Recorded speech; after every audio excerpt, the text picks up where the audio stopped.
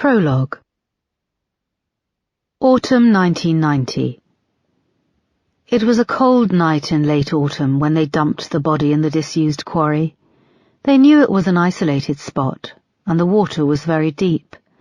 What they didn't know was that they were being watched. They arrived under the cover of darkness just after 3 o'clock in the morning, driving from the houses at the edge of the village, over the empty patch of gravel where the walkers parked their cars, and onto the vast common. With the headlights off, the car bumped and lurched across the rough ground, joining a footpath, which was soon shrouded on either side by dense woodland. The darkness was thick and clammy, and the only light came over the tops of the trees. Nothing about the journey felt stealthy. The car engine seemed to roar, the suspension groaned as it lurched from side to side. They slowed to a stop as the trees parted and the water-filled quarry came into view. What they didn't know was that a reclusive old man lived by the quarry, squatting in an old abandoned cottage which had almost been reclaimed by the undergrowth. He was outside, staring up at the sky and marvelling at its beauty, when the car appeared over the ridge and came to a halt. Wary, he moved behind a bank of shrubbery and watched. Local kids, junkies and couples looking for thrills often appeared at night, and he had managed to scare them away. The moon briefly broke through the clouds as the two figures emerged from the car, and they took something large from the back and carried it towards the rowing boat by the water.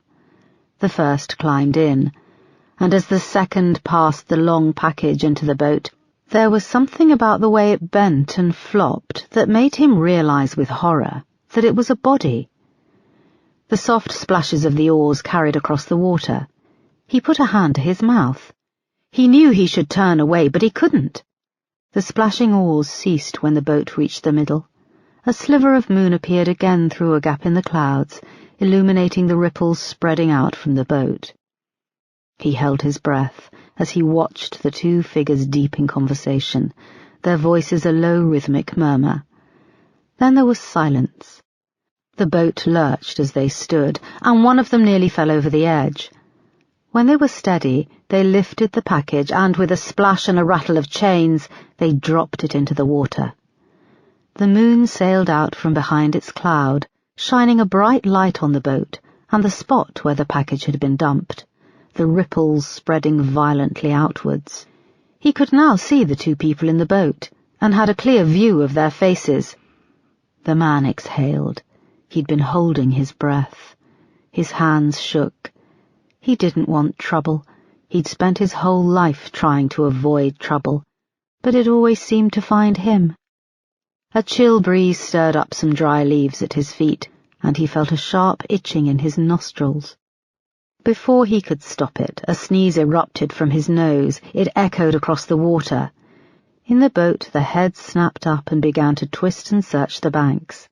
And then they saw him. He turned to run, tripped on the root of a tree and fell to the ground, knocking the wind out of his chest. Beneath the water in the disused quarry, it was still, cold and very dark. The body sank rapidly, pulled by the weights, down, down, down, finally coming to rest with a nudge in the soft freezing mud. She would lie still and undisturbed for many years, almost at peace. But above her on dry land, the nightmare was only just beginning. Chapter 1. Friday, 28th October, 2016. Detective Chief Inspector Erica Foster crossed her arms over the bulky life jacket against the icy wind, wishing she'd worn a thicker coat.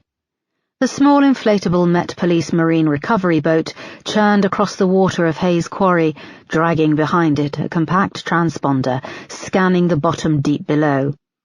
The disused quarry was in the centre of Hayes Common, 225 acres of woodland and heath situated next to the village of Hayes, on the outskirts of South London. "Water depth is 23.7 metres, said Sergeant Lorna Crozier, the dive supervisor. She was hunched over a screen at the front of the boat, where the results of the sonar were beamed back and displayed in inky purple shades, blooming across the screen like a bruise. "So it's going to be tough to salvage what we're looking for?" asked Erica, noting her tone. Lorna nodded. "Anything beyond a depth of 30 metres is tough. My divers can only stay down for short periods. The average pond or canal is a couple of metres deep. Even at high tide the Thames is 10 to 12 metres. "There could be anything down there," said Detective Sergeant John McGorry, who was squashed in the small plastic seat beside Erica. She followed his youthful gaze across the rippling surface of the water. The visibility couldn't have been more than a couple of feet before it became a swirl of dark shadows. "Are you trying to sit on my lap?" she snapped, as he leaned across her to peer over the edge. "Sorry, boss," he grinned, shifting back along the seat. "I saw this show on the Discovery Channel. Did you know only 5% of the ocean floor is mapped? The ocean occupies 70% of the Earth's surface. That leaves 65% of the Earth, excluding dry land, unexplored." At the water's edge, 20 metres away, clumps of dead reeds swayed in the breeze. A large support lorry was parked on the grassy bank, and beside it the small support team were preparing the diving gear. Their orange life jackets were the only dots of colour on the dingy autumn afternoon.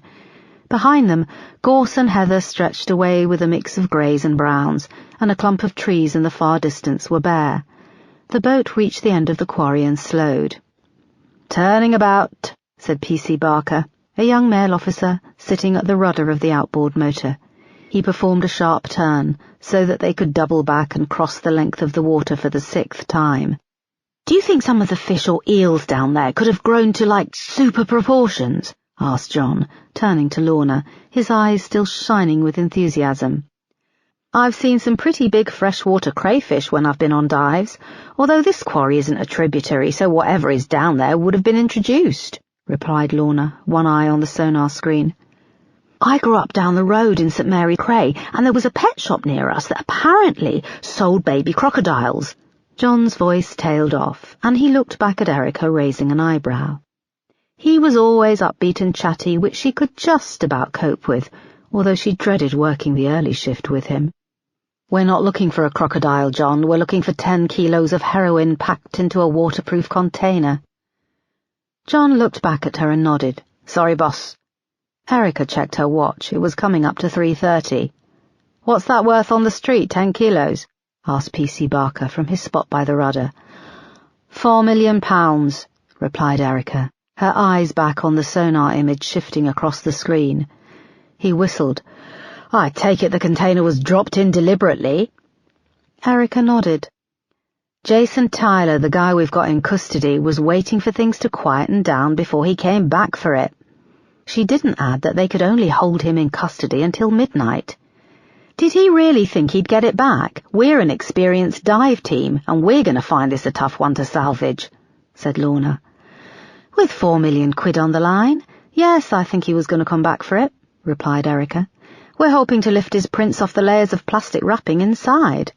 "How did you find out he dropped it in here?" asked P.C. Barker. "His wife," replied John. P.C. Barker gave him a look only another guy could understand and whistled. "Hang on, this could be something. Kill the motor," said Lorna, leaning closer into the tiny screen. A small shape glowed black amongst a swirl of purple hues. P.C. Barker switched off the outboard motor, and the silence rang out, replaced by a swish of water as the boat slowed. He got up and joined her. "We're scanning an area of 4 meters each side of the boat," said Lorna, her small hand moving over the smudge on the screen. "So the scale is correct," agreed Barker. "You think that's it?" asked Erica, hope rising in her chest. "Could be," said Lorna. "Could be an old fridge. We won't know for sure till we're down there." "Will you dive down there today?" Erica asked her, trying to stay positive. "I'll stay on dry land today. I was on a dive yesterday, and we have to have rest periods," said Lorna. "Where were you yesterday?" asked John. "Rotherhithe. We had to recover a suicide from the lake at the nature reserve." "Wow, it must add a whole new level of freakiness finding a body deep underwater." Lorna nodded. "I found him, 10 feet down. I was searching in zero visibility, and suddenly my hands close around a pair of ankles, and I feel up, And there's the legs. He was standing on the bottom. "Jeepers, standing up underwater?" said John. "It does happen. Something to do with the composition of the gas in the body and the progress of decay." "It must be fascinating. I've only been in the force for a few years. This is my first time with a dive team," said John. "We find tons of horrible stuff. The worst is when you find a bag of puppies," added P.C. Barker. "Bastards. I've been a copper for 25 years and I still learn something new every day about how sick people can be." Erica noticed how they all turned to her for a moment.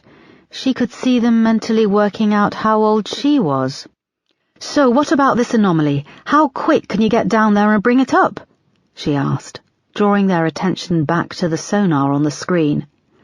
"I think we'll mark it up with a buoy and take another pass on it," replied Lorna, moving to the side of the boat and preparing a small orange marker buoy with a weighted line. She dropped the weight over the edge, and it quickly vanished into the deep, dark water, the thin rope playing out over the edge. They left the marker floating as P.C. Barker fired up the outboard motor, and they moved off across the water. Just over an hour later, they had covered the surface of the quarry and identified 3 possible anomalies. Erica and John had come ashore to warm up. The late October day was now fading as they huddled outside the dive lorry with styrofoam cups of tea. They watched the dive team at work. Lorna stood on the bank holding one end of a weighted rope called the jackstay line. It led down into the water and along the bottom of the quarry, where it resurfaced 20 feet from the shore. The boat was anchored beside the first marker buoy and manned by P.C. Barker, who was keeping the other end of the jackstay taut. 10 minutes had passed since 2 divers had entered the water. They'd started at opposite ends of the jackstay and were searching along the bottom of the quarry to meet in the middle. Beside Lorna, another member of the dive team was crouched over a small comms unit the size of a briefcase. Erica could hear the divers' voices as they communicated through the radios in their diving masks. "0 visibility, nothing yet. We must be close to meeting in the middle," came the tinny voice over the radio. Erica took a nervous inhale on her e-cigarette, the LED light at the end glowing red. She exhaled a puff of white vapour. It was 3 months since she'd been transferred to Bromley Police Station, and she was still trying to find her place and fit in with her new team.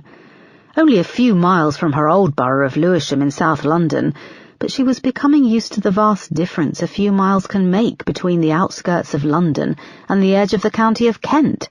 It had a towny feel to it. She looked over at John, who was 20 yards away talking on his phone. He was grinning as he chatted. Whenever he had the chance, he called his girlfriend. A moment later he finished the call and came over. "The diver's still looking?" he asked.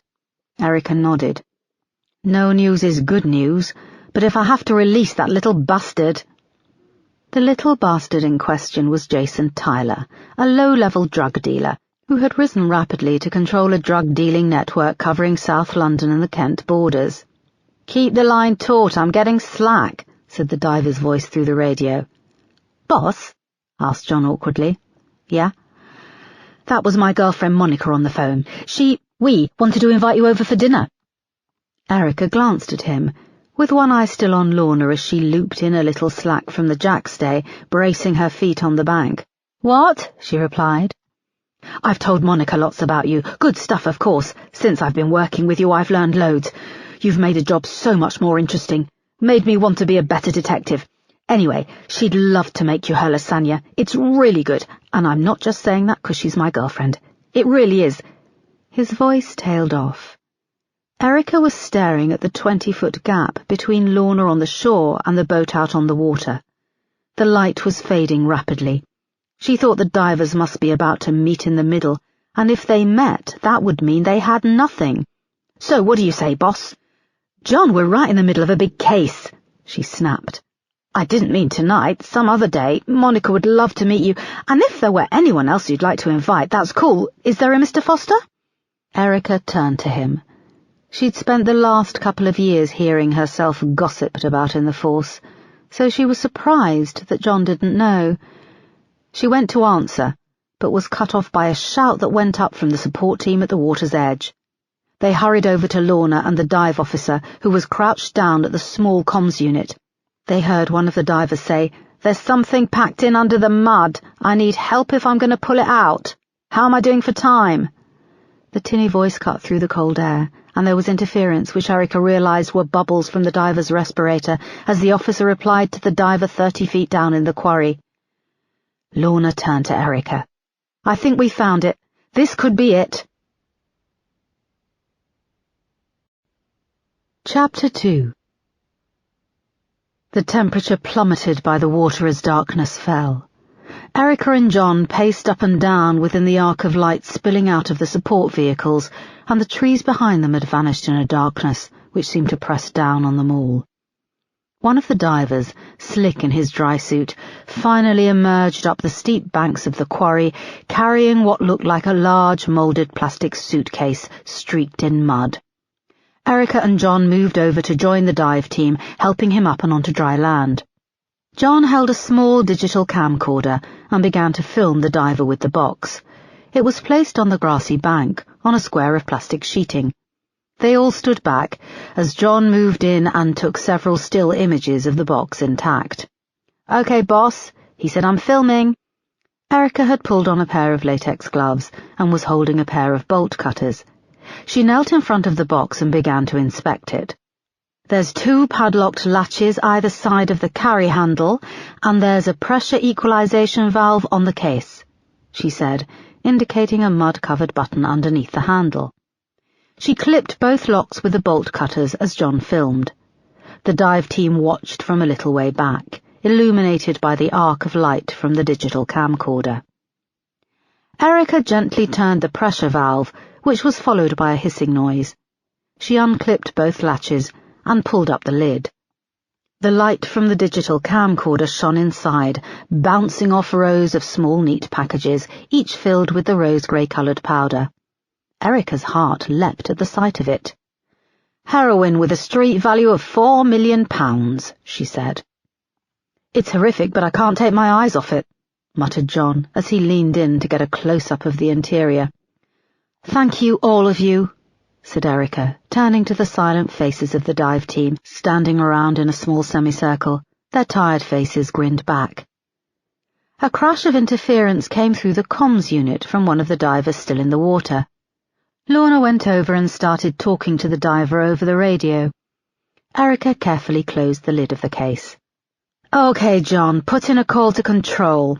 We need this moved securely to the Nick, and tell Superintendent Yale we need the fingerprint team ready to pull this apart the moment we get back. We're not taking our eyes off it until it's safely locked up. You understand?" "Yes, boss." "And get me one of the large evidence bags from the car." John went off as Erica stood up and stared down at the case. "I've got you, Jason Tyler," she muttered. "I've got you, and you're going down for a long time." "DCI Foster," said Lorna, coming over from where she'd been talking on the comms unit. "One of our divers was just doing a sweep of the area. He's found something else." 15 minutes later, Erica had bagged up the plastic case of heroin, and John was back with the digital camcorder, filming another diver as he emerged from the water. He had something dark and misshapen cradled in his arms. He brought it over to a fresh square of plastic sheeting which had been laid out on the grass. It was a mud-streaked bundle of plastic entwined in thin, rusting chains which were looped through and weighed down by what looked like exercise weights. It was no more than 5 feet long and had folded over on itself. The plastic was old and brittle and seemed bleached of colour. "It was found 4 feet away from the plastic case, partially submerged in silt on the quarry bed," said Lorna. "It's not heavy. There's something small inside. I can feel it shifting," said the diver. He placed it on the square of plastic sheeting, and a hush descended over the team, broken only by the branches in the far-off trees creaking in the wind. Erica felt a cold dread pooling in her stomach. She stepped forward, breaking the silence. "Can I please have those bolt cutters again?" She tucked them under her arm, pulled on a fresh pair of latex gloves, then stepped forward and gently set to work, clipping the rusty chains, which were thin but woven over and under several times. The plastic was so brittle it had become rigid, and it crackled as she unwound the chains, and water began to seep out onto the grass from inside. Despite the cold, Erica realized she was sweating. The plastic was folded repeatedly and rolled over, and as she unwrapped the layers, she thought whatever was inside was small. It smelt only of pond water, stale and a little unpleasant, which set alarm bells off in her mind. As she reached the last fold in the plastic, she saw the team around her were completely silent. She had forgotten to breathe. She took a deep breath and unfolded the last roll of the brittle plastic. The light from the camcorder illuminated its contents. Inside lay a small skeleton, a jumble of pieces amongst a layer of fine silt. Little remained of the clothes. Just a few scraps of brown material clung to a piece of rib cage. A small, thin belt with a rusted buckle was looped around the spinal cord, which was still attached to the pelvis. The skull was loose and nestled in a curved pile of ribs. A few murky wisps of hair remained attached to the top of the skull.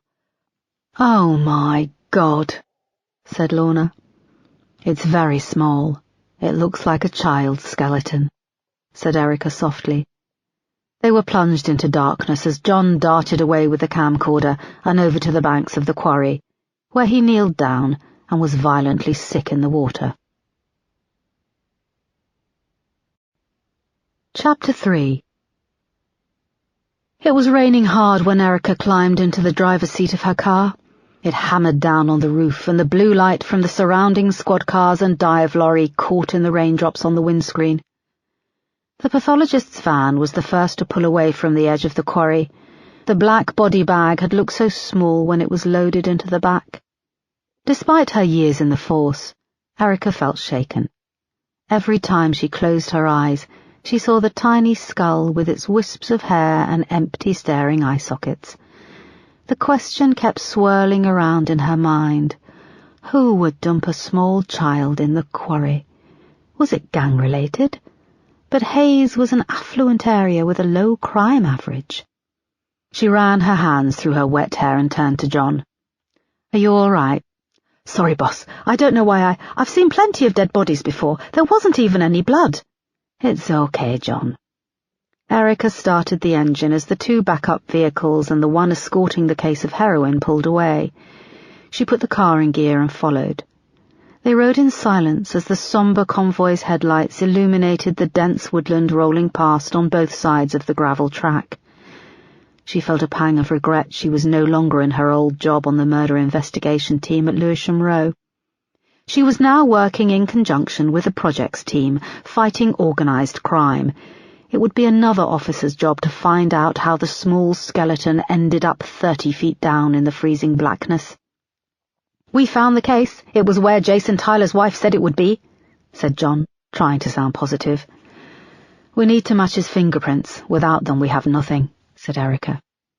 They left the common and drove through Hayes. Lights blazed in the windows of the supermarket, chip shop, and the newsagent, where a row of Halloween rubber masks hung limp in the window, all blank eyes and grotesque hooked noses. Erica couldn't seem to summon up any feelings of triumph about finding the case of heroin. All she could think about was the tiny skeleton. During her time in the force, she'd spent several years heading up anti-drug squads. The names seemed to change: Central Drug Unit, Drug and Organised Crime Prevention, the Projects Team. But the war on drugs rumbled on, and it would never be won. The moment one supplier was taken out, there was another ready and waiting to take his place, filling the vacuum with even more skill and cunning. Jason Tyler had filled a vacuum, and in a short space of time someone would take his place. Wash, rinse, repeat. Murderers, however, were different. You could catch them and lock them up. The squad cars in front came to a halt at a set of traffic lights by Hayes train station. Commuters carrying umbrellas streamed out across the road. Rain clattered on the roof of the car. Erica closed her eyes for a moment. The small skeleton lying on the bank of the quarry rushed at her. There was a honk from the car behind, and she jumped and opened her eyes. "It's Green, boss," said John quietly. They crept forward slowly, the roundabout up ahead, still clogged. Erica looked out at the people hurrying past, searching their faces. Who was it? Who would do that? She thought. I want to find you. I'm going to find you. I want to lock you up and throw away the key. The car honked twice from behind. Erica saw the traffic had cleared and she pulled off around the roundabout. "You asked earlier if I was married," asked Erica. "I just wanted to know if you'd like to bring anyone for dinner. My husband was in the force. He died during a drugs raid 2.5 years ago." "Shit, I didn't know. I wouldn't have said anything. Sorry." "It's okay. I thought everyone knew. I'm not really into gossip, and you're still welcome to come for dinner. I mean it. Monica's lasagna is really good." Erica smiled. "Thank you. Maybe when this is over." John nodded. "The skeleton. It's a little kid, isn't it?" he said softly. Erica nodded. As they approached the roundabout, the pathologist's van peeled off ahead and turned to the right. They turned and watched as it drove away and vanished amongst the houses. The police cars carrying the heroin turned left, and Erica reluctantly followed. Bromley Police Station was a modern 3-story brick building at the bottom of Bromley High Street, opposite the train station.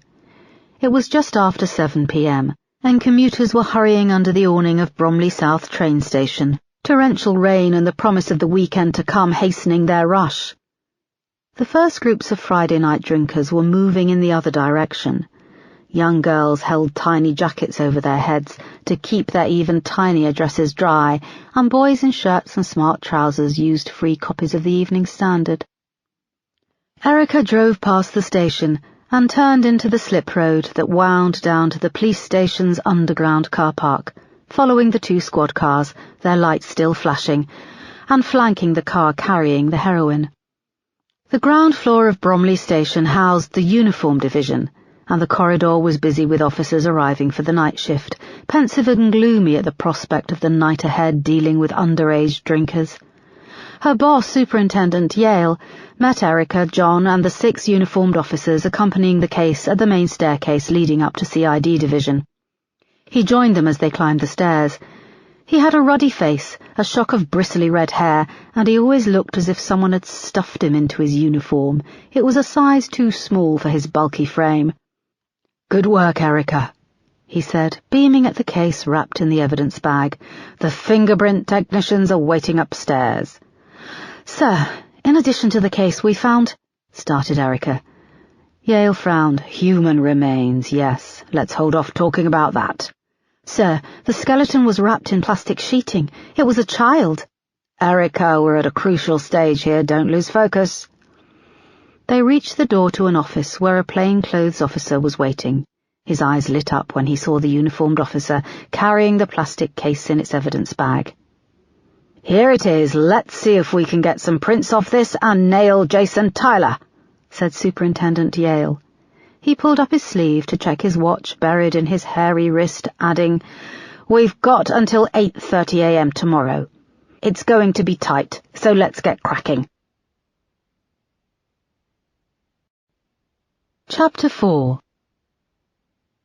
There was relief and elation at 1 a.m. on Saturday morning when Jason Tyler's prints came back from one of the tightly packed bags of heroin in the case.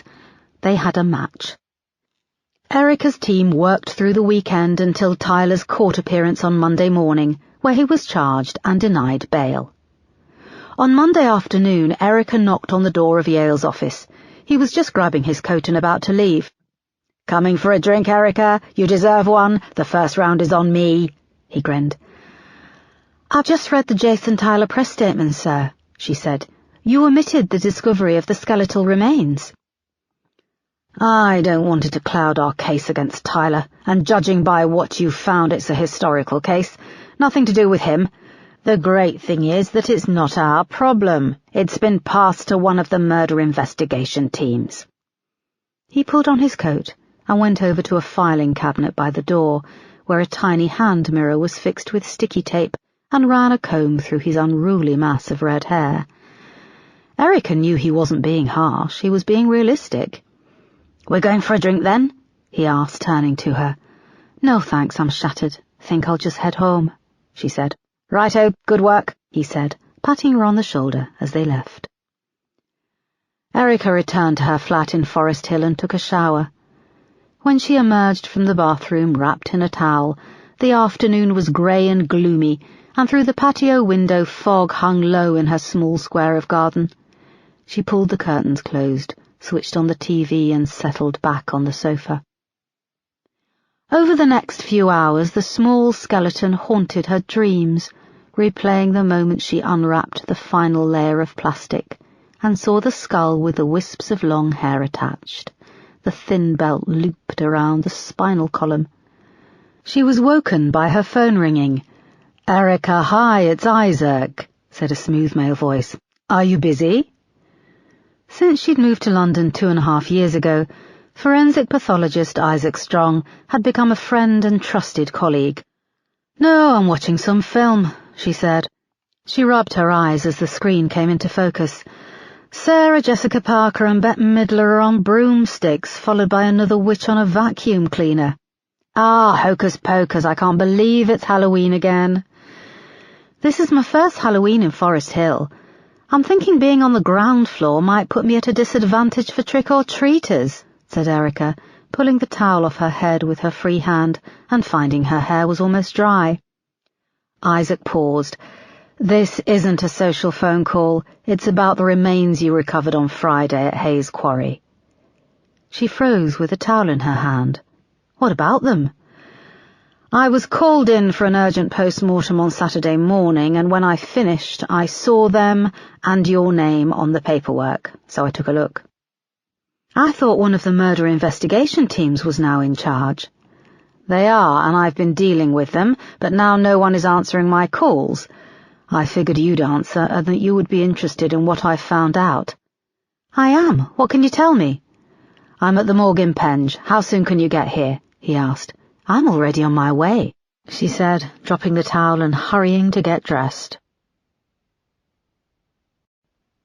Chapter 5. Erica's footsteps echoed on the stone floor in the long corridor of the morgue leading down to the autopsy room. She reached a door at the end, and a video camera high on the wall above the door whirred as it turned, almost greeting her. The thick metal door buzzed and clicked open, and she went through. The room was chilly and devoid of natural light. Stainless steel refrigeration units lined one wall, and in the centre of the room 4 autopsy tables glinted under the fluorescent light.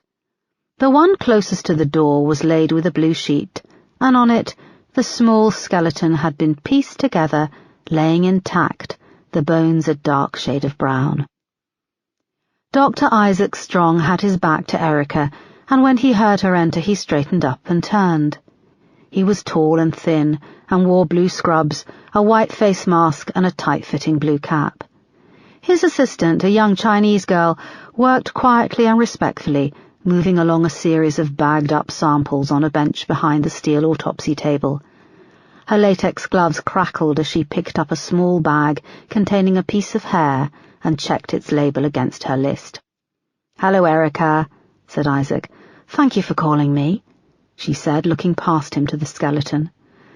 There was an unpleasant smell, stale water, decay, and a meaty aroma of bone marrow. She looked back to Isaac's pale, tired face. He pulled down the white mask, raised his immaculately shaped eyebrows, and smiled, breaking through the formality. She smiled back briefly. She hadn't seen him for several weeks. Their friendship was strong, but faced with death and in this formal setting, they were professional. They nodded, reverting to their roles of forensic pathologist and detective chief inspector. "Procedure dictates that I've had to put a call through to the officer heading the MIT and the SCIT at Scotland Yard, but I thought you would like to know my findings." "You've contacted the Specialist Casework Investigation Team? That means you've identified who this is?" asked Erica. He put up his hand.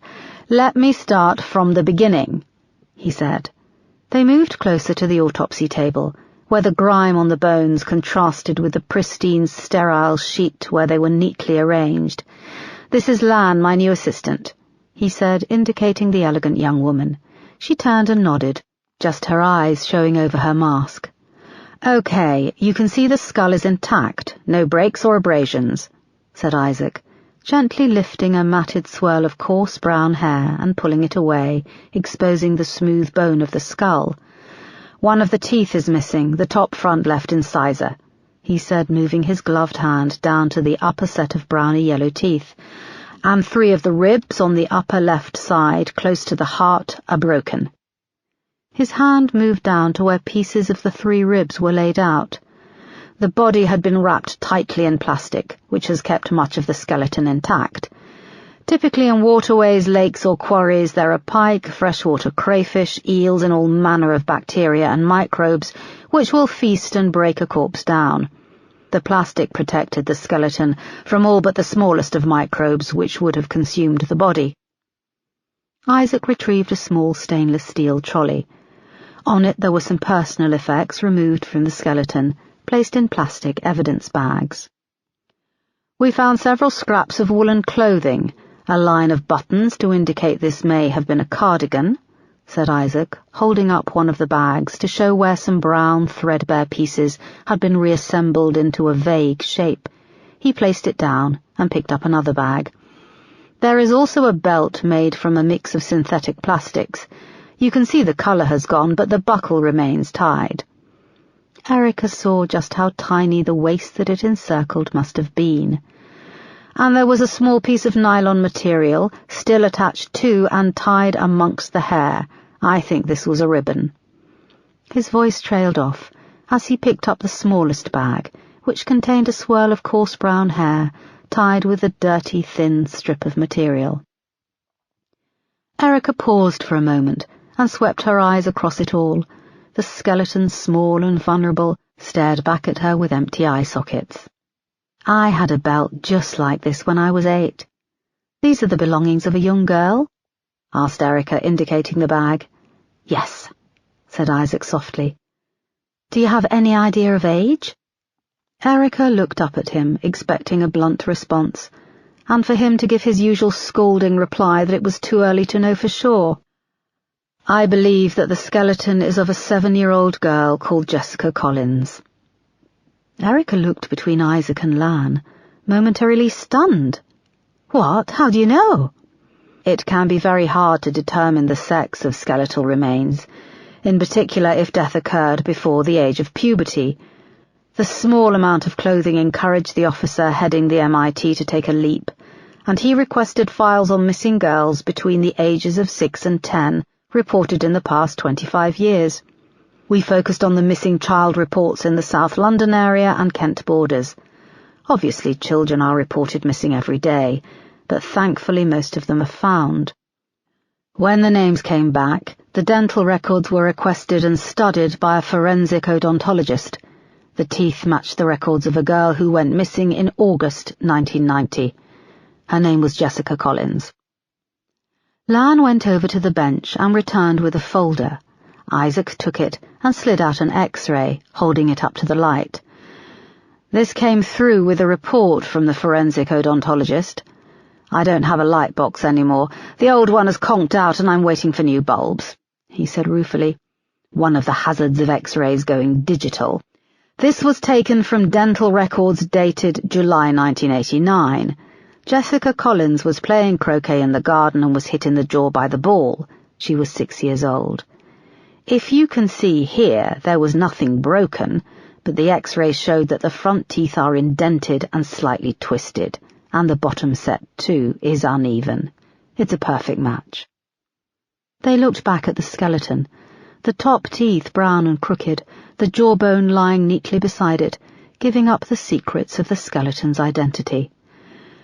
"During the autopsy, I managed to extract a small amount of bone marrow, and it's going off to the lab shortly, but I'm just covering all the bases. I can confirm this is Jessica Collins." There was a pause. Erica ran her hand through her hair. "Do you have any idea of cause of death?" "We have the 3 broken ribs on the left-hand side of the rib cage, clean breaks, and this could indicate blunt force trauma to the heart or lungs. There are no marks or scrapes on the bone, which would have told me that a knife or sharp object was used. We also have the front left incisor missing, but it's not broken off. The whole tooth came loose, but I can't confirm how this was lost. We could expect a 7-year-old to be losing milk teeth. So that's a no? That's correct, but coupled with the fact the body was wrapped in plastic and weighted down, we have to take foul play into account. Of course. When did you come to the UK? What year? He asked. It was September 1990, she replied. Do you remember the Jessica Collins case? Erica paused for a moment and raked through the memories of when she moved from Slovakia to the UK, aged 18, to work in Manchester as an au pair for a family with 2 small children. I don't know, I didn't speak much English, and it was all a culture shock. For the first few months I was working in their house, and I stayed in my room, didn't have a TV. She stopped and saw that Isaac's assistant was watching her closely. No, I'm not aware of the case. Jessica Collins went missing on the afternoon of the 7th of August 1990. She left her parents' house to go to her friend's birthday party in the next street. She never arrived at the party. They never found her. It was as if she'd vanished into thin air. It was a major headline story, said Isaac. He took another piece of paper from the file. It was a photograph of a young blonde girl with a wide smile. She wore a pink party dress with matching thin belt, a blue cardigan, and white sandals with a multicoloured pattern of flowers. In the picture, she posed in front of a dark wooden door in what looked like a living room. There was something about her toothy grin with the crooked bottom teeth in the picture, which she could see replicated on the jawbone lying on the autopsy table, that made Erica gasp. Yes, I remember, she said softly, now recognizing the picture. It had been used in every newspaper story. And right now, we're the only 3 people in the world who know what happened to her, said Lan, speaking for the first time. Chapter 6. It grew dark as Erica drove back to her flat from the mortuary in Penge. There was little traffic. As the light faded, the low fog swirled, forming a canopy between the terraced houses and shops on either side of the road. The gloom in her heart intensified. Throughout her career, cases came and went, but there were always ones which affected her. Jessica was 7 years old when she died. Erica had become pregnant, quite by accident, late in 2008. She'd fought with her husband, Mark. He'd wanted to keep the baby, but she didn't, and she'd had the pregnancy terminated.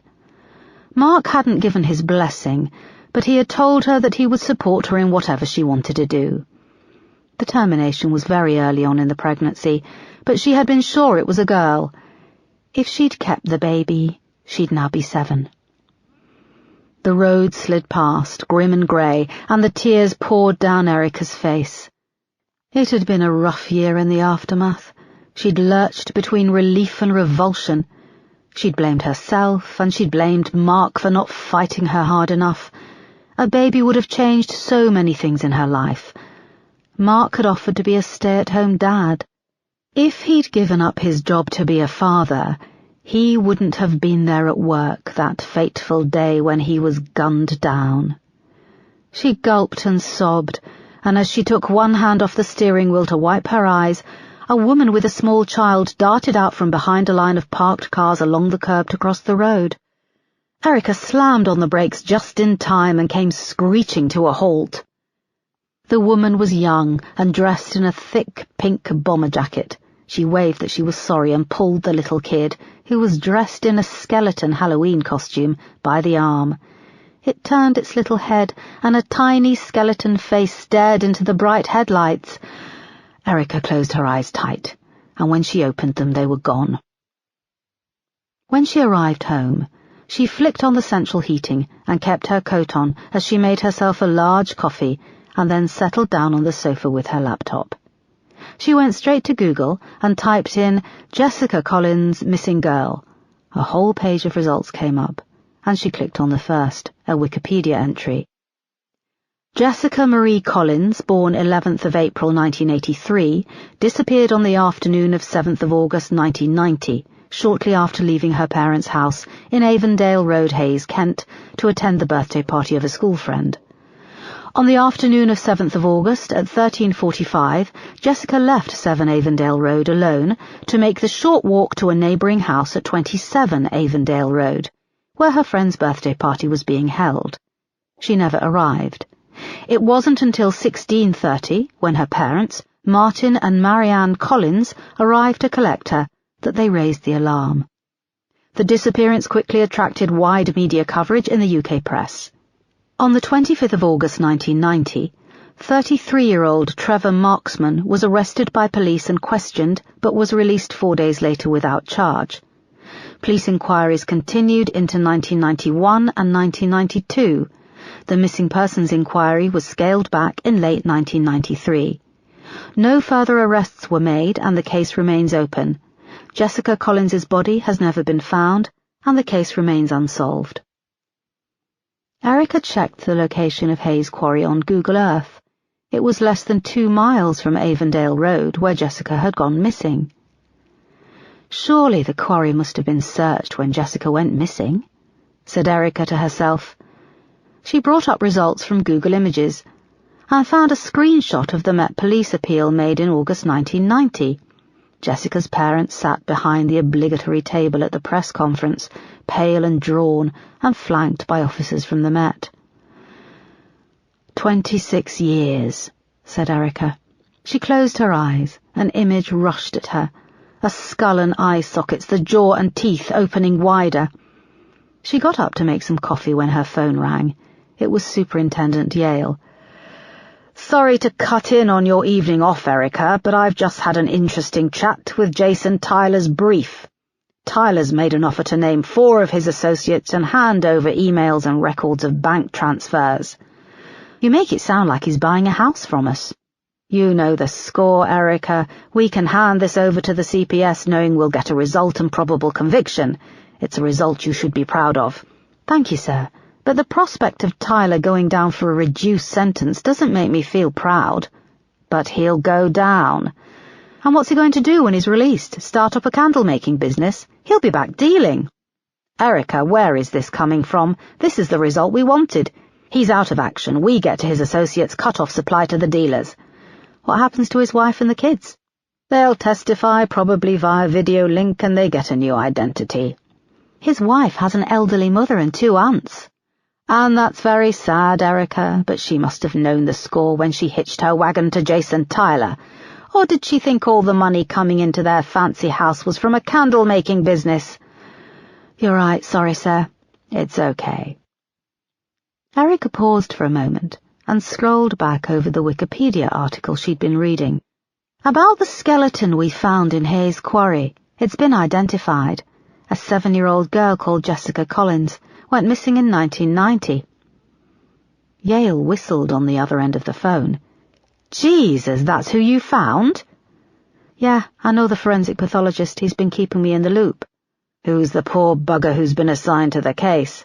"I don't know, but I'd like to put myself forward as the SIO on this case." There was a pause. It had come out of Erica's mouth before she could think it through. "Erica, what are you talking about?" said Yale. "You were assigned to me as part of the projects team, as part of specialist, organised and economic crime." "But, sir, I discovered the remains. It's on our patch. The missing person case was originally led out of our borough, and a lot has changed since the 1990s, Erica. We don't deal with kidnap or murder. You know that. We deal with proactive contracts to kill, major drug suppliers, multidimensional crime groups, including ethnically composed gangs and serious large-scale firearms trafficking. And when I joined your team, you said I was foisted on you like the aunt that no one wants to have for Christmas." "I didn't say it quite like that, Erica, but you are now a valuable part of my team." "Sir, I can solve this case. You know my track record with solving difficult cases. I have unique skills which would benefit a historical murder inquiry. And yet, after all these years, you are still a DCI. Have you even considered why?" Erica was silent on the end of the phone. I expressed that wrongly, I'm sorry, he said. But the answer is still no. Chapter 7. Just before 9 p.m, Erica parked her car and crossed the road to Commander Marsh's house. It was close to Erica, but in a smart, expensive area of South London near Hillyfields Park. His house looked out over the London skyline, glittering in the darkness. Small groups of little children dressed in Halloween costumes were milling up and down the street with their parents, and their chatter and giggles floated over when Erica opened Marsh's front gate and rapped on the door using the heavy iron door knocker. Up until 2 months before, Paul Marsh had been Erica's boss at Lewisham Row, and then she had left under a cloud. She was just trying to work out what she was going to say to him when his wife Marcy appeared at the gate with their twin girls Rebecca and Sophia. They were dressed as identical fairy princesses, each carrying a little plastic pumpkin filled with sweets. Marcy wore black lycra leggings, a tight black jacket, pointy ears, and her face was painted like a cat. Erica couldn't help but feel irritated by the costume. "Erica, what are you doing here?" asked Marcy. The 2 little dark-haired girls looked up at her. Were they 5 or 6? Erica couldn't remember. "I'm sorry, Marcy, I know you hate me making house calls, but this really is very important. I just need to speak to Paul. He's not answering his phone." "Did you try the station?" she asked, squeezing past her to the door. Erica stepped back. "He's not answering there either." "Well, he's not here." "Trick or treat," cried one of the girls, holding up her pumpkin. "Trick or treat, we're allowed to stay up late tonight," screamed the other, bumping the first pumpkin out of the way with her own. Marcy had the door open and looked back at the girls. "Oh dear, I don't have any sweets," said Erica, fumbling in her pockets, "but here's something to get some more." She pulled out 2 £5 notes and dropped one in each pumpkin. They looked between Erica and Marcy, unsure if this was allowed. "Wow, isn't Erica nice? Say thank you, girls," said Marcy, her face not matching the sentiment. "Thank you, Erica," they both squeaked. They were very cute, and Erica smiled back at them. "Just remember to brush your teeth after all those sweets." The girls nodded solemnly. Erica turned her attention back to Marcy. "I'm sorry, I really need to speak to Paul. Do you know where he is?" "Hang on." Marcy ushered the 2 tiny princesses in through the front door, telling them to go and get ready for bed. They waved to Erica and were gone as Marcy pushed the door to. "Didn't he tell you?" "Tell me what?" asked Erica, surprised. "We've separated. He moved out 3 weeks ago." Marcy crossed her arms, and Erica noticed the long black tail hanging down from the back of her leggings. It swayed in the breeze. "No, I'm sorry, I really didn't know. I don't work with him anymore." "Where are you now?" "Bromley." "He never tells me anything." "So where is he?" "He's been staying at the flat in Foxbury Road until we sort something." They paused for a moment, looking at each other. Erica was having trouble taking Marcy seriously dressed as a cat. A cold blast of wind wheeled round the side of the house. The girls shrieked from upstairs. "I have to go, Erica." "I'm really sorry, Marcy." "Are you?" she replied pointedly. "Why wouldn't I be?" "I'll see you around," said Marcy. She went inside with a swish of her tail and closed the front door. Erica walked back to the car, glancing back at the handsome house, the lights going on upstairs. "What did you do, Paul, you stupid idiot?" she said to herself as she climbed into her car. Chapter 8. Number 85 Foxbury Road loomed over Erica as she pulled up outside. It was at the end of a long line of terraced houses, 3 stories high, running down from Brockley train station. She peered up at the top window. 2 years earlier, she'd rented the top-floor flat from Marsh, living there during a long cold winter. As well as the shock of a new city and the loneliness of the sparsely furnished flat, a masked intruder had broken in and nearly killed her. "You know, you could save yourself a lot of hassle and answer your phone," said Erica, when Marsh opened the main front door. He wore thick tartan pyjama bottoms and a faded Homer Simpson t-shirt. He looked exhausted, and his sandy hair seemed to have grown thinner on top. "Hello to you, too," he said. "Is this work-related, or did you bring a bottle?" Yes and no. He rolled his eyes. You'd better come in. The small flat hadn't changed much in the 18 months since she'd left. It had a smart chilliness with generic IKEA furniture. Erica avoided looking in the open bathroom door as she came through the hall to the living room. This was where the masked intruder had scaled the back wall of the building, punched out the extractor fan, and opened the window. That night she had very nearly died as he wrapped his hands around her throat. She had only been saved by her colleague, D.I. Moss. She thought of Moss. She missed working with her and her other colleagues in the murder investigation team at Lewisham Row. This sharpened Erica's resolve as Marsh indicated she should sit on the small sofa. He went to his phone and switched it on, then moved to the sink to wash a couple of the dirty teacups which were piled up. Late on Friday, I salvaged £4 million worth of heroin from the bottom of Hayes Quarry. We've linked it to Jason Tyler, yes I saw, and just a couple of months into your new job. Good work. Thank you. The Marine unit also found human remains half buried in the silt on the bottom of the quarry. They're unrelated to the Tyler case. Erica quickly outlined what she knew so far. Jesus, you found Jessica Collins, he said. Erica nodded. I can sense that you are about to cut to the chase, he added, opening the tiny fridge and pulling out a bottle of milk. Yes, I need your help. I want to be SIO on the Jessica Collins case. Marsh paused with the milk, and then slowly opened the carton and began pouring it into 2 mugs.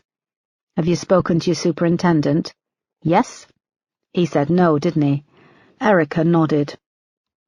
Paul, you should have seen her, the skeleton, so small and vulnerable. 3 of the ribs were broken.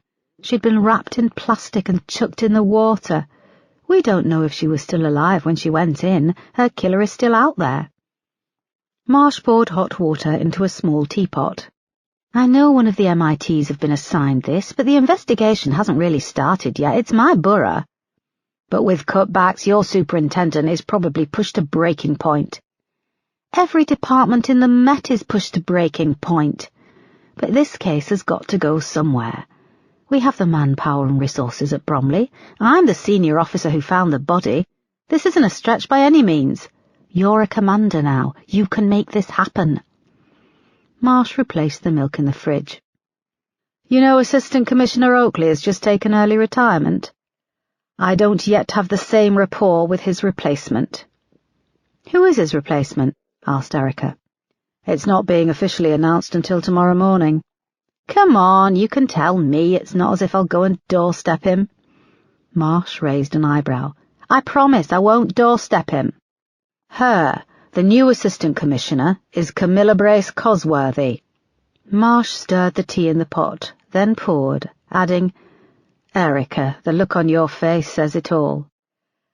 Let me guess, she went to Oxford. Cambridge, joined the force on the accelerated promotion course. So she's hardly walked the beat. That's not what it's about these days. What do you mean? There are officers out there every day on the beat, cleaning up the shit and the problems. Once again, they've promoted someone to a high rank who knows nothing about life beyond the small sphere of public school and holidays in the home counties. That's not fair. You don't know her. He handed her a mug of tea, adding, You've got a chip on your shoulder. And I'm enjoying your rant. It's quite entertaining when it's not directed at me. He grinned. Look, Paul, I'm aware I can be an idiot. If I wasn't such an idiot at times, I know I could be a superintendent by now. Hell, I could even be a chief superintendent. Easy now. I've learned a lesson. Please, can you put a good word in the right ear and help make me SIO on the Jessica Collins case? I know I can catch the bastard who did this. He or she is out there and thinks after all these years they've got away with it. But I'm going to get them. Marsh sat on the small sofa beside her and took a sip of his tea. You've heard of what happened to the SIO who worked on it as a missing person, DCI Amanda Baker? She was thrown off the case. I was thrown off 3 huge cases, then fought my way back to solve them. Amanda wasn't like you. Well, she was. She was a brilliant officer, but she wasn't strong up here. He tapped his forehead. She was one of the first female DCIs in the Met, and the first to be assigned to such a high-profile case. She had it really tough from her peers, those high up in the Met and the press. They were so suspicious as to how a woman had landed the job of SIO. How did she land the job? Damage limitation from top brass. So many mistakes were made in the first few days after Jessica's disappearance, the police were facing a lot of questions. Putting a female DCI in place as SIO was a good story to distract from this, to put the police in a good light. But the top brass believed she could do it? Yes, but top brass was unaware that in the months leading up to her being made SIO, she'd been seeing a therapist. Why? Back then in the late 80s, it was a given that if you were a female officer, you'd be given the rape cases to deal with. Amanda would take evidence at the scene and support these women through the whole awful process. The only problem was that she didn't know how to let go, how to separate herself from work. She'd stay in contact with the victims for weeks, months, even years afterwards. She saved a lot of women from the abyss. It took an emotional toll, and no one was looking out for her. Amanda was about to be signed off sick when she got the call to say she was going to be SIO on the Jessica Collins case. The case got bigger and bigger as the leads and evidence shrank to nothing. It was as if Jessica Collins vanished into thin air. Eventually she cracked under the pressure. "It's a poisoned chalice, Erica. You're better off out of it, believe me." "You know me. I won't crack under pressure from anyone," said Erica quietly. "I will crack, however, if I have to spend the next few years on the merry-go-round of taking drug dealers off the street, only for another one to take his place."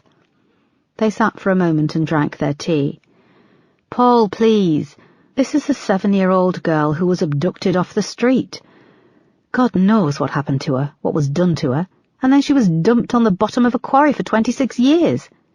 Imagine if someone did that to Sophia or Rebecca." "No, Erica, do not bring my daughters into this," warned Marsh. "Jessica was someone's daughter. You can make this happen." Marsh rubbed his eyes, got up, and went to the window. "I can put in a word, but that's all it will be. I can't promise anything." "Thank you," said Erica. "But as far as Superintendent Yale is concerned, I was never here. I never spoke to you." "Aren't you going to ask me about Marcy?" he said after a pause. "No, I figured if you wanted to talk about it, you would." He leaned against the wall, looking pained. "Thanks," he said. "We're trying to work things out. We're on a break." Erica raised an eyebrow. "Her words, not mine. She wants to go on a break while she finds out." His voice cracked and it tailed off. "She met someone else." "She's the one who cheated?" asked Erica, surprised. "Yes, some bloke from one of her art classes. He's 29. He goes to the gym. How can I—" "Paul, Marcy loves you. Hang in there. Don't let her forget that you love her." "Did you think it would be me?" he said suddenly. "Did you think I'd be the one to have an affair?" "Yes." He looked hurt. "Come on, Paul, you know what I mean. You occupy a position of power. There are plenty of nubile young girls at the Nick working as support staff, and power like yours is a great aphrodisiac." "Is it?" he asked, looking at her. "Power is, for some women, it's an aphrodisiac. You must know that." He nodded. "Would you like another cup or something stronger?" "No, I'd best be getting going." "If you want, you can stay," he said softly. "What? I live just up the road." "I just meant that it's late and—" "No, Paul, I won't be staying," said Erica, standing and grabbing her coat from the back of the sofa. "You could be politer. You have 2 small children, and just because Marcy has decided that she wants to shop around doesn't mean you should do the same thing." His face was now red and angry. "I didn't mean it like that. I meant you could sleep on the sofa." "I know how you meant it. This sofa is barely 4 foot long, and this is a 1-bedroom flat." "Bloody hell!" Marsh began to shout. "It was a kind offer to a friend." "I'm not stupid, Paul." "You are. You're bloody stupid. How can someone be so smart at work and so stupid in life?" Erica got up, grabbed her coat and left the flat. She thundered down the communal stairs and came out of the front door slamming it behind her. At the car, she fumbled in her pocket for the keys, which were caught on a piece of the lining. "Shit," she said, yanking at them. "Shit, shit, shit." They came out of her pocket, ripping the lining, and she unlocked and got in. She slammed her hand on the wheel and tipped her head back against the headrest. "I could have dealt with that much better. I must be stupid," she murmured. Chapter 9. When Erica arrived at Bromley Station early on Tuesday morning, she bumped into Superintendent Yale on the ground floor, coming out of the men's toilet with a copy of the Observer under his arm. "Erica, can I have a word?" he said. She nodded and followed him up to his office. He closed the door and moved round his desk, tucking his shirt in over his expanding belly. He indicated she should sit. He drummed his fingers on the desk and adjusted the framed picture of his wife and 2 small sons. His wife was petite and blonde, but his sons had both inherited his unruly red hair, which they both wore Orphan Annie style. "I've just had a call from our new Assistant Commissioner," he said after a pause. "Camilla Brace-Cosworthy?" asked Erica, trying not to show her excitement. "Yes, I thought she was calling to introduce herself, but no. Why was she calling?" "She wants to meet you." "Me? Really?" Erica didn't know how to arrange her face. Should she appear shocked? If so, how shocked? She wasn't known for displaying a huge spectrum of emotions. She settled on wide-eyed surprise. "Yes, really. I don't have the ear of the new Assistant Commissioner.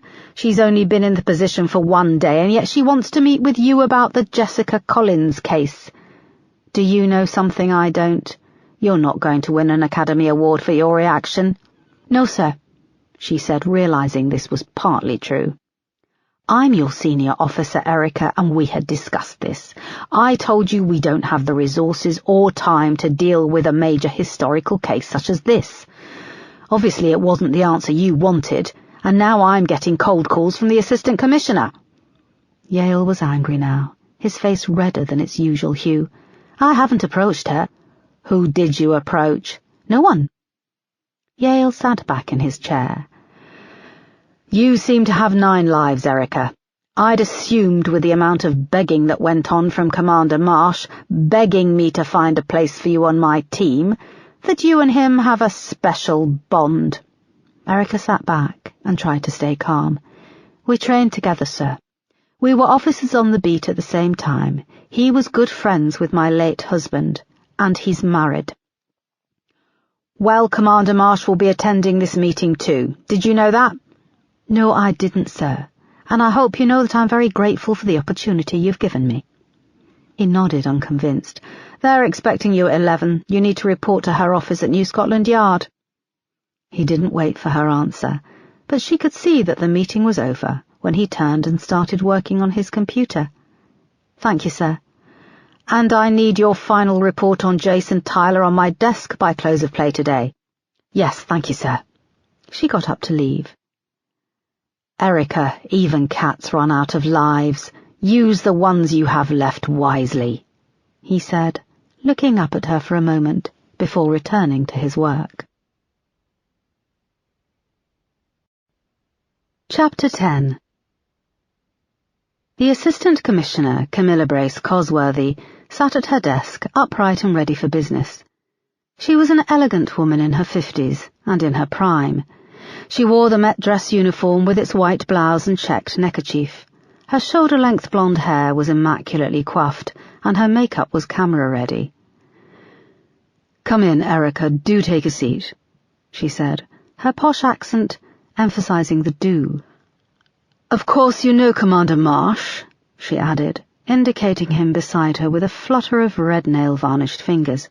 "Yes, hello, sir," said Erica, taking the chair in front of the desk. "Congratulations on your new appointment, ma'am." Camilla batted the compliment away and slipped on a pair of large designer black-framed glasses. "Time will tell if I can live up to the hype," she said through magnified eyes. "So, the Jessica Collins case. You recovered her remains on Friday, and they've been officially identified?" "Yes, ma'am." Erica saw Camilla had a file on her desk and was flipping through it. You've worked on several murder investigation teams, both in London and in Manchester? Yes, Ma'am. Camilla closed the file and removed her glasses and tapped one of the stems on her teeth for a moment. Your move to Bromley was clearly a demotion. Why? Erica felt she was being overlooked, said Marsh. There was an opportunity for a promotion to superintendent for which I believe I was overlooked, corrected Erica. By your predecessor, Ma'am. This was at a time when I successfully caught the Night Stalker killer, who— Yes, went on quite the rampage, exclaimed Camilla. Erica couldn't tell if it was an exclamation of horror or admiration. When I heard that I had been overlooked for the promotion, I challenged Commander Marsh, who was my senior officer at the time, and I threatened to leave. He took me up on it. Erica looked across at Marsh, who was frowning. She realized this wasn't making her look good. But it's Commander Marsh who has been quite insistent that you are put in place as the senior investigating officer on the Jessica Collins case, said Camilla.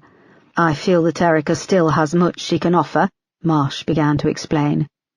Camilla replaced her glasses and consulted the file. You've had quite a checkered career, Erica. Along with the Night Stalker, you were responsible for catching multiple murderer Barry Peyton. The York Strangler, Ma'am. I have it all here. The York Strangler killed 8 schoolgirls, and you made quite a leap identifying him on CCTV from his reflection caught in a shop window across from an ATM. Yes, and he still thanks me for it every Christmas and birthday. Marsh grinned, but Camilla did not. You weren't so lucky with some of your other cases. You were suspended 2 years ago, pending an investigation. I was subsequently cleared, Ma'am. If you'll let me finish, you were suspended, pending an investigation. You led a drug raid on a house in Greater Manchester, resulting in the deaths of 5 officers, one of whom was your husband. Erica nodded. How do you come back from that? Asked Camilla, watching her closely. I received counselling. I almost lost track of who I was, and I questioned if I wanted to stay in the force. But I did come back, and the results are in the file in front of you. I need a safe pair of hands to navigate the reopening of this investigation. Why do you think you're the one for the job? I'm not a career police officer. I dedicate myself totally to my cases. This was a vulnerable 7-year-old girl who disappeared, and someone dumped her like a bag of rubbish in that quarry. I want to find who did this. I want justice for Jessica. I want her family to be able to move on and grieve. Erica sat back, sweating. Justice for Jessica, we could use that, said Marsh. No. Camilla shot him a withering look. Erica, would you mind waiting outside? Thank you. Erica went back out to the waiting area and took a seat. So many times she thought her career was over, and here she was again at the start of something exciting. Was she at the edge of a step up, or a precipice? Within a few minutes there was a chime from the secretary's phone behind the desk, and she was asked to go back into the office. Camilla was pulling her police jacket on and straightening her hair. Marsh stood patiently by her desk. Erica, I'm pleased to say that I'd like to put you in charge as the senior investigating officer on the Jessica Collins case, she said. Thank you, Ma'am, you won't regret your decision. Camilla carefully pulled on her braided cap. I hope not. She came around the desk to shake Erica's hand. Gosh, you're very tall. Do you have trouble finding trousers that fit? For a moment, Erica was thrown. I did, but online shopping has made things easier. It has, hasn't it? She said, taking Erica's hand in both of hers for a hearty shake. Right, well, I have to fly.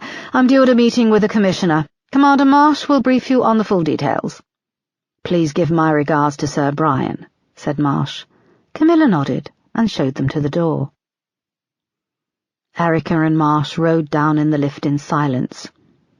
That felt too easy, said Erica finally. No one really wants the case, replied Marsh. The MIT was glad to hand it over. You'll be running things from the incident room at Bromley. I'll be overseeing, and you'll report to me. What about Superintendent Yale? Hasn't he got enough on his plate? He thinks I went behind his back. You did go behind his back, but it wasn't personal.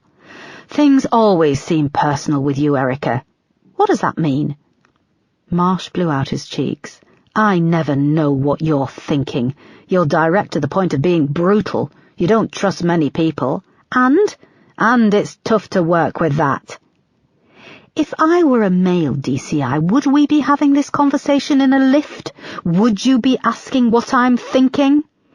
Marsh scowled and looked away. "What's going on here? Is this about the other night?" Marsh looked at the floor for a moment, then back up at her. "You need to do your job here, Erica, and you need to do it well." "Yes, sir.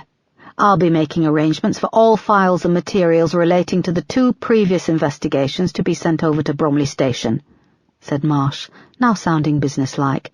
"You need to get your incident room up and running, and I'll be briefing with your team tomorrow at 3 p.m. "So are you in charge, or am I?" "You are, but you'll report to me. I'll report to the Assistant Commissioner. You'll also need to work closely with Superintendent Yale, as you'll be utilizing his resources." "Do I get to choose my team?" "Within reason." "Good. I want D.I. Moss and D.I. Peterson. They're both good officers." Marsh nodded. As the lift reached the ground floor and the doors opened, they stepped out into the large reception area. "Erica, the screw-ups in the last investigation were huge. One of the suspects successfully sued the Met and was awarded over $300,000 in compensation. We only narrowly avoided an official inquiry. Now you tell me." "Just make this right, Erica. Find out what happened to Jessica Collins." "What's the first thing you're planning to do as SIO?" "I have to tell the Collins family we've found Jessica," said Erica, her heart sinking. Chapter 11. Marianne Collins unlocked her front door and shuffled into the hallway, carrying food shopping and a small black garment bag. She set the shopping bags down on the dark red carpet by a large wooden staircase and stopped for a moment to catch her breath. It was a dark and dingy afternoon. She'd left all the lights on, but the bright hallway didn't feel welcoming on her return. It was silent, save for the clock ticking in the living room, and the large house seemed to hang over her with a chill gloom. She hung the garment bag on the coat stand by the door and gently unzipped the front. There was a rustle of plastic, and the smell of dry cleaning chemicals wafted out. Taking great care, she removed a small red coat on a white padded hanger. It had once been a deep crimson, but after being cleaned several times over the years it was faded. Marianne looked up at a framed photo on the wall between the coat stand and a full-length mirror. The photo had been taken on the 11th of April, 1990. Jessica was sitting on a swing in the local park, her long blonde hair catching the sun, and she wore the small red coat over jeans and a Care Bears jumper. Marianne gently hung the coat on the stand and ran her fingers over the buttons, which had retained their crimson shine. She then moved it closer and buried her face in the material. It had been Jessica's 7th birthday present, the last birthday they got to celebrate. It was a struggle to keep the memories of her daughter fresh after 26 years. Upstairs in her dresser drawer, she kept one of Jessica's T-shirts in a vacuum-packed plastic bag, but over the years it had become stale and had taken on the aroma of Marianne's own hand cream. Time seemed intent on erasing all but her memories. She pulled away from the coat as the tears came. She wiped her eyes and slipped off the smart black shoes she always wore to the supermarket. She caught herself in the mirror. Her shoulder-length grey hair was parted and tied back at the nape of her neck, and seemed to drag her deeply lined face down at each side. She took off her jacket and hung it beside the small red coat. Behind her and reflected in the mirror was a large painting of the Virgin Mary. Marianne reached into the pocket of her skirt and felt her rosary beads, and she twisted the beads around her gnarled fingers. Words of prayer came to her lips, but she saw she had ice cream which needed to go into the freezer. She crossed herself and took the shopping bags through to the kitchen. She filled the kettle and put a tea bag in her favourite white mug. The past 26 years The kitchen hadn't had much more than a lick of paint and the odd new appliance. This was the third fridge-freezer, though. Fixed to the door was a large square of white paper covered with a finger painting Jessica had made at nursery school when she was 4. Marianne opened the fridge-freezer and placed inside bacon, cheese, and ice cream. She closed the door and she paused to look at the finger painting. Small handprints in yellow, red, and green. Fine white lines and creases crisscrossed each tiny palm where the paint hadn't reached. The original was tucked away in a drawer, wrapped in tissue paper. After several years on display, and much to Marianne's horror and dismay, the paint had started to fade, so she'd had it scanned. Even the original scan had been reprinted several times. Marianne ran a finger over it, noting the edges were starting to curl. Her grief was ingrained. It was part of her now. The tears still came, but she had learned to live with the pain, like a constant companion. Looking at the coat, the finger painting, catching sight of the photos of Jessica as she walked past her bedroom on her way to the bathroom, they were all part of her routine, and so was the pain. The kettle clicked off and she filled her mug, dunking the tea bag before fishing it out with a spoon to rest on the draining board. She was about to pour in the milk when the doorbell echoed through the house. She looked at the clock and saw it was just after 4. She wasn't expecting anyone, and people rarely called unannounced. Chapter 12. Erica stood nervously at the stout wooden front door of No. 7 Avondale Road, with John and retired Detective Constable Nancy Green, a small feisty woman whose grey hair had been cut down to short bristles. They'd parked on the road and walked down the long sloping driveway, which opened out into a small courtyard dotted with large terracotta pots. In each was a hydrangea, now brown and dry, and they rustled in the wind. A row of bushes at the top of the front garden screened the house from the road above, and through the bare branches an orange streetlight flicked on.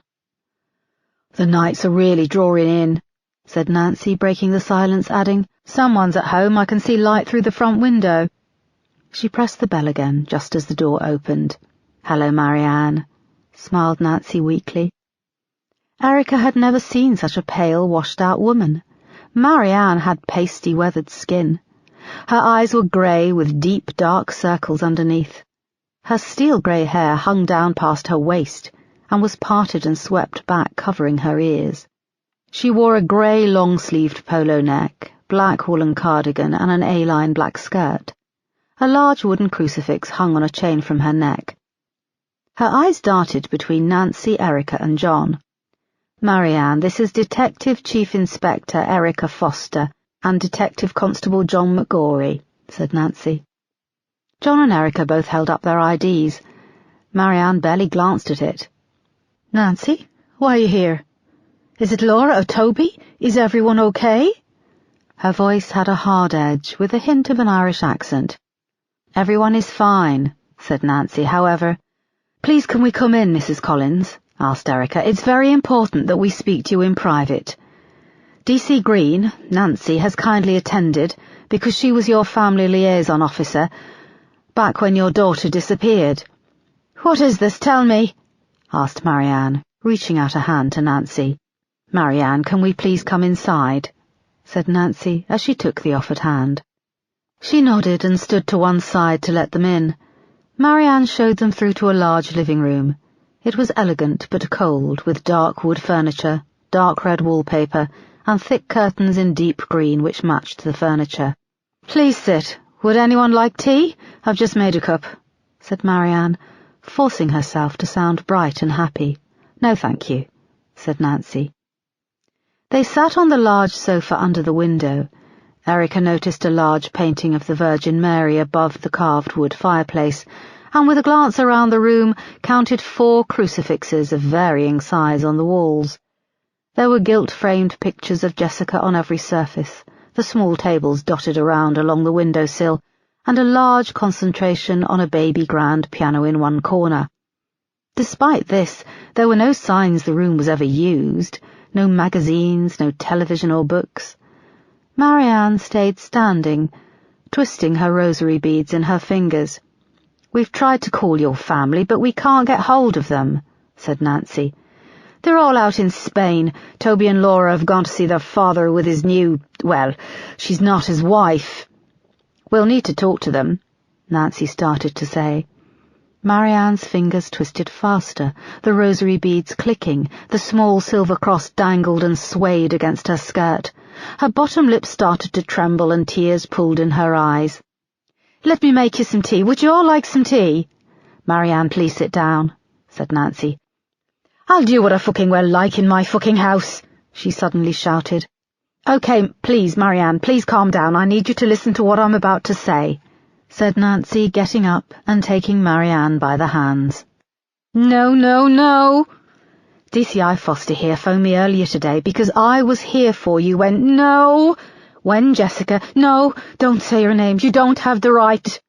Erica glanced at John. He gulped and was very pale. Nancy went on gently. "When Jessica disappeared." "No, no." Nancy looked back and nodded to Erica to carry on. "Mrs. Collins, on Friday night, myself and D.C. McGorry were conducting a routine search of Hayes Quarry, and we found some human remains. A skeleton." Marianne was now silent, her eyes wide and glassy. She shook her head and started walking backwards until her back was against the wall. Nancy stayed with her. "The skeleton belongs—" "It was Jessica," said Erica softly. Marianne shook her head. Tears were flowing down her cheeks. "No, you've made a mistake. She'll come back. Someone will find her. She's out there. She probably can't remember who a real family is. I only just had her coat cleaned today." Erica and John stayed sitting. "I'm so sorry, Marianne. They found Jessica." Nancy had tears in her eyes too. "They've identified her from dental records." Marianne kept shaking her head, tears streaming silently down her face. "Mrs. Collins," said Erica softly, "we need to inform your husband, your daughter, Laura, and your son Toby. They're all in Spain, is that correct? Do you have a number we can call? We'd like the family to be informed before we make a statement to the press." "Yes," said Marianne softly. Her eyes were wide in disbelief. "What can I do, Marianne?" asked Nancy. Marianne turned her head to Nancy and suddenly pulled her hand back and punched her in the face. Nancy staggered backwards, blood pouring from her nose, and crashed onto the coffee table. "Get out of my house, all of you!" screamed Marianne. "Get out! Get out!" John and Erica leapt up and went to Nancy, whose face was a bloodied mess. Marianne was screaming and she sank down against the wall. Through the front bay window came the sound of cars arriving and lights began to flare. The press had heard the news and was descending on the house once again. Chapter 13. 10 miles away, in a small terraced house on a quiet residential street in Balham in southeast London, the television buzzed and flickered from the corner of a messy living room. The afternoon was fading behind low grey clouds, and retired DCI Amanda Baker sat slumped in a saggy armchair, her head flopped forward, sleeping. The lights were off, and the light from the TV screen played over her loose, jowly face, a burst of studio audience laughter failing to wake her. On a small table at her elbow was an overflowing ashtray and a half-full glass of white wine. This was all that was left of the second bottle she'd opened. She'd pulled the cork on the first at 9:30 a.m, when the breakfast dishes had been stacked in the sink and the shakes and sweats got too bad. Her house had been smart. It was decorated in a cold, elegant style, much like its owner had looked, but now, like its owner, it was shabby. A fake glow fire rippled in hues of red and orange in the hearth, and a dog's basket beside it was covered in a thick layer of dust. The phone started ringing in the hall, screeching above the sound of the TV until it went to answer phone. It was then that Amanda woke. "What was that?" she said absently. There was a barking sound, and she rubbed a hand over her face, heaved herself up from the chair and wobbled through to the kitchen, brain foggy and eyes bleary. She spent a few minutes rummaging through her cupboard full of tinned food, and then it came back to her. Her dog Sandy had died a few months ago. She stopped, leaning against the counter. Tears fell onto the crumb-covered work surface with a soft pat. She wiped her face with her sleeve, catching a whiff of her stale breath. The phone shrieked again from the hallway, and she shuffled through and answered, leaning on the banister for support. "Is this former Detective Chief Inspector Amanda Baker?" came a young female voice with an edge. "Who is this?" "I'm calling for a statement about Jessica Collins, now that the police have recovered her body." Amanda rocked back on her heels for a moment, unable to speak. "Hello?" said the voice impatiently. "You were the lead officer investigating, until you were fired from the case. I took early retirement. On Friday, Jessica Collins' skeleton was found in Hayes Quarry. We searched that quarry a few weeks after she went missing. She wasn't there," said Amanda, more to herself than the woman on the phone. From her spot slumped in the hall against the banister, Amanda could see the television screen in the living room. Breaking news was rolling across the scene. A ticker-tape headline ran underneath, reading, "Remains belonging to missing girl Jessica Collins discovered." The sound was off, and the picture changed to show images of Marianne and Martin Collins at a police press conference in 1990, speaking into a microphone, supported by a much younger version of herself. Behind them was the old Met Police logo on white. "So, do you have a comment?" asked the voice. She sounded interested, could smell blood. On the TV, a tall blonde officer was reading from a statement. Her name flashed up at the bottom of the screen, DCI Erica Foster. "Do you have a comment?" said the girl, spelling it out, clearly now annoyed at the silence. "They found photos of Jessica in a local sex offender's house. You arrested him, but you let him go, though, didn't you?" "I had no choice. There wasn't enough evidence." "He's still a free man. Do you think he killed Jessica Collins? Your actions in the months after showed you thought he was guilty. Do you think you've got blood on your hands?" "Leave me alone," shrieked Amanda, and she slammed down the phone. As soon as it hit the cradle, it began to ring again. She kneeled down on the floor, pushing through piles of old newspapers, magazines, and junk mail. She grabbed the wire and yanked it out of the wall. The phone fell silent. She hurried through to the living room and turned up the sound. "We'd like to extend our condolences to the Collins family. The case has been reopened and we are actively pursuing several new leads. Thank you." The camera zoomed out as Erica Foster went back into the main entrance of Bromley Police Station, flanked by 2 other officers. The image on the screen flicked back to the BBC News studio and the next news item. Amanda sat back on her haunches and took deep breaths, her whole body shaking. No, this can't be happening," she groaned. She noticed a small white squeaky toy rabbit peeping out from the piles of old junk. It had belonged to Sandy. She reached out, picked it up and hugged it to her chest. She began to cry, for Jessica, for her beloved Sandy, and for the life she should have had. When she finally stopped, she wiped her face with her sleeve, went to the kitchen, and opened her 3rd bottle of wine. Chapter 14. It was dark and raining as Erica drove to the main entrance of Accident and Emergency at Lewisham Hospital. It had been a long, stressful day, and she felt like she hadn't stopped. Through the swishing wipers she saw DC Nancy Green waiting under the canopy. An ambulance pulled away as an elderly lady was stretchered through the automatic doors, a withered arm poking out from under a red blanket and raised in pain. Erica pulled up and opened the passenger window. "We have to be quick, there's another ambulance coming up behind." Nancy had a thick square bandage taped to her nose, spotted with blood. She opened the door and climbed in, clutching a small white paper bag. "Broken in 2 places, and they gave me 6 stitches, she said, touching the thick white bandage gingerly as she eased herself into the passenger seat. It gave her nose a beaky quality, and with her large brown eyes looking over she reminded Erica of an owl. She helped Nancy fasten the seatbelt, then put the car in gear and pulled away. "Thanks for coming. In all the chaos you were the last person I expected," said Nancy. "I wanted to check you were okay. It was my idea to bring you in to tell Marianne. It backfired a bit." Nancy shifted in her seat and tilted her head back. "You think?" She laughed darkly. I saw your statement on the TV in the waiting room. Where are you from? You've got this hint of a northern accent, but you look a bit, I don't know, Polish? I'm Slovak, said Erica, trying to hide her annoyance at being mistaken. I learned English in Manchester. I couldn't live up north. I'm London-born and bred. I can just about bear half an hour of Coronation Street, but it's always a relief when the credits start to roll. Erica bit her lip and put the windscreen wipers on a faster speed to deal with the rain pouring down. Is Marianne okay? Added Nancy. D.C. McGrory called a doctor, and she's been prescribed something so she can sleep. Her family are booked on a flight back to London tonight. We had to tell them over the phone, which wasn't how I wanted to do it, but the press have already got hold of things.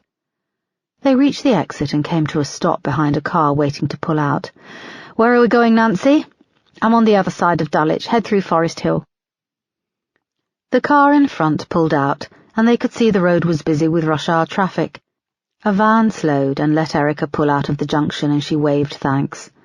The rain came down harder, pounding on the top of the line of cars stretching ahead of them. I thought you might help me out, too, in return for a lift, said Erica. So your lift has an ulterior motive? Said Nancy. She tried to turn her head but winced. I'm trying to get up to speed on this case. You were the family liaison officer the whole time from when Jessica disappeared. Yeah, far too long to be honest. It's all on record, but I can fill you in. Christ, this hurts, she said, grimacing. She undid the paper bag, popped a pill out from a foil sheet and swallowed it dry. I have to ask if you intend to press charges, said Erica, inching the car forward in the traffic. Against Marianne? God, no, that poor woman has been through enough, said Nancy, leaning back against the headrest. Although I would like to complain about those bloody doctors. They've given me a pitiful amount of painkillers. She punched you, and she had a string of rosary beads wrapped around her fist. A Catholic knuckle-duster, grinned Nancy.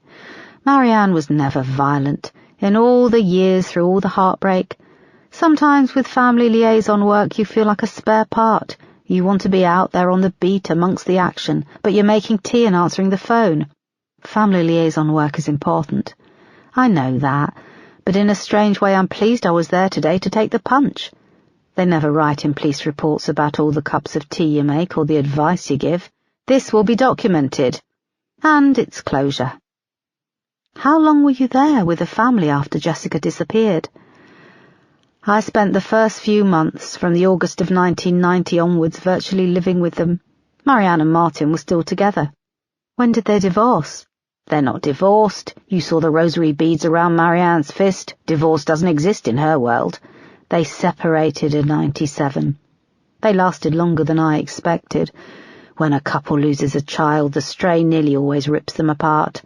But they had little Toby, who was only 4 when Jessica vanished, and for a time he was the glue that kept them from coming unstuck. Laura is a lot older. She'd already done her first year at university. She delayed going back for her second year, but she should have gone, really. She and Marianne drove each other mad, and Marianne just tuned out everything, poured her energy into trying to find Jessica. Toby was tiny, and Laura ended up having to look after him. How old is Toby now? 29. He's gay. Not surprisingly, Marianne has never really accepted it. Does Toby live locally? No, Edinburgh. Laura is married with 2 small boys, and they live in North London. Martin is in Spain. He let Marianne keep the house. He's a millionaire. I think he makes sure she's taken care of. She just rattles around in that big house all day, like she's Miss Havisham. Heartbroken. Although unlike Miss Havisham, Marianne always pushes the vacuum cleaner around. You saw, the place is spotless. What does Martin do in Spain? He builds holiday homes for rich expats, makes a fortune, lives in Malaga with his girlfriend, a younger woman and their 2 small kids. Erica was pleased the line of traffic was inching forward. Nancy was a goldmine of information. Do you know how Martin and Marianne met? She asked. In Ireland. He's Irish. Marianne is British, but she grew up in Galway. She met Martin when they were in their late teens at a Catholic youth club. She fell pregnant at 17, and they had to marry. I knew I was getting close to Marianne when she told me that story. It was in Ireland in the late 70s. They had a tough start. But he worked his way up on the building sites, and then they made the move to London in 1987, just after Jessica was born. They did it at the right time, made a packet during the property boom. Laura was 14 when they moved, and I think it was tough for her. She had to leave her friends and her home in Ireland. Is that when the problems began? Nancy nodded, then winced again, remembering she was bandaged. The traffic was now moving faster, and they inched their way through a set of traffic lights. I think Laura found it tough to find her feet when they moved here. When she was growing up, they were dirt poor. It wasn't until Laura was in her late teens that they started making money. They were rich enough to spoil Jessica and Toby. They joined so many after-school clubs. Jessica did ballet. She was such a pretty little thing, Jessica. The traffic inched forward, past the clothes shops on Catford High Street. Only a West Indian supermarket was open, and beside it a betting shop. Through the condensation of the brightly lit window, they could see a group of old men standing around, peering up at a screen. "Do you really think you're going to solve it, after all these years?" asked Nancy. If Erica had any doubts, she wasn't going to share them. "I always solve my cases," she said. "Well, good luck to you. Just watch out. She went mad, that copper who was on the case before, Amanda Baker." "How did she go mad?" "Years in Borough CID dealing with rape victims. It got to her, and then the Jessica case. There were no witnesses. Jessica left the house that afternoon to go to her friend's birthday party down the road, and it was as if she vanished off the face of the earth. She never arrived, no one saw anything. The only suspect was Trevor Marksman, a local sex offender. They found photos and some video he'd taken of Jessica a few weeks earlier when she was in the park with Marianne and Laura. And they arrested him. They did, but he had an alibi, cast iron. He'd only just been released from prison and was living in a halfway house. And on the 7th of August, he was there all day. Multiple witnesses could vouch that he didn't leave, including 2 probation officers. But he was the person with the motive to abduct her. He had a previous conviction for abducting a young girl from the park. She was blonde too, and looked like Jessica. In the end, Amanda had no choice but to release him. They kept surveillance on him, and as time went on, she got frustrated and started to harass him. And in return, he enjoyed riling her up, taunting her about her failure to solve the case. In the end, she went too far and tipped off a group of local women, vigilantes. Middle of the night, they shoved a bottle full of petrol through his letterbox. He survived, but with hideous burns. And it came back on Amanda. Nancy nodded. Trevor Marksman found a fancy barrister and sued the Met. Won 300 grand. He moved to Vietnam, filthy bastard. Amanda took early retirement, more than she deserved, really, but her legacy is she's a bent copper. The last I heard is that she's virtually dead from cirrhosis of the liver. Here, take the next left. Erica was disappointed that the journey had come to an end. She pulled off the main road where the traffic was moving normally. They passed a large pub and some kebab shops before the street became residential. "This is me, the flats," said Nancy. There was a gap in the row of terraces, occupied by a drab, squat concrete block of flats. Erica pulled up by the curb. "Thanks for the lift. I'm going to take one more of these strong ones with a nip of something," she said, undoing her seatbelt. It was still raining hard. She winced as she pulled up her hood, catching the edge of the bandage. "Who do you think did it? Who do you think killed Jessica?" asked Erica, leaning over to peer out of the passenger door. "God knows. Maybe the only motive is that someone randomly snatched her and drove away," said Nancy, ducking down, adding, "You found Jessica's body. Maybe there's only one person who truly vanished into thin air. The person who took her." Chapter 15. It was late when Erica arrived back at Bromley Station. She'd been assigned one of the large open-plan offices on the top floor of her incident room. She couldn't shake off Nancy's parting words.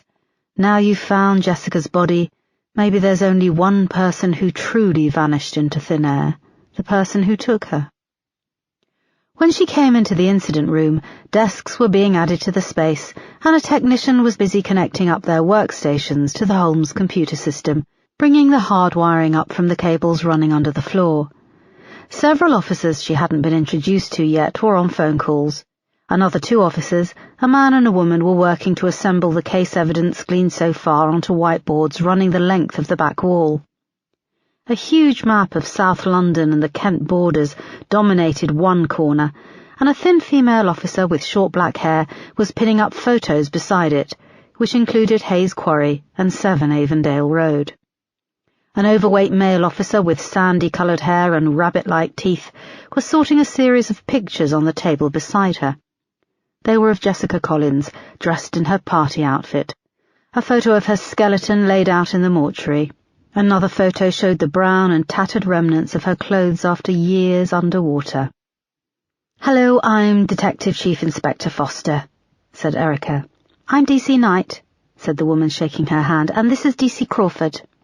"I can talk for myself," he snapped. He leaned over and shook Erica's hand. His was cold and clammy. Knight ignored him and carried on. "We're putting a timeline together, Jessica's movements in the days leading up to the 7th of August, when she left 7 Avondale Road. I'm working from the original missing person report and all the statements. But the case notes on the Holmes system are limited." The Holmes computer system was used by police forces across the country to catalogue and index case files. It had been introduced in 1985 and had taken several years for some forces to adopt fully. Knight went on. "DC McGorry has taken delivery of the hard copy case files. He should be back shortly. I think he went to get something to eat." "Who's this?" asked Erica, picking up a yellowing photo. It was a mugshot of a 35-year-old man with cold blue eyes, greasy blonde hair, and a pudgy face. "That's Trevor Marksman," said Crawford, leaning through them to pick it up. "Nasty-looking kiddie fiddler, isn't he? Although this is what he looks like now." He sifted through the photos and held up another picture of a man with hideous burns to his face and neck. He stared straight into the camera, his skin shiny and red. The only similarity to the first photo was the same cold blue eyes looking out from under the mask of skin grafts. He had no hair, eyebrows, or lashes. "He lives in South Africa," said Erica, taking the photo. She held it at the edges, not wanting to touch his face. "Yes, we've got an address in Durban, but I don't know if it's up to date," said Knight. "I'm working on more." "I'm working on it too. We're working together," said Crawford. There was something childish about the way he said it, as if he wanted Erica to know he was working just as hard. She handed him back the photo. "Don't say kiddie fiddler. It makes a joke of something horrible. Use sex offender or paedophile, okay?" Crawford took it from her, his cheeks flushed, and he nodded. "Do you think this will be ready for tomorrow morning?" "Yes, Mom," said Knight. "Call me boss, please." "Yes, boss." John walked through the door with a takeaway box and a can of Coke and came over to Erica, stuffing some chips in his mouth. "John, I'm told we've got the hard copies of the Jessica Collins case files." John waved his hand in front of his mouth. "Oh, sorry, hard," he said, his mouth full. He swallowed them down with a gulp of Coke. "Sorry, boss, I haven't eaten all day. Yes, we've also had the official autopsy report through from Dr. Strong. I put it on your desk." "Where is my desk?" "In your office." "I've got an office." "Up the back there," he said, pointing with a chip. Erica turned and saw the large glass box at the back of the incident room. It was crammed chest-high with white document boxes. She moved over to the door and John followed. In the middle of the boxes she could just make out a desk. "Whose idea was it to put them all in here? How am I supposed to get through the door?" she snapped. "I didn't know there was so much. I just said to put them in your office." "And this is absolutely everything?" she asked. "Yes, the specialist casework investigation team sent everything over that they have in storage. Some boxes are marked in date order from 1991 up to 1995, and then some are marked up with the names of locations, and then there are a load with no label at all, where files have been stuffed in with no regard." The phone rang from inside Erica's office. John helped her to quickly slide a pile of the boxes out so she could lean through and pick it up. It was Marsh. "What have you got from the historical case files?" he asked without preamble. "I've just literally got them, sir." "Are you putting together a list of suspects? I'd like to see it as soon as possible." "I had a chat with DC Green, who was the family liaison on the case. She gave me a good insight, but I need more manpower to get through this stuff," said Erica, looking around with dismay at it all. "Okay, I'll see what I can do. Did you see the papers?" As he was speaking, John handed her a slightly rain-splattered copy of the Evening Standard, and she saw that the discovery of Jessica Collins had made the front page of the evening edition. "Yes, I've got a copy. Yes, for some reason they forgot to include the number for the incident room. But Collins, Scanlon and the media liaison team is on it, and they should be adding it to the online edition any minute now. Martin Collins is flying into the UK late tonight with the rest of his family. He's asked for a meeting with the SIO and media liaison first thing tomorrow." "I have a briefing first thing tomorrow, sir," she answered, bristling. "Then I was planning to meet with the family. Well, Martin Collins wants assurances that this case will be dealt with properly after the fiasco it turned into last time. Erica, we need results on this one." "I'm untangling a web here, sir. I'm serious about more manpower. We need to work through these files fast. Then I can start giving you a list of suspects." "Okay, leave it with me," said Marsh. He hung up. She leaned through the boxes and replaced the phone. John bit his lip nervously, seeing how annoyed Erica looked. "Superintendent Yale called. He's still waiting for the Jason Tyler report. Says you promised it to him yesterday? Damn." "Sure you don't want a chip?" asked John, offering her the bag. She took one and popped it in her mouth, then pulled out one of the boxes marked 7th of August, 1990. "Let's start from the beginning," she said, feeling daunted. Chapter 16. Erica was bleary-eyed when she arrived at Bromley the next morning. She'd stayed late, making a start on the Jessica Collins case files and finishing the Jason Tyler report, and had only grabbed a few hours' sleep. When she got out of her car in the underground car park, she heard a whistle and saw two familiar faces coming towards her. "Boss, bloody good to see you," cried Detective Inspector Moss. She was a small, compact woman with short red hair tucked behind her ears, and her pale face was a mass of freckles. She rushed forward and grabbed Erica in a bear hug.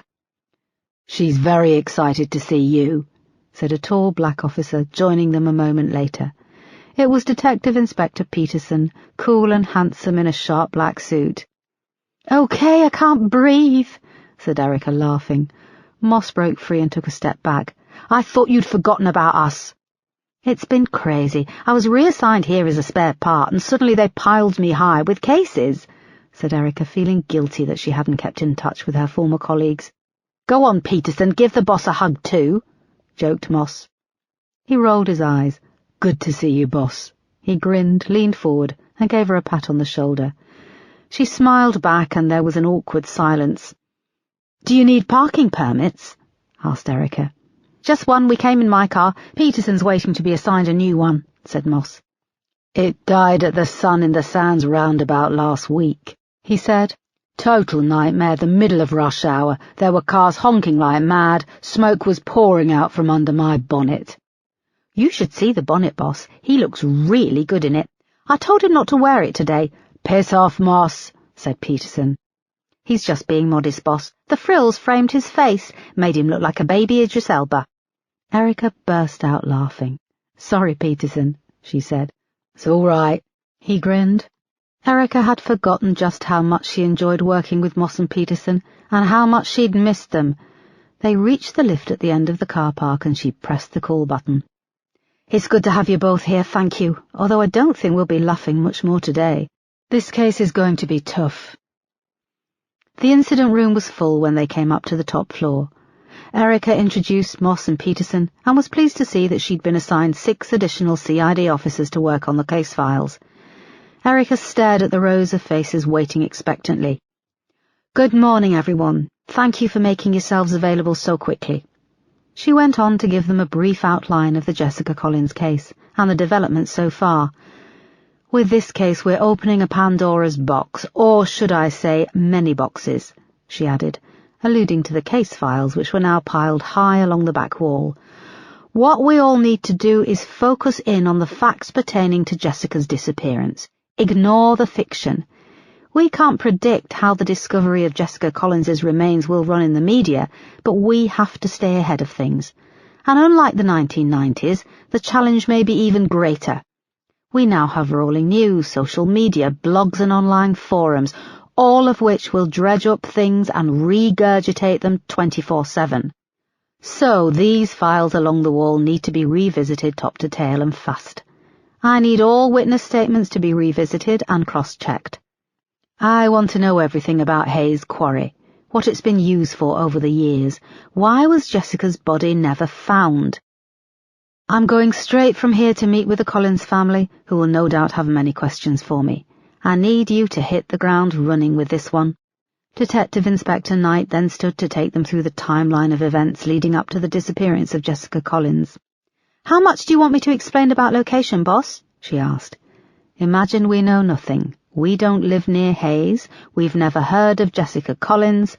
We are all hearing this for the first time. And remember, Erica added, there are never any stupid questions. If you don't understand something, shout. She leaned against her desk, and Knight moved to a giant 4-metre square map on the back wall. This map covers an area of 20 miles from top to bottom. In the middle is central London, and the bottom of the map down south is the Kent borders. And here we are in Bromley, she said, indicating a large red cross on the map. We're 2.6 miles from Hayes Village. It's a popular commuter belt village. Lots of people who live there work in the City of London. It takes 30 minutes to get into the centre of London by train, and it has a higher than average population of retired people. Property prices are high, and it's a predominantly white demographic area. Knight then nodded to Crawford, who moved to a laptop set up on a desk and activated a projector. It shone a larger-scale map on a blank square of whiteboard. Knight moved to one side of it and went on. This is a larger-scale map of Hayes Common and Village. You can see the High Street and the train station. This vast area of green is Hayes Common. It's an area of woodland and heath, crossed by bridleways and footpaths and several roads. It's one of the largest areas of common land in Greater London, at 225 acres. There are multiple access points to the common. Preston's Road, West Common Road, Five Elms Road, Croydon Road, Baston Road, Baston Manor Road, and Common Side. Hayes Quarry, where Jessica's remains were discovered, is situated here. She moved her hand to the southeast area of the common, where Croydon Road, Baston Road and Common Side cut through the green to form a large upside-down triangle. The quarry was created between 1906 and 1914, when sand and gravel were excavated. Over the years it has twice been filled and cleared. During the Second World War there was an army base at Hayes Common and anti-aircraft guns. In 1980 the quarry was cleared for the second time by archaeologists as part of a wider dig looking for Bronze Age relics. After this it was left to fill with water. Bromley Council twice put forward applications to have the quarry used for commercial fishing, but on both occasions the idea was overturned, as the common is a site of nature conservation interest and is protected. She paused and moved to the other side of the map, the projection of the roads playing over her tired face like arteries. I'll now move on to the timeline of events leading up to the disappearance of Jessica Collins. She lived here with her family in 7 Avondale Road, which is less than a mile from Hayes Quarry. The closest entrance being here on Baston Road. You can see the houses on Avondale Road are all detached with large gardens. It's an affluent area. On Saturday the 7th of August 1990 at 1:45 p.m, Jessica left her house to go to a birthday party for her school friend, Kelly Morrison, who lived at number 27, Avondale Road. It was only a short walk of around 500 metres, but she never arrived. The alarm wasn't raised until 3:30 p.m, when Kelly's mother phoned Marianne to ask where Jessica was. She nodded at Crawford, who went to the laptop and clicked the mouse. The Perez Hilton webpage came up with a photo of Kim Kardashian leaving a Starbucks. "Whoops," he chuckled, "my bad, but I bet I'm not the only one in here who is keeping up with the Kardashians." There was a deathly silence. Smirks passed between some of the officers dotted around the incident room. Moss caught Erica's eye and raised an eyebrow. "Here we go," he said, blushing. The projection changed to a Google Street View image. Knight shot him a look and then carried on. "This is where Baston Road leaves the common and becomes Avondale Road." The Google Street View blurred forward in bursts, the image moving past the houses on Avondale Road. You can see that the houses are all large, 2 or 3 stories. They're all set back from the street and many of them have high hedges or trees masking them from the road.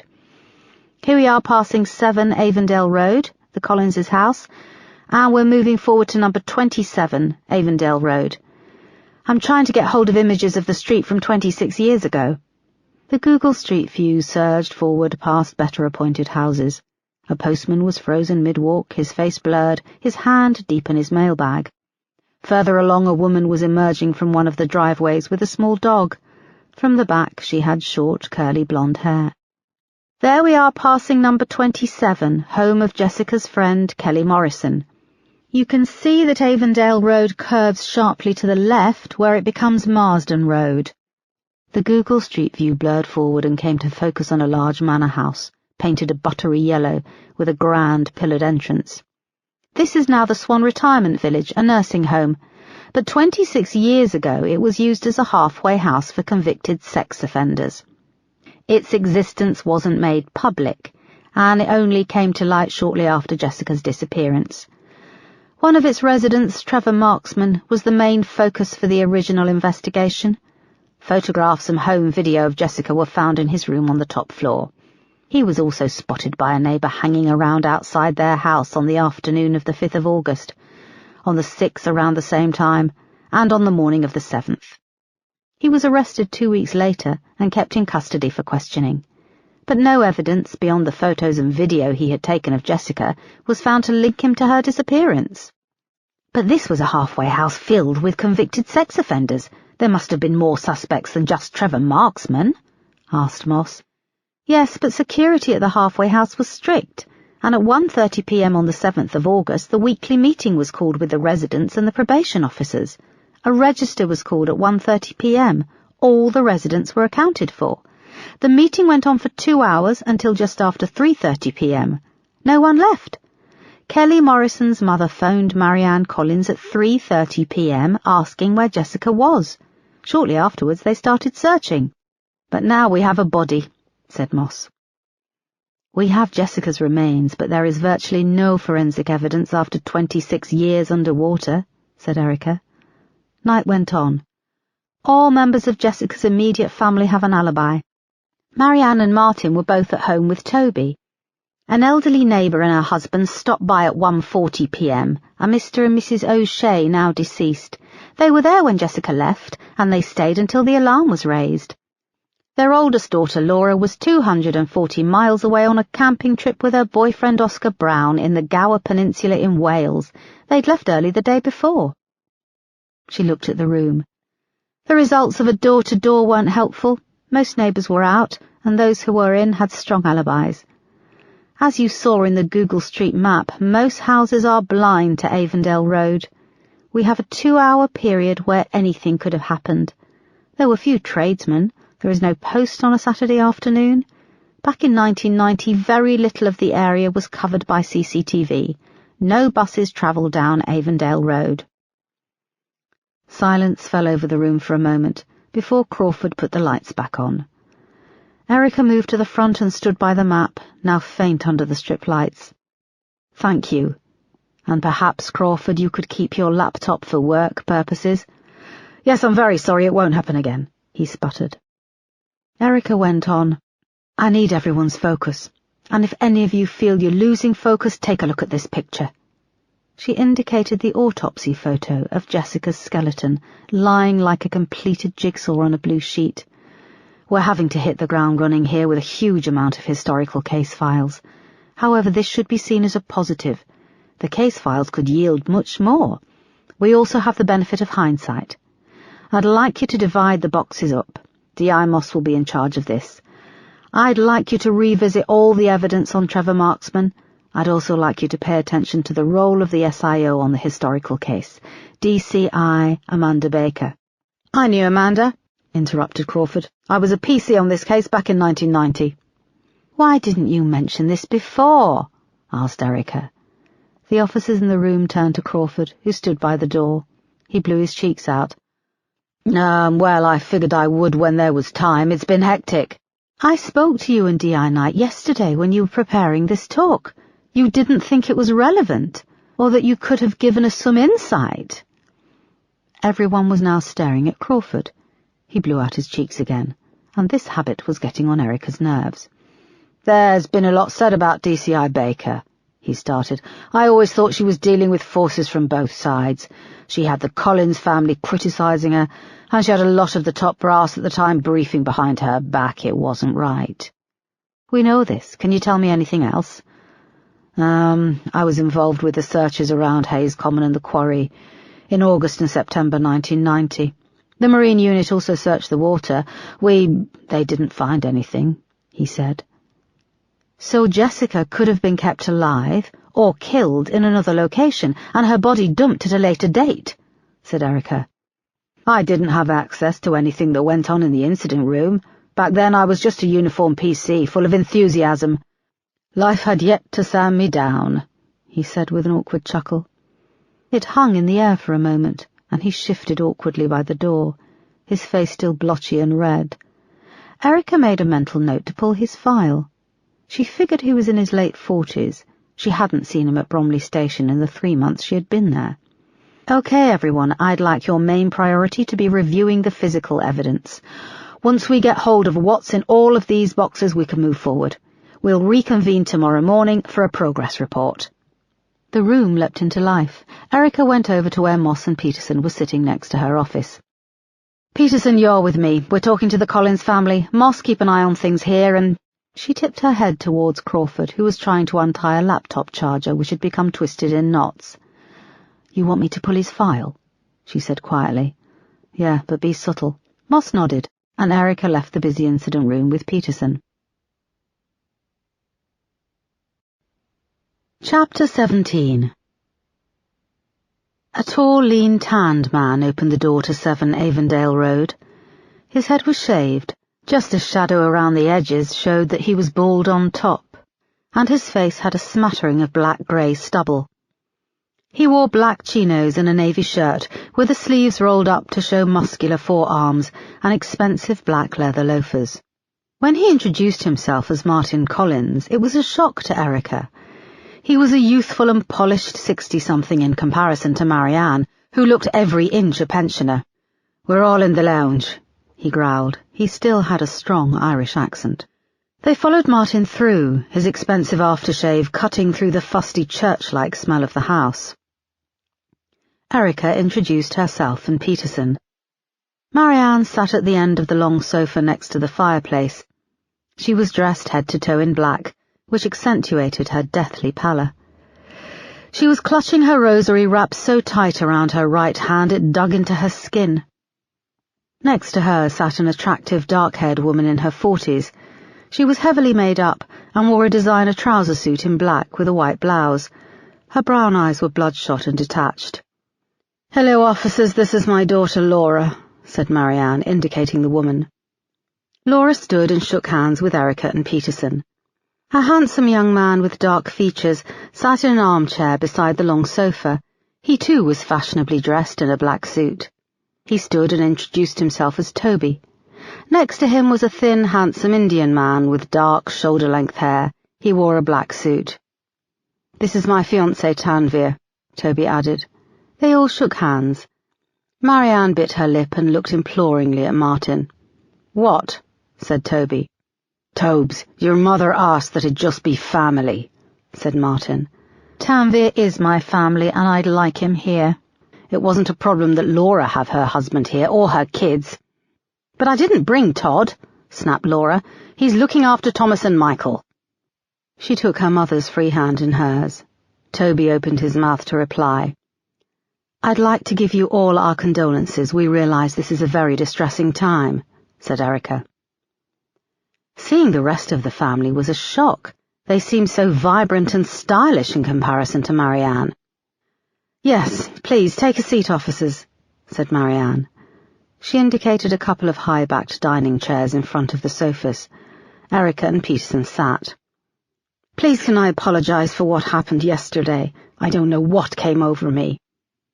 I've spoken to Nancy, and while we view striking an officer as a serious matter, she doesn't wish to press charges. The circumstances were extraordinary," said Erica. "I'm so ashamed." "Would you all like some tea, perhaps?" interrupted Tanvir, standing. Everyone froze. "That would be great," said Peterson. "You don't know where anything is," snapped Marianne. He can use a kettle, and no doubt the cups are still in the same place above the microwave, said Toby. Tanvir hovered awkwardly. Yes, tea would be great, said Erica, giving him a smile. Let me make the tea, said Marianne, getting up. He's not contagious, Mum, said Toby. Toby, for Christ's sake, snapped Martin. Tanvir, I am sure you are a very nice person, but, started Marianne. Enough, snapped Martin. Do you want to lose your son as well as your daughter? Let Tan make the bloody tea. Tanvir left the room. Marianne pressed a scrunched-up ball of tissue to her face. Laura leaned over and gripped her hands. How can you say that, Martin? Hissed Marianne. For fuck's sake, said Martin. He didn't sit and remained pacing up and down in front of the curtains. Erica realized she had to get a grip of this meeting. It's fine, said Erica. I know this must be a difficult time. Hear that, Toby, said Martin. A difficult time. Today was supposed to be just family. I wanted us to all be together for once without... How can you say that, Martin? We'll never all be together. How could you forget Jessica? Cried Marianne. Jesus, I didn't mean that. Do you really think I've forgotten about her? Shouted Martin. You don't have the monopoly on grief, Christ almighty. We all grieve in our own way. Will you stop taking the Lord's name? Dad, interrupted Laura. No, I'm not going to be told again that I'm not crying enough, that I'm not doing it right. He moved over to the sofa and jabbed a finger in Marianne's face. I loved that little girl, and I would move heaven and earth to spend just one more minute with her, to have her here with us, to have watched her grow up over the past... His voice broke and he turned away from them all. Look, we don't want to intrude on you any more than we need to, said Erica. You've asked to speak with us. Please let's focus on what we're doing to find the person who did this. Laura was now crying along with her mother, and Toby stayed resolute in his chair, his arms crossed over his broad chest. Oh, I know who did it, said Marianne. That evil bastard Trevor Marksman. Have you arrested him? At this stage we're looking into all aspects of the case, started Erica. Don't give me corporate bollocks, said Martin. Speak like a human. OK, Mr. Collins, we've inherited a complex case. When Jessica disappeared 26 years ago, there were few witnesses. We have to go back and pick through the original investigation, which, as you know, had many flaws. Where is he, Marksman? The last we know, he was living in Vietnam. Vietnam, eh? Teeming with poor young kids. Just think what 300 grand can buy out there, started Martin. That man, that evil man, how is it fair that he gets to sue the police for all that money and he walks away scot-free? Said Marianne. There wasn't enough evidence at the time, started Erica. I've seen these shows on TV. Surely there is more you can do with forensics, said Martin. Things that couldn't be done back then. When we discovered Jessica's remains, she'd been underwater for many years. We are limited with what we can do with forensics. The family stared back at her, each processing the information that Jessica was dumped underwater. Erica went on. I've solved 2 historical abduction cases, and I've handpicked the best officers to work with me. I know many people have already given up on Jessica, but I'm not one of them. I'm going to catch this bastard and bring him to justice. You have my word. Martin looked between Erica and Peterson and nodded. OK, well, I'll hold you to that, he said, his eyes beginning to fill up. You look like a woman I can trust. He turned away and pulled a pack of cigarettes from his pocket and lit up. Are you going to screw her too? Said Marianne. There was silence. Did you know he was screwing that whore of a detective, Amanda Baker? Marianne, quiet, started Martin. No, why should I be quiet? You slept with that woman, a woman who comforted me, who I told private things to about how I felt. It was a long time after she joined the case, shouted Martin. And that makes it OK, said Marianne, standing unsteadily. And I'm supposedly the one in this family who everyone is ashamed of, said Toby, almost as an aside to Erica and Peterson. Shut up, cried Laura, all of you. This is about Jessica, our sister. She never got to grow up. She should be here, and all you can do is bicker and fight. Tears ran tracks down her cheeks through thick foundation, and she wiped at it with the back of her hand. "It's all right, my darling," said Marianne, putting her arms around Laura, who shook her off. "When can we see her? I want to see her," said Laura. "I would like to see her too," said Marianne. "So do I," said Toby. "Of course that can be arranged, but only when the forensic pathologist is finished. Then Jessica's remains will be returned to you," said Erica.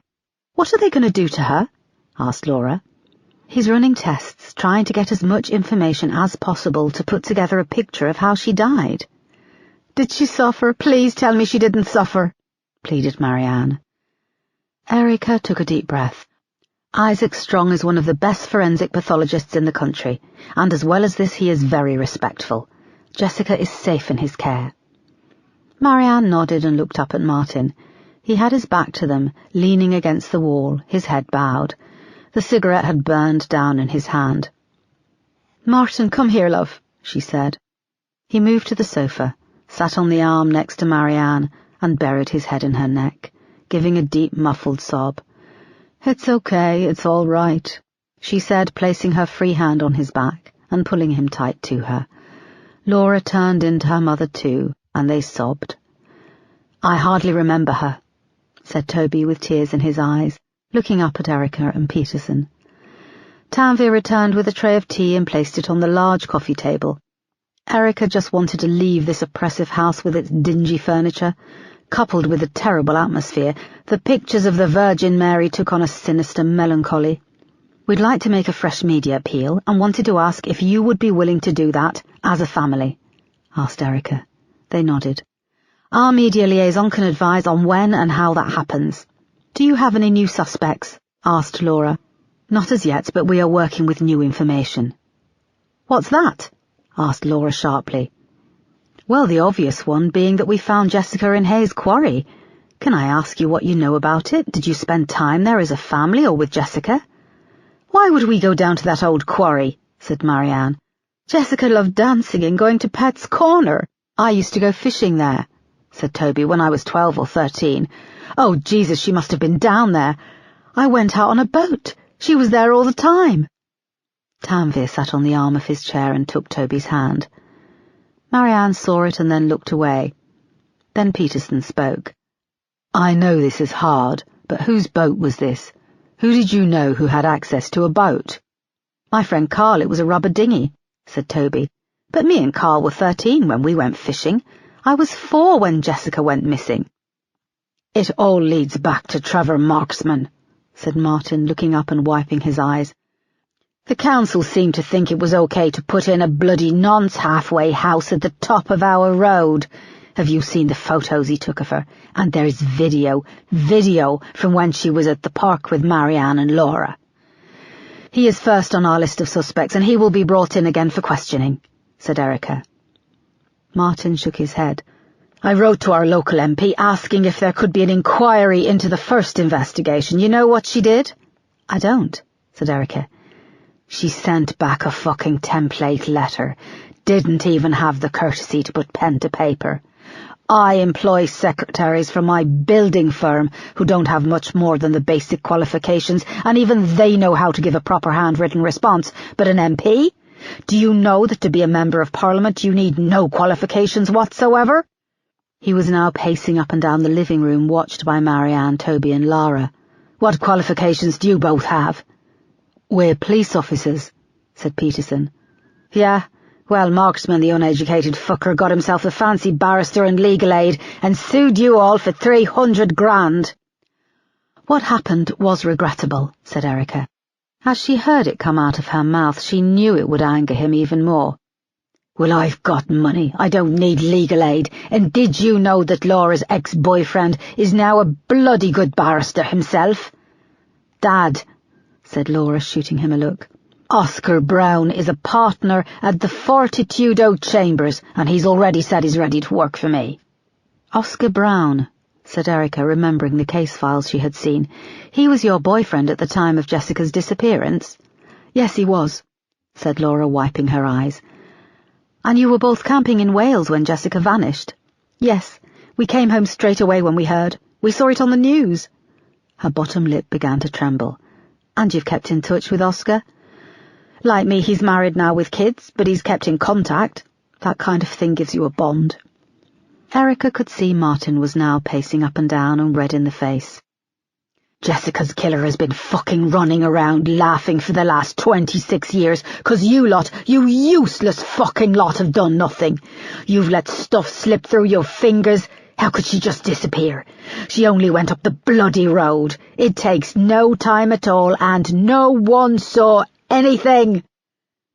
With that, he flipped up the tray of tea. The cups and plates went crashing to the floor. "Please, you need to calm down, sir," said Peterson, moving over to Martin.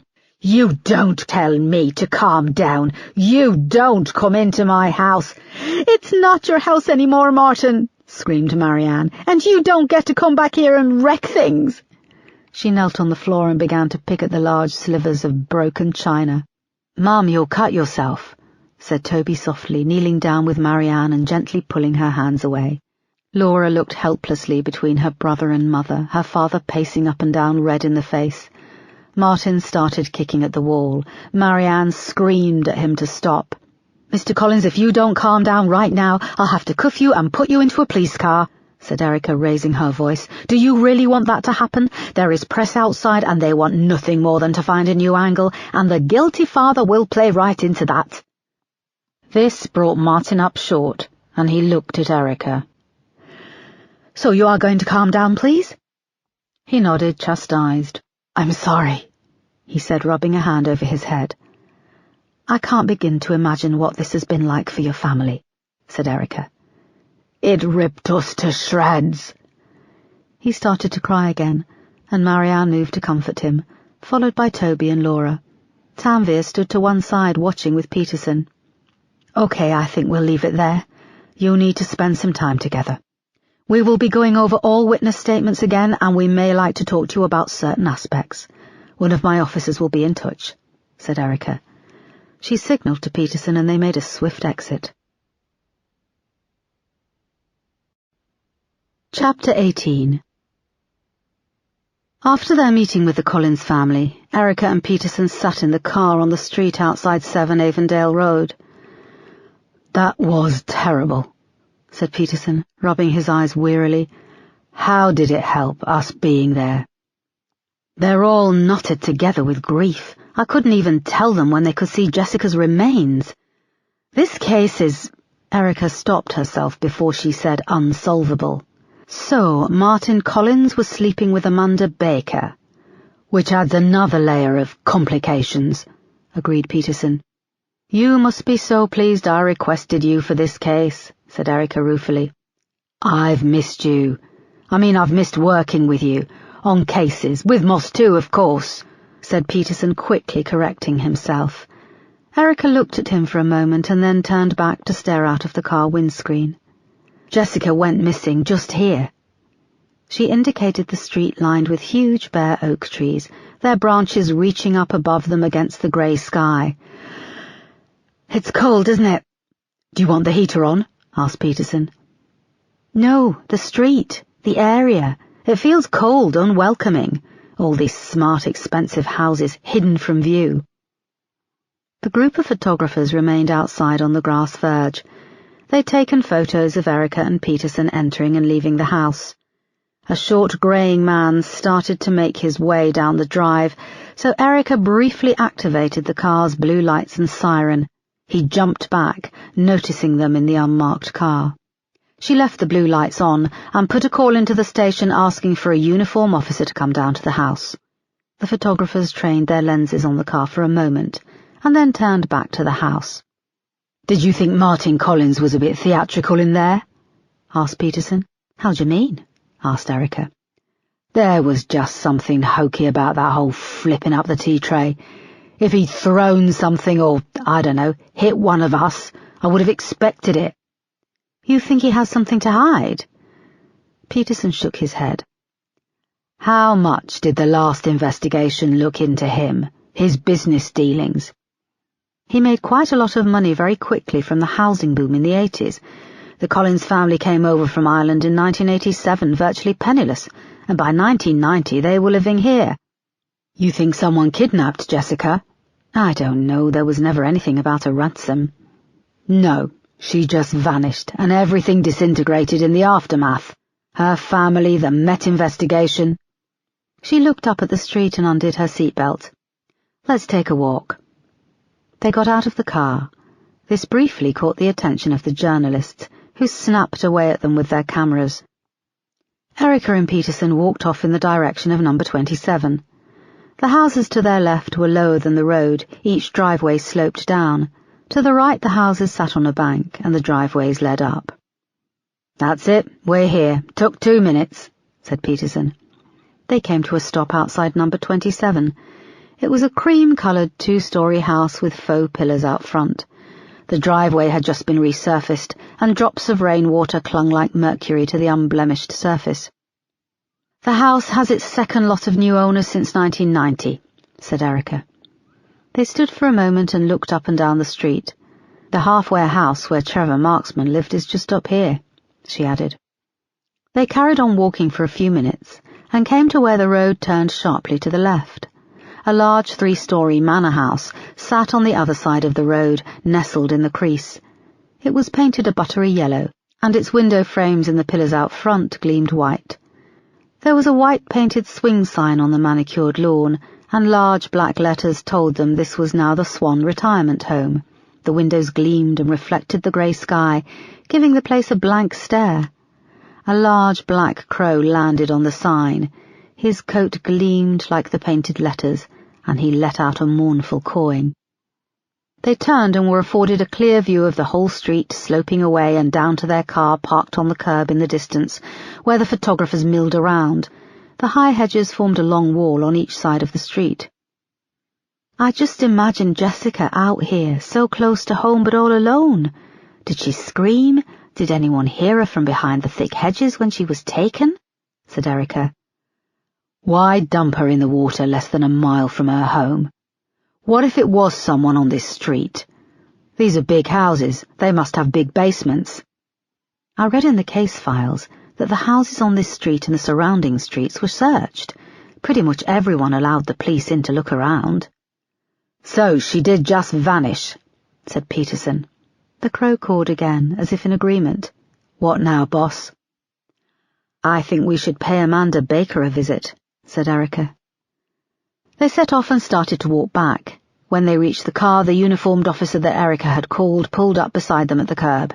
He rolled down his window, and Erica and Peterson went over to speak to him. They didn't notice, standing amongst the group of journalists with a camera slung around his neck, there was a tall, dark man wearing a long wax jacket. Unlike the rest of the journalists, he wasn't interested in the Collinses' house. He was intently watching Erica and Peterson, trying to work out their next move. Chapter 19. Amanda Baker lived in an end terrace house in a residential street in Balham, southwest London. The small front garden was an overgrown mess, and greying paint was peeling from the sash windows. The street was quiet, and it had just started to rain when Erica and Peterson parked outside. The wooden front gate lay broken on the path, and they had to step over it to reach the front door. They rang the bell and waited, but there was no answer. Erica moved to the grimy front window and peered into the living room. She could just make out a television in the corner, showing an afternoon auction show.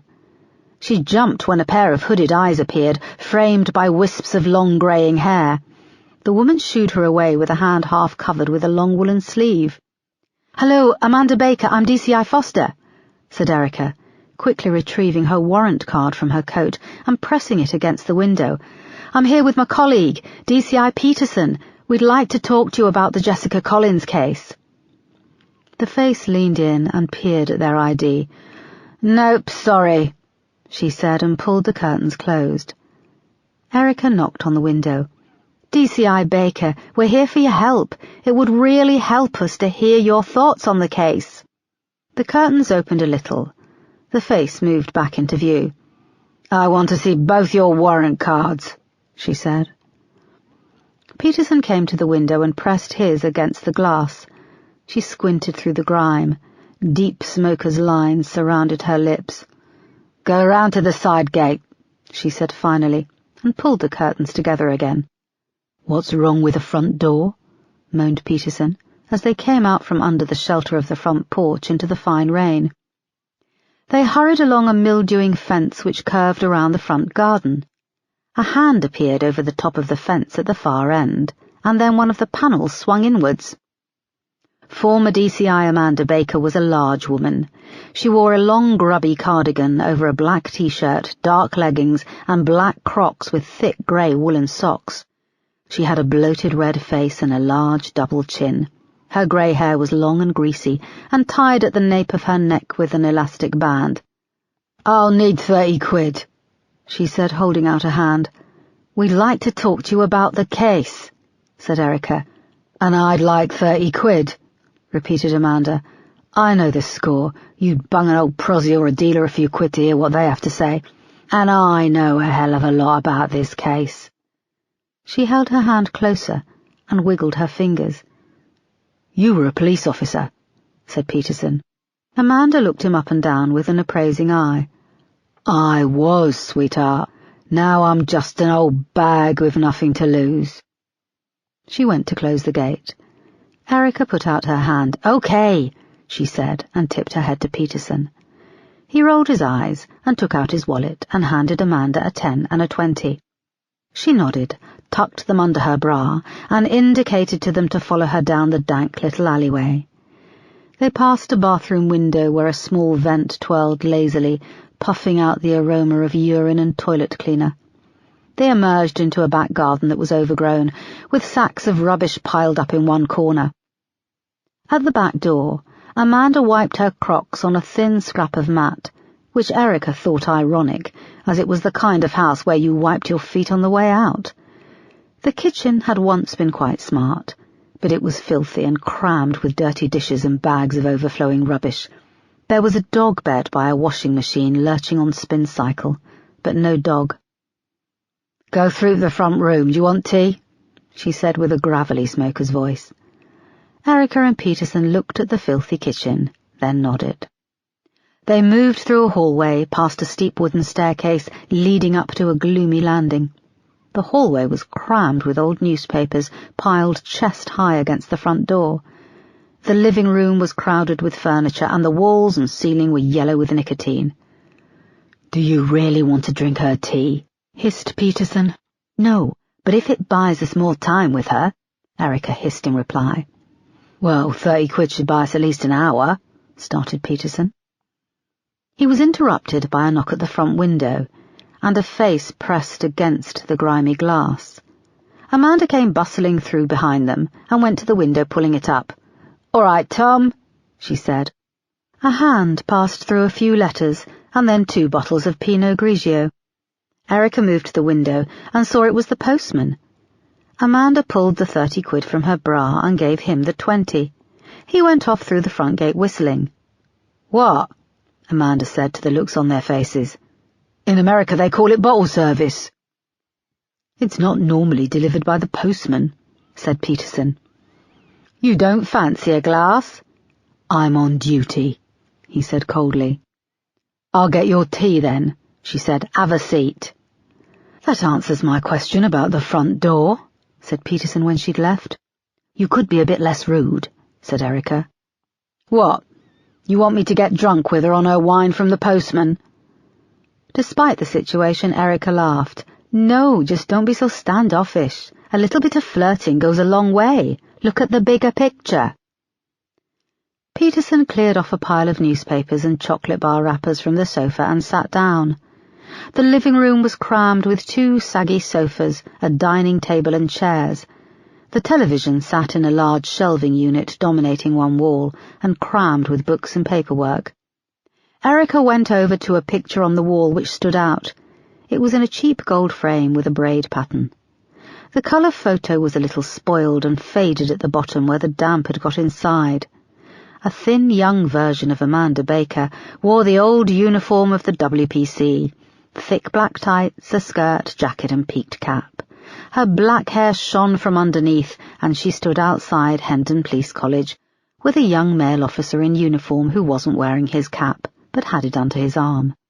They held up their badges and were grinning at the camera. I thought you'd make a beeline for that, said Amanda, shuffling in with a tray of steaming cups of tea and a large glass of white wine. I recognise him, said Erica, taking a mug from the tray and peering back at the photo. PC Gareth Oakley as was. We worked in CID back in the 70s. Me and Oakley were the same rank then. You now know him as retired Assistant Commissioner Oakley. That must have been interesting, being a woman in CID in the 70s. Amanda just raised an eyebrow. Looks like Oakley. He had less hair then than he does now. How old was he? Asked Erica, peering closer at his thinning hair. Amanda chuckled.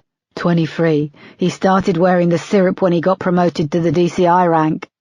That's Assistant Commissioner Oakley, said Peterson, just catching on. We trained together at Hendon, passed out in 1978, said Amanda. She sat heavily in the large armchair by the window. Erica sat next to Peterson. Oakley has only just retired, massive golden handshake, said Peterson. It hung in the air for a moment. They all sat down. OK, so we're just here informally to ask you about the Jessica Collins case. I've been assigned to it, said Erica. Who did you piss off? Chuckled Amanda darkly, taking a large slug of wine and pulling a packet of cigarettes from her cardigan pocket. It's a poisoned chalice. I always thought they'd dump her in the quarry, although we searched it twice and there was nothing. She paused to light her cigarette and took a deep drag. So whether they kept her somewhere or moved the body, that's your job to find out now, isn't it? You were convinced it was Trevor Marksman? Yeah, she nodded, holding Erica's gaze. He burned for it, though. And you know what? I'd do it again. So you freely admit you tipped off the people who put the petrol bomb through his door? Don't you ever want to take justice into your own hands? No. Come on, Erica, I've read about you. Your husband was gunned down by that druggie, plus 4 of your colleagues, and he left you for dead. Wouldn't you love to have an hour in a room with him, just the 2 of you and a baseball bat covered in nails? She flicked her cigarette into a large overflowing ashtray on the table beside her, and kept eye contact with Erica. Yes, I would, said Erica. There you go, then. But I'd never do it. Our job as police officers is to uphold the law and not to take it into our own hands. You also had an affair with Martin Collins. I did. Him and Marianne were over. It was 18 months after Jessica went missing. We got close. I regret that more than Marksman, but I fell in love. Did he fall in love? Asked Peterson. She shrugged and took another large pull on her wine. I often think it was the only good thing I did for that family. I couldn't bring their daughter back. I made Martin forget, at least when he was with me. Now we've found Jessica, do you still think Trevor Marksman did it? Asked Erica. Amanda took another drag of her cigarette. I always think that if something is so bloody obvious, then it has to be true. He had someone working with him, though, and I think that when he took her, he kept her somewhere. You had him under surveillance? Asked Peterson. We did, but there was a week or so in between her going missing and us getting eyes on him. I think he did it then. I had a look at your file, started Erica. Oh, you did you? Said Amanda, squinting through the smoke.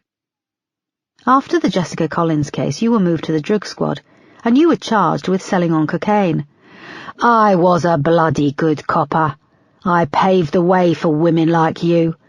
And you would have been the token black guy 20 years ago. Now you're accepted, taken seriously. You forget about those who fought for your place in the force. So it's all down to you, is it? Are you the Rosa Parks of the Met? Said Peterson. There was an awkward silence. Erica gave him a look. We're not here to do anything more than get your side of things, said Erica. My side? Yes. What it was like working on the case, your insight. I'm coming to this blind with reams and reams of case files. Amanda was quiet for a moment and lit another cigarette. When I worked in CID, I was the only woman, and I was given every rape case. I looked after those women, I took samples, I cared for them, I never ignored their calls. And I supported them through months of waiting while the bastards who raped them were on remand. Then I held their hand through the court cases. No one gave me any support. The blokes who used to piss off down the pub early, who used to demand free screws from the sex workers, they got the promotions. And then when I finally get the Jessica Collins case, I was made to feel like I'd overstepped the mark, had ideas above my station. I'm sorry about that, said Erica. Don't be sorry, but don't judge me. You get to the point when you find out playing by the rules gets you nowhere. She indicated the photo on the wall with the butt of her cigarette. That arsehole Oakley ended up as assistant commissioner. She stubbed it out in an overflowing ashtray, grinding it down. We were on the beat a lot together in the old days.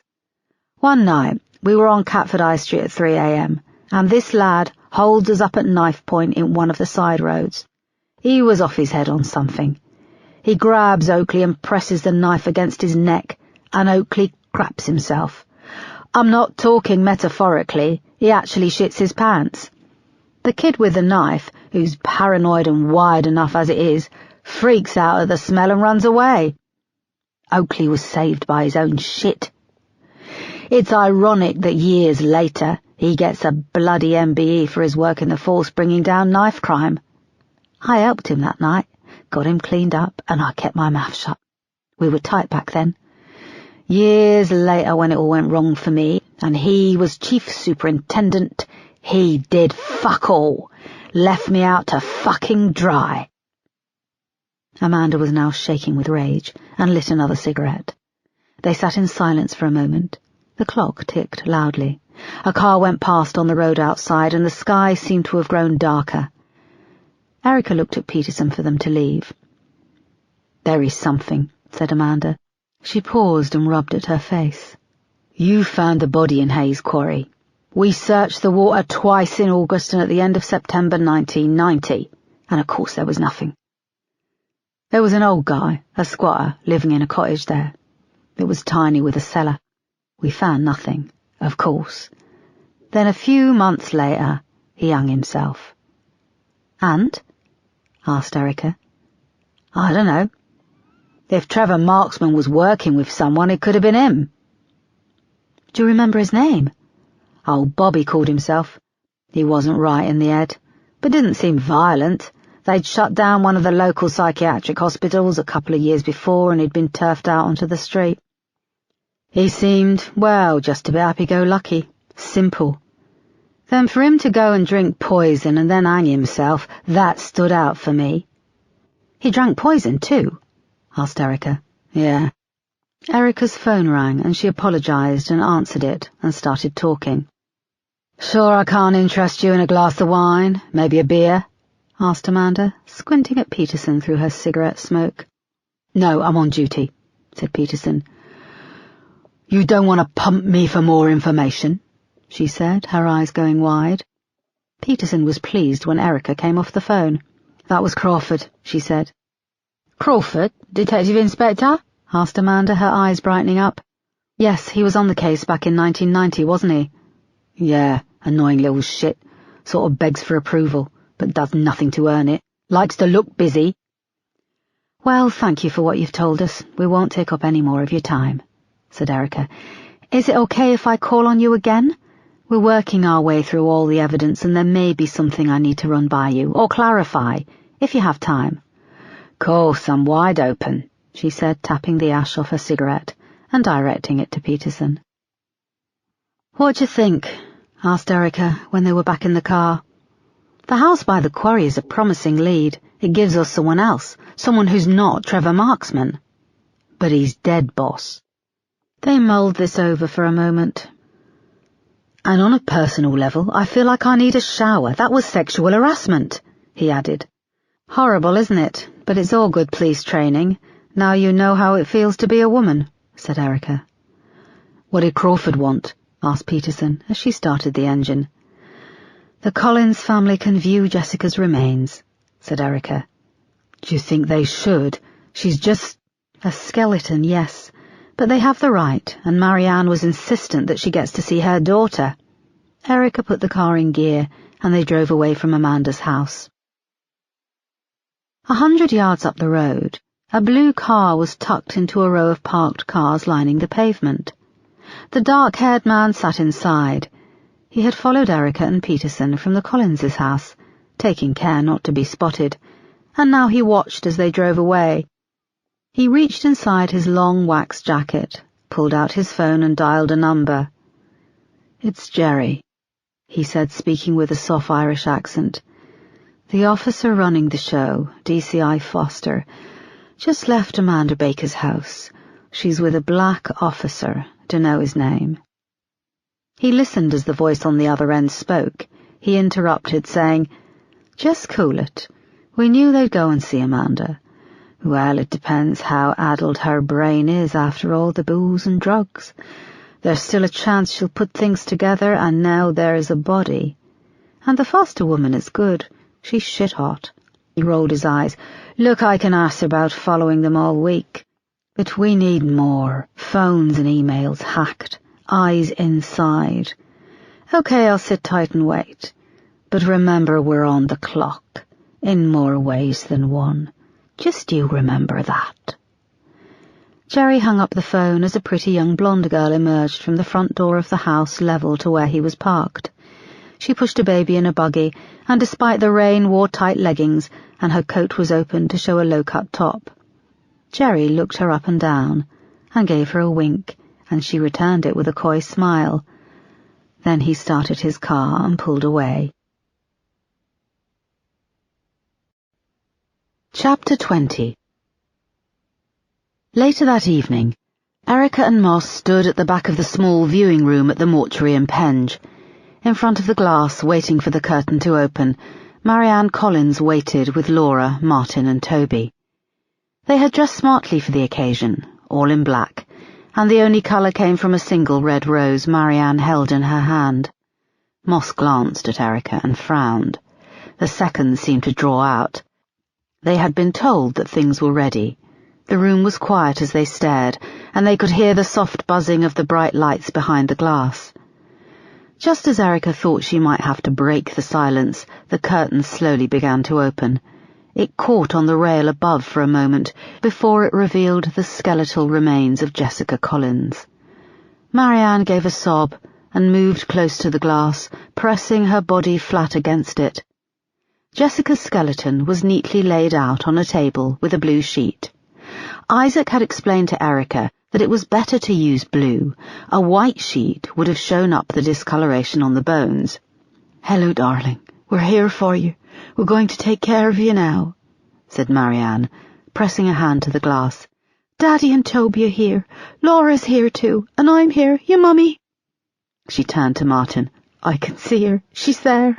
Look, Martin, look, that's her hair. That's my baby's hair." Isaac had arranged it so the back of the small skull was supported by a thin white pillow, and the coarse, wispy hair tumbled off it onto the table. Even though the skeleton was in pieces, it made the remains of Jessica look whole, as if she lay peacefully. Laura let out a sob and ran from the room. Toby and Martin turned to see where she'd gone, then moved to the glass with Marianne, who was now whispering a prayer, her breath creating an arc of condensation on the glass. Erica nodded to Moss to stay with them, and she went outside. Laura's husband, Todd, was waiting on one of the seats in the corridor with their two small sons. He was a pleasant-looking man with dark hair and soft brown eyes. Laura had her back to Erica, squatting down and hugging the boys one under each arm. She was sobbing and kissing them, saying, "You're safe, you're mine, I won't let anything happen to you, I promise." Their confused faces looked up at Erica as they were pummeled with Laura's affection. Toby's partner Tanvir returned with cups of coffee from the drinks machine and handed one to Todd, who took it with a smile. "I will never let you out of my sight. You are too precious," said Laura, hugging the boys together. "Laura," said Todd, leaning over to release her grip on them. "Gently, you'll scare them." Erica realized from his accent he was American. Laura released the boys and noticed her standing in the corridor. "What's in that room, Mummy?" said one of the boys. Erica saw they were twins. "The police found Jessica's—" "Laura, we said no details," interrupted Todd. "No details, Todd? Details? Jessica is not just a bunch of details. "We're not going to airbrush her out of existence," cried Laura, standing. "Honey, I didn't mean that," said Todd. He stood and took Laura in his arms. She buried her face in his chest and began to howl. The two little boys looked up at Erica with scared, wide eyes. Erica crouched down beside them and smiled. "Hello, I'm Erica. What are your names?" "Thomas and Michael," said one of them. "I'm Thomas and this is Michael. He's shy." They both nodded sagely and then looked up at their father. They wore identical blue jeans and green jumpers. "It's okay, boys. Mommy is really upset, but we're all okay," said Todd, stroking the back of Laura's head. "Do you boys like chocolate? There's a machine round the corner," said Erica. Todd nodded his thanks over Laura's back. "Yeah, I've seen that machine, lots of yummy chocolate," said Tanvir. They moved along the cramped corridor and rounded a corner at the end. There was another group of chairs and a vending machine. The twins moved to the glass and started to choose what they would like to eat. "Mine's a Mars bar and is number B4, said Thomas. "I'll have the same," said Michael. Tanvir fed the change into the machine and pressed the buttons. "What a time to meet the in-laws," he said. "You've never met Toby's family?" "I met Laura and Martin, Kelly and the kids in Spain." "Kelly is Martin's?" "Yeah, she's Martin's. She's very nice. They'd love to get married, but Marianne, well, you've met her. She's a very strict Catholic." "What has Toby told you about Jessica, if you don't mind me asking?" He leaned down to get the Mars bars out of the bottom of the vending machine and gave them to the boys. "He feels guilty." "He was only 4 when she vanished." "He feels guilty that he has so few memories of her. He remembers the arguments that Laura and his mother had, nasty, sometimes physical." "Who was physical?" "They both were. Have you seen the kitchen in their house?" "Briefly." "There's a big pantry in the back. It used to be a cold room, and it had a refrigeration unit to make it into a huge walk-in fridge. Toby says that one night he came downstairs to get a drink, and he heard sounds coming from the cold room. He opened the door and found Laura. Marianne had locked her inside." "He's sure?" Tanvir shrugged. "He told me one night. It was about a year ago. We'd had a few drinks and he opened up to me about his parents." "Does he have a good relationship with his father?" "Yeah, very. You wouldn't know to look at Martin. You'd think he was a football-loving homophobe, but he's been cool with me. He's cool with Tobes. His girlfriend is lovely." "Why are you telling me this?" asked Erica. "I don't know. Maybe I'm sick of our lifestyle being invalidated by Marianne on the basis of her religion, and that she's the better person." "Was she ever cruel to Toby?" "God, no. He was and is her baby boy." "What's this?" asked a voice. Toby appeared around the corner and was watching Tanvir with Erica. The boys were now sitting on a bench further down the corridor making a mess of eating their Mars bars. "DCI Foster was just asking about your mum, if she's going to be okay. She had the police worried that she might be having a breakdown." Erica was surprised that Tanvir was lying, but she didn't let on and went along with him. "There are lots of support groups out there. I have the details," she said. "Mum's got the church. She says they're all she needs." "Tan, will you come in and see Jessica? I'd like you to."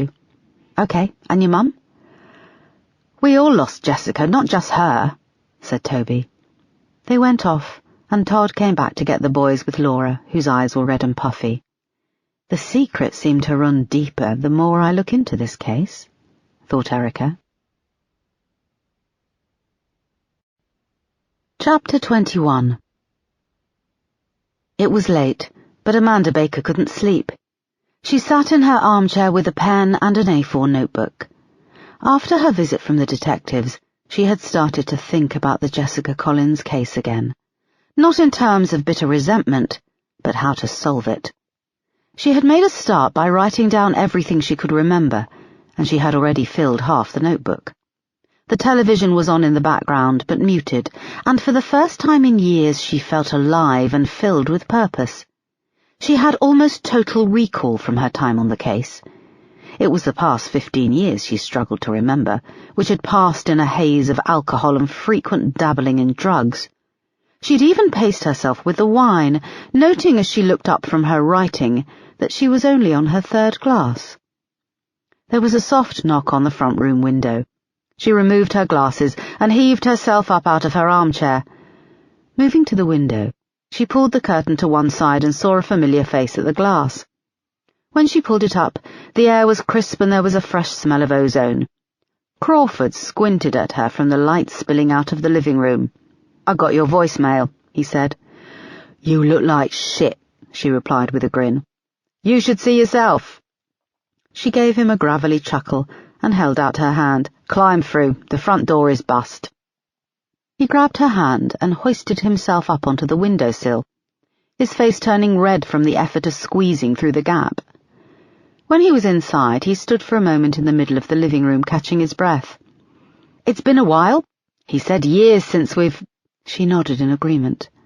Where the light hit the top of his head, she could see the last few sandy-coloured hairs clinging to the top like spun sugar. "You want a drink?" she asked. "Yeah, I could do with one. It's been a hell of a day." He rubbed at his face nervously. She went out and returned with the bottle and another glass. "You've let this place go," he said, taking the glass. "You've let yourself go," said Amanda, clinking his glass and downing hers in one. He nodded in agreement and downed his wine. She took his glass and placed them both on the small table by her armchair. She turned and fixed him with a stare. "My wife left me," he said.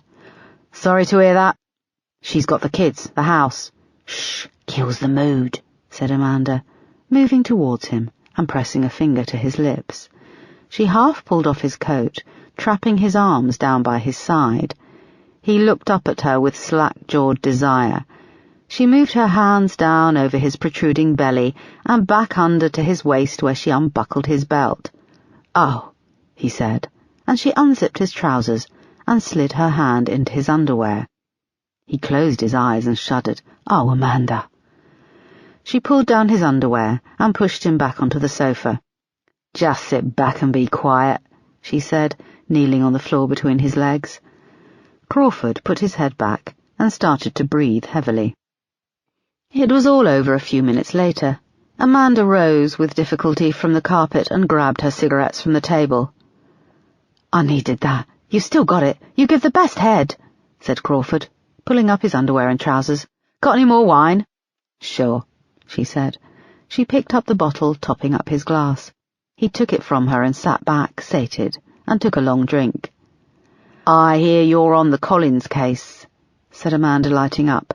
"For my sins," he replied, rolling his eyes and taking another pull on his wine. "I like it here, Amanda. I feel I can relax. My wife, she was so uptight about mess." "What's happening with the case?" asked Amanda. Crawford laughed. "You know I can't tell you that." Amanda took another drag on her cigarette. "I think you can." Crawford sat up in the chair.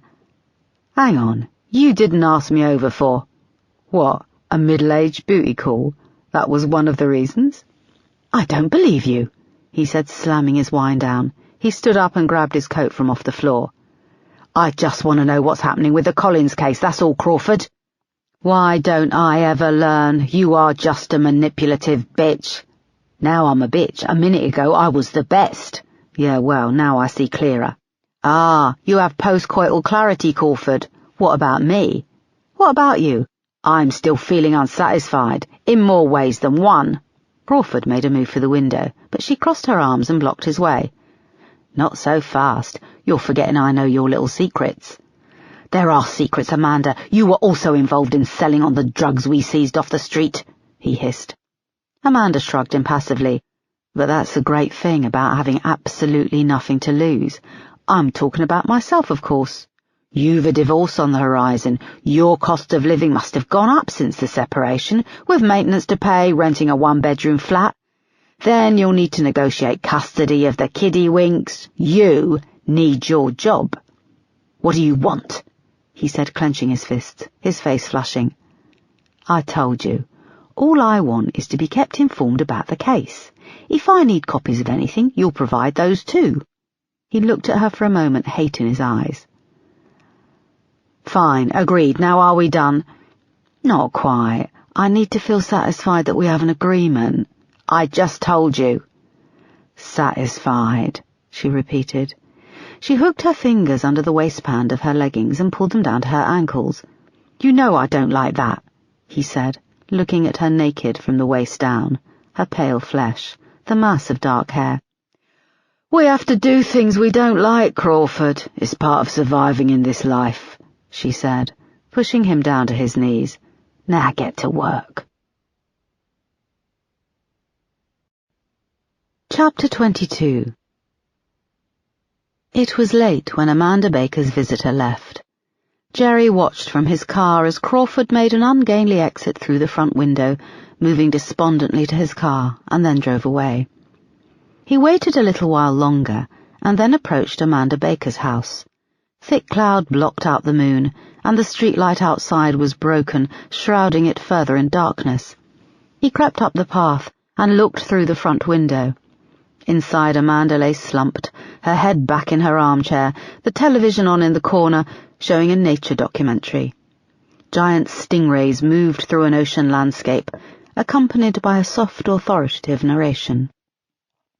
Jerry placed his hands on the bottom of the sash window and pushed. It wasn't locked. It popped open easily and slid up. He placed a leg over the sill and slipped inside. He closed the window behind him and pulled the curtains.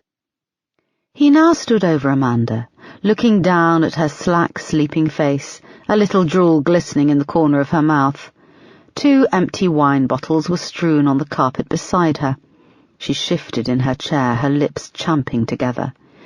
He reached for the heavy ashtray beside her, prepared to hit her over the head, but she settled back into rhythmic snoring. He had 2 options: conceal a small battery-operated listening device in the room, or find a concealed plug for a tiny black box listening device with a SIM card. He saw the messy units, groaning with books and papers, and any plugs would be concealed behind and hard to access. The room stank of smoke, but there was a defunct-looking smoke detector on the ceiling. He stood on the sofa and reached up, quickly fitting the small listening device in the plastic housing of the smoke detector. It was voice-activated, with a battery life of several days. He stepped down off the sofa and moved through to the hallway. The landline sat on the table, its red charging light glowing in the dark. As he reached out to take the handset from its cradle, the floorboards creaked, and he froze. He moved quickly through a doorway opposite the banister, an empty room filled with junk. She creaked past him, heavy-footed, to the kitchen. The light came on. He heard the tap running and the crackle of a foil sheet of pills. The light flicked off, and she rumbled past, and this time went up the stairs, slowly shuffling. Jerry came out of the shadows and worked quickly, taking the landline handset apart and inserting a small listening device. He paused in the hallway as the sounds of bed springs creaked upstairs. His eyes had grown used to the dark. He was tempted to go up there, have some fun with her. She was obviously incapacitated. But he had to focus. He could have his fun at a later date. He moved slowly past the base of the staircase, noticing how steep the stairs were. He made a mental note and then left the house through the front window, melting back into the darkness. Chapter 23. The next morning was clear and grey, but very cold. Erica and Peterson parked in the small gravel car park at the Croydon Road entrance to Hayes Common. They buttoned their coats as they got out, and they followed a gravel path which wound sharply to the left around a bank of trees, then swerved to the right. The trees now blocked out the car park, the view of the houses and road, and it opened out to rolling common land. "Geez, how quickly you feel like you're in the middle of nowhere," said Peterson. "The trees muffle the sound of the road, too," said Erica, noting the eerie silence. Their feet crunched on the gravel as they moved past tall, bare trees on either side, set so close together that the woods inside were dark. "This is where I imagine little red eyes watching us from the depths of the wood," added Peterson, "like the wind in the willows." The grass and heather were coated with dew, and the sun hadn't yet risen above the trees to evaporate it. A low mist hung in the air, and wisps floated past as they walked. "What if Jessica was carried this way?" said Erica. They absorbed that thought as their feet crunched along the path. Was she wrapped in the plastic before she went in, or did whoever it was do it by the water? "This Croydon Road entrance where we've parked is the closest to the quarry, and we've been walking for—" Erica checked her watch. 5 minutes? Maybe it wasn't just one person, said Peterson, plunging his hands in his pockets deep in thought. The trees on either side seemed to part as the gravel path curved round, and slightly below them sat the quarry. The still water reflected the grey of the sky, and the low mist hung over its surface. The gravel path finished 100 yards from the water, and they walked across spongy, uneven moss to reach its rocky banks. Erica felt it had been longer than a week since she'd been here with the dive team.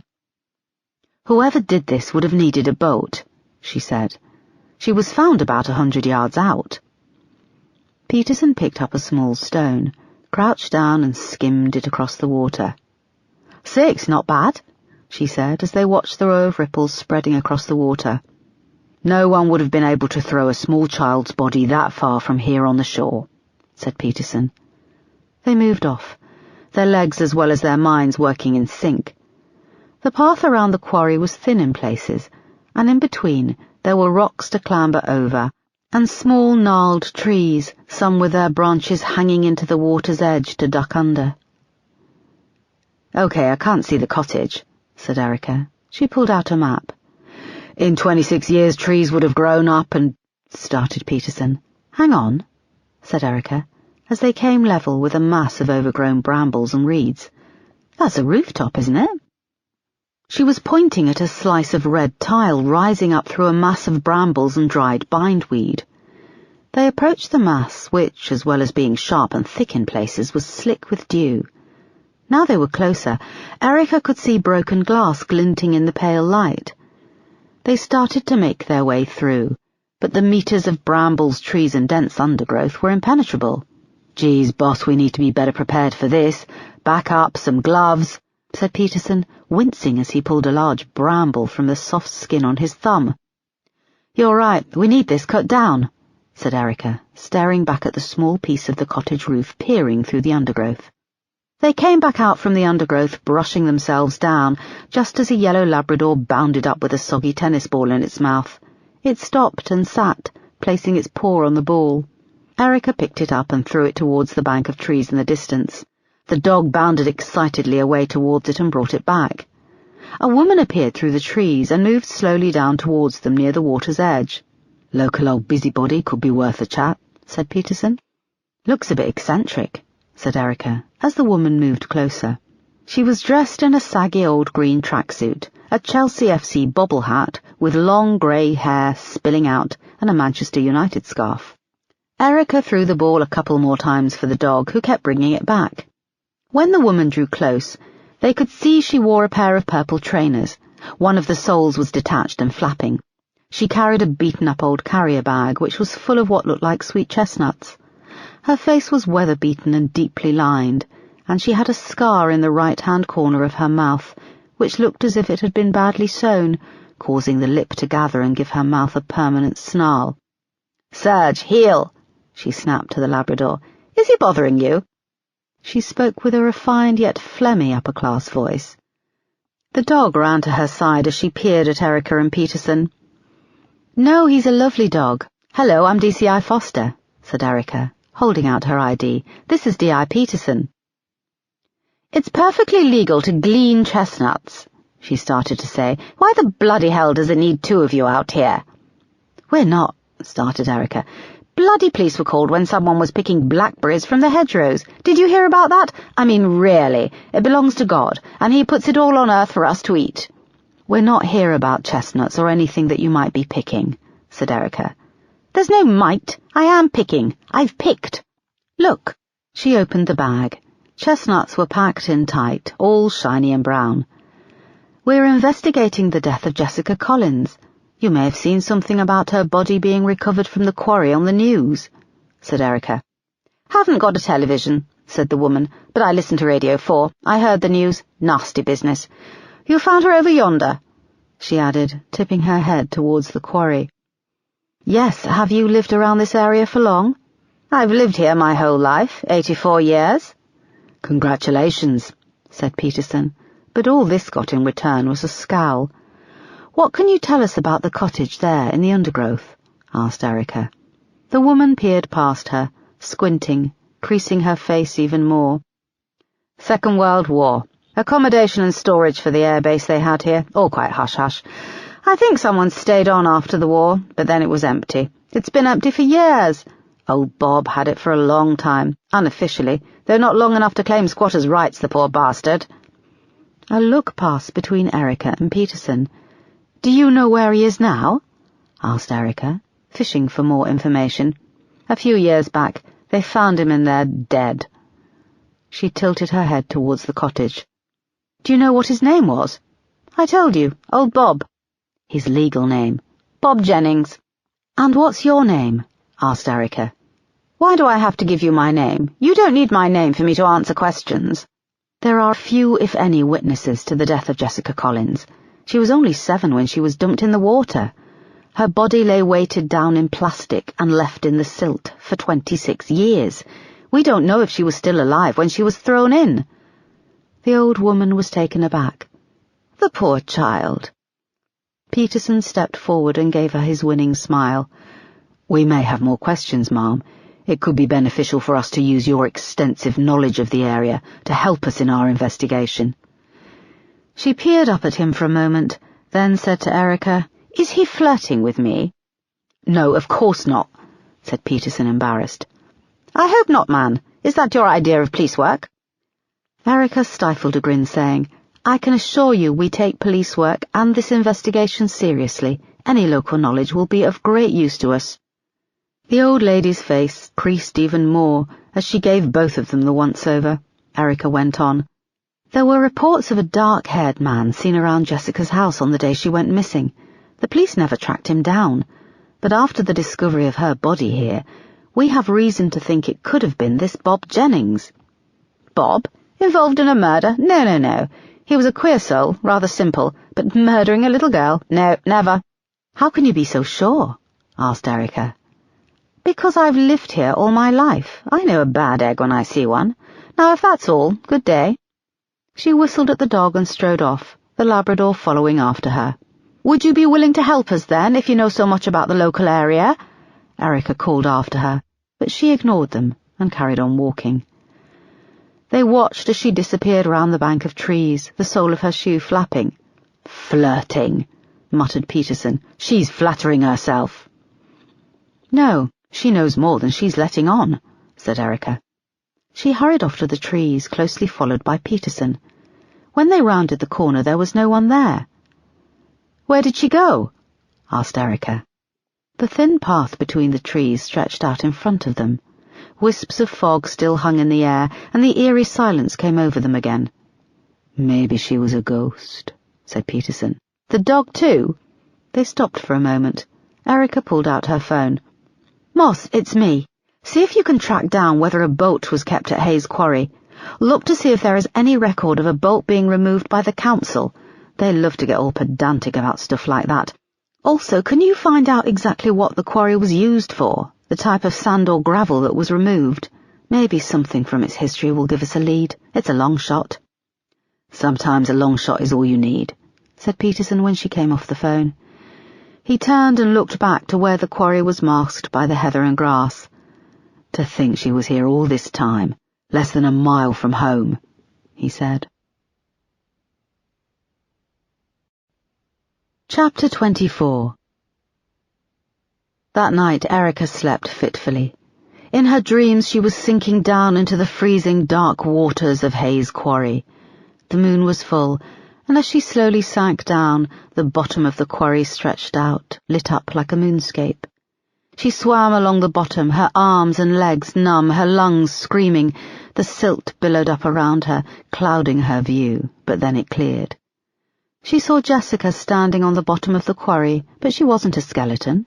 She was dressed for her friend's birthday party, her long blonde hair floating around her head like a halo, the fabric of the pink dress billowing lazily in the gentle undercurrents. Her patterned sandals hovered above the silt. Under her arm, she held a wrapped gift, a small square of black and white polka dots. Jessica smiled.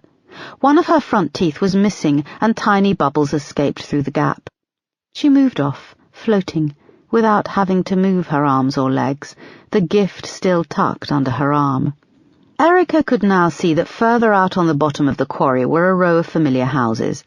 It was Avondale Road shrouded in silt, the oak trees in a dark and shadowy line. A light far up ahead blinked once, then twice, and Jessica started to move faster up the underwater avenue. Erica kicked and flailed and swam to catch up, the silt billowing around her. She reached Jessica, grabbed her arm and started to swim for the surface. But as her fingers closed around Jessica's tiny arm and they started to move upwards, the skin on Jessica's arm began to fall away, exposing the bones underneath. The skin then fell away from Jessica's face, exposing the skull and gaping eye sockets. By the time Erica broke through to the surface, Jessica was just a skeleton. Erica took deep breaths of the cold night air, and as her vision cleared, she saw two figures standing at the edge of the quarry. Erica woke with a yell, her sheets soaked with sweat, but shivering. It was still dark outside her bedroom window, and the clock beside her bed showed it was 4:30 a.m. She got up and took a shower, standing under the hot water for a long time trying to warm her bones, which still held the chills of the cold water in the quarry. When the water finally ran cold, she dried, dressed in her thick robe, and came through to the kitchen. She had been reading through a stack of files John had flagged for her attention, and she made some coffee and sat down to work her way through a stack of case files she'd brought home with her. Erica arrived at Bromley Station just before 8 a.m. and came out of the lift on the ground floor to a commotion. A group of uniformed officers stood around an old shopping trolley which contained a dummy they'd made for Guy Fawkes Night. It consisted of a comedy policeman's uniform stuffed with old newspaper. The head was a balloon. A mournful face with large eyes had been drawn on in permanent marker. It was topped by a policeman's helmet, where a curly red fright wig poked out from underneath. It looked like the group of officers had been stopped by Superintendent Yale, who was standing at the front of the trolley and was giving them a bollocking. "So instead of worrying about the terror alert being raised to severe, you've decided to spend your time pizzing about with this?" "Sir, tonight is Guy Fawkes Night and we're collecting for Great Ormond Street," said a small female PC, dressed in her stab vest and high-vis jacket. "What if top brass were to come in and do a spot check, eh? And they saw all of you standing around with this?" "We've all just come off shift, sir. We thought if we stayed in uniform we could collect more money," said another officer. "Would you have time to explain that?" Erica realized the guy had an uncanny resemblance to Superintendent Yale. "Wasn't Guy Fawkes a terrorist?" asked a tall, thin officer with a boyish face, who had both hands tucked under his stab vest. "We could sort of talk about terrorism, too, like a teaching tool." "Do you want a warning?" snapped Yale. "Now bugger off, get this out of here."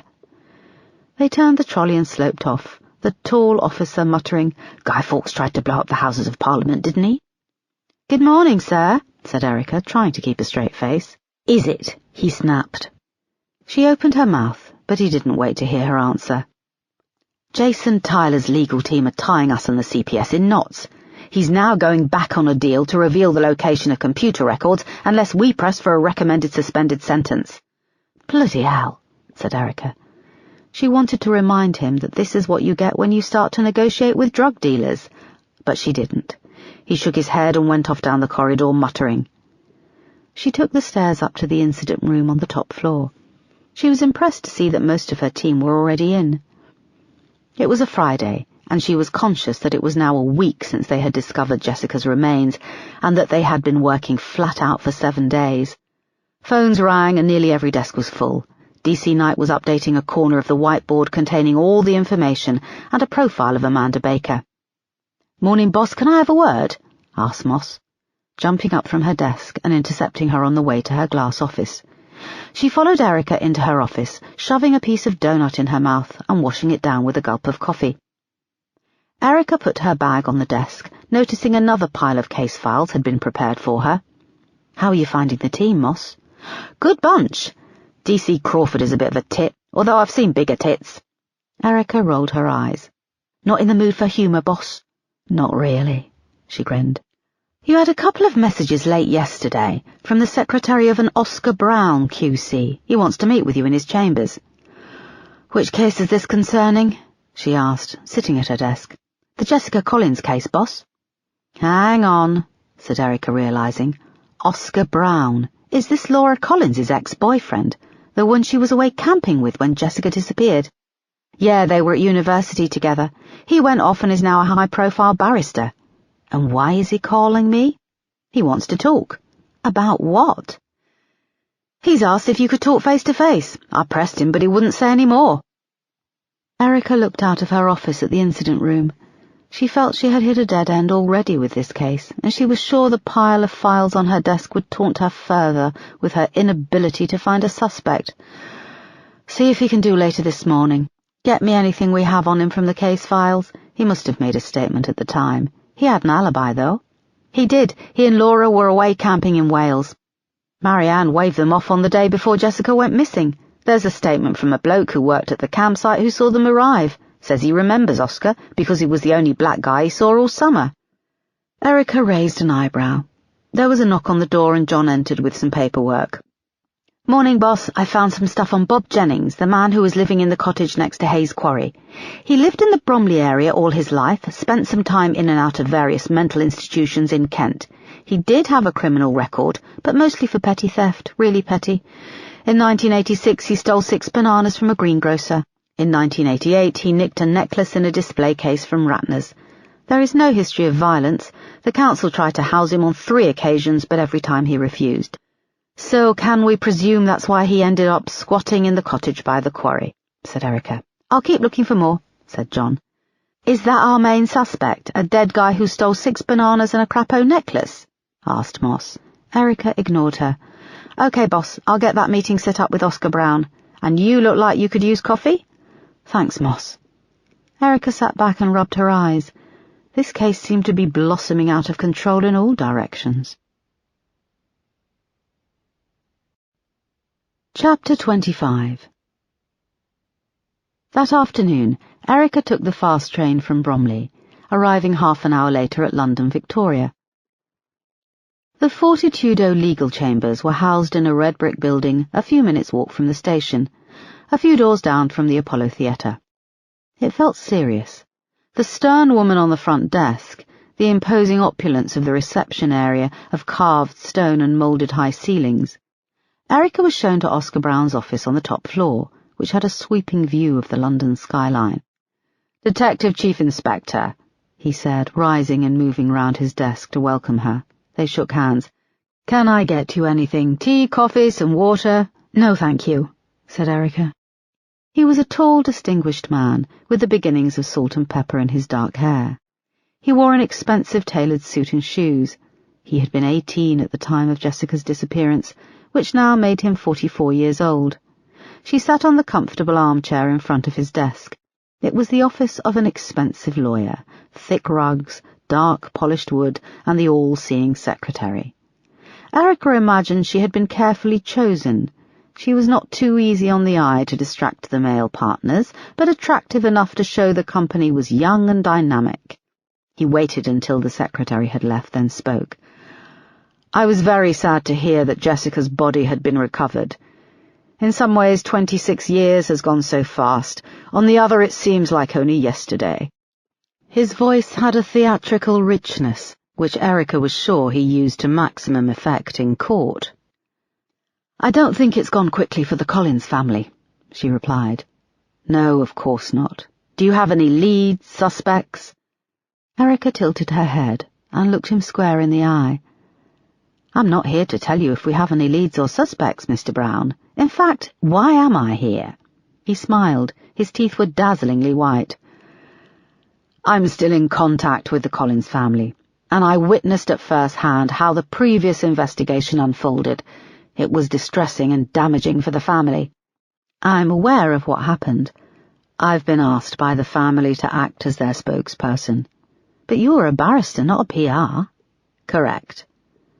"Then you must see that there is a conflict of interests. You were a potential witness to the events 26 years ago." "I could also be a suspect," he finished. Erica paused. "Am I a suspect?" He grinned. "Mr. Brown, I won't be discussing the case with you." "Then can I speak to you as a concerned citizen?" he asked. "Of course." During the first Met investigation, things spun out of control. It seemed that the bad guys won, and they were left with questions, in particular whether the investigation was mismanaged, if things were missed. You were away with Laura Collins, weren't you? So you have an alibi? He bristled at this. An alibi? He sat back and gave her a disarming smile. I gave the officer at the time a full statement along with Laura. We were both away camping. The Gower Peninsula in Wales. Yes, it's a beautiful part of the country. What made you choose Wales? We were both at university in Swansea. It's quite close. We'd been there with friends the previous Easter, and we fancied a proper trip, just the two of us. Are you still close to Laura?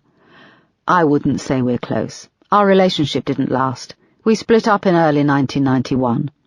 Why? In the September of 1990, we were due to go back for our second year. I was studying law, she was studying mathematics. Obviously, she didn't return. Did you go to university? No, I didn't, said Erica.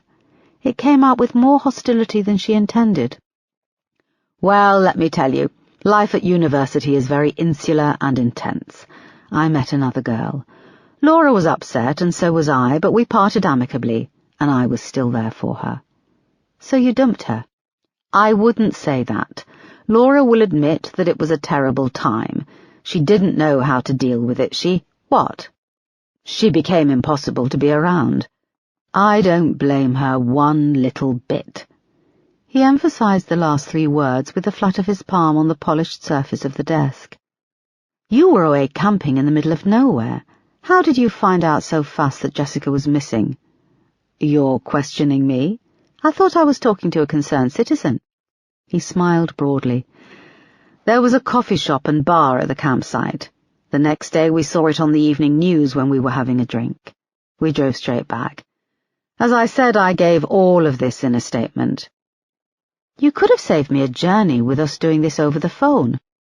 I like to meet people face to face. I have spoken several times on the phone with Marianne. She's worried that you won't be willing to re-examine Trevor Marksman's role in Jessica's disappearance. Worried that the civil suit he won against the Met will scare you away. I will call Marianne personally and assure her that we are looking at everyone. Trevor Marksman is now living in Vietnam. Is he? Where? Erica scrambled in her mind for the exact location. We have an address in Hanoi. Are you also aware that he recently spent 16 months in jail in Vietnam for child sex offences? Erica paused. We have been working through historical case files. We haven't yet been able to access that information, she said, trying to hide her annoyance. Are you also aware that Marksman is now back in the UK and living in London? What? So you're not aware. Erica struggled to maintain her composure. He reached into his drawer and pulled out a large manila envelope and dropped it on the polished desk in front of her. It's all in there, his address, his temporary address in Hanoi, and he's just incorporated a new company to deal with his real estate assets. He's quite a wealthy man. Erica pulled the file towards her. How did you get this? I did some research. I'm a barrister. This is what I do for a living. You see why I thought it best not to do this over the phone. But if you do need to contact me, I'll give you my direct line. He took a compliment slip from his desk, and with a sleek black fountain pen underlined the phone number for his office, twice. Erica could barely disguise her irritation at this. He held her gaze for a moment, and then offered his hand. I thank you for your time, officer. I hope I can continue to help you with new information. Yes, thank you, she said. He flashed her the winning smile, but she didn't return it and left his office. When she'd left the chambers, Erica ducked into an empty doorway and opened the envelope, scanning the papers inside. She then called into the incident room. Peterson picked up the phone and she angrily told him what had happened. How is it that we didn't know this? She demanded. I look like a complete idiot. Boss, we're working through so much of the past. It was on my desk to find out more about him, but we're swamped here. I know, she said. You're not going to believe this. Trevor Marksman lives in a fucking penthouse apartment on Borough High Street. You want to pay him a visit? Not yet, I need to think, she said. What do you want me to tell the team? Are we coming in tomorrow? Yes, she said, we can't slack off on this. We're not even close to having a suspect. She hung up her phone and walked back to the station. She decided to pay another visit to someone who would understand how she felt. Chapter 26. It was growing dark when Erica knocked on Amanda Baker's window. After a moment, the curtain opened and the sash window was pulled up. Amanda was surprised to see Erica and the bottle of white wine she had under her arm. "I thought I'd cut out the middleman," said Erica, holding it up. Amanda tilted her head suspiciously. "This is sort of a social visit," she added. "Sort of. Okay. You want to go round?" asked Amanda. "I'll use the window." She put out a hand and helped Erica over the sill and inside. Erica took a seat on the sofa, and Amanda went off to make tea. When she returned with 2 steaming cups, she noticed a shift in the woman. She had a spring in her step. Her clothes were clean, and her long greying hair had been washed and was fastened up in a twist with 2 pencils. The living room was tidy, and on the small table beside the armchair was a clean ashtray and a pile of notebooks. One lay open, the pages covered in a black spidery scrawl. "Sure I can't get you anything stronger? You off duty?" "No, thank you," replied Erica, taking the tea. "I don't feel like I'm ever off duty. I've only had 2 glasses today, whereas about now I would normally be polishing off my second bottle," said Amanda, sitting down in her armchair. "What's happened?" "You finding Jessica Collins' body has helped, weirdly." "How has it helped?" "Not finding her has haunted me. Weeks, months, and then years went by and I had nothing. There was no evidence. Things started to unravel. At one point, I thought it was all an elaborate joke. Did you ever see that hidden camera show, Candid Camera, when they used to play tricks on people?" Erica nodded. "Sometimes I wondered if a guy with a microphone was going to pop up one day with Jessica in tow and say, 'Ta-da, DCI Baker, we got ya.' And she would give me a hug, and the lads of the Nick would crowd round, we'd have a laugh and then go to the pub. Jessica would get to go home to Martin and Marianne." "It's probably the hardest case I've ever worked," said Erica. "I can deal with complexity, or tracking someone down, but there's nothing. I've been reading your case files. Of the 60 houses on Avondale Road, 29 of them were away on holiday, and the residents of a further 13 houses were out on the afternoon of the 7th of August.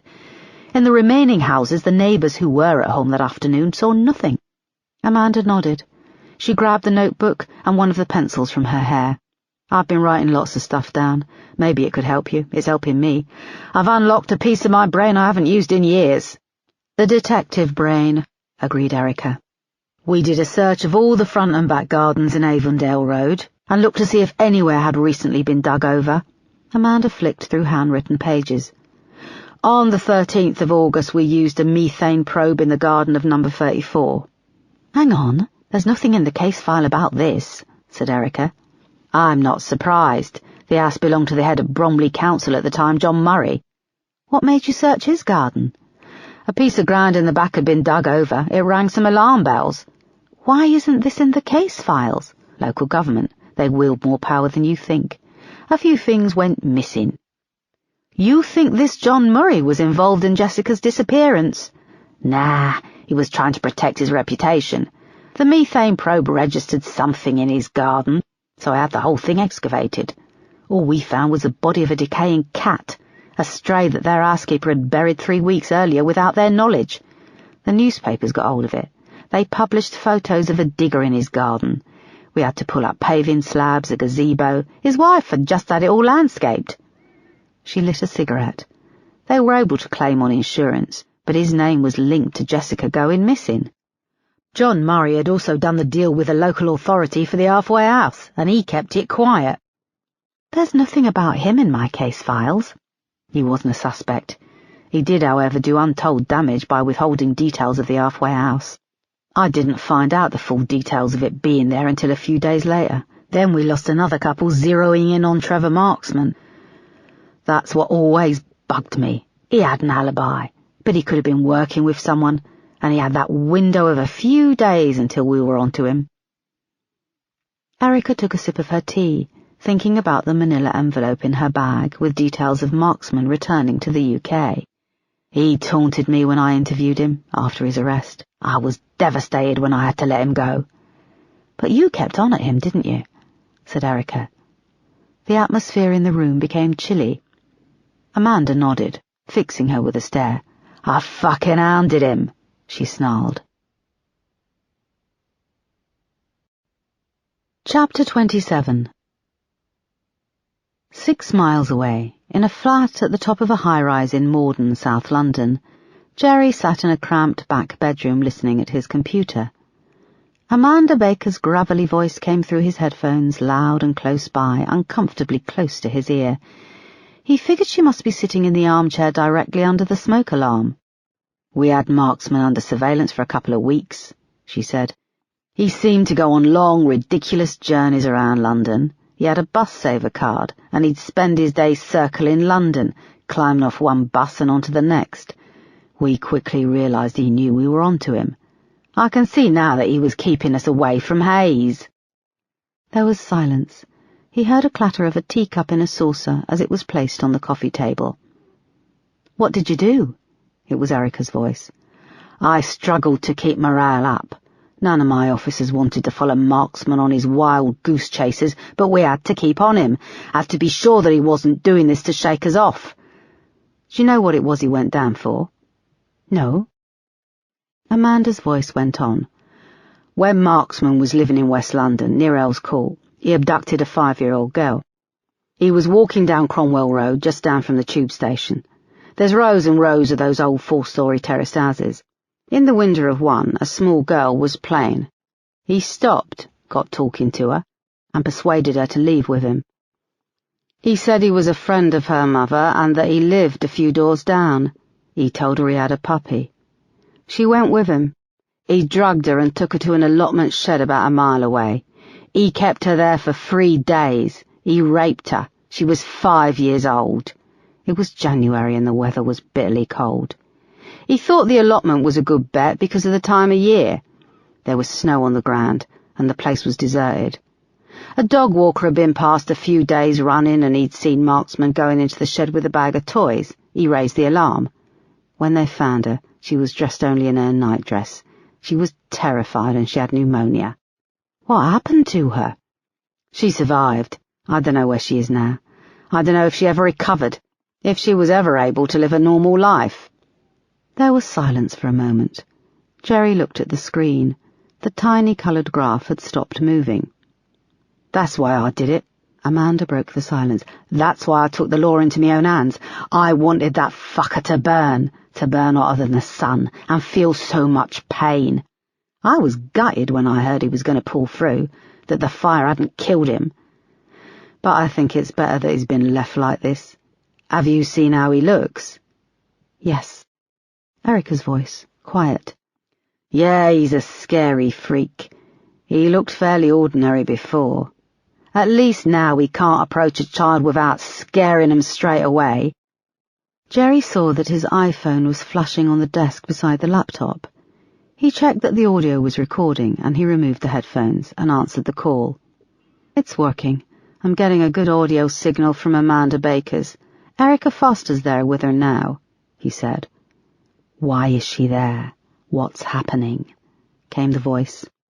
Chill, man, she's clueless, she's got nothing. She came to see Amanda off her own back. No doubt to make herself feel better. What about the phones? Asked the voice. I've hacked into Amanda's phone, no probs. It's generic cheapo Android phone, and I gained access with the text message Trojan. I can see why.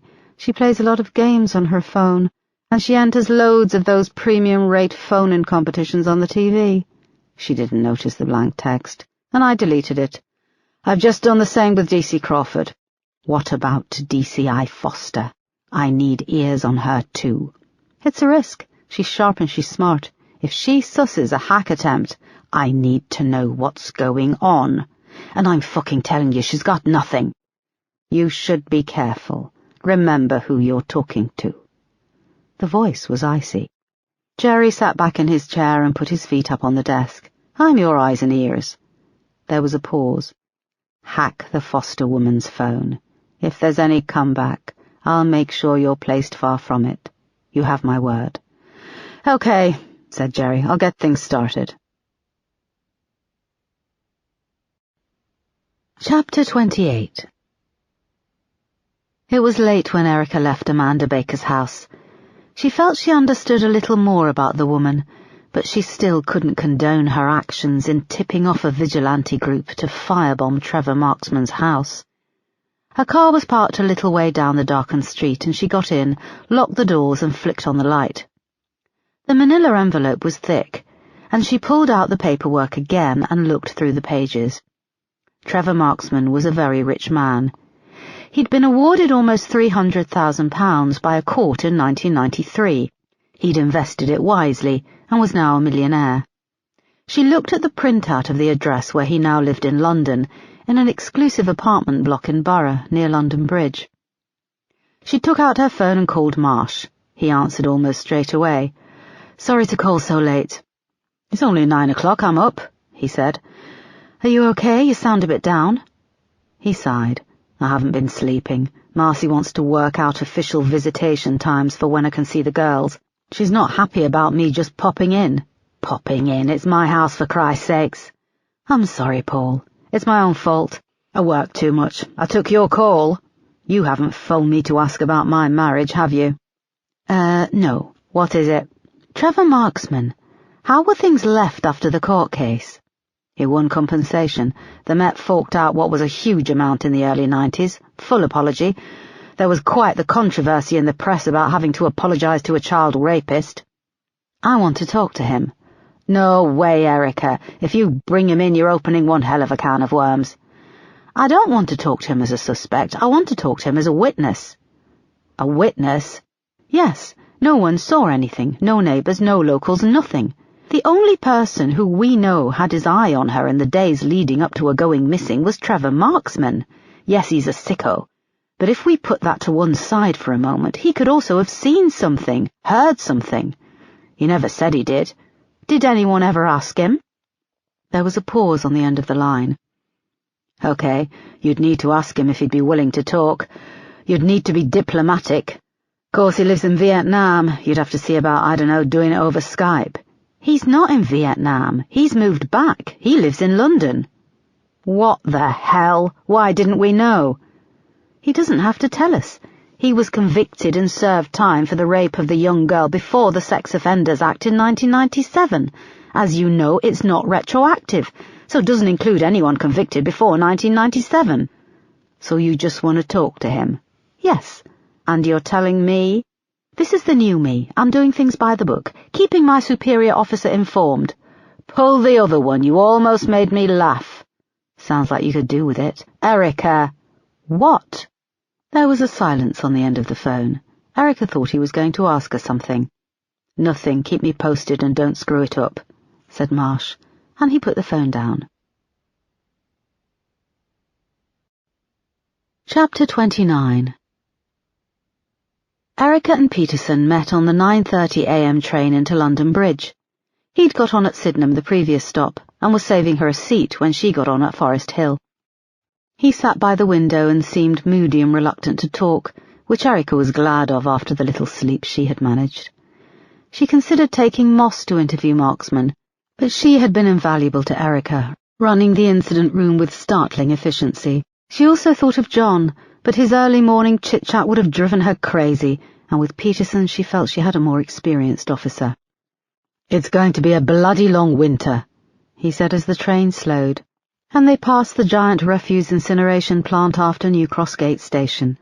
The sky hung low, and the blocks of flats seemed to close in around the train tracks. They left the train at London Bridge and came out onto Borough High Street. It was bustling with traffic, and tourists were pouring into Borough Market.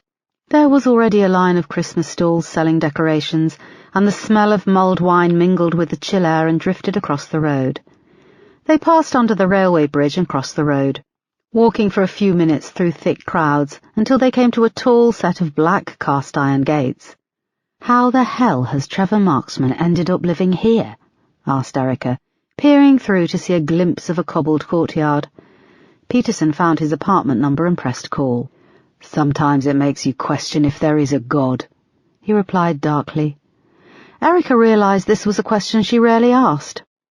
We're here to talk to him as a witness, she said, noting the anger on his face. He might be helpful. Peterson went to respond, but there was a crackle from the intercom, and a voice asked them to hold up some ID to the camera. They pulled out their warrant cards and pressed them towards the tiny lens. After a moment, the huge gates soundlessly swung inwards. They walked into a large courtyard surrounded by a small landscaped garden.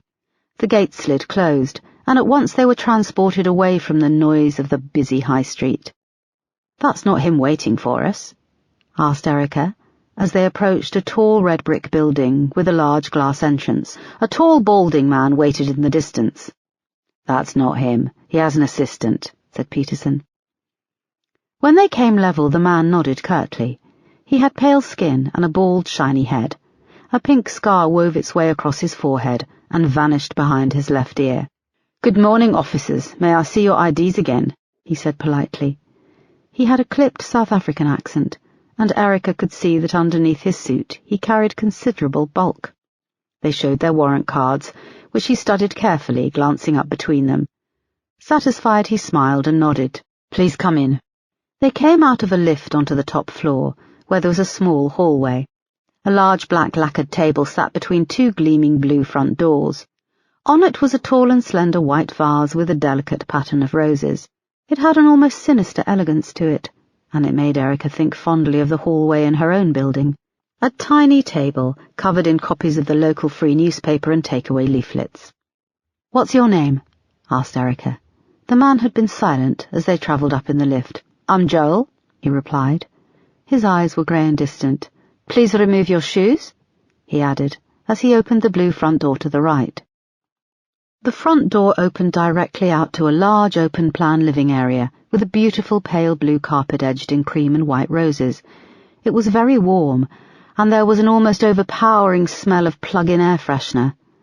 Joel stood over them as they removed their shoes, and Erica noticed how uncomfortable Peterson was. "Please come through," he said. They moved through the living area, which was lined with bookshelves and dotted with pale sofas around a large, low coffee table. It was covered in glossy photo books featuring images of young children. One in particular was of a young girl in a red swimsuit sitting on a beach. She was making a sandcastle and fixed the camera with large pale blue eyes and a serious pout. The walls were adorned with several large prints of young children. To Erica, it was as if their innocence had been caught in the split second of the camera shutter and placed in the apartment to be devoured at leisure. There was nothing illegal about the pictures, but fitting them into the jigsaw of Trevor Marksman's life gave them a disturbing edge. The room curved to the left, and they came to a man sitting in an armchair by a huge picture window. He looked out over the Thames, the sky low and grey. A small tugboat was the only traffic on the choppy water, pulling a long, flat barge. "Trevor Marksman?" asked Peterson. The man turned, and for a moment Erica couldn't speak. His head was covered in skin, but it didn't look as if it had always belonged to him. It looked as if a large flat piece had been rolled out and then carelessly placed over his head. The skin was painfully tight around his eyes, barely affording him eyelids. His lips were non-existent. "Please sit," he said. He found it difficult to make the plosive P sound. He wore loose-fitting trousers and a shirt which was open at the neck, where his burns continued. His hands were red, raw, and claw-like, and there were only the remnants of fingernails on his left thumb and right index finger. "Thank you for agreeing to speak to us," said Erica, placing her bag on the floor and taking off her coat. She looked across at Peterson, who was staring down at Marksman with real rage. She, too, felt revulsion, but shot him a look to keep a lid on it and focus. She hung her coat on the back of the chair and sat. Peterson sat next to her. "Would you like some tea or coffee?" asked Trevor. His eyes were cold and very blue, and Erica remembered them from his first mugshot, taken when he was arrested for questioning in August 1990. It was like they were staring out from behind a Halloween mask. "We'll have coffee," said Erica. "Joel, would you be so kind?" said Marksman. His voice had a pained hoarse sound. Joel smiled and moved off around a corner to what Erica presumed was the kitchen. I don't know what I'd do without Joel. I have heart problems. I can barely take 2 steps these days without having to sit. So, no more prowling kids' playgrounds for you, or does he do that for you? Asked Peterson. We're aware of your history, but we're not here to talk about that, said Erica, turning to stare at Peterson. I have only ever been accused of one crime, said Marksman. Yeah, abducting and raping a young girl, said Peterson. You drugged her. I served 7 years for that, and not a day goes by when I don't regret it, he replied hoarsely. He started to cough, and brought one of the raw claw hands up to his lipless mouth. He motioned for a beaker with a straw next to Peterson on the sill of the picture window. Peterson sat back and folded his arms. Erica rose and picked it up, holding it up to Marksman's mouth. The sound of him sucking down on the straw filled the room until there was a gurgle as he emptied the glass. Thank you, he said, sitting back. My voice and throat seem never to have recovered from the smoke damage. The doctor said it was like I'd inhaled 10,000 cigarettes at once. Erica replaced the glass and sat. He pulled out a tissue nestled in the side of the armchair and wiped at his face. He saw Peterson glaring at him. He put the tissue down and brought his hands to his chest. Slowly, painfully, he used his claws to undo 3 of his shirt buttons. He splayed the shirt open where a beautiful silver crucifix lay against his burnt chest. Erica noticed he didn't have any nipples. I have asked God for forgiveness. I have asked him, and he has forgiven me. Do you believe in forgiveness, Detective Peterson? I'm a detective inspector, he replied coldly. Are you a detective inspector who believes in forgiveness? I believe in it, but I think there are some things which should never be forgiven.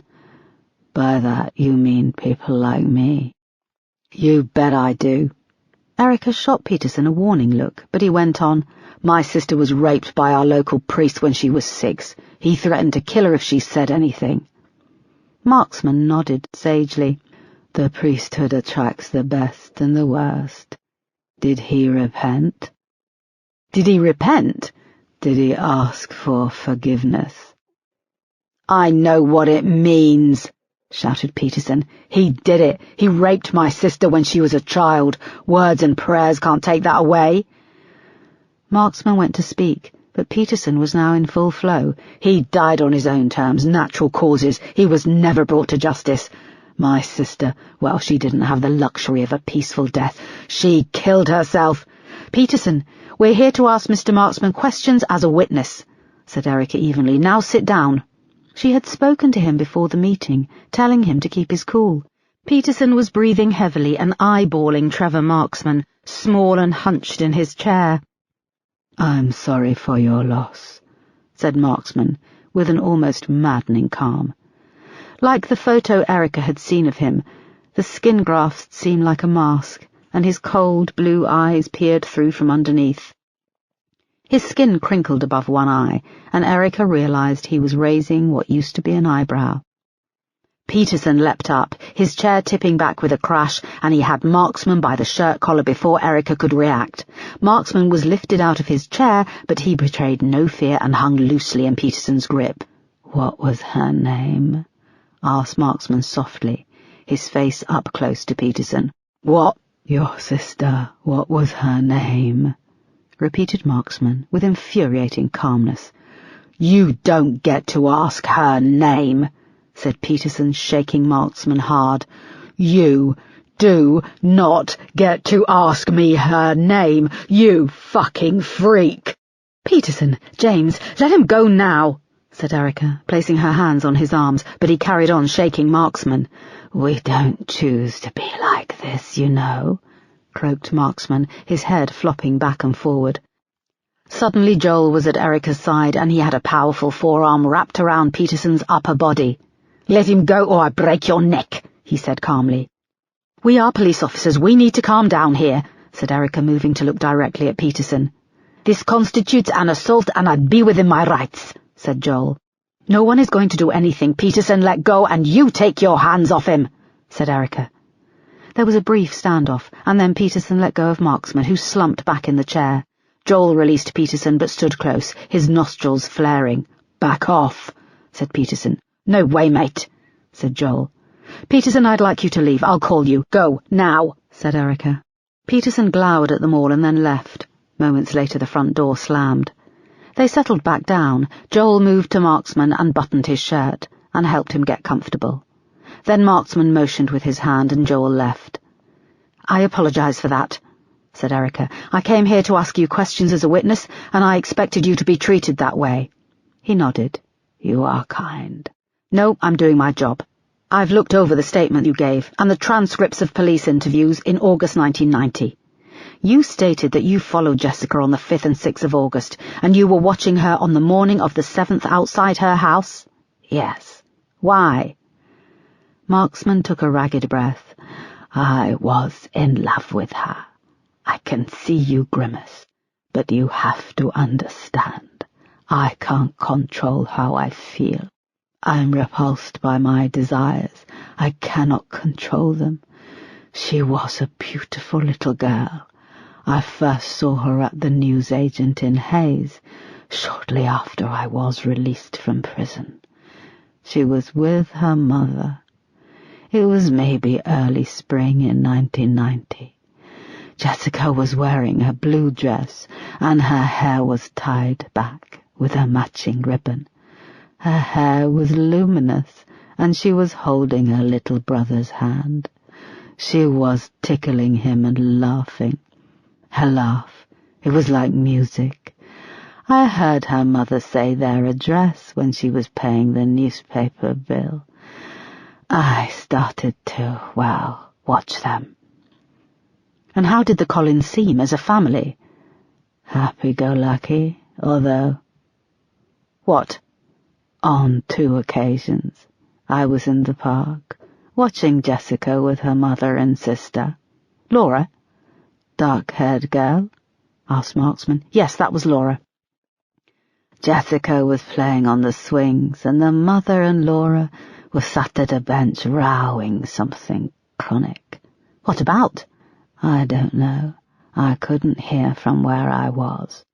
"Where was that?" "A bench on the opposite side of the park." "That's where you took the pictures of Jessica?" "And video, too. I won a camcorder in a competition at the co-op." His eyes lit up, and for a moment he smiled at the memory, the skin around his eyes tightening. "The argument got quite vicious. Marianne slapped Laura across the face. I also saw Marianne slap Jessica on the legs quite frequently. But I suppose it was a long time ago. These days people would be shocked. Back then it was usual to slap your children, and those Catholics know all about meting out punishment." "Laura had just turned 20 and her mother slapped her around the face."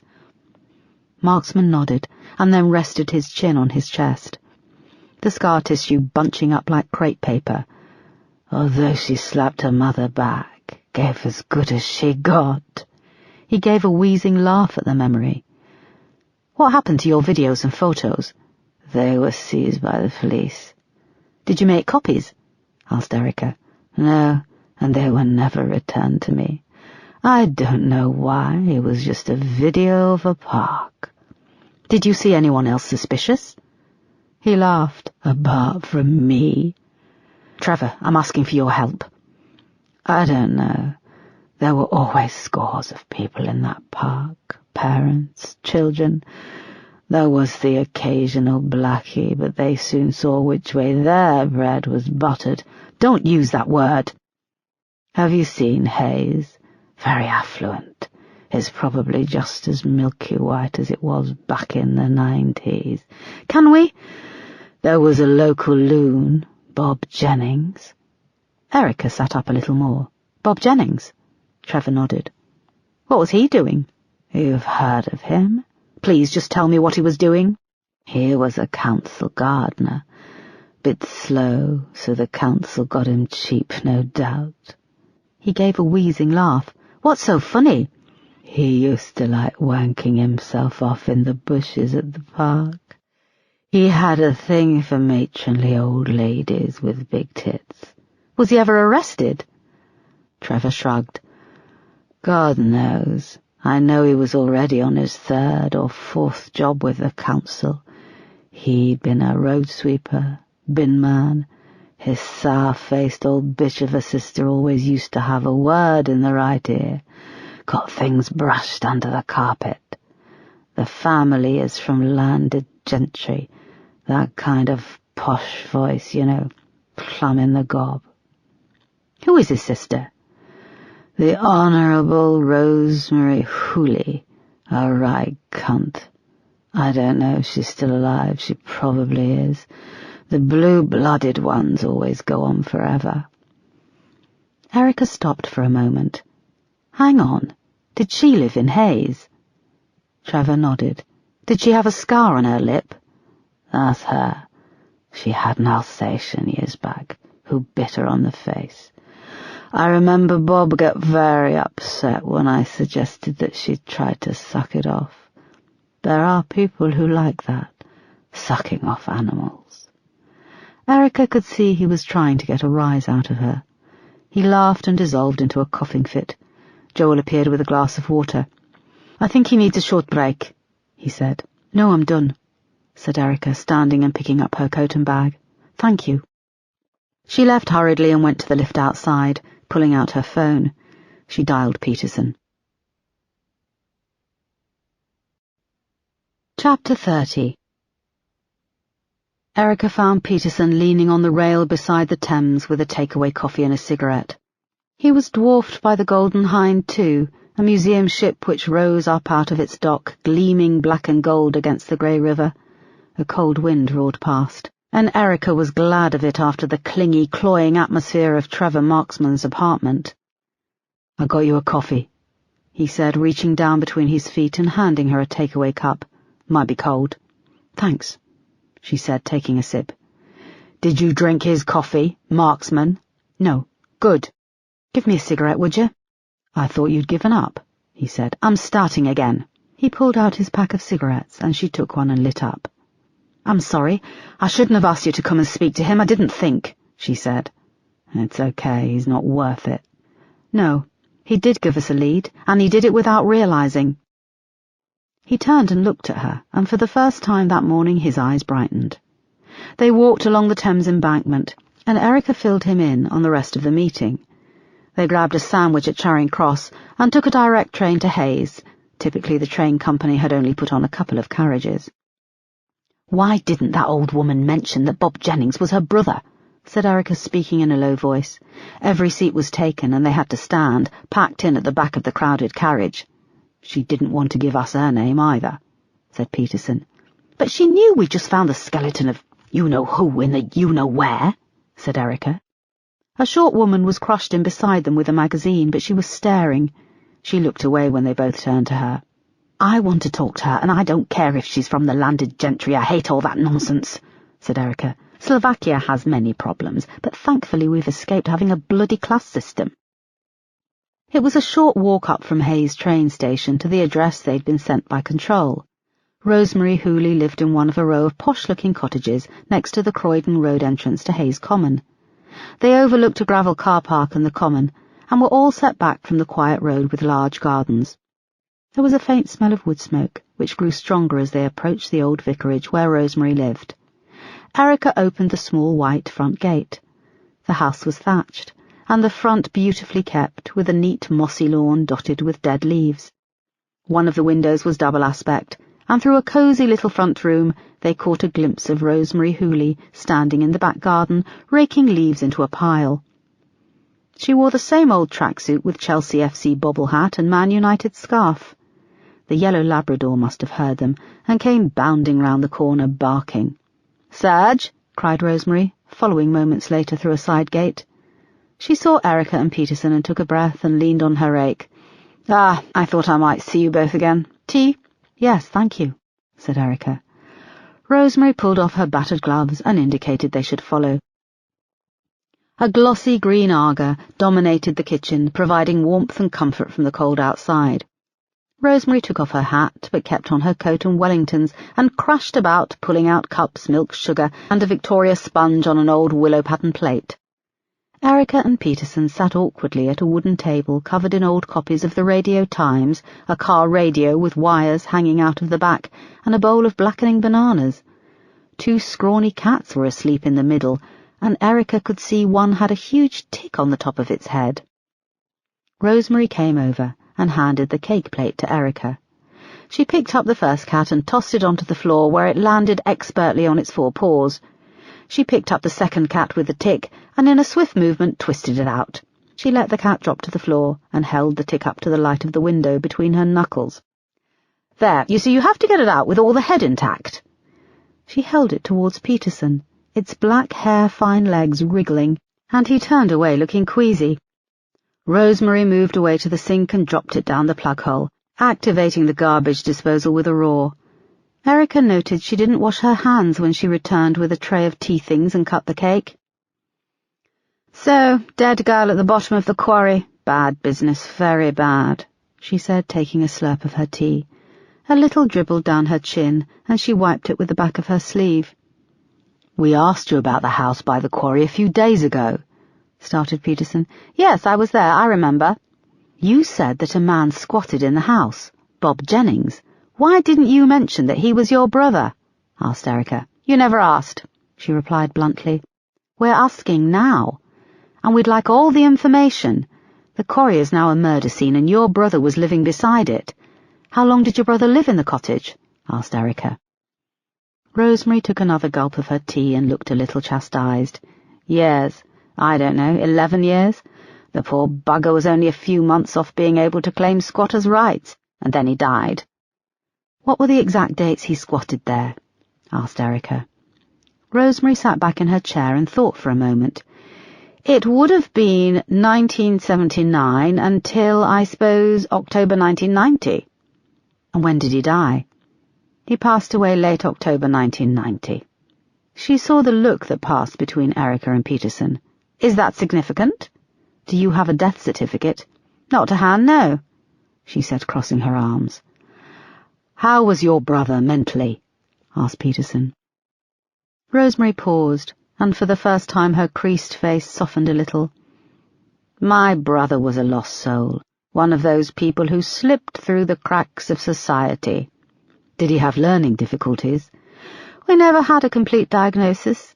He was my older brother, and back then you just sat at the back of the classroom as a troublemaker. There were no child psychologists. The only jobs he held down were with the council.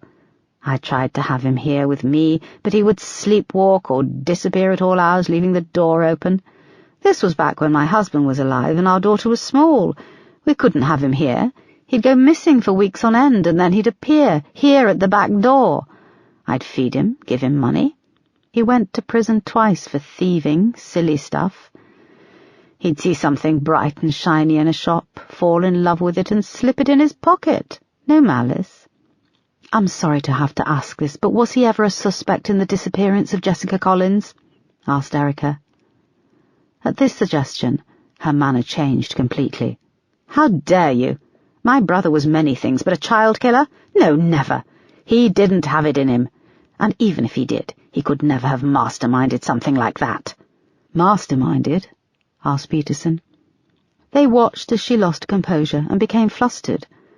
"Well, it was a complex case, wasn't it? She disappeared without a trace. I joined the group of volunteers in the days afterwards. We combed every inch of the common. Gardens were searched." "Did the police ever talk to him?" "I don't know. No, shouldn't you be the ones telling me that?" "As I say, I'm sorry to have to ask this.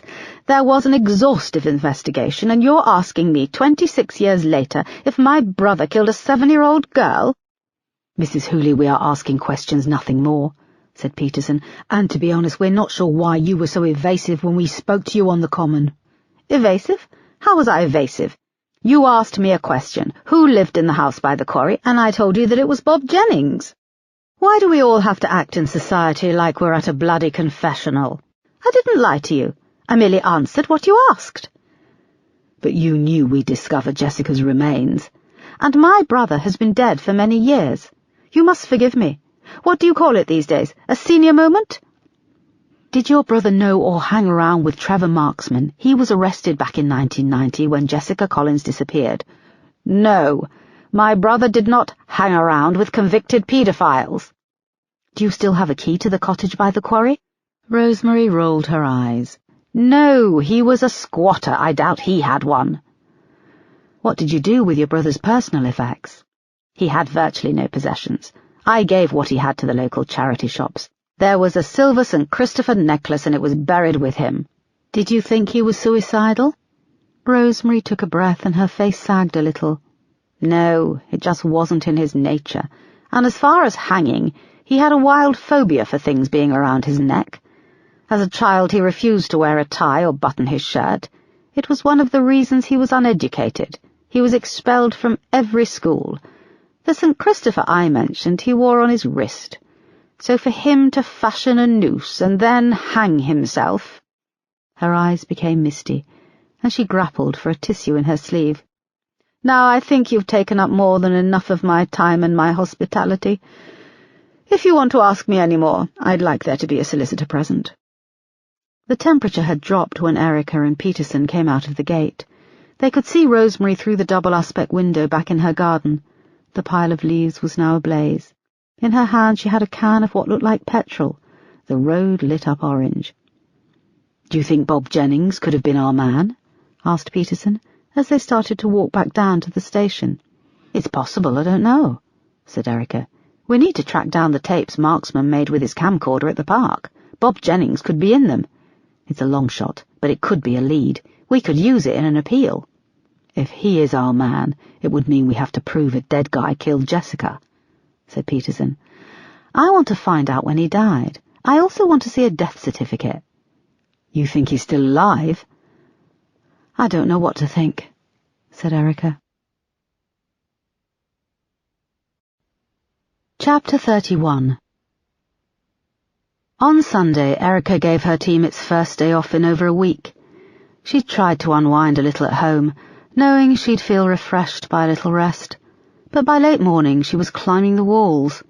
She arrived at Bromley Station just after lunch and tried to track down the videotapes which had been seized by police from Trevor Marksman. She spent several hours going through every case file in search of tapes, DVDs, or even a memory stick, but there was nothing. She then went down to Bromley Station's vast evidence store. The tapes had originally been seized in the borough, and they could have remained gathering dust in the basement of the station. All she had was the evidence number. She was about to go downstairs when Crawford arrived. "I wasn't expecting to see you here," he said. "I can say the same for you," she replied, giving him the once-over. He was dressed in jeans and a jumper with his coat. She stood waiting for an answer. Sweat glistened on his forehead. "I left my mobile behind." Just as he said it, a phone started to ring in the pocket of his coat. He pulled it out and cancelled the call. "My second phone," he added. "Okay," said Erica. She left with her tea, and he followed her up to the incident room. She busied herself with some paperwork, watching him out of the corner of her eye as he searched the floor under his desk.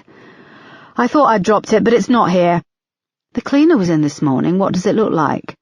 It's a Samsung smartphone, older model with a cracked case on the back." "I'll look out for it." He stood for a moment longer and then left. She waited by the window and watched as he emerged from the front of the station and crossed the road, talking intently into his phone, making a mental note to keep her eye on him. She left the station just after 6, after a long, dusty search in the evidence store in the basement of the station, which went nowhere. She'd put a call through to the specialist casework investigation team and gave the young girl on the end of the phone the evidence number for the tapes which was listed in one of the case files, but the girl on the end of the phone didn't fill her with hope when she said she'd follow it up. She stopped by her flat, took a shower, changed, and went to keep a long-standing engagement she'd been looking forward to, dinner with Isaac Strong. She arrived at Isaac's just before 8. He lived in a smart terraced house in Blackheath, which had an effortless elegance that always made her feel calm. She was planning on staying over so they could drink and put the world to rights. Isaac answered the door in jeans, t-shirt and a blue apron. A delicious smell of roasting chicken mixed with rosemary wafted out. "Hello. Okay, before I let you in, let's do a doorstep quality control." He grinned. She held up the 2 bottles of red wine she'd bought, and he peered at the labels. "Slovak wine, interesting. This will be a first for me," he said. "This is from the Radoshina vineyard. It's delicious, and it's drunk by the British royal family, so you could say it's fit for an old queen like yourself." "Cheeky," he said, giving her a hug. She followed him through to the kitchen, which was pale and elegant, with a French rustic theme, hand-painted white cabinets, work surfaces of pale wood. He pulled an ice bucket from the heavy butler sink in white ceramic, where there nestled a bottle of Prosecco. "Let's have something fizzy first," he said, pouring her a glass. She looked around the kitchen and wondered, as she always did, if, as a forensic pathologist, Isaac deliberately steered clear of stainless steel. She studied his face as he poured her a glass. "How are you doing?" she asked. She hadn't had time to talk to him about anything more than the case. "Fine," he said automatically. "A toast to friendship," he added, and they clinked glasses. "Are you sure it's not good to keep it all buttoned up inside?" said Erica. She was referring to the death of Isaac's boyfriend Stephen a few months earlier. "I'm finding it difficult to mourn him without feeling angry. It was all a bit one-sided. I loved him, and I don't know if he really cared much for me," said Isaac softly. "I think you gave him the stability and love he needed," replied Erica. Emphasis on the word gave. All I did was give, and I got nothing in return. There was an awkward silence, and he moved to the stove and placed a pan on the gas. "I appreciate you not feeding me with bullshit, but my way of dealing with it is to just not talk about it. I know it's not healthy." "There are no rules," said Erica. "I'm here for you always." "Thank you. Now let's change the subject." "Okay, what do you want to talk about?" Isaac stirred the contents of the pan and placed the spoon in the spoon rest by the hob. "I didn't want to talk shop tonight, but there's something that's come back on the bone marrow sample I took from Jessica Collins," he said. "What?" said Erica, putting her glass down. "There were very high levels of a chemical compound called tetraethyl lead present in the bone marrow sample I took from Jessica Collins's right tibia." "Say that again." "Tetraethyl lead. It's an organic lead compound, an ingredient which was added to petrol to improve performance. It's now illegal, and it's been phased out of petrol since 1992. "When petrol became unleaded," finished Erica. "Yes, I know you never get the chance to switch off, but I thought you would want to know," he said. He came over to the table and sat topping up her glass. "Why would so much be showing up in her bone marrow? Obviously I haven't had any tissue or blood samples to work with, but the conditions in which the body was wrapped and left at the bottom of the lake has preserved the bones. She was a healthy young girl, and she was eating well, and from what I've read, she was a well-cared-for child. These levels indicate she could have been exposed to high levels of lead petrol before she died, or that it contributed to her death. Which puts more credence to my theory that she was abducted and kept in captivity for a period of weeks before her body was dumped in the quarry. She could have been exposed to fumes whilst she was in captivity," said Erica. "That's up to you to find out." "I hate it when you say that." "Always a pleasure to help," he grinned wryly. She took a long drink, placed it down, and traced her finger over the condensation clinging to the glass. "What state is a body in after being buried for 26 years? "Buried how?" he asked. "In a grave, conventionally, in a coffin." "It depends." "On what?" "The type of casket, conditions of burial. Sometimes we can see corpses in surprisingly good condition after many years underground. Mahogany, lead-lined caskets often slow the progress of decay. The cheaper coffins will erode away, leaving the body at the mercy of the earth and the organisms. Why? Are you thinking of digging someone up?" He got up and went to the counter, bringing back a bowl of roasted almonds. "I don't know. Possibly. I'd have to justify, obviously. I'd be looking to prove the cause of death." Erica took a handful and popped them in her mouth, savouring the crunch and the sea salt. "Was the cause of death proven?" "I'm still waiting on the death certificate. I have a suspect who died 26 years ago." She quickly told him about Bob Jennings. His cause of death was down as suicide, but his sister says it was a surprise that he took his own life. If it involved poison or broken bones, then traces can remain, but after 26 years you'd be risking upsetting family members for no reason. He hung himself. That was the documented cause of death. Okay, well, there's not going to be much to go on for that after all this time. There wouldn't be much left of internal organs. If the neck was broken, I would still be able to see that. What about his bones? What if he also had high levels of this tetraethyl lead in his bones? But how would you link that specifically to Jessica Collins? Erica sighed. You're right. And remember that exhuming anyone, especially after all this time, needs to be justified in court, not just on a hunch. And on a completely different matter, are you hungry? Ravenous, she said with a smile. So you'll be eating dessert? I always eat dessert. That's the only thing I'm sure of right now, she said. Chapter 32. Erica took the stairs 2 at a time up to the 2nd floor at Bromley Station. She clutched a bulging file of notes and checked for the 5th time that she had everything in order. It was early afternoon on Monday, and just over 10 days since Jessica Collins's remains had been discovered, and she now had to go into a major briefing and give a progress report. She came through the double doors and ran into Superintendent Yale, making him almost spill his Who's the Boss mug, which was full of tea. "Whoa, steady on, Erica," he said, jumping back so that the spillage avoided his shoes and hit the carpet. "Sorry, sir," she said. "You're looking smart," he said, taking in her black suit. "The cavalry is waiting. Commander Marsh, Assistant Commissioner Brace Cosworthy, and the media liaison with the twitchy eyes. Colleen Scanlon. Sorry about the tea," she said, pulling out a tissue and handing it to him. "And sorry they've thrown you out of your office, sir. Commander Marsh only called me an hour ago to say the Assistant Commissioner was going to be in our borough and wanted to be briefed." "Not too hot here, is it? You've got sweat on your top lip," he said, dabbing the drips on his mug. She wiped it away and moved past him. "Sorry, sir, I have to run." "Jason Tyler's henchmen are being rounded up this afternoon," he called after her. "We leaned on him hard, threatened to take the kids off his wife. He's given us intel on 6 of his associates, plus access to the PayPal accounts they've been using. Looks like we're going to clean up." "Congratulations, sir, that's great to hear. Let's catch up later." He watched as she disappeared through the double doors. "Catch up later, eh? You could have stayed on the case, you know, Erica, taken all the glory. This could have earned you a promotion, too," he muttered ruefully. He took a gulp of his tea and started down the stairs. Erica knocked on the office door and went in. The Assistant Commissioner, Camilla, sat behind Yale's desk in her crisp white shirt, her blonde shoulder-length hair sleek and parted to the left and away from her high forehead.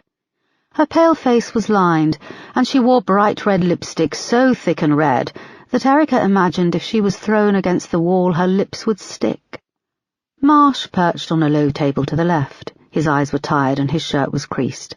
Erica figured that he was still estranged from Marcy. Colleen Scanlon, the Met's media liaison officer, sat to the right, her notes balanced on a sliver of desk. Her eyes flitted between Erica, Marsh and Camilla.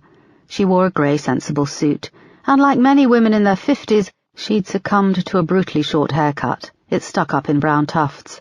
"Sorry I'm a little late," said Erica. "Do take a seat, DCI Foster," said Camilla. "I've used this lull in the proceedings to let my coffee cool. It was scalding, don't you agree, Paul?" She picked up a white takeaway cup and took a sip, leaving a pair of bright red lips on the rim. "Yes, they do a good cup of coffee in the train station," said Marsh. "Yes, it's a revelation," she agreed. Erica could never tell if Camilla was being sarcastic or making conversation. Colleen cautiously took a sip of her takeaway coffee and nodded her agreement. "Right," said Camilla, watching Erica as she got settled and laid out her paperwork on the table. "Do you have a working list of suspects for me?" She held out a manicured hand, her long red nails waggling in anticipation. "I'd like to discuss that first before I commit any suspects to paper," said Erica. "I see," said Camilla. "You'd like us to do your job for you, then?" "That's not what I'm saying, Ma'am." "What are you saying? Do put us in the picture." She had a habit of drenching everything she said with a synthetic politeness, and it put Erica off her stride. In the short time I have had with this case, I've identified a possible suspect. Bob Jennings, a loner who was squatting in a cottage opposite the Hayes quarry. This is good news. Why don't you want to commit him to paper? Robert Jennings died 26 years ago, 3 months after Jessica went missing.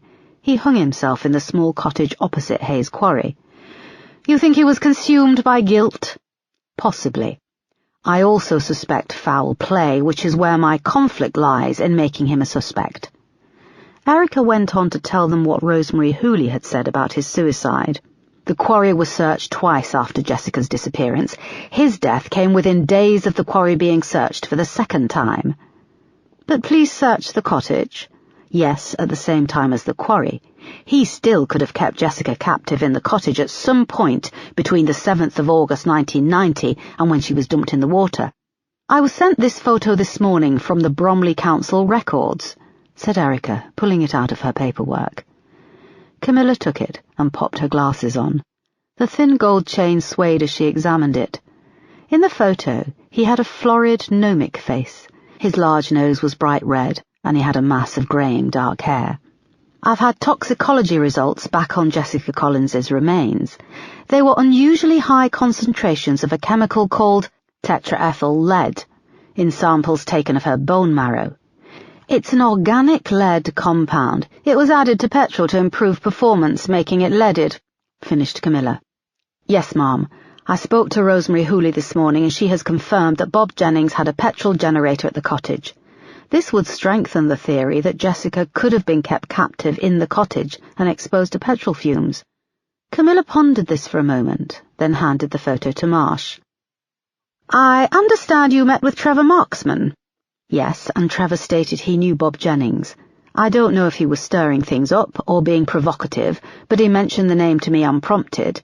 As we know, Trevor had an alibi for the 7th of August 1990, and a week or so afterwards was put under surveillance. No link was ever made to Bob Jennings. Bob could have been working with Trevor and helped him to abduct Jessica. Erica went on to say that she was trying to find the videotape evidence seized from his camcorder. It seems you have a great deal here, Erica, said Camilla, but there are rather too many ifs and buts, and the man is dead, which of course limits any opportunity to interview him.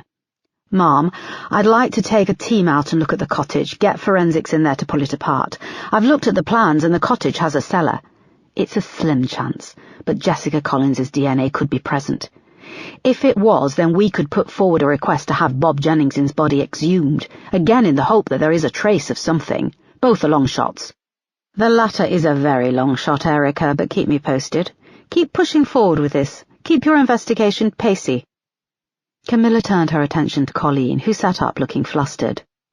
I'd like to move for a press conference with the family in the next few days, make a fresh appeal for any historical information. People's memories may be jogged. Erica, if the lost Trevor Marksman video footage could be found in time, it could be something valuable to add to the appeal, said Camilla. Yes, Ma'am, said Erica. Colleen, can you make do with Commander Marsh for the appeal? I'll be away for the next few days. Perhaps he can give his shirt an iron before he goes on camera. Marsh looked down and smoothed his shirt. Yes, Ma'am, said Colleen. I was planning on using the whole Collins family. Very good. Unity and family values always play well. I'll be away, but I'll be watching. When the meeting had finished, Erica walked with Marsh back down to the underground car park. They chatted for a moment, and then were shocked to see Camilla emerge from the lift, wearing full motorbike leathers and carrying her briefcase. She moved to a gleaming silver and black Yamaha motorbike, slipped her briefcase into a carrier at the back, and pulled on a black and silver helmet and a pair of thick gloves. She flipped up the visor and swung her leg over. "Beats the traffic every time," she shouted, as the engine roared to life. With a wave she sped off past them and down the ramp to the slip road. "She didn't invite you to ride pillion," said Erica. "Very funny. Riding pillion would be a promotion. She's quite a character," he said. "There's something quite predatory about her. I can imagine her organising those swinger parties where everyone throws their keys in a fruit bowl in the middle of the carpet." "She's married to a High Court judge," said Marsh, unlocking his car and opening the door. "Then they're the ones who probably throw the parties." "Get the job done. She doesn't mess about, Erica." "Yes, sir. I'll be in touch about the search of the cottage at Hayes Quarry, and next time, iron your shirt."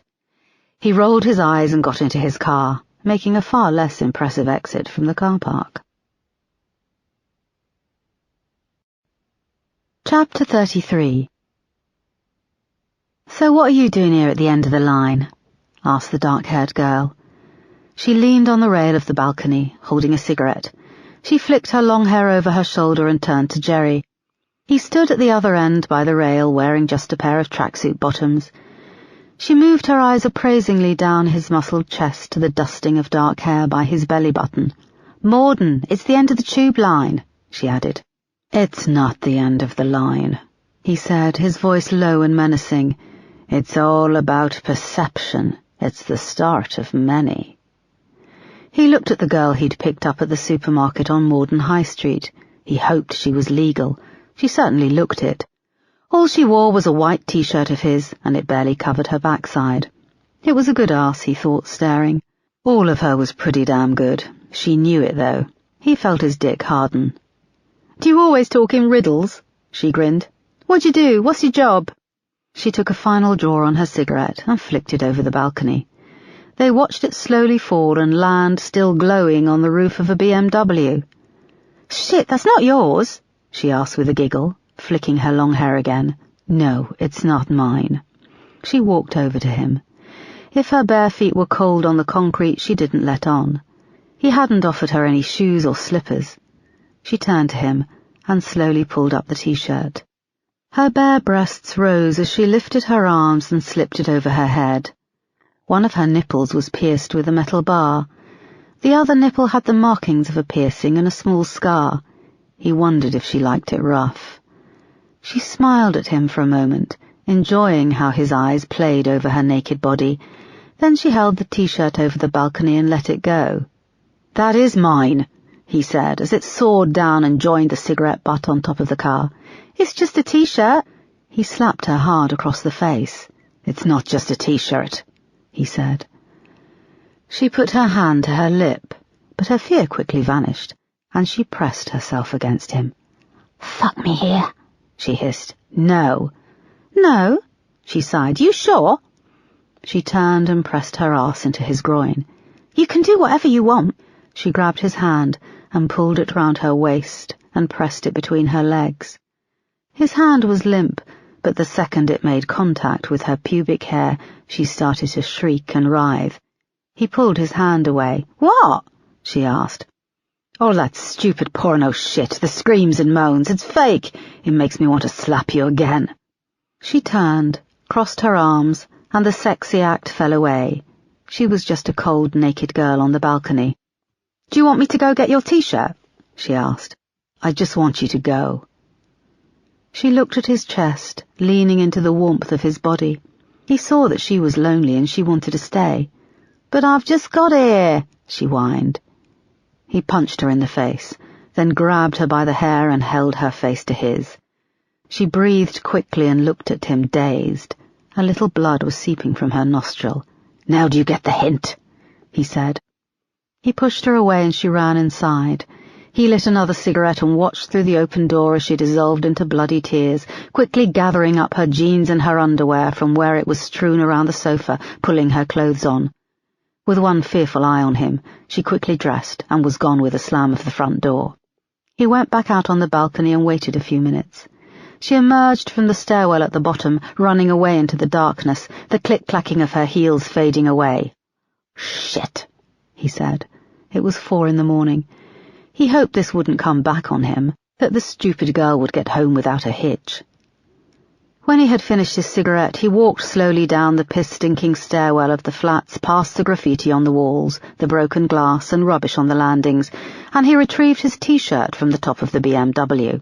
It was a nondescript white t-shirt, but he'd worn it on 2 tours of Iraq. It was his lucky t-shirt. He pulled it on and trudged back up the stairs. When he got back inside the flat, he opened the door and went to the bedroom. He woke up the laptop with a shake of the mouse and sat down. He found the program with the Trojan horse text message, and seeing it was 4:30, he pressed send. Chapter 34.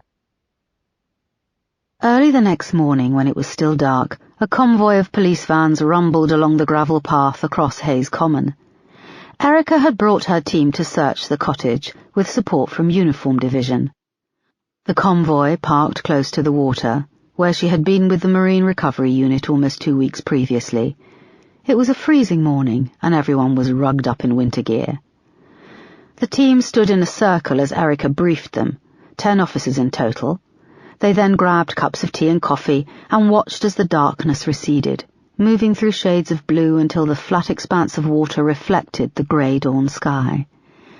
A few early morning dog walkers picking their way across the heather in the early dawn light stopped and proceeded to stare before being moved along by a uniformed officer stationed a few hundred yards from the convoy of vans.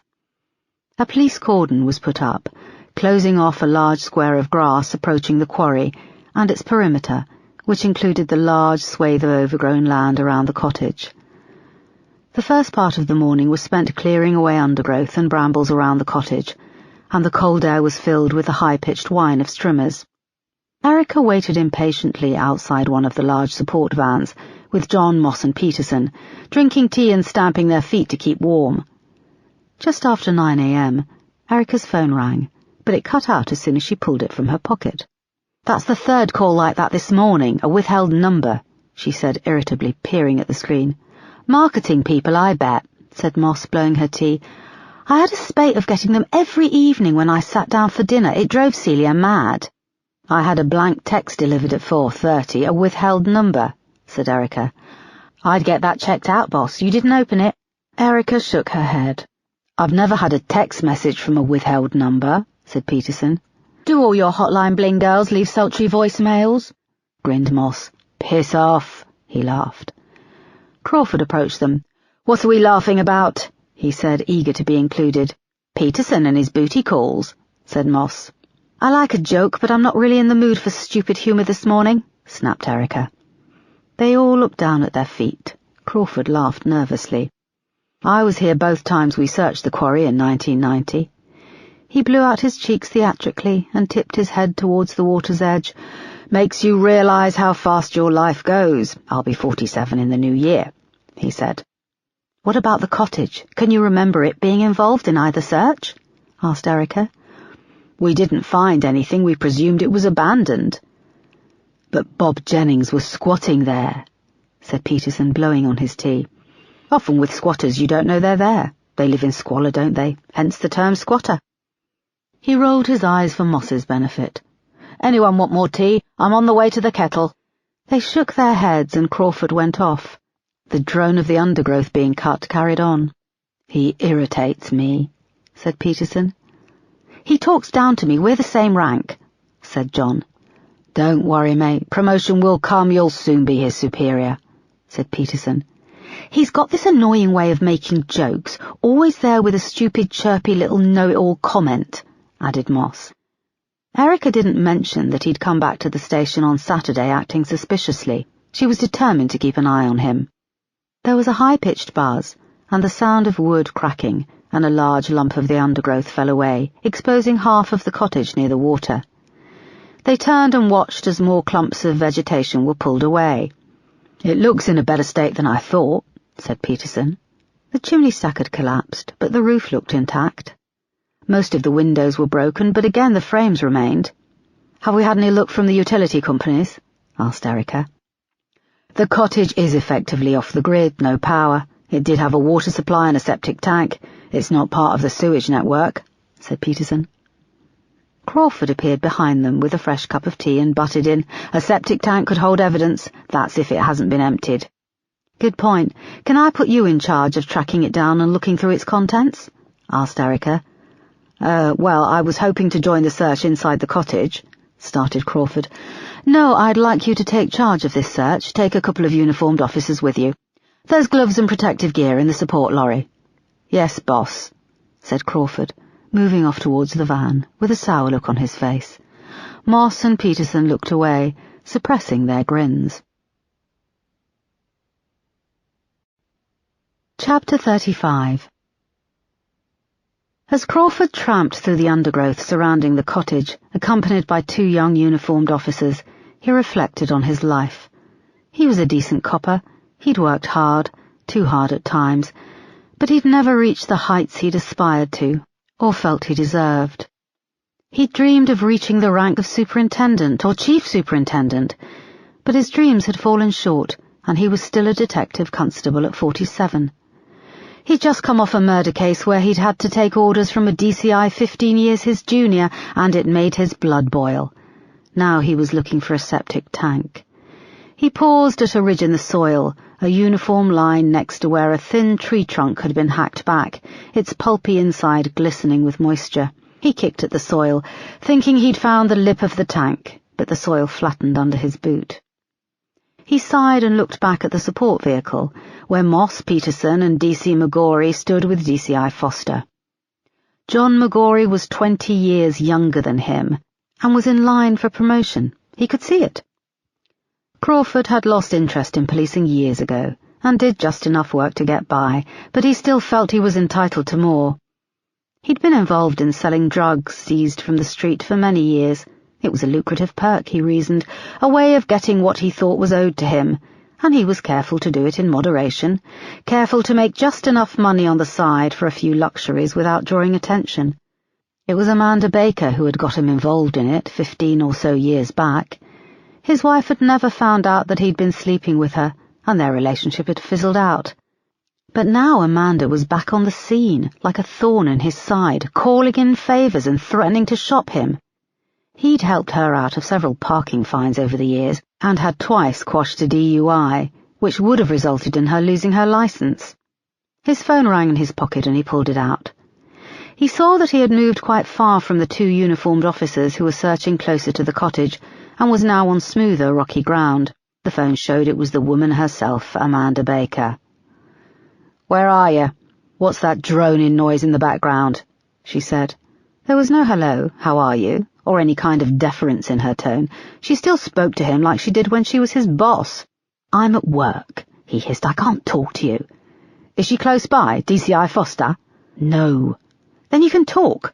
I need those videotapes, the ones from Trevor Marksman." "We've had no luck tracking them down." "That's why I'm phoning. I've been going back over things in my mind, and I just remembered something. I had someone at the Nick in Croydon look at those tapes, and they were sent over.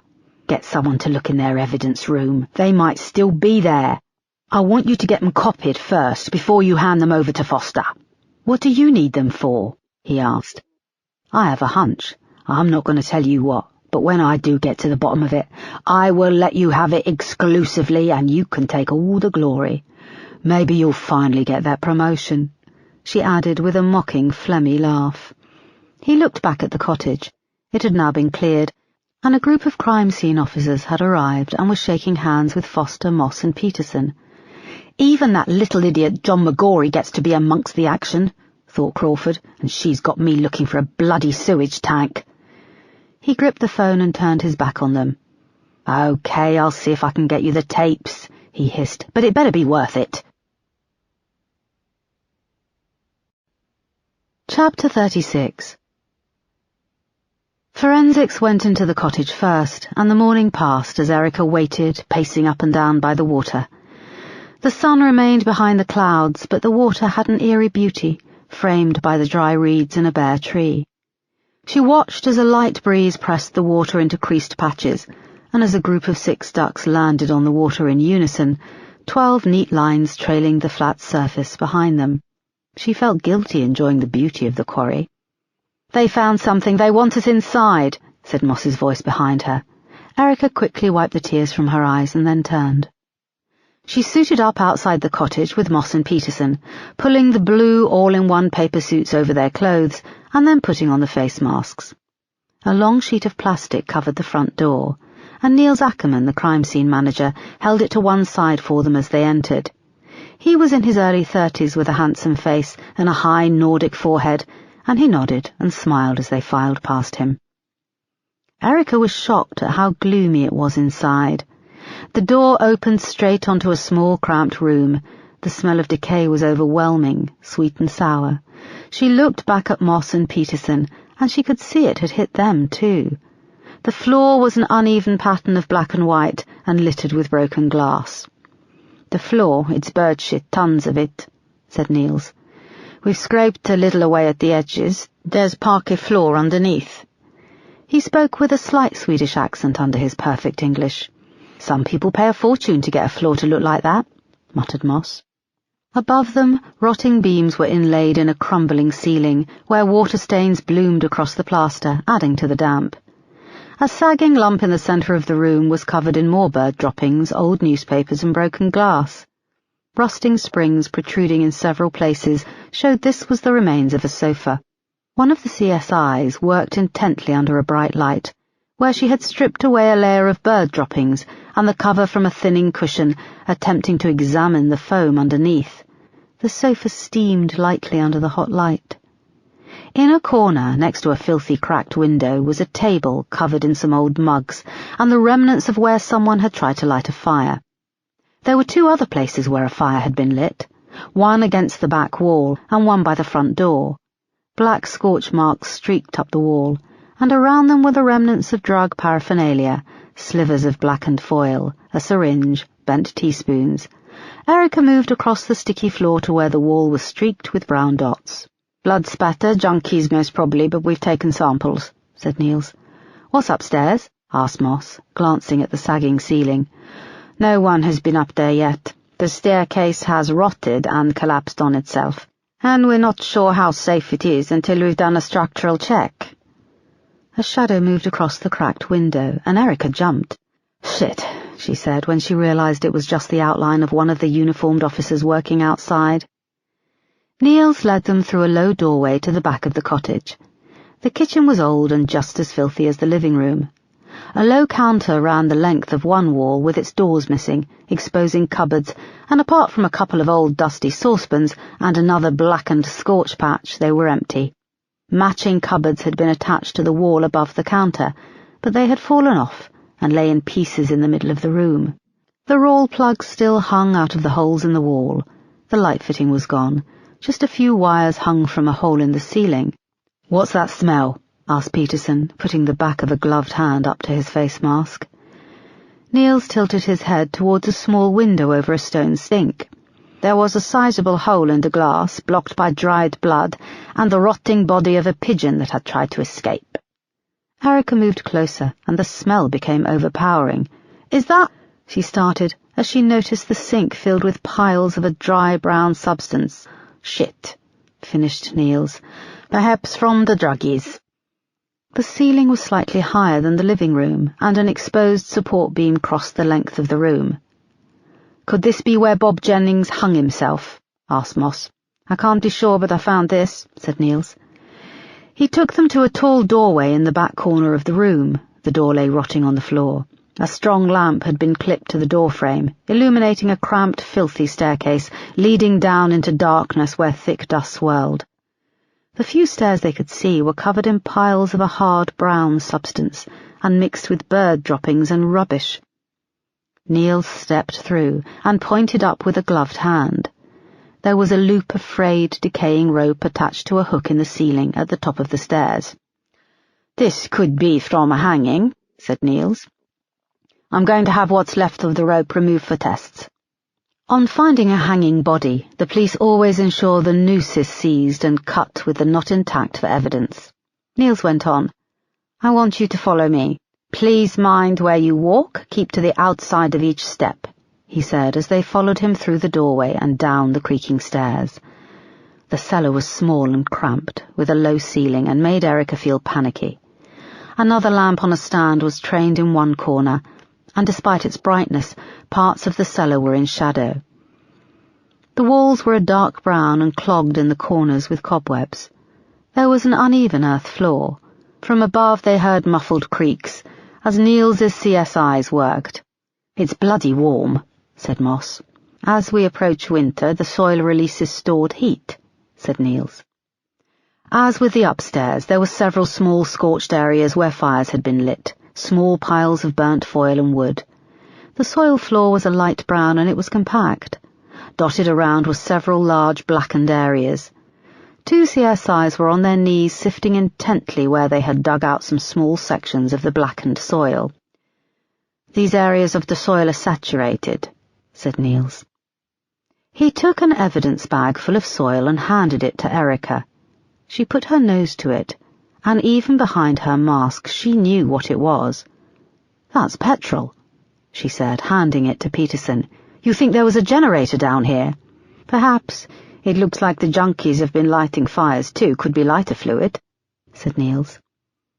Peterson passed the bag of soil to Moss. "If a generator had been placed down here, there's no ventilation. The fumes would have been overpowering." A look passed between the three of them. "I think I've got something here," said one of the CSIs, his voice muffled by his face mask. He turned to them with a small hard object held in a pair of tweezers. It was embedded in the soil here. Niels was ready with a small plastic bag, and it was dropped in. He held the bag up to the light, and they all craned to look at the contents. It was a small tooth.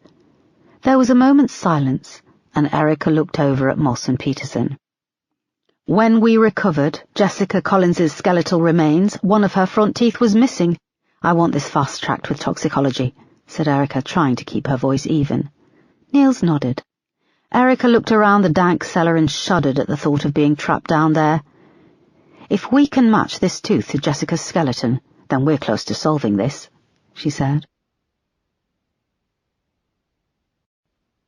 Chapter 37. After the elation of finding the tooth, they had come back up and joined in the search with Crawford for the septic tank, but found nothing. The area around the house was overgrown, and over the years soil and all kinds of rubbish had been dumped there, on top of which trees and years of vegetation had grown. After Niels had left with his team of CSIs, taking with them the tooth they'd found in the cellar, Erica felt they were so close and yet so far. The tooth could be a major breakthrough. It could also be from one of the junkies and squatters who had been in the hellhole cottage over the last 26 years. She would have to wait. At 7:30 p.m. they called it a day. The convoy packed up and left the banks of the quarry. Erica rode back in a minibus with Moss, Peterson, John, Crawford, and two other CID officers who joined them for the day. A phone rang again. She pulled it out and saw it was the withheld number. She cancelled the call and rested her head against the window, not caring about the cold glass or the slow bumping as they moved towards the exit of the common, the bare trees rolling past. Erica took her team for a drink when they arrived back at Bromley Station. They commandeered a long table in one of the pubs on the high street. It was busy, full of people unwinding after a hard day at work. "It has to be the cottage at the quarry," said Erica, tracing a pattern in the condensation of her glass. She sat at one end of the long table with Moss and Peterson. "Whoever grabbed Jessica had so little time. She could have been buried there first, in that cellar. And forensics are going to excavate it, boss. We have to be patient," said Moss. Erica looked at the rest of the team, talking and laughing, and lowered her voice. "I want to talk to Crawford tomorrow. He was on the original case. He could potentially answer so many of our questions about missing files and evidence. The problem when you don't take people seriously is that you don't notice them. I've dropped the ball." "Don't beat yourself up, boss. Did you pull his file?" "Yeah, he's had an unremarkable career. He's irritating and he coasts, but there's no black marks against his name." Erica took a long pull on her lager. "If that tooth doesn't come back as belonging to Jessica, we're screwed. Even if it does, I have to prove she was killed by a man with no prior violent behaviour who died 26 years ago. If it was him, think what you'll be saving the prison service," said Peterson. They sat and drank in silence for a moment. "Sorry, boss, wasn't funny." "That's okay. We should all be trying to unwind for a couple of hours. I'm not much fun." "You're never much fun," said Moss. "That's what I like about you. There's no pressure to have a good time. I can be miserable around you. In fact, you have saved me from getting a hell of a lot of wrinkles. I look 3 years younger from lack of smiling." Erica laughed. "Damn it, here come the wrinkles," added Moss with a laugh. Her phone began to ring and she pulled it out. "Oh, this is Celia. Will you excuse me?" She squeezed past them and went outside. "For what it's worth, I love working with you. I've really missed you," said Peterson. Erica looked at him, feeling a little light-headed, and noted this was her third drink. "You haven't, have you?" Well, maybe just a little bit. He winked. He held her gaze for a moment and she returned his smile. He went to say something else. I think I'm going to use the bathroom, interrupted Erica, suddenly panicking.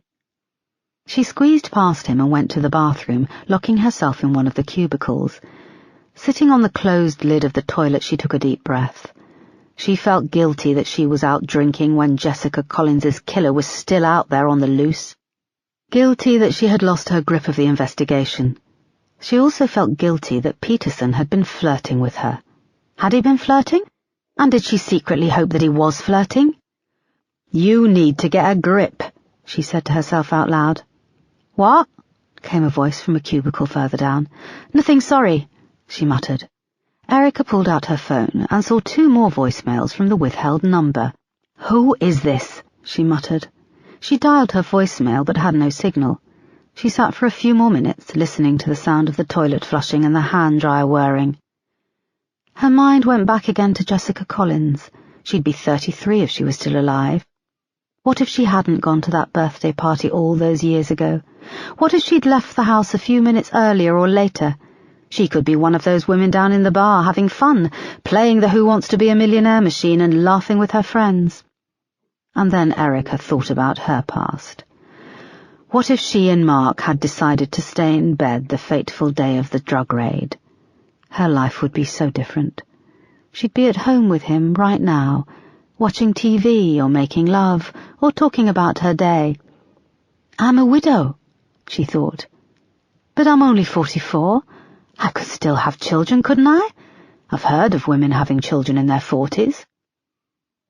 She grabbed at the toilet roll holder and pulled out a wad of tissue, dabbed at her eyes and made her mind up that she was going to go home. 3 drinks were her limit. When she came back out, Peterson sat alone at the long table with their drinks. How long was I in there? Did I enter a time warp? She asked. No, John's girlfriend called, asking where he'd got to. Celia called Moss because Jacob has a temperature and she's worried about him. The uniform lot just cleared out and went on to the Weatherspoons.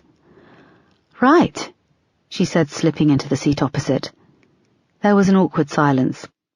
I hope I didn't embarrass you earlier, he said.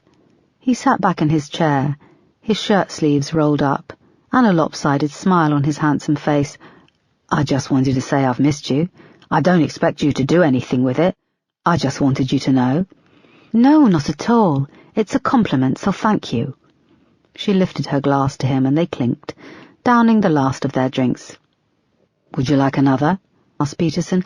No, I should get going. I need to be in early tomorrow. I have to track down the video footage, beg forensics to move fast on the tooth. Good point. As they got up to leave, Crawford came back from the busy bar with a tray full of drinks. Where is everyone? I've been queuing for ages to get a round in. Everyone's gone, mate, said Peterson. They paused awkwardly. Thank you. I'm sorry I can't stay, said Erica. Me either, thanks, mate, though, said Peterson. They said good night and left him standing with his tray of drinks. Arseholes, muttered Crawford. He sat at the empty table and picked up one of the drinks. Chapter 38. When Erica and Peterson came out onto the high street, it was buzzing with people moving between the pubs. They walked down to the train station in silence. A single black cab sat outside, its engine idling. Were you going to get a cab? Asked Peterson. Yeah, I'm over the limit. Me too. They looked up and down the road. There was no other traffic. The first spots of rain fell and quickly became a torrent. Are you going somewhere or not? Asked the driver, pushing down his window. He was a miserable-looking old man, with wispy grey hair barely clinging to his head. Peterson opened the door and they both got in and sat on the seat with a gap between them. Where to? He asked. She's first, Forest Hill, then Sydenham, said Peterson. No, you're first. We need to go through Sydenham to get to Forest Hill, said the cab driver. Let's do her first. She's my boss, joked Peterson. The old man rolled his eyes and pulled away. They rode in silence, the rain hammering down on the cab roof, the darkness slipping past. There was little traffic. Erica stole a glance over at Peterson. For once she didn't want to be weighed down by life, by grief and responsibility. She wanted to have someone to hold her as she fell asleep, She wanted to wake up next to someone without feeling desolate and alone. He turned to look at her and their eyes locked. They quickly looked away again. Erica's heart was hammering as the cab turned into Manor Mount and began to climb the steep hill to her building. The houses moved past so quickly, and then they were there. "First stop," said the driver, coming to a halt. The automatic locks clicked open on the doors. "Do you want to grab a cup of coffee? Coffee in my flat," said Erica. Peterson looked surprised. "Okay, yeah, a cup of coffee would be great." They paid the miserable driver and got out, dashing across the car park. Erica could see that the lights were on in the communal entrance, and there was a blonde-haired woman inside with some kids. At the door she scrabbled in her bag for her keys, and Peterson slung his arm round her, pulled her against his body and kissed her cheek. She turned to him and smiled. She was about to say something when she heard a voice shriek, "Erica!" The door to the communal entrance opened, and a tall blonde-haired woman came dashing out. She looked similar to Erica, with a pretty Slavic face and almond-shaped eyes. Her long blonde hair hung down wet over her shoulders, and she wore a long black coat over skin-tight blue jeans and a low-cut top. Behind her, a small dark-haired boy and girl hung off an expensive buggy where a baby slept. She grabbed Erica in a bear hug and then stood back. "I'm so pleased to see you. I've been calling you all day," she cried. "Who's this?" asked Peterson, taken aback. "This is my sister Lenka," said Erica. Chapter 39.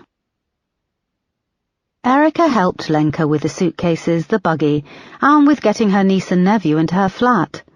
Through the window of the communal entrance she could see Peterson standing by the curb in the pouring rain, his suit jacket hitched up over his head trying to hail a taxi. She'd asked him to come in and wait while he called for one, but Lenka was talking to her in rapid-fire Slovak, and then the baby had started to cry, so he left with a quick awkward wave. Her niece and nephew, Jacob and Carolina, looked very tired, and despite everything her heart lifted when she saw them. They were 5 and 7 now, and she was shocked to see how much they had grown up. Erica switched on the lights and the central heating, and asked them to go through to the living room, saying she would be back shortly.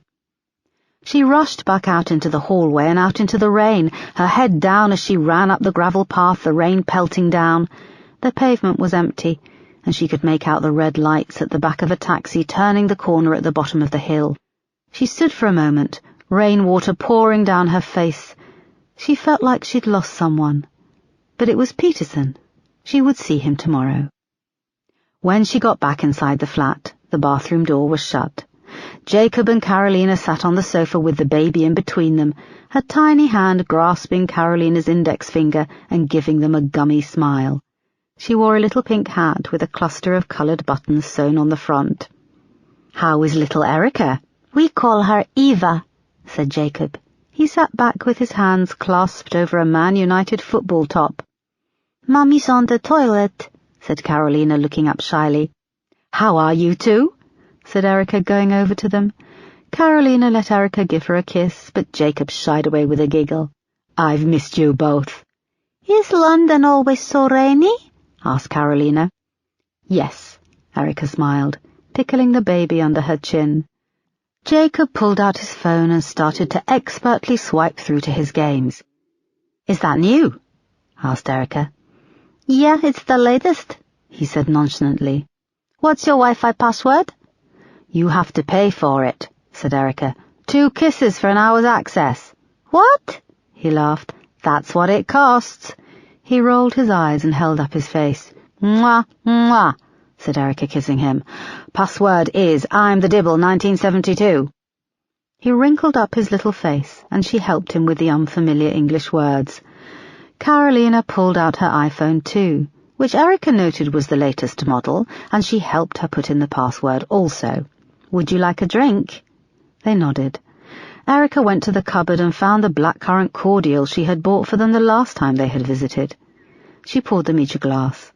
When she brought it to the coffee table, she realized Jessica Collins's autopsy photos had been left out, and she managed to get the file off the table before they noticed. The toilet flushed, and Lenka came back. She looked pale and stressed. "Why didn't you tell me you were coming?" asked Erica. picking up the baby and giving her a hug. "I tried to. I called you, left you messages, but you didn't pick up." "Hang on. Have you got a withheld number?" "Yeah." "Why?" "It's been withheld for a while now," said Lenka evasively. "I have a job, a very stressful job, and I'd appreciate a heads up. Have you seen how tiny my flat is? And I did give you a heads up. You didn't answer." "Even if I had answers, you didn't give me much notice. I'm your sister." There was a slurping sound as Jacob took a sip from the glass, his eyes still on his iPhone. Carolina took one eye off hers and asked, "Who was that big black man?" "What? Oh, a colleague. He's a police officer. I work with him." Carolina looked to Lenka, who raised an eyebrow, saying, "He had his arm around you. It's almost 10 o'clock. "Let's talk about this later, Lenka," said Erica pointedly. "You bet we will. I want to hear all about him." Erica grinned. Underneath it all, she was glad to see her sister. "Now, who's hungry?" she asked. "Who wants pizza?" The kids grinned and put their arms up in the air. "Good, I've got some menus in the drawer." They ordered pizza, and then Erica made up the sofa bed in the living room and tied it up, while Lenka showered the kids and gave the baby a bath. Any annoyance she had with Lenka evaporated when she heard the shrieks of laughter as her niece and nephew helped to bathe the baby. The flat felt different with the sounds of her family, the smell of her sister's perfume. It felt like home. The pizza arrived an hour later, and the kids dug in, pulling out the steaming slices, leaning in to catch the strings of cheese in their mouths. Lenka had bought a DVD of Tangled, and she put it on and fed the baby sitting in the armchair by the patio window. When the kids were fed, they settled back on the sofa bed and fell asleep in front of the film. "I only saw them a few months ago, and already they look older," said Erica, watching their flushed, sleeping faces. Eva had fallen asleep after her feed, and Lenka put her in the buggy under a blanket. Erica leaned over and kissed them all, pulling a blanket over Jacob and Carolina. "Carolina has got so tall," said Erica. "I know, I'm already arguing about her wearing lipstick. She's 7. "You can talk. You were putting on makeup virtually when you could walk," said Erica. "You went from Mum's tit to Max Factor." Lenka laughed, and then her face fell. "Can we talk?" "Yes, we can," said Erica. She opened the patio door and saw it had stopped raining. They slipped on their coats and went out into the cold. "Is this your garden?" asked Lenka, peering into the darkness. "I'm renting, but yeah." "Now, are you going to tell me why you've shown up in London on my doorstep?" "I told you. I tried to ring, but you didn't pick up the phone or listen to my messages." "I should have listened, I'm sorry." "Why are you calling from a withheld number?" Lenka bit her lip. "Things at home are tough. I needed to get away, and the kids haven't seen London in a while." "Come on, this is term time. You've taken them out of school to come to London in early November. Where's Marek?" Her eyes began to fill up. "Marek has had a bit of trouble with business." "His business being organised crime?" "Don't say that." "What do you want me to say? Mafia? Or are we just going to pretend that he runs the most lucrative ice cream kiosk in Eastern Europe?" "It's a real business, Erica." "I know it is. And why couldn't you just both be content with that?" "You know what life is like back home. You left all those years ago and you never came back." "Where is Marek?" "He's gone away." "Where?" "To the high terrace. One of the local guys thinks Marek has been stealing from him." "Local mafia guys?" Lenka nodded. "And has he?" "I don't know. He doesn't tell me anything. Last week he made me change this SIM card on my phone. This morning he told me I had to go. Leave until things have calmed down." She was now crying, tears pouring down her face. "Oh, I'm sorry, come here," said Erica. She put her arms around her sister as she sobbed. "You can stay here, no worries. You'll be safe and we'll sort something out." "Thank you," said Lenka. A little while later they were lying side by side in Erica's bed. Jacob and Carolina were fast asleep in the living room. Erica lay against the window so that Lenka could have the baby beside her on the floor. "That guy earlier is a colleague, Peterson. James is his first name. I was going to invite him in for coffee," said Erica. "Just coffee?" asked Lenka. "Yes, maybe. I don't know. He's handsome." I know, but it isn't just that. I wanted to wake up with someone, not be alone every morning. I had a few drinks. I'm glad you were here. It would have been stupid to jump into bed with him. We have to work together. You worked with Mark?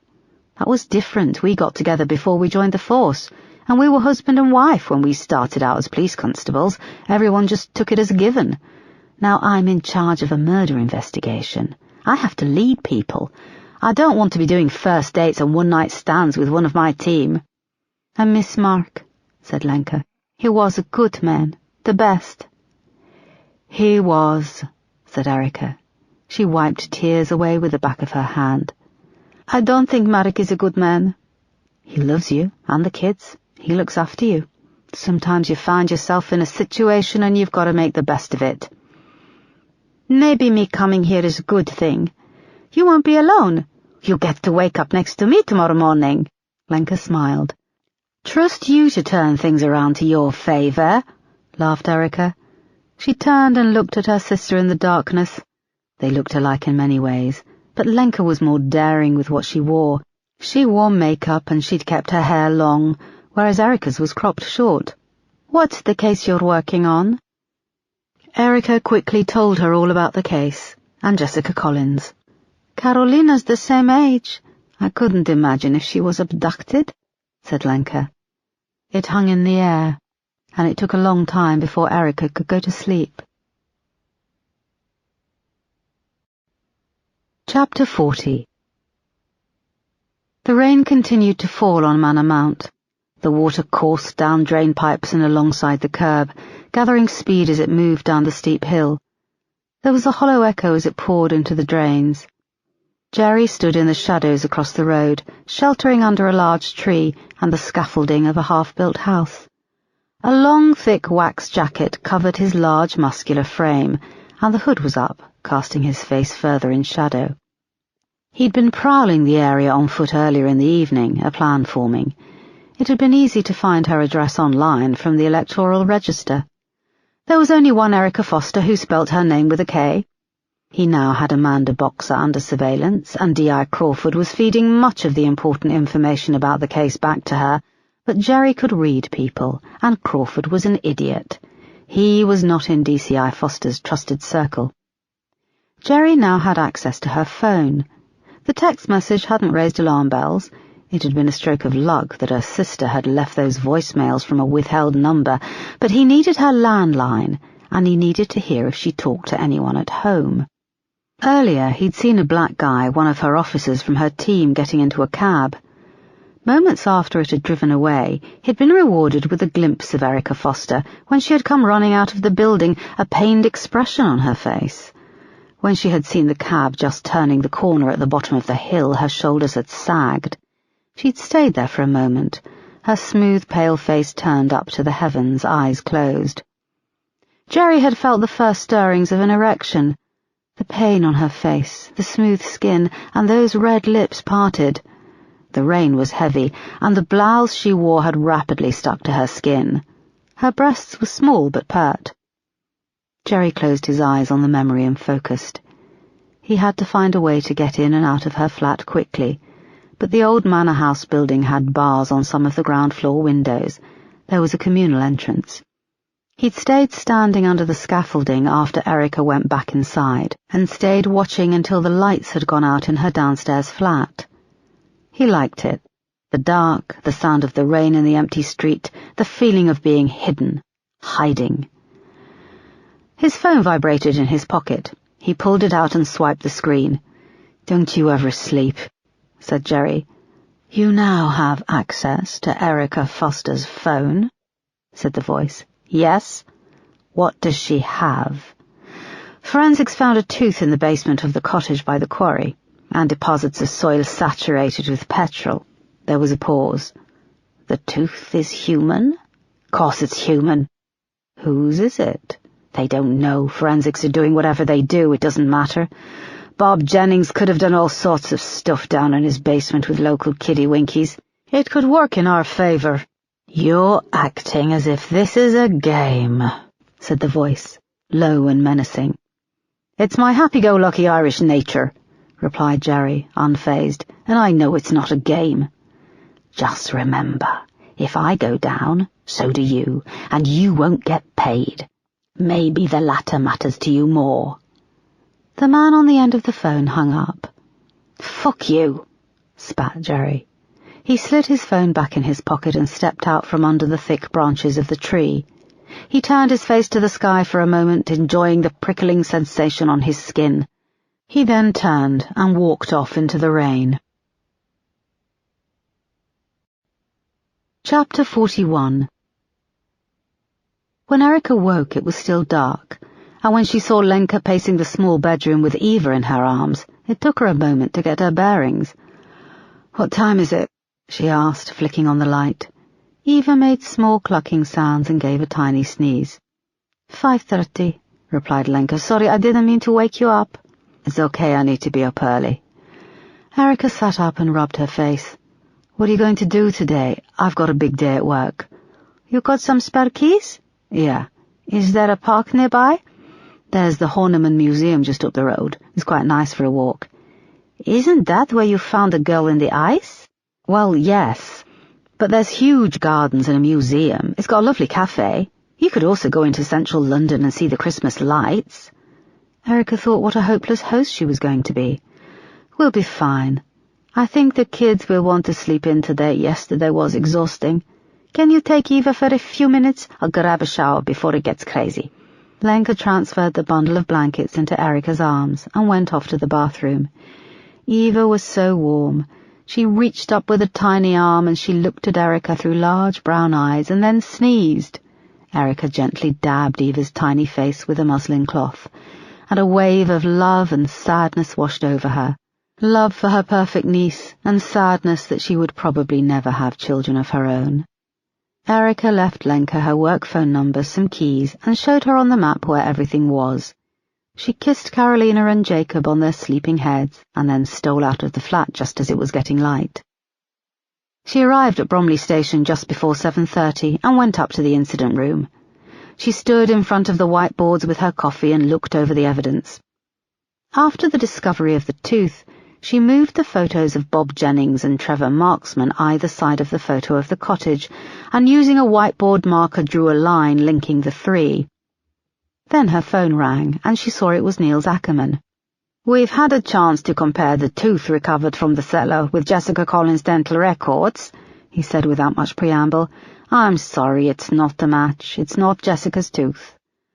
Erica's heart sank. She had to sit down on the corner of her desk. "Are you sure?" "Yes, I was able to do the simplest thing and compare it with the broken-off tooth in the jaw. It didn't fit or match. I then went through Jessica's dental records in case the tooth had been exposed to fire, which can make the tooth shrink, but it doesn't match those either.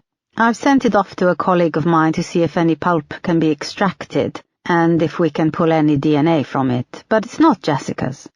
We've also been back into the cellar and excavated the soil, and we've conducted tests with a methane probe. There's nothing more than dirt." "Damn it." "Sorry." "Okay, not your fault. And now it gives me more questions than answers. What was a child's tooth doing in Bob Jennings' cellar?" There was silence on the end of the phone. "Sorry, Niels, I know it's not your job to find out." "I don't envy you," he said. "Okay, thank you for letting me know," said Erica despondently. She came off the phone and went to the whiteboard where details of the quarry were pinned up beside the map of the common. It had been a clay quarry. She went to the nearest desk, logged onto Wikipedia, looked up Clay Quarry Kent, and found a short paragraph. London clay is a stiff bluish clay, which becomes brown when weathered. The clay is still used commercially for making bricks, tiles, and coarse pottery. It is infertile for gardens and crops. She carried on her search, and found that Kent is made up of a mix of chalk, sandstone, and clay. "What am I doing? This is so broad and random," she muttered. "Yes, Kent is a huge county," came a voice behind her, making her jump.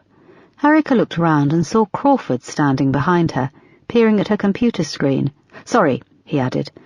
"Don't creep up on people like that," snapped Erica. "I thought we knew what the quarry had been used for." "We do. I'm just struggling to find a link, struggling to work out the juxtaposition."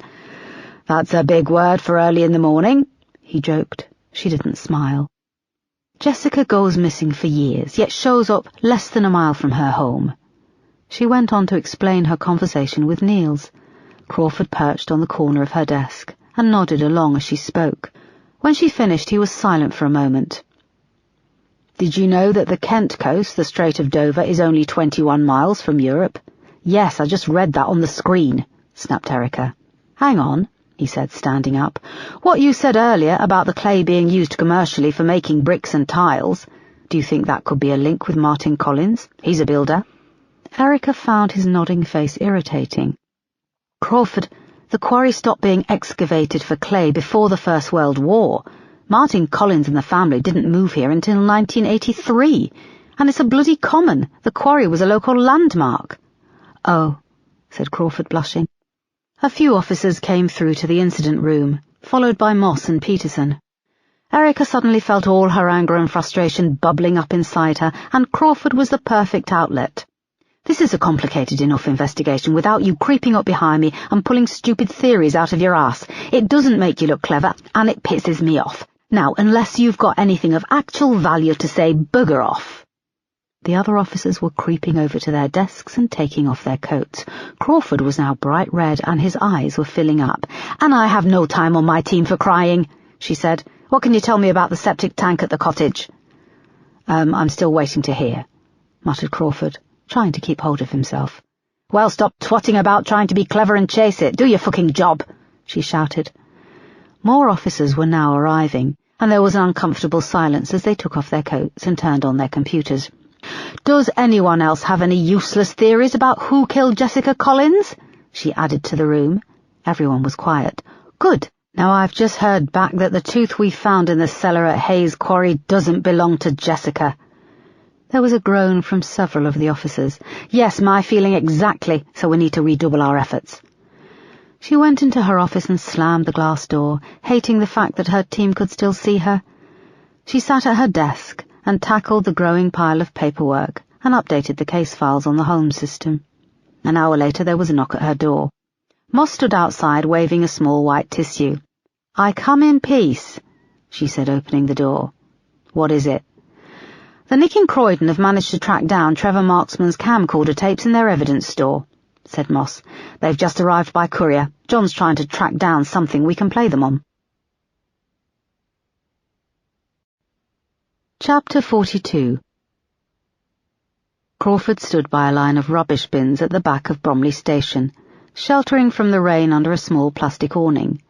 He had slipped out of the incident room and was having a heated phone conversation with Amanda Baker, struggling to hear as the rain clattered down on the plastic above. "Didn't you think you should get to work early, or at least make the effort to intercept the tapes?" said Amanda. "I did get into work early," said Crawford through gritted teeth. "Well, not early enough, obviously. What were you doing last night?" "That's none of your business," he said indignantly. He had carried on drinking alone in the pub and was now nursing a terrible hangover. "I still want the tapes, Crawford. It's going to be a bit more difficult to get them. They've become the hottest piece of evidence. DCI Foster is now in one of the viewing suites watching. I can't get near them." He heard the click of Amanda's lighter as she lit a cigarette. "They'll be digitizing them as they watch. All you need to do is copy them over to a USB stick. Easy." "Easy for you," he muttered. "Anyway, I thought you'd requested the tapes. Why aren't you in there watching them? You should be there." "I'm sick of all these bloody women bossing me around," he thought. The wind changed direction and began to pelt rain horizontally, soaking him under the plastic shelter. "I have other things to do," he replied, pressing himself against the stinking row of blue bins. "Like what?" He ignored her and went on to outline that the tooth they had found in the cellar didn't belong to Jessica. "The child's tooth in the cellar is leading us towards Bob Jennings as a suspect, and he could have been the one that Trevor was working with. Perhaps they targeted other kids in the area before Jessica." There was another pause. He could almost hear the cogs turning in her head. "There's something I remember from those videos," she said finally. "I'm not quite sure, but it's a gut feeling, just out of my grasp. Now go back inside, don't rouse suspicion, and get me a copy of those tapes." She hung up. "I bet you've got something in your grasp right now, your third glass of wine," he said petulantly, noticing something greasy and brown had transferred itself from the bin to his jacket. Jerry sat in his small flat in Morden. The curtains were drawn against the wind and the rain outside. His laptop was open on the desk, and he pulled out the headphone jack and played back a snippet of the conversation. Amanda's gravelly voice echoed around the small room. "There's something I remember from those videos. I'm not quite sure, but it's a gut feeling just out of my grasp." He picked up a phone and dialed. "It's Amanda Baker. She's getting close. Do you want me to take it to the next level?" asked Jerry. "No, keep listening," came the voice. "If we move on this, we have to be sure." Chapter 43. Erica and John were crammed into one of the small viewing suites in Bromley Station. In the interests of being frugal, Trevor Marksman had used 120-minute high-8 camcorder tapes on long play mode, which meant that each tape ran for 4 hours. "And now tape 2, said John, switching them over in the machine. Erica sat up and stretched out her arms. "Did he ever think he was going to watch that back?" she yawned. "What are you talking about, boss? 4 hours of windy walks in grey empty parks, traffic on the ring road, and a grainy firework display filmed from his bedroom window. This is box office gold," replied John. He wore latex gloves as he pulled the first little high-8 tape from its case and reached for the next. "What's he written there?" asked Erica. John held up the case. "Gary B-Day Party, April 1990, he said, before slipping it out of its case. He held the small black cassette up to the light. "The magnetic tape looks in good nick." He dropped it into the VHS adapter and slid it into the machine. Checking the feed was being uploaded to the laptop, he pressed play. The small screen in front of them on the desk burst to life with static, and then the interior of the television lounge in the halfway house appeared. The image was in black and white, shook a little, and then became colour. 20 men of different ages, most dressed scruffily, stood around on the polished wood floor. Several couches and sofas were dotted about, old and ripped, and a small TV was bolted high up on the wall. A large picture window looked out onto grey sky and a patch of grass. For a few moments, the light outside whited out the camera. They heard some voices, and the camera turned to a mirror. Staring back was the reflection of Trevor Marksman holding the video camera. His skin was smooth, he hadn't yet been burnt. "Here we are on the 2nd of April for Gary Lundy's 24th birthday," he said to his reflection. The camera whipped round to show a thin man sitting on a fraying sofa. He had elongated features and his hair was greasy and parted flat to the left. His nose was huge, and he had one of his fingers buried in his left nostril up to the knuckle. "What are you doing?" asked Trevor's voice from behind the camera. "Looking for something decent to eat," replied Gary, pulling his finger out of his nose. "Now fuck off," he snarled. The image spun away as the camera moved across the room, past a sad and creepy group of men hovering around a saggy buffet table covered in plastic bowls of crisps and a small round iced cake studded with Smarties. One short round little man wore a party hat. The elastic dug into his 3 chins, and his long grey hair flowed from underneath. "Jesus, all these bloody nonces were living just up the road from the Collinses," said John as they watched. Back on screen, the fat little man in the party hat was looking into the lens. "Can I have a go?"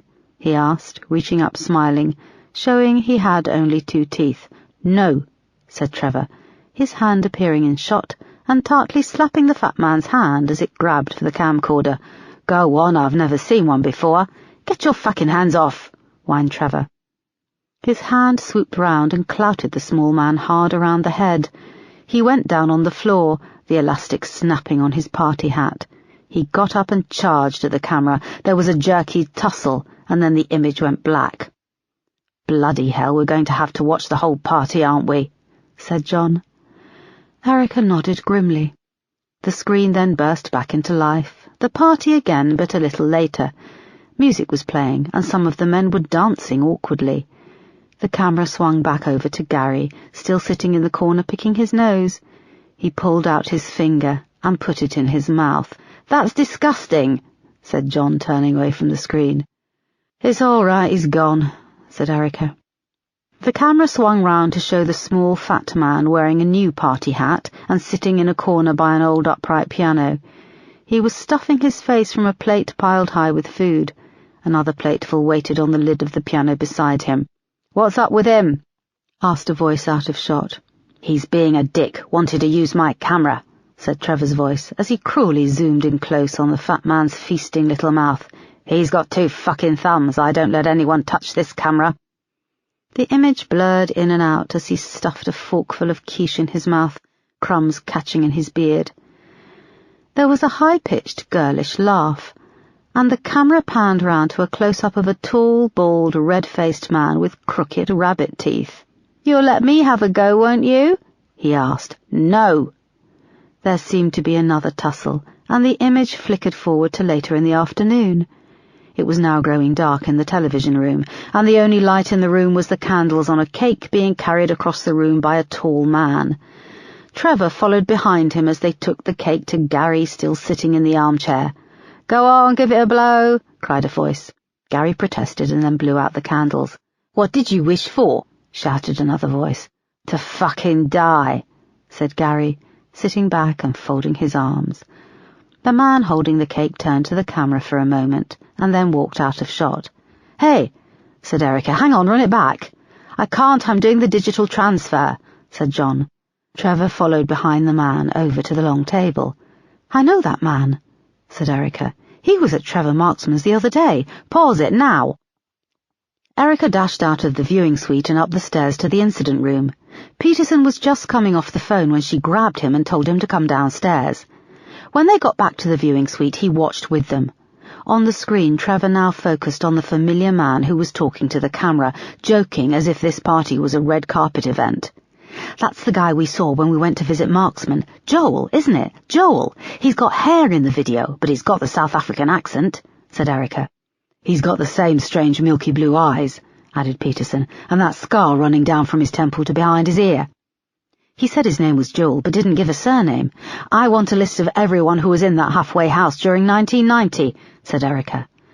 They looked back at the screen where one of the other men in the halfway house had taken the camera, and as Careless Whisper boomed over the sound system, Trevor and Joel were slow dancing together. Chapter 44. Erica and John watched 2 more of the videotapes in the afternoon. They were shorter, recorded using standard play. They consisted of several spring days spent in the park local to Avondale Road. Trevor Marksman had filmed lots of local children, often encouraging the parents to smile and wave at the camera as they pushed their children on the swings and caught them at the bottom of slides. Jessica Collins made her first appearance in one of the videos in a clip which was dated 11/06/1990, playing at the park on a seesaw with another dark-haired girl. They laughed and bounced up and down, and in the background, a younger version of both Marianne and Laura sat on a bench in the shade of a large oak tree. Laura was smoking and barely listening as Marianne leaned in to talk to her. The camera watched Jessica play for several minutes, zooming in from the other side of the park. Erica was struck how beautiful and carefree she was, dancing with her friend, swinging from the climbing frame. Her feelings turned to revulsion when she remembered that she was watching all this through Trevor Marksman's eyes. The camera then cut to a shaky view of a thin path at the back of the park, moving past a battered rubbish bin and an old bench, to a man trying to lever a spadeful of leaves into a refuse bag. He was having no luck in the wind. "Having fun, are we?" said a voice. The man turned, and with his wild brown hair and gnomic face, they saw it was Bob Jennings. "Fuck off, you 2 bitches," muttered Bob, gurning weirdly. Then there was a curse as the low battery sign began to flash in the corner of the screen.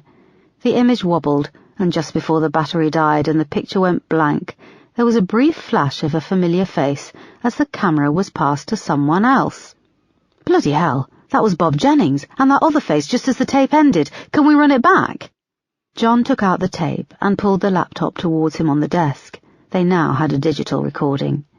He found the last few minutes of the tape and ran it back, past the encounter with Bob, and then as the battery signal flashed in the corner of the screen, it took a few attempts, as the face was only on screen for a fraction of a second. But when they had the image, it was Trevor Marksman. They stared at it for a few minutes. This means that the camera was passed from someone over to Trevor. He wasn't filming in the park all the time. In the previous investigation, he had stated that he was doing all the filming, said Erica. And he flipped out at the party that he wouldn't let anyone use the camera, said John. He played the section back again, the camera approaching the gate, the flash of Joel's face. Listen, can you hear? A voice says, "There you go." It sounds South African. There was a knock at the door and Peterson returned. Boss, I found Joel Michaels. I had to work back from his records attached to his original name, which is Peter Michaels. He changed his name to Joel in 1995. He's 53 years old. He was in the halfway house after his release from prison. He served 6 years from February 1984 until his release in March 1990 for the imprisonment and rape of a 9-year-old boy. A look passed between Erica and John. Peterson went on. Peter Michaels was interviewed in 1990 along with all the residents of the halfway house. Unlike Marksman, he had an alibi for the 7th of August 1990. However, he was never placed under surveillance in the weeks after Jessica disappeared. Nor was Bob Jennings, said John. I can't find anything about him in our case files. He was never interviewed, never a suspect. And look, we have them all here on camera, interacting. They knew each other, said Erica. Chapter 45. It was late when Erica called Commander Marsh from the incident room. She had sent her team home after a long day. Erica, I warned you about going near Trevor Marksman, said Marsh. We don't want another lawsuit. Sir, with respect, you're not listening. I don't want to bring in Marksman. I want to bring in Joel Michaels and question him about his association with Trevor and Bob Jennings, who keeps cropping up. He squatted in the cottage where we found a child's tooth in the basement, which is as yet unidentified, but alarming nonetheless. Yes, but there could have been other people squatting in the past 26 years, junkies who could have had children, who in turn could have lost milk teeth. We also found petrol deposits soaked into the soil in the cottage basement. Bob Jennings' sister has confirmed he used to use her lead petrol generator, and we discovered high levels of tetraethyl lead in Jessica's bones, indicating exposure to lead petrol fumes. Now I have video evidence linking Trevor, Bob, and Joel. Marsh was silent on the end of the phone for a moment. Erica went on. Sir, Bob is dead. I can't go near Trevor. I want to have a crack at Joel Michaels. Obviously this is your call, Erica, he said. I know, Paul, but I'd like your support, your advice. If I'm right, we could be looking at a paedophile ring. When do you want to do this? Soon. Jessica Collins's funeral is tomorrow morning. I would advise waiting until afterwards. I am attending, and I think it would be wise for you to attend too. Good PR, and as we know, it's all about PR. Okay. You have to realize, too, that Trevor Marksman is now a very wealthy man. I presume that he will have a good lawyer on hand to help out his friend when you make the arrest. I'm not worried about that. I'm more concerned that I've spent the day watching hours of video showing convicted paedophiles being thrown parties, taken on trips out to the seaside, and all of the video Marksman took of Jessica Collins and several other local children. I'm angry that she is just a pile of bones, and somewhere out there, whoever did this is running free. I want to question Joel Michaels, that's all, and I have evidence to support my suspicions. Marsh was silent on the phone for a moment. Keep me posted, and before that I will see you at the funeral tomorrow. Okay, thank you. Erica put down the phone and started to gather her things together to go home. She went into her office and packed her bag, then realized she'd left her notebook down in the viewing suite. Chapter 46. When the team left the incident room to go home, Crawford hung back and went to the men's toilet and sat in a cubicle for 20 minutes, sweat pouring off him. When 20 minutes had passed, he washed his hands and came back out. Checking that he wasn't being followed, He took the stairs down to the viewing suite, where Erica and John had spent the day watching the Trevor Marksman tapes. It was on the second floor, tucked in at the back of the station at the end of a long corridor. There were several copies of the key, and earlier in the day he had taken one from John's desk when John had been distracted on the phone. Crawford slipped it into the lock and was relieved that it opened the door. He flicked on the lights and saw that the laptop was still on the desk, connected to the video machine. He closed the door and locked it behind him. The room was small, cramped, and windowless. A set of shelves held a mixture of leads and wires, manuals for the DVD and video machine, and there was even one for a Laserdisc machine. Crawford worked fast, booting up the laptop and pulling out the USB key he had bought from Maplin's further up the high street. He was concerned that they wouldn't have enough memory. They only had 16 gigabyte of memory, so he'd bought 3. The sweat dripped off his face as he wrestled with the large square of molded plastic packaging, unable to release the tiny USB key inside. He searched the shelves, but there were no scissors. He took his car key from his pocket and started to gouge at the plastic. After a long few minutes, he got the USB keys out, and wiping the sweat from his eyes, he slipped one into the USB port on the side of the laptop. It started making whirring noises, and he started up the Windows desktop. Finally, the icon appeared for the USB driver. He clicked through to the video files created earlier in the day by John, selected the first, and dragged it across to the USB driver on the desktop. The hard drive began to whir again, as a little box flashed up reading, copying 2 items to USB drive 1, 11.8 megabytes of 3.1 gigabytes, about 9 minutes. "Come on," he hissed, a drop of sweat landing on the keyboard of the laptop. It was then he heard the door move, stopped by the lock, and the handle turned. Chapter 47. Erica tried the door handle to the viewing suite and found the door was locked. She took out a bunch of keys and tried to put one in the lock, but it wouldn't fit. She felt resistance on the other side. She was about to try the handle again when she heard her name being called, and Peterson was moving towards her down the corridor. "Boss, I've got your notebook," he said, holding it up. "Thank you," she said, taking it as he drew level. "I thought everyone had gone home." "Yeah, I went to grab some stuff from the Waitrose over the road, came back to the car park, and saw I'd picked this up by mistake," he said. "Thank you." There was an awkward silence. "About last night, I really didn't know my sister was just going to show up," she said. "It's cool. How is she?" "She's great." "Great," he smiled. There was another awkward pause. "Okay, well, I'll catch you tomorrow," he said. "See you tomorrow." He nodded and walked off. Erica pretended she was looking for the keys, and when Peterson was gone, she slumped against the door. She waited a few minutes, then set off down the corridor home. Crawford pressed his ear to the door and strained to listen, but the voices had receded. He quickly switched the USB keys and started to copy the next batch of videos over. His shirt was soaked with sweat. Chapter 48. Erica arrived home just after 9:30. When she opened the front door to her flat, Lenka was in the hallway. Erica started to speak, but she put her fingers to her lips. "Carolina and Jacob are asleep," she whispered. "It's so late. Where were you?" "At work," whispered Erica, sloughing off her shoes and putting down her bag. "Is everything okay?" "Yes, of course. You left at 7 this morning."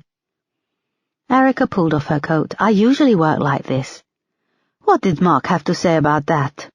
"Lenka, can you let me get inside the door?" "Shh, I've only just got them settled." Erica peered through to the living room. She could just see the tops of the kids' heads as they slept under the blankets on the sofa bed. "Lenka, my computer is nearly dead and the charger is in there," she whispered. "What does it look like?"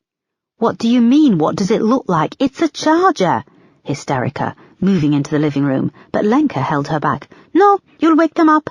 Carolina has been really upset all day, and I've only just got them to sleep."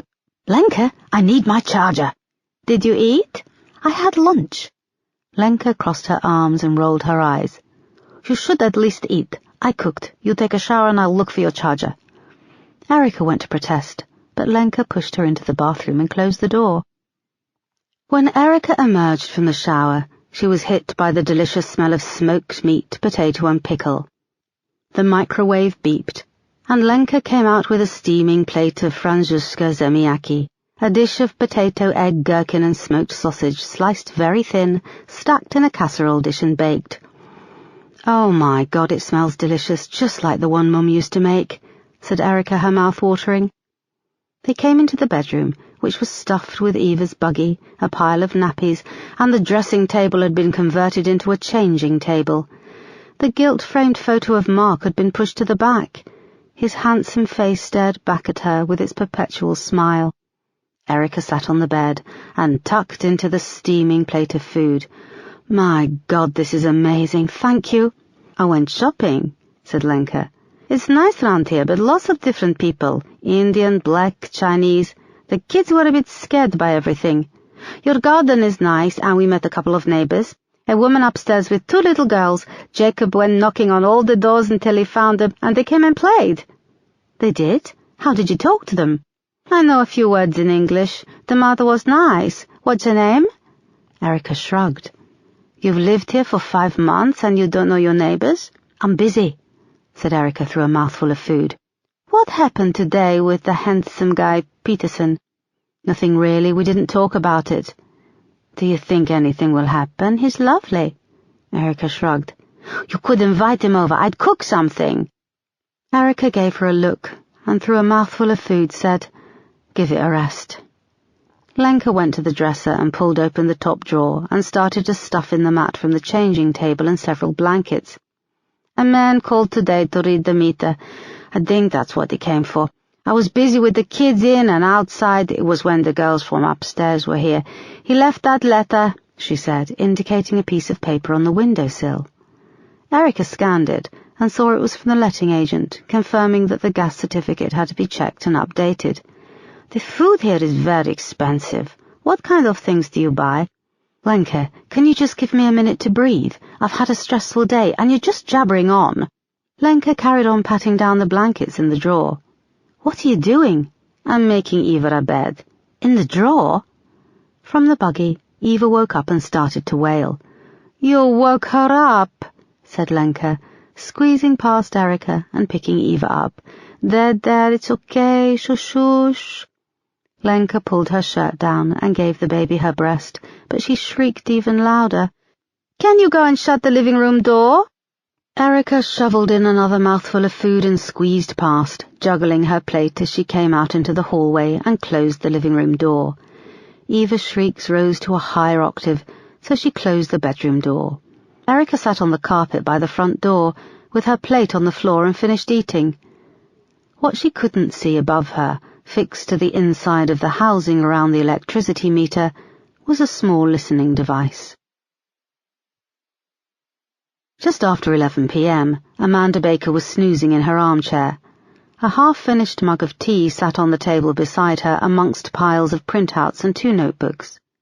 The living room wall above the sofa was now covered in papers, pinned up crookedly, and each one was filled with her black spidery scrawl. In the middle of it all was an A4 printout of Trevor Marksman's mugshot, along with photos of Joel Michaels and Bob Jennings. On the opposite wall next to the television was a picture of Jessica Collins. There was a soft knocking, and she woke up from her doze. Heaving herself up and out of the chair, she came to the window. Crawford was standing outside, his face red and glistening with sweat. She pulled up the window, and a cold draft rushed in. "I've got them," he said, turning to look at the road behind, which was deserted. "You've got all of them for me?" she asked. He nodded and shifted on his feet. "Can I come in?" "It's late and I need to get my sleep. It's Jessica Collins's funeral tomorrow," said Amanda. Crawford peered past her and saw a black dress on a hanger waiting on the back of the living room door. "You're going to go?" "Yeah," she said. She held out her hand. "Can I come in just for a drink? It's been a hell of a day," he said. "I'm not drinking, and I don't want you to compromise my sobriety," she said, her hand still outstretched. "You're kidding, you've given up?" 3 days and counting." He pulled a small envelope from the inside of his jacket and handed it over. "Thanks," she said, taking it. She closed the sash window and pulled the curtains across. Crawford stood outside for a moment, staring at the back of the curtain, and then trudged back to his car. Chapter 49. The vigil for Jessica Collins was held in the Church of the Holy Virgin Mary in Bromley. The small room was decorated simply. It smelt of incense and floor polish, and candles flickered in the gloom. Jessica's coffin was the finest dark mahogany that Marianne and Martin had been able to find. It sat on a wooden frame, not small enough for a baby, not big enough for an adult. Marianne had arrived at first light, to be there when it was delivered from the funeral home.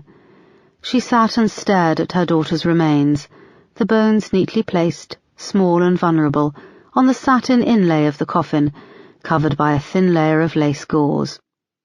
The red coat that had been Jessica's birthday present was neatly folded and had been placed beside the satin pillow.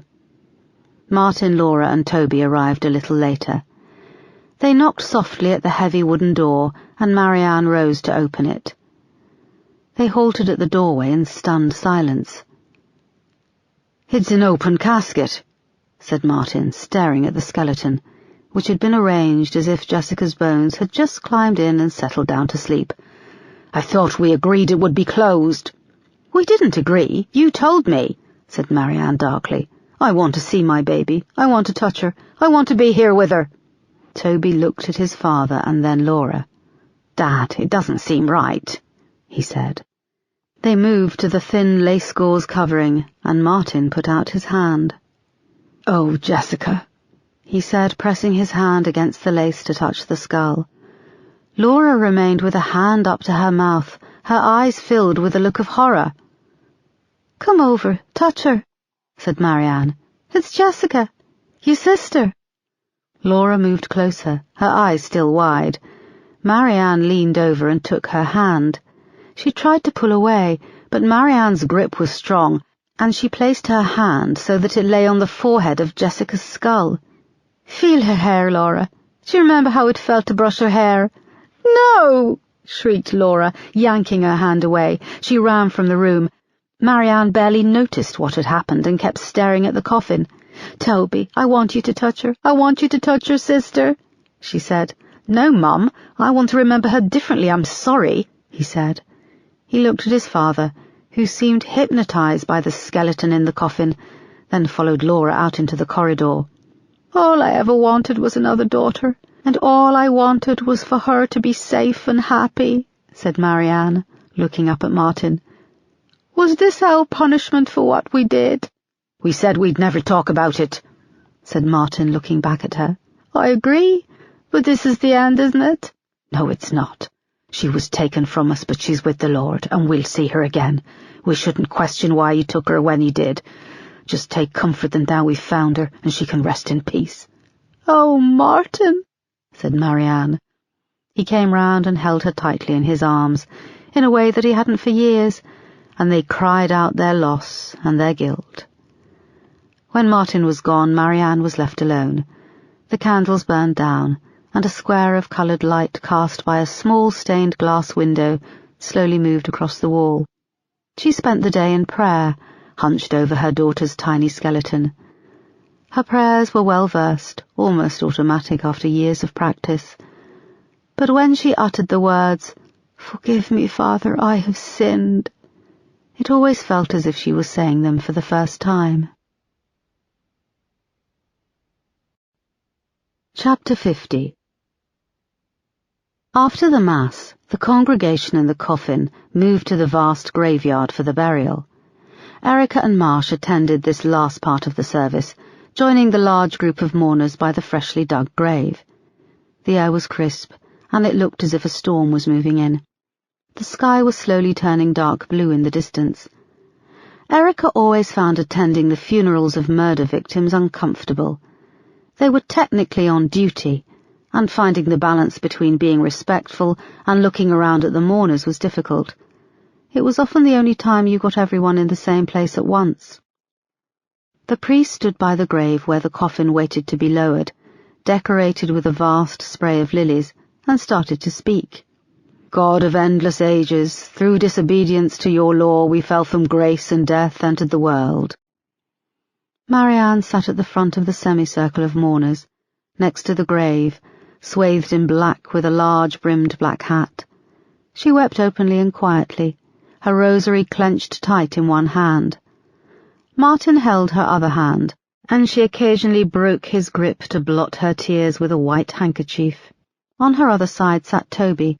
Laura was seated next to him with her husband and her 2 little boys. Tanvir, Erica noticed, had been relegated to the back row. In the row behind sat Nancy Green, the family liaison officer. She was head to toe in black also. The only splash of colour was the small white bandage still covering her healing nose. Oscar Brown sat a little way down with a tall, elegant black woman. His eyes locked with Erica's, and he tilted his head a little. She tilted hers back, unsure of what the tilt had meant. The priest's voice was rich and seemed to soar over their heads. In a spirit of repentance we earnestly ask you to look upon this grave and bless it. Erica looked over to Marsh to see if he had noticed Oscar, but he was transfixed by a photo they'd had enlarged, which sat on a wooden easel beside the heap of flowers. It was the picture of Jessica wearing her blue coat that Marianne displayed in the hallway. It was unusual for a British funeral to do this. "I kept thinking it could be one of my girls," whispered Marsh. "I keep thinking how I would cope." They had travelled to the funeral together, and in the car Marsh had told Erica that Marcy's lawyer had proposed a court date for their custody hearing. An image of Mark's funeral flashed into her head, the moment his coffin had been loaded into the hearse and it had shifted, the weight of his body inside. Erica turned to Marsh and grabbed his hand. As she did, she noticed Amanda Baker was sitting further down on the end of their row. Amanda was watching her, and her eyes went down to where she rested her hand on Marsh's. Erica nodded her greeting, and went to subtly pull her hand away, but Marsh clung on. Amanda noticed this too, and she raised an eyebrow. There was something different about her. She looked less bloated and puffy. Her dress was elegant. She was wearing makeup, and her hair had been dyed a soft brown. The priest came to the conclusion of his blessing. "So that, while we commit to the earth the body of your servant Jessica, her soul may be taken into paradise, we ask this through Christ our Lord. Amen." The congregation intoned Amen. Erica looked back to Marianne and saw her distress, the realization that this was the moment when she would have to say goodbye to Jessica. Martin gripped Marianne's hand, and Erica noticed for the first time his girlfriend. She was placed a couple of seats down from Martin, their 2 small children used almost as a barrier. The little girl fidgeted on her chair in a billowing black dress, which she'd pulled up to show a pair of black tights. Her little brother wore a neat suit and stared up at the sky above as thunder started to rumble. Marianne stood unsteadily and moved to the graveside as the coffin slowly descended out of view. She picked up a handful of soil and held it for a moment. There was a crash of thunder, and then it started to rain, within seconds escalating to a downpour. Marianne shook her fist at the sky, and then her body seemed to go limp, and she fell into the open grave. The rain was now hammering down, and the graveyard lit up with flashes of lightning. There were screams and chaos as everyone rushed forward to the graveside, where the earth piled up beside it had quickly become a saturated quagmire. Chapter 51. The rain continued to fall, pounding on the roof of Erica's car as she sat inside with Marsh and Amanda Baker. In the chaos and the rain there had been no taxis, so Erica had offered Amanda a lift. They had pulled into a McDonald's car park to grab a bite to eat, and they now sat drinking their coffee in silence. Amanda was in the back seat. "God almighty, talk about gallows humour," said Amanda, breaking the silence. Marsh turned and gave her a look. "Well, come on. She falls in the grave and is pulled out by the priest, screaming and covered in mud. It was like a horror film. She spent years trying to get closer to heaven, and she ends up 6 feet under." She started to laugh. It was a deep chuckle, Erica glanced at Marsh, but he remained stony-faced. "Shit, I'm sorry," said Amanda, brushing crumbs off the front of her black jacket. "It's just years of pent-up frustration and despair." She caught sight of the look on Marsh's face and collapsed into giggles.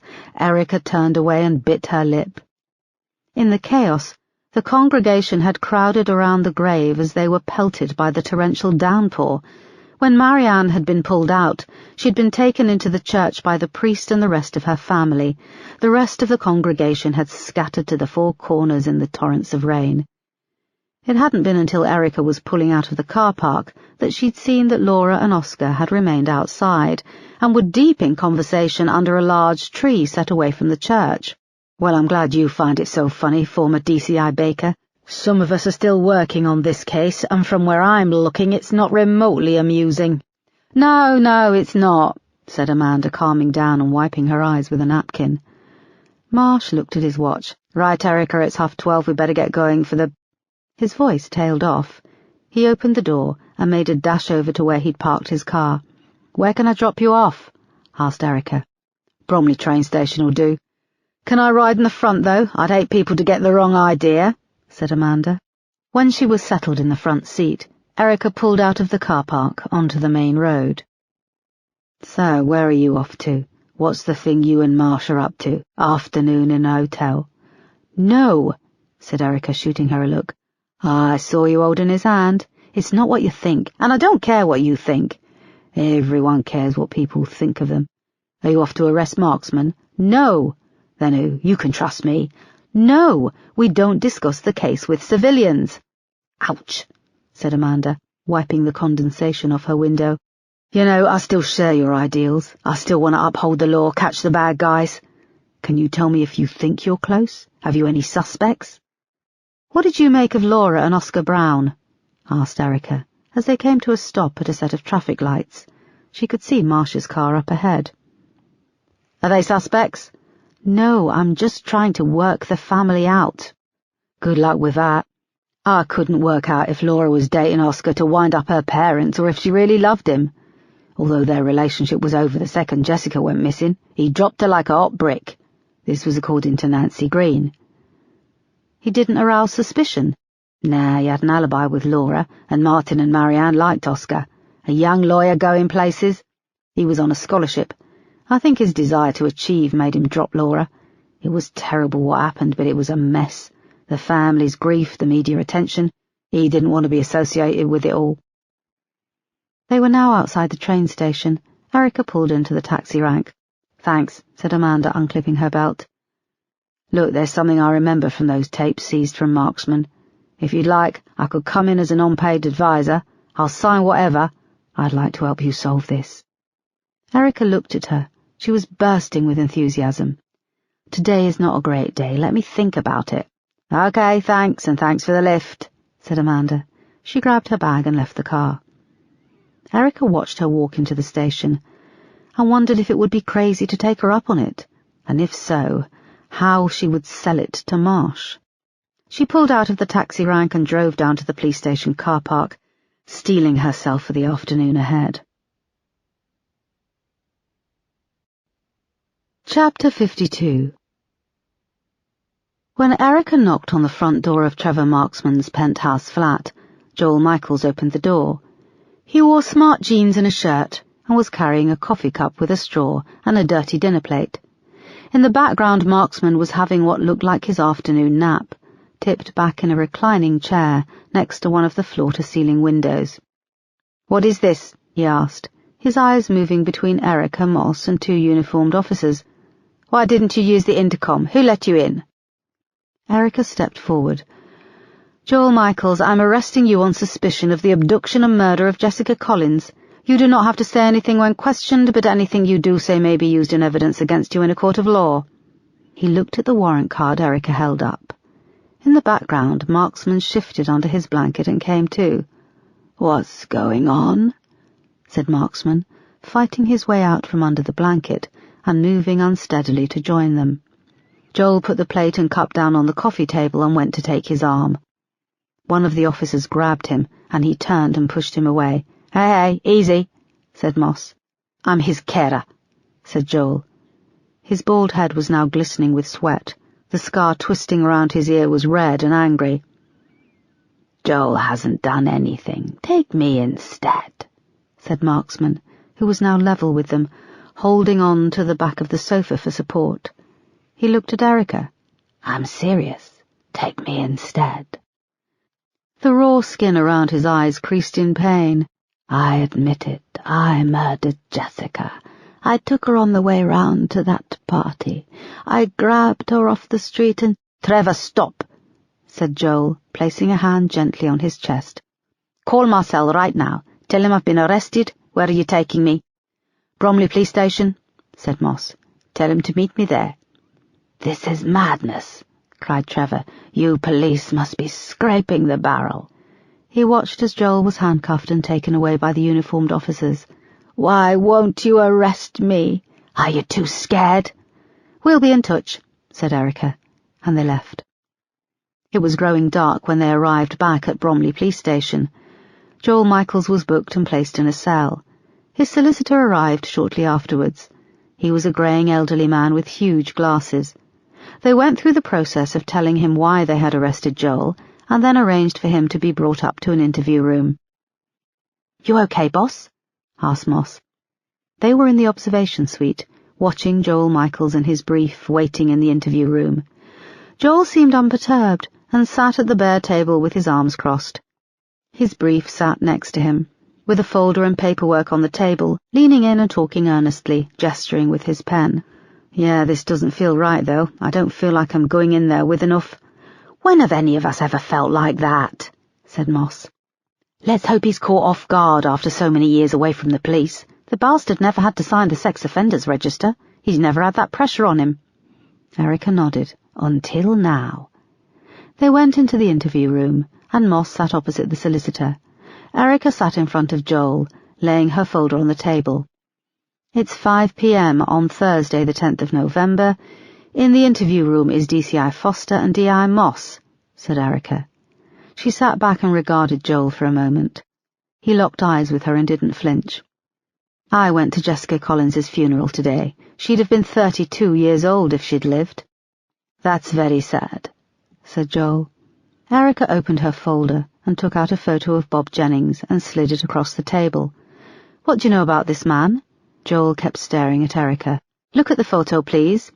Joel glanced down. "Never seen him before." "Are you sure?" "Yes." "His name is Bob Jennings. He was squatting at the cottage by Hayes Quarry when Jessica Collins vanished." "That's interesting to hear," said Joel. "I have videotapes belonging to Trevor Marksman. He liked taking video, didn't he?" No comment.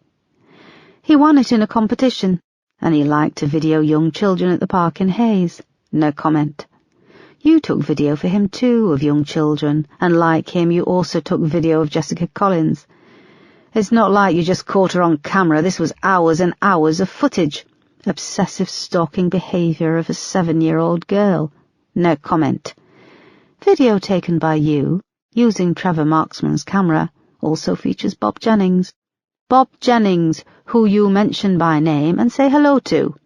Joel shifted in his seat and rolled his eyes. No comment. "When you were interviewed in August 1990, you said that you and Trevor Marksman didn't know one another." No comment. "Well, I would like a comment on this at least. You lied to the police." "I must have been mistaken." "You like small children, don't you? You find them sexually attractive." "We both know my client has been convicted of child sex offences. He has served his time," interjected the solicitor. "And how lucky he is that he doesn't have to sign the sex offenders register." "That wasn't a question," Joel smirked. Erica sat back, trying to remain calm. 3 hours later, Erica and Moss emerged from the interview room. They watched as Joel was taken the opposite way down the corridor and back to the cells. "Shit," said Erica. "We've got everything and nothing. I haven't got enough to go near Marksman. Bob Jennings is dead. Jesus." "It's coming up to 8:30, said Moss, checking her watch. "Let him spend a night here in the Bromley Hilton. Let's have a crack at him again tomorrow." Erica nodded. She saw that Moss was trying to put a brave face on it too, but she agreed. They had nothing. Chapter 53. Erica spent a claustrophobic night in her flat, tossing and turning, sleep eluding her. She loved Lenka and the kids, but all of them living on top of each other was becoming too much. She left very early the next morning before they were awake, bought a chocolate croissant and coffee on her way to work, and took them up to the incident room.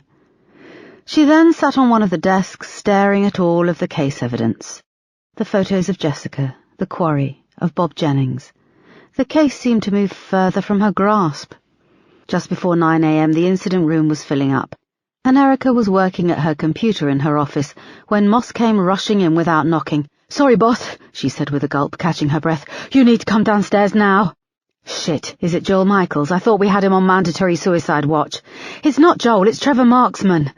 Erica got up and followed her downstairs. When they reached the foyer of the police station, they saw that a large black people carrier was parked illegally on the double yellow lines outside. Erica and Moss came out onto the steps. It soon became clear that someone had tipped off the media.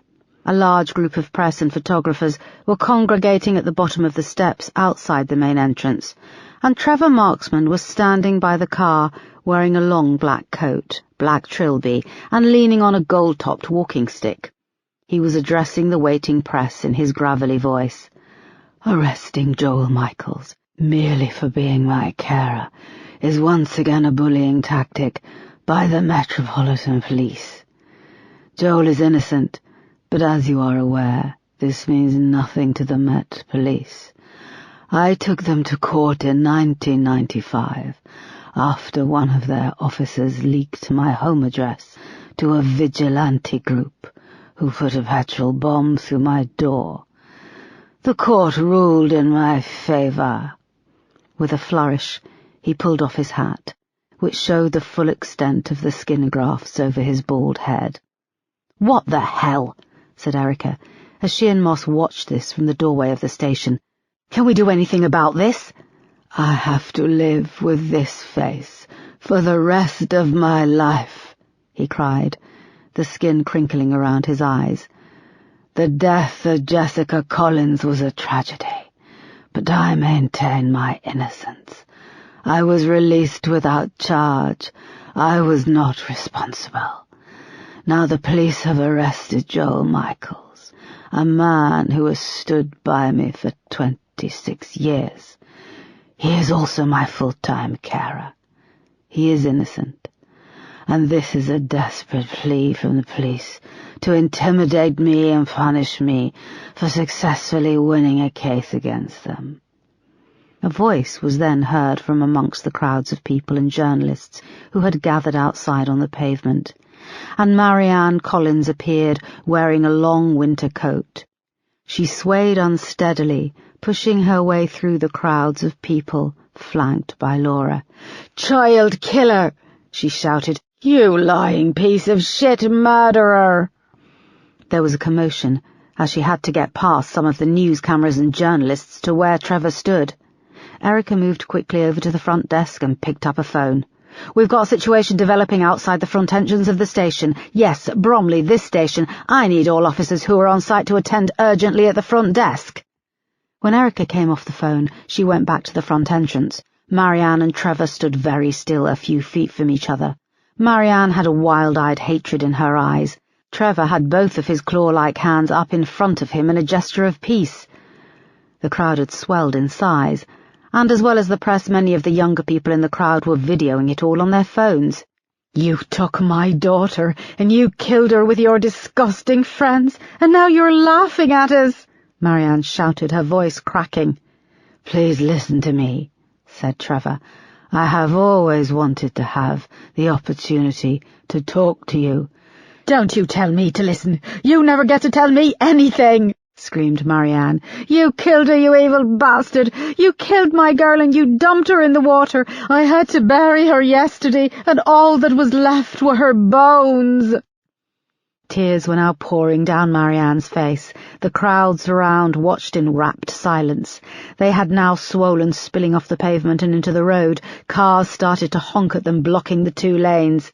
"Come on, where are the fucking officers?" shouted Erica. The woman behind the front desk picked up her phone again. Erica turned back, and she noticed Laura by Trevor Marksman's car, standing silently, tears rolling down her face. The atmosphere changed in the crowd, as suddenly Marianne was wielding a large kitchen knife.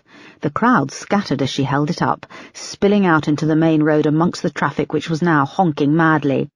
Marianne lunged at Trevor Marksman, slashing from side to side with the knife, gouging into the flesh of his forearms, which he raised instinctively to protect himself. Laura's eyes were wide, and she was now screaming at her mother to stop. "Shit!" cried Erica. "Where are my uniformed officers?" She and Moss dashed outside and pushed their way down the stairs. Seconds later they were joined by 6 uniformed officers. They managed to grab Marianne Collins and knock her to the floor. Her face was wild and covered in blood. 3 large patches were soaking into the front of her white blouse, and a splash daubed her left cheek. A young male PC wearing an anti-stab vest managed to get hold of Marianne's arm and twisted it so she dropped the knife. He kicked it away where another officer trapped it under his shoe. Marianne was now screaming, a terrible, raw, scraping sound. A female PC placed her boot in her back, and Marianne fought her as she handcuffed her hands behind her back. Erica ran to Trevor Marksman, who lay on the pavement. He was covered in blood, which pumped out of the 3 gaping wounds in his forearms. She could see that one was slit right down to the bone. Erica sloughed off her thin suit jacket, knelt down beside him, and started to wrap it around his bleeding arms. "We need an ambulance! This man is bleeding!" she shouted above the mayhem. Crowds were gathering on both sides of the pavement as people streamed out of the train station on the opposite side of the road and found themselves caught up in the drama. Marianne Collins was dragged away screaming and covered in blood, just as an officer came running from the main entrance of the station with a first aid kit. Throughout all of this, the press cameras took photographs and recorded video of the chaos. Chapter 54. The Assistant Commissioner Camilla Brace Cosworthy turned from the large television on the wall in her office to where Erica was standing in front of her desk.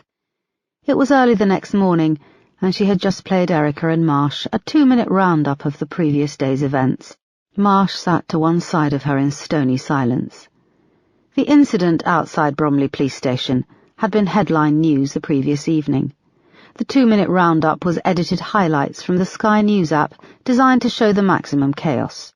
It mixed the professional press video, taken when Trevor Marksman spoke outside Bromley Station, with shaky mobile phone footage taken up close of Marianne Collins wielding the knife, climaxing in her arrest when she had been handcuffed, face down on the pavement, covered in Trevor Marksman's blood.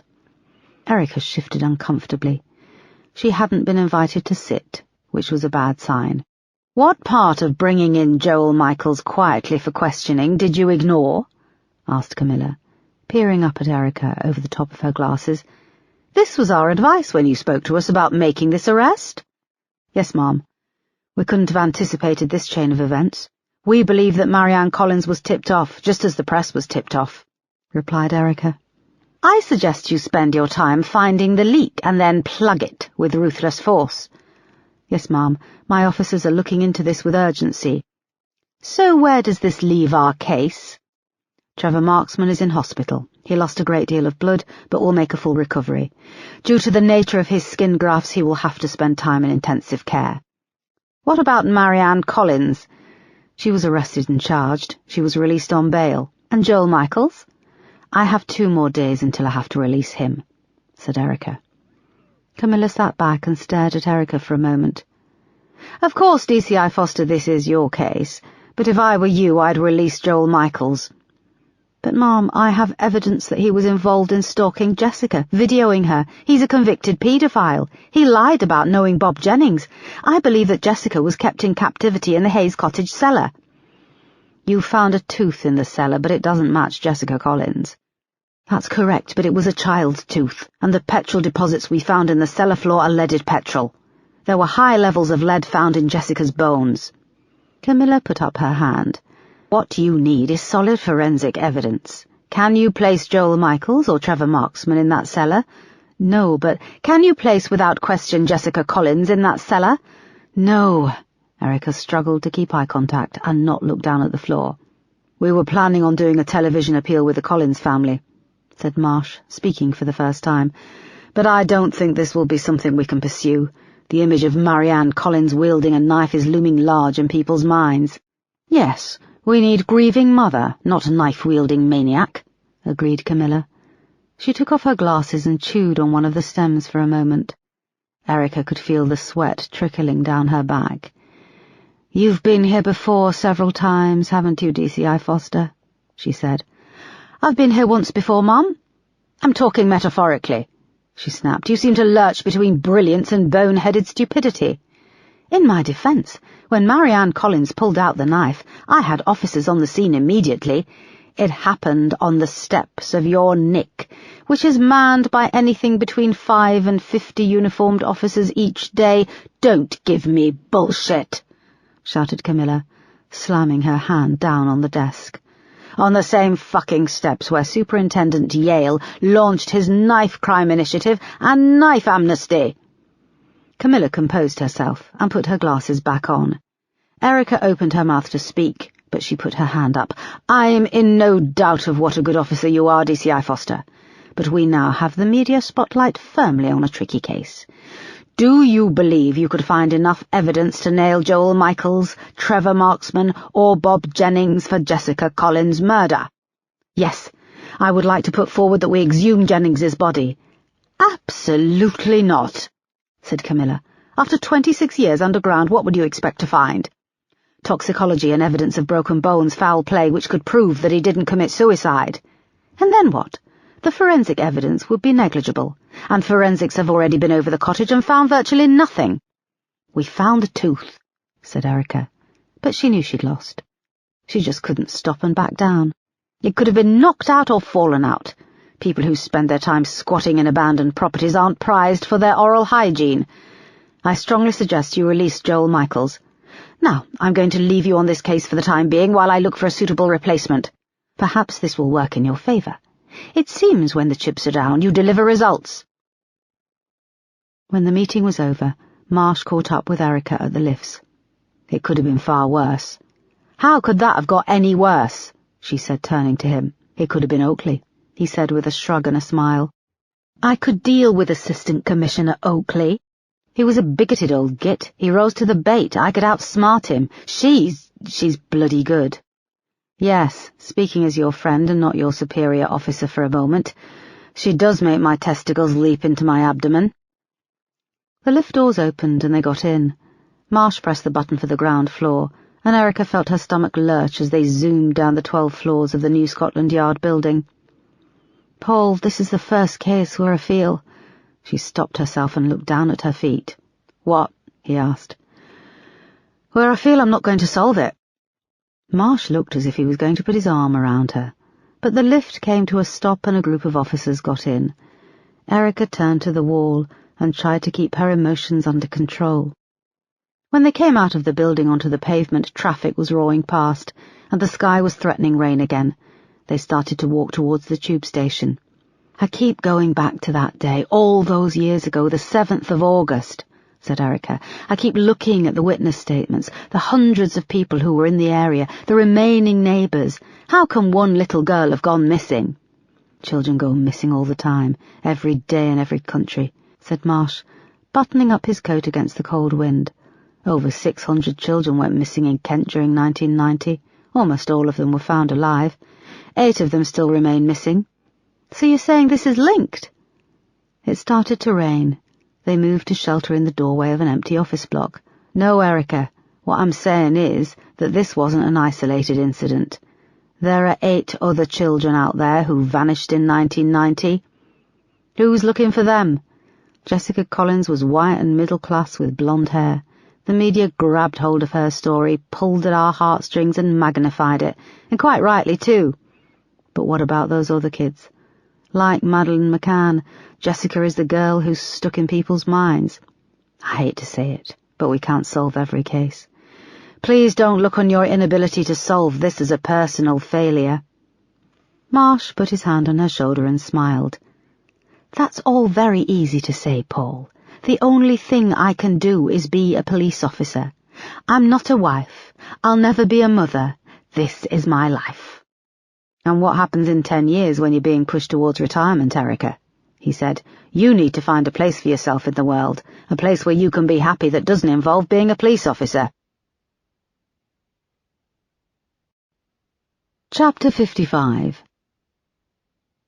Erica watched from the window of the incident room as Joel Michaels walked out of the station a free man.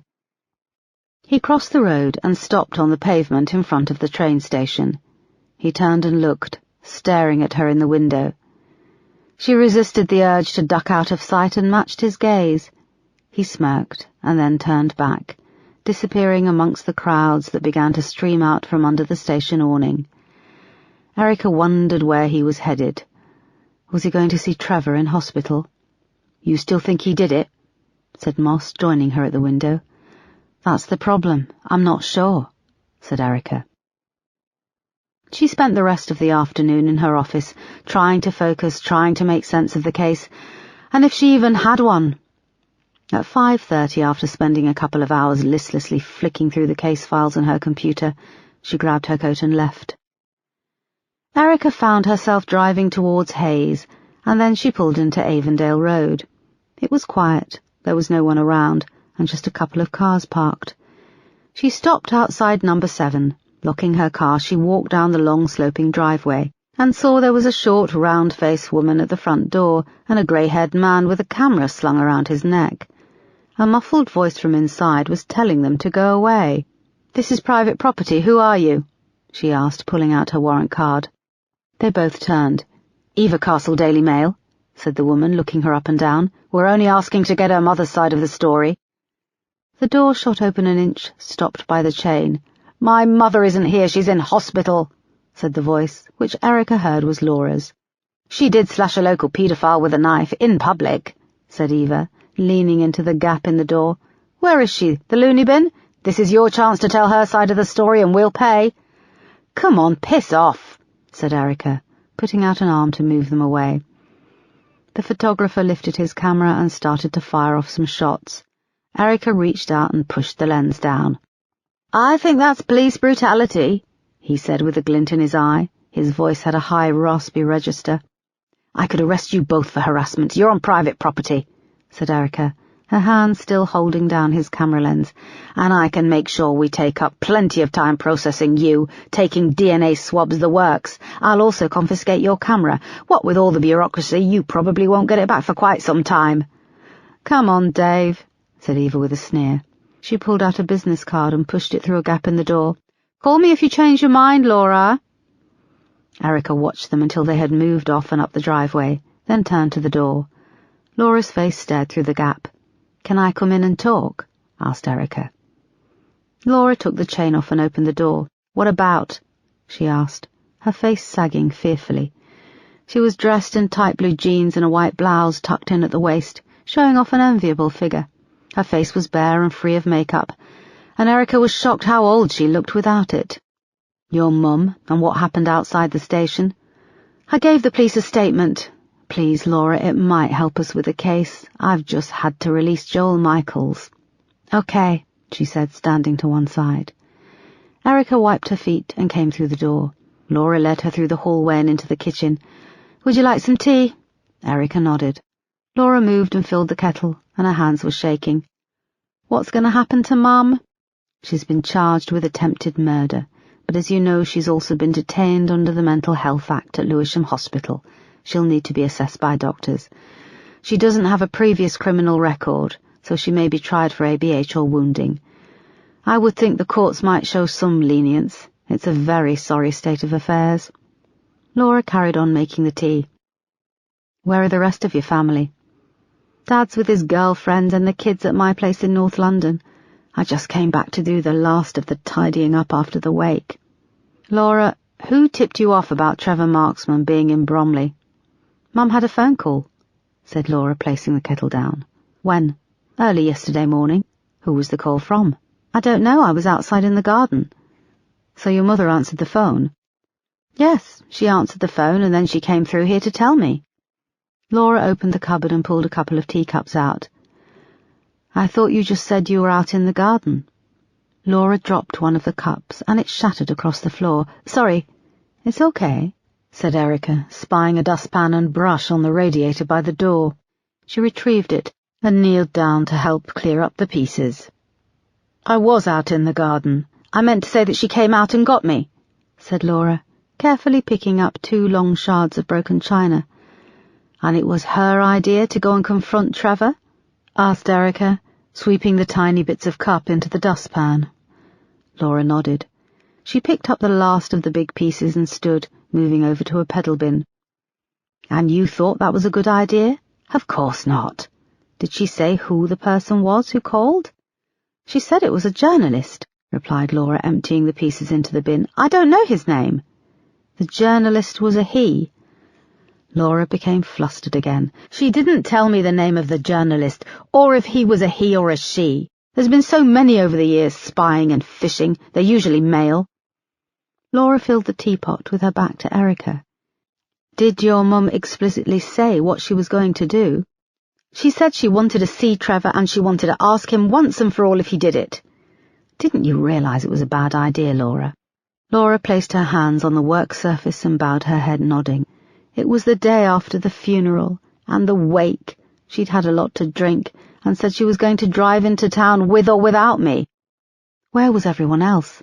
They'd gone home the night before. I stayed with Mum here to keep her company.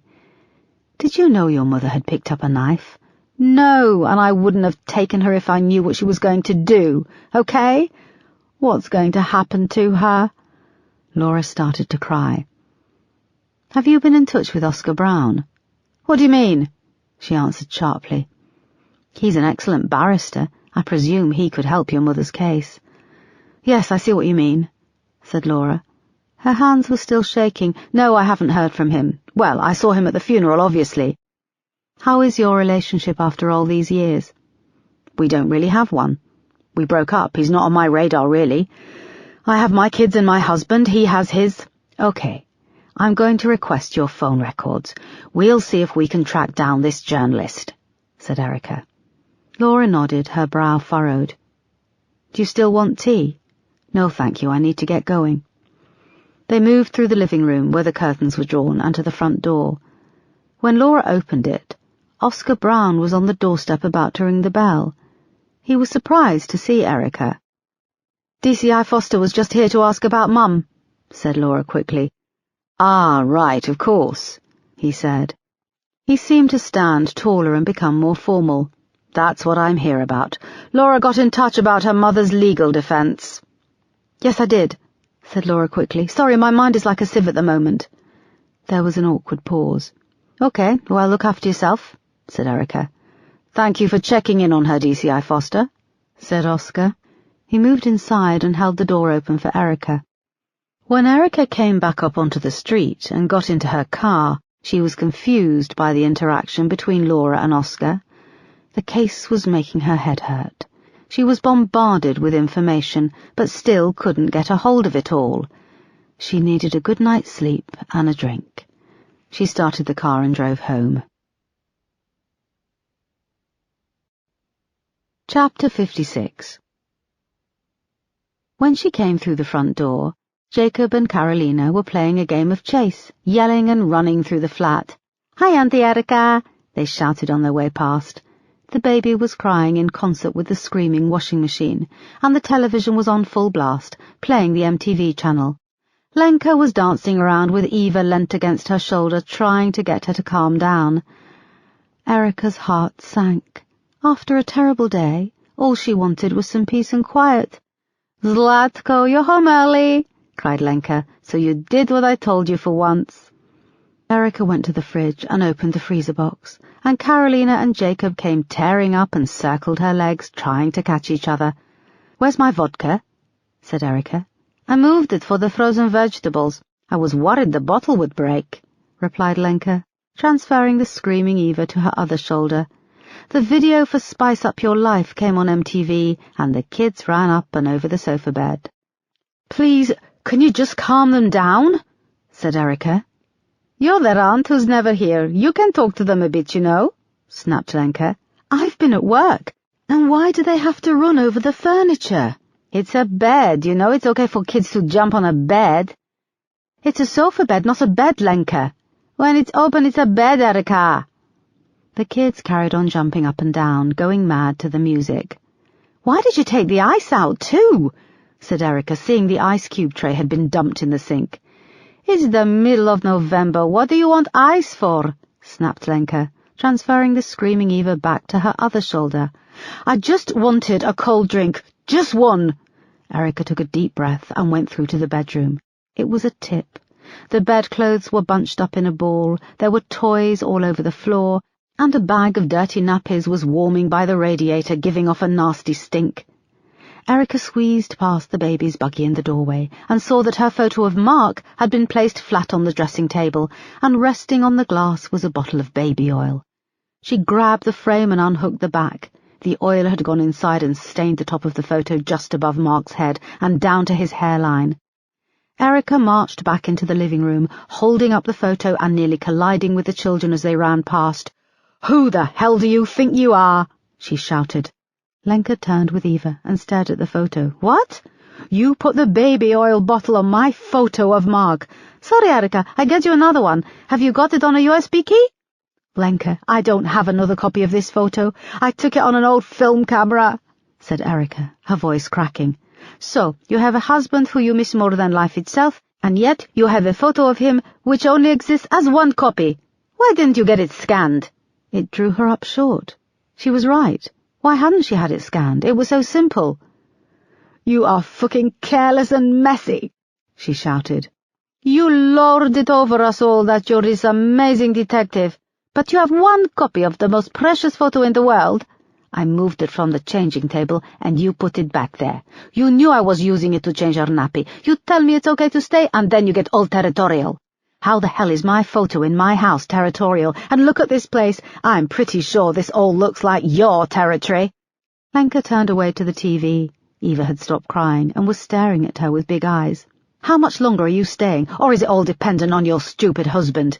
"At least I have my husband's back," shouted Lenka. There was a horrible silence. "What did you just say?" "Erica, I didn't mean that," said Lenka, turning back, her face dropping. "Right, I want you and everything gone by tomorrow morning. You hear?" shouted Erica. She left the living room, carrying the photo of Mark, grabbed her car keys, and left the flat. It was pouring with rain when Erica got into her car. She started the engine and pulled away, unsure of where she was going to go. Chapter 57. Amanda Baker didn't notice the rain hammering against her window. She was absorbed with her computer, watching and re-watching the camcorder videos taken by Trevor Marksman. Crawford had been good, providing her with copies of case files to help her fill the gaps in her memory. The papers on her living room wall had multiplied, filling the back wall above the sofa. Amanda had always enjoyed research, solving puzzles, piecing clues together. Without the pressure of answering to top brass, or even the pressure to leave her house, she felt in control. It was almost as if she was back on the case. She leaned closer to her laptop, bathed in the glow of the screen. She had come to the part of the video where Marianne and Laura Collins were together in the park. It was a bright sunny day, and they were sitting on a bench under the canopy of a huge oak tree. The camera panned round from where Jessica and another girl were on the swings, their long hair flying as they pushed back and forth in unison, higher and higher. Marianne and Laura's discussion was heated. The camera zoomed in with interest, losing focus for a second before their argument became a sharp image. There was a little wind interference on the sound, but Amanda heard clearly what they were saying. She paused the video and reached out her hand to the bowl of caramel popcorn she had on the floor beside the armchair. It was empty. She heaved herself up and out of the chair and moved through to the kitchen. She was determined not to drink, and sugar seemed to help the cravings. When she opened the freezer, she saw she'd eaten the last of the ice cream. The cupboard where she kept biscuits and chocolate was also bare. She went to the small pantry, pulled the door open, and using her smartphone as a light, she scanned the shelves looking for something to eat. The light played over the tins, spices, bags of rice and pasta. She was sure there must be something sweet in the dark recesses. She looked out of the window at the back garden. The rain was lashing against the glass, and the messy square of grass lit up with lightning. She really didn't fancy going out on a chocolate run in that kind of weather. She dragged a chair over from the kitchen table into the doorway of the pantry and stood on it. She scanned the top shelves with her smartphone light over more tins, an old box of Weetabix, and her phone light came to rest on a box behind a small pile of OXO cubes. It was a very old Terry's chocolate orange. The blue box was covered in dust, and she could see through the little plastic sphere that the orange foil-wrapped chocolate inside had broken down and seeped through the foil. However, she didn't notice this. It was what was written on the box that made her stop in her tracks. "It's not Terry's, it's mine," she said, reading the old tagline. She picked up the box, stepped down off the chair and walked back through to the living room.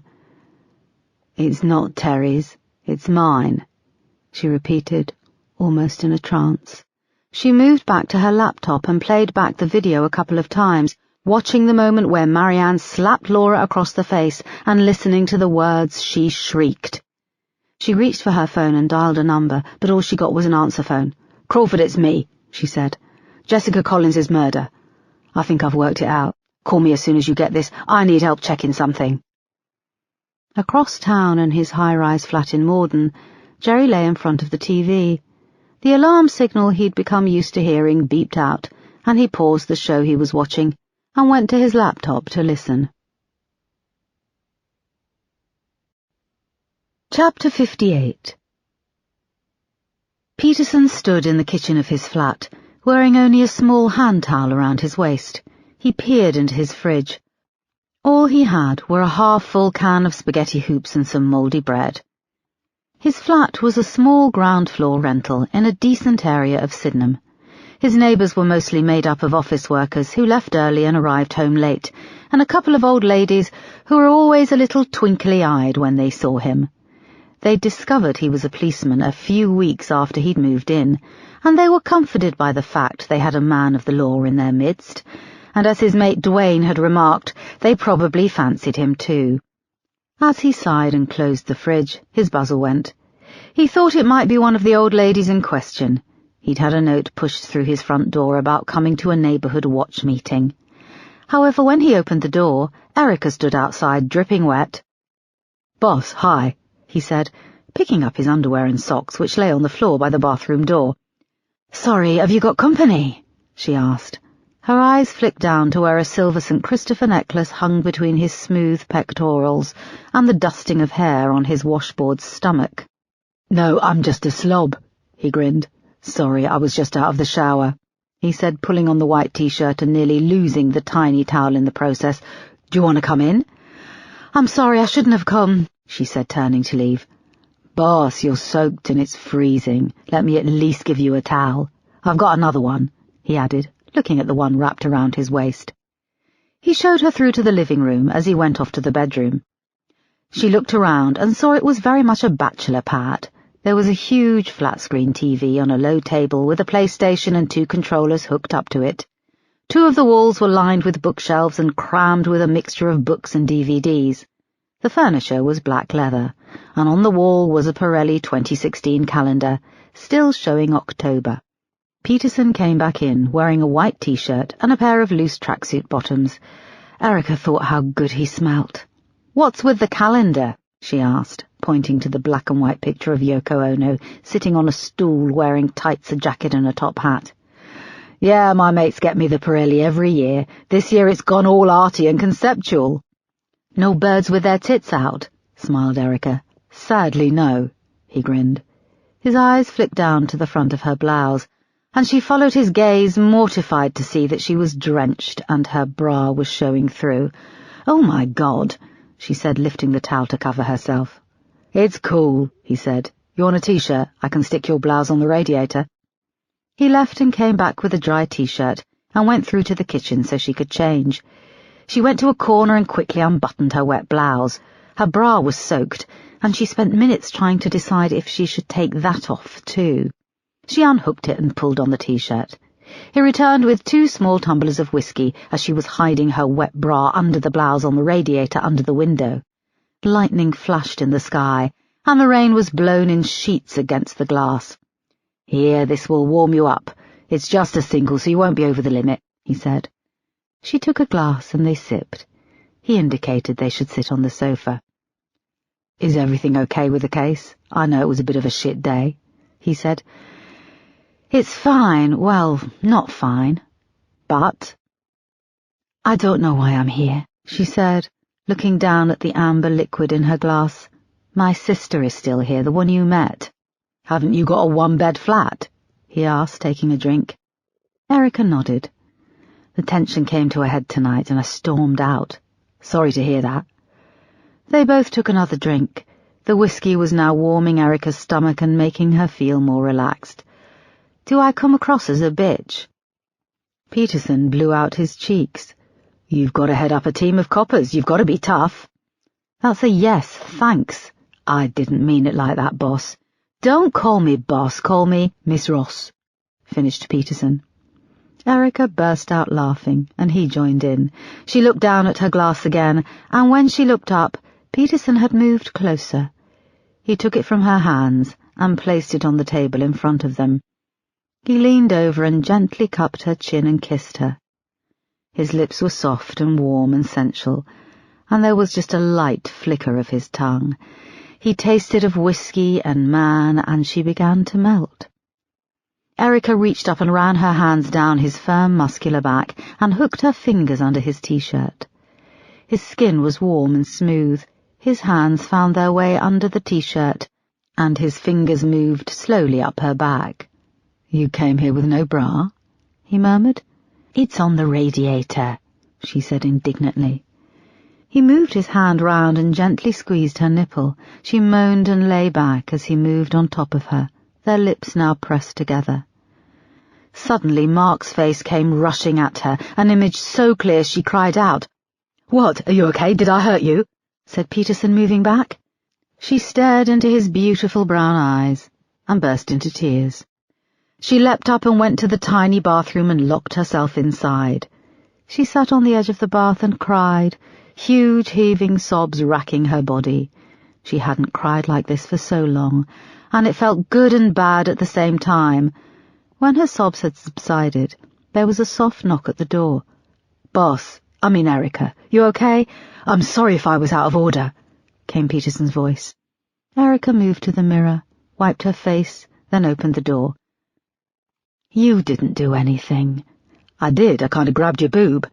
"I'm trying to be serious here," she said, closing her nose on a tissue. "It's hard to be a widow. Mark was my life, he was the love of my life, and he's gone. He's never going to come back, and yet I spend every day thinking about him, and it's exhausting. It's exhausting grieving and living with this huge gap in my life. But I'm only human, and I'd love nothing more than to just, with you. But there's this guilt. Mark was such a good, loyal man."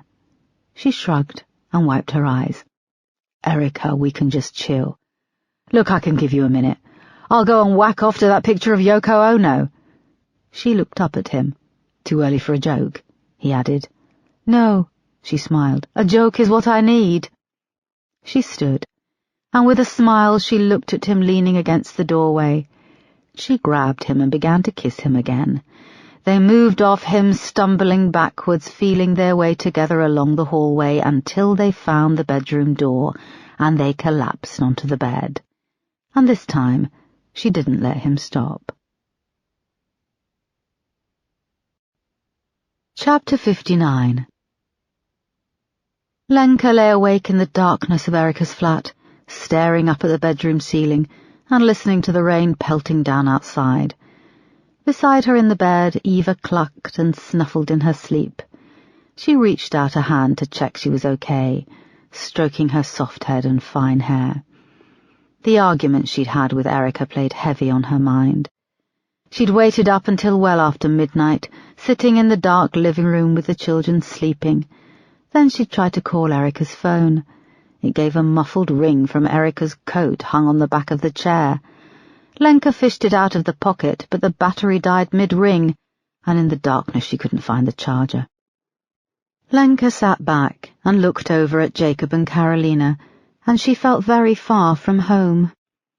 She knew that Erica had a friend who was a forensic pathologist, but she couldn't remember his name.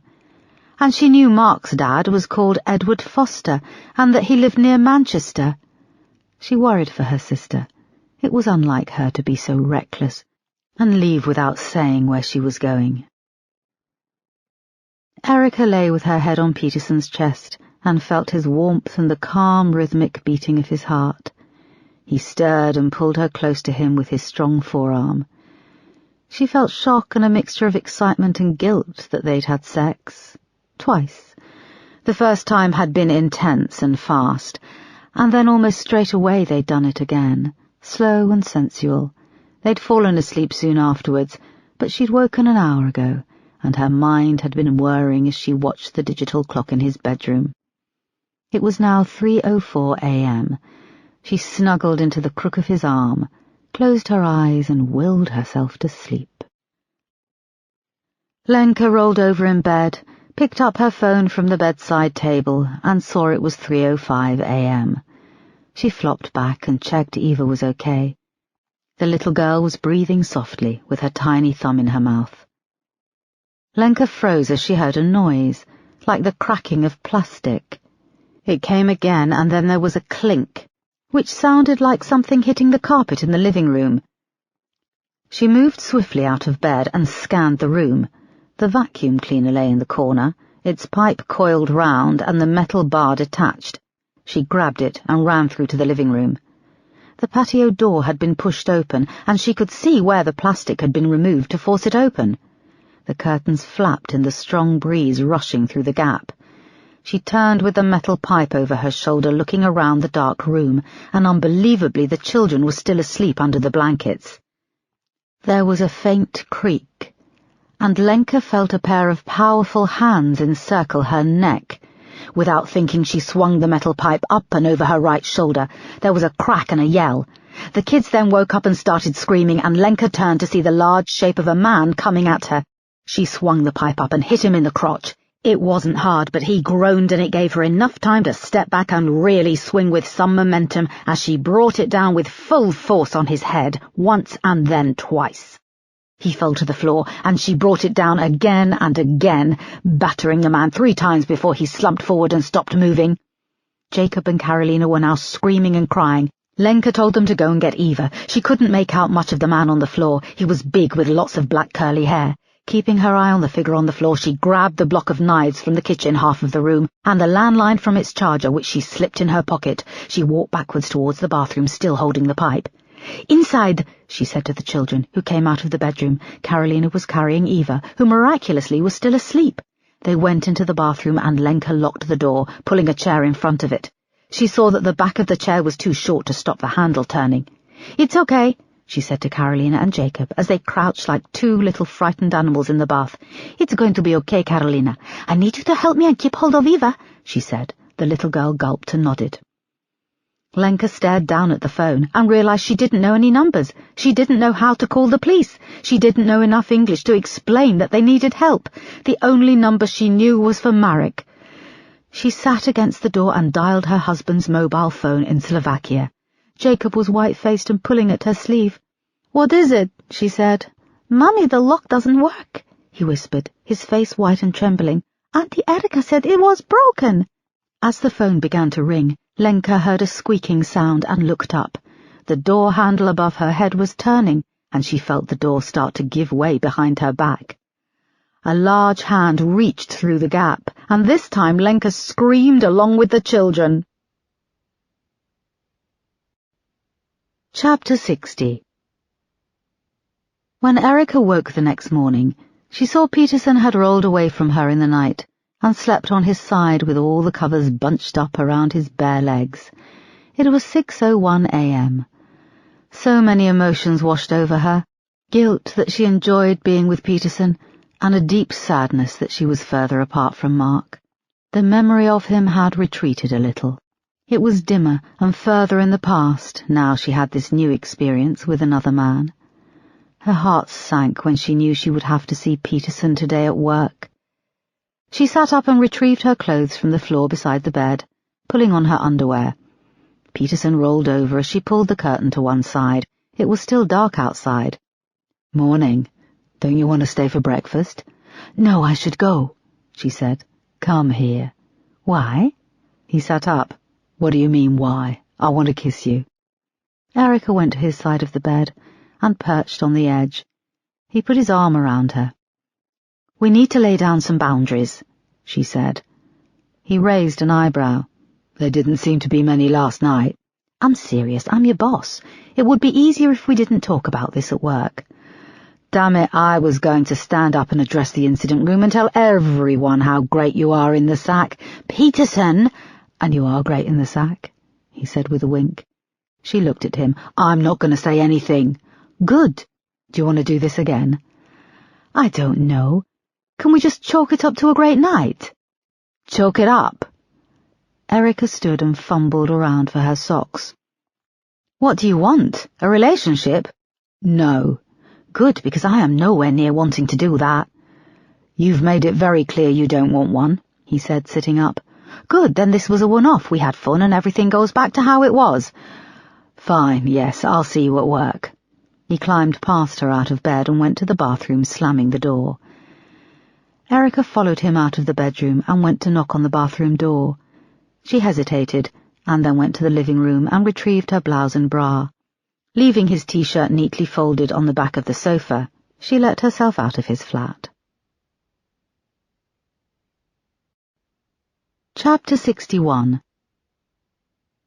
Erica went to the drive-through McDonald's in Sydenham and ordered a sausage and egg McMuffin with a cup of coffee. When she came to pay, she saw that she didn't have her phone or wallet, and she had to use some spare change she kept for parking in the glove compartment. Dawn was just breaking, cold and blue, as she pulled up at Manor Mount just after 7. Her heart began to hammer when she saw 2 police cars outside. She parked beside them on the gravel and let herself in at the main entrance, feeling her heart race even faster when she saw her front door was open and a police officer was stationed outside. A tall figure in a blue forensic suit emerged, carrying a long plastic evidence bag containing the pipe from her vacuum cleaner. Blood was crusted on the metal tubing and smeared over the plastic. In his other hand was one of her guest towels, blood-stained. "Sorry, who are you?" asked the police officer, putting out his hand to block her path.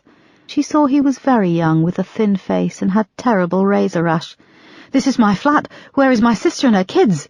she said, feeling frantic and trying to move past him. "This is a crime scene," he said, continuing to block her way. "I'm a police officer, but I haven't got my warrant card. Why is there blood? Where are my sister and her kids?" She was now in a blind panic, out of control, heart racing, tears pricking her eyes. It was shocking how quickly she'd reverted to the role of the victim. And then the last police officer she wanted to see emerged from the doorway wearing blue scrubs. Superintendent Sparks pulled down the hood of the scrubs to reveal a greasy helmet of hair combed back from his high forehead. His pale, acne-scarred face regarded her for a moment. "Erica?" "Sparks, what's happening? This is my flat. Where are my sister and the 3 kids?" she said tearfully. She didn't care about their past differences, and only wanted to know the truth. "Your sister and her kids are fine," he said. "They're upstairs with a neighbour. We managed to get a translator half an hour ago. They're shaken up but unharmed." "Oh, thank God," said Erica, wiping tears away with the back of her hand. "What happened?" Sparks led her back out into the communal entrance.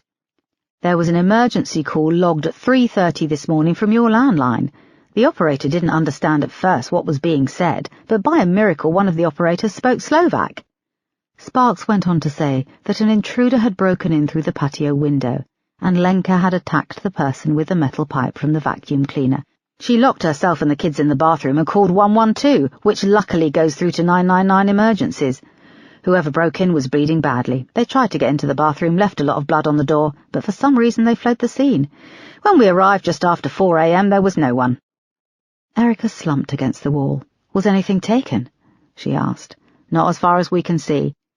"Sparks, my bloody phone is in there, my warrant card, my bag, my laptop." She put her head in her hands. He stood over her, unsure of what to say. "You know the score. It's a crime scene. Sparks, I know we've had our differences, but can we put them aside just for a couple of hours? I'd do the same for you. Can you see if things can be fast-tracked? I just told you, this is a crime scene. No one was hurt, you can wait. Why are you here anyway? Said Erica. I thought this would be a little below your rank. I came to a home invasion with a suspected dead body, Eastern European woman in distress. Cherry-picking the high-profile cases still, are we? You always were a lazy bastard. Sparks took a step back. I don't think that's the correct way to speak to your superior officer, DCI Foster, he sneered. I'm just plain Miss Foster this morning, the victim whose tax pays your wages. Now where is my sister? Erica had never met her neighbour on the top floor, a cheerful, blousy woman called Alison. She was in her 40s and had a mass of messy curls. Hello, she said when she opened the door to Sparks and Erica. Your sister and the kids are in the lounge, right shook up they are. She spoke with a soft Welsh accent and wore a flower print dress. Her flat was larger than Erica's and comfortably decorated with rustic wooden furniture, books on every wall and pictures of family. She took them through to the living room, where Lenka sat on the sofa with Eva sleeping in her arms. She was talking in Slovak to a tall, thin man wearing a green corduroy suit who was perched on the coffee table opposite. Carolina and Jacob were at either end of a long sofa. Between them was a huge elderly Rottweiler, asleep with his head on Carolina's lap. Erica, said Lenka, seeing her. Erica went over and hugged them.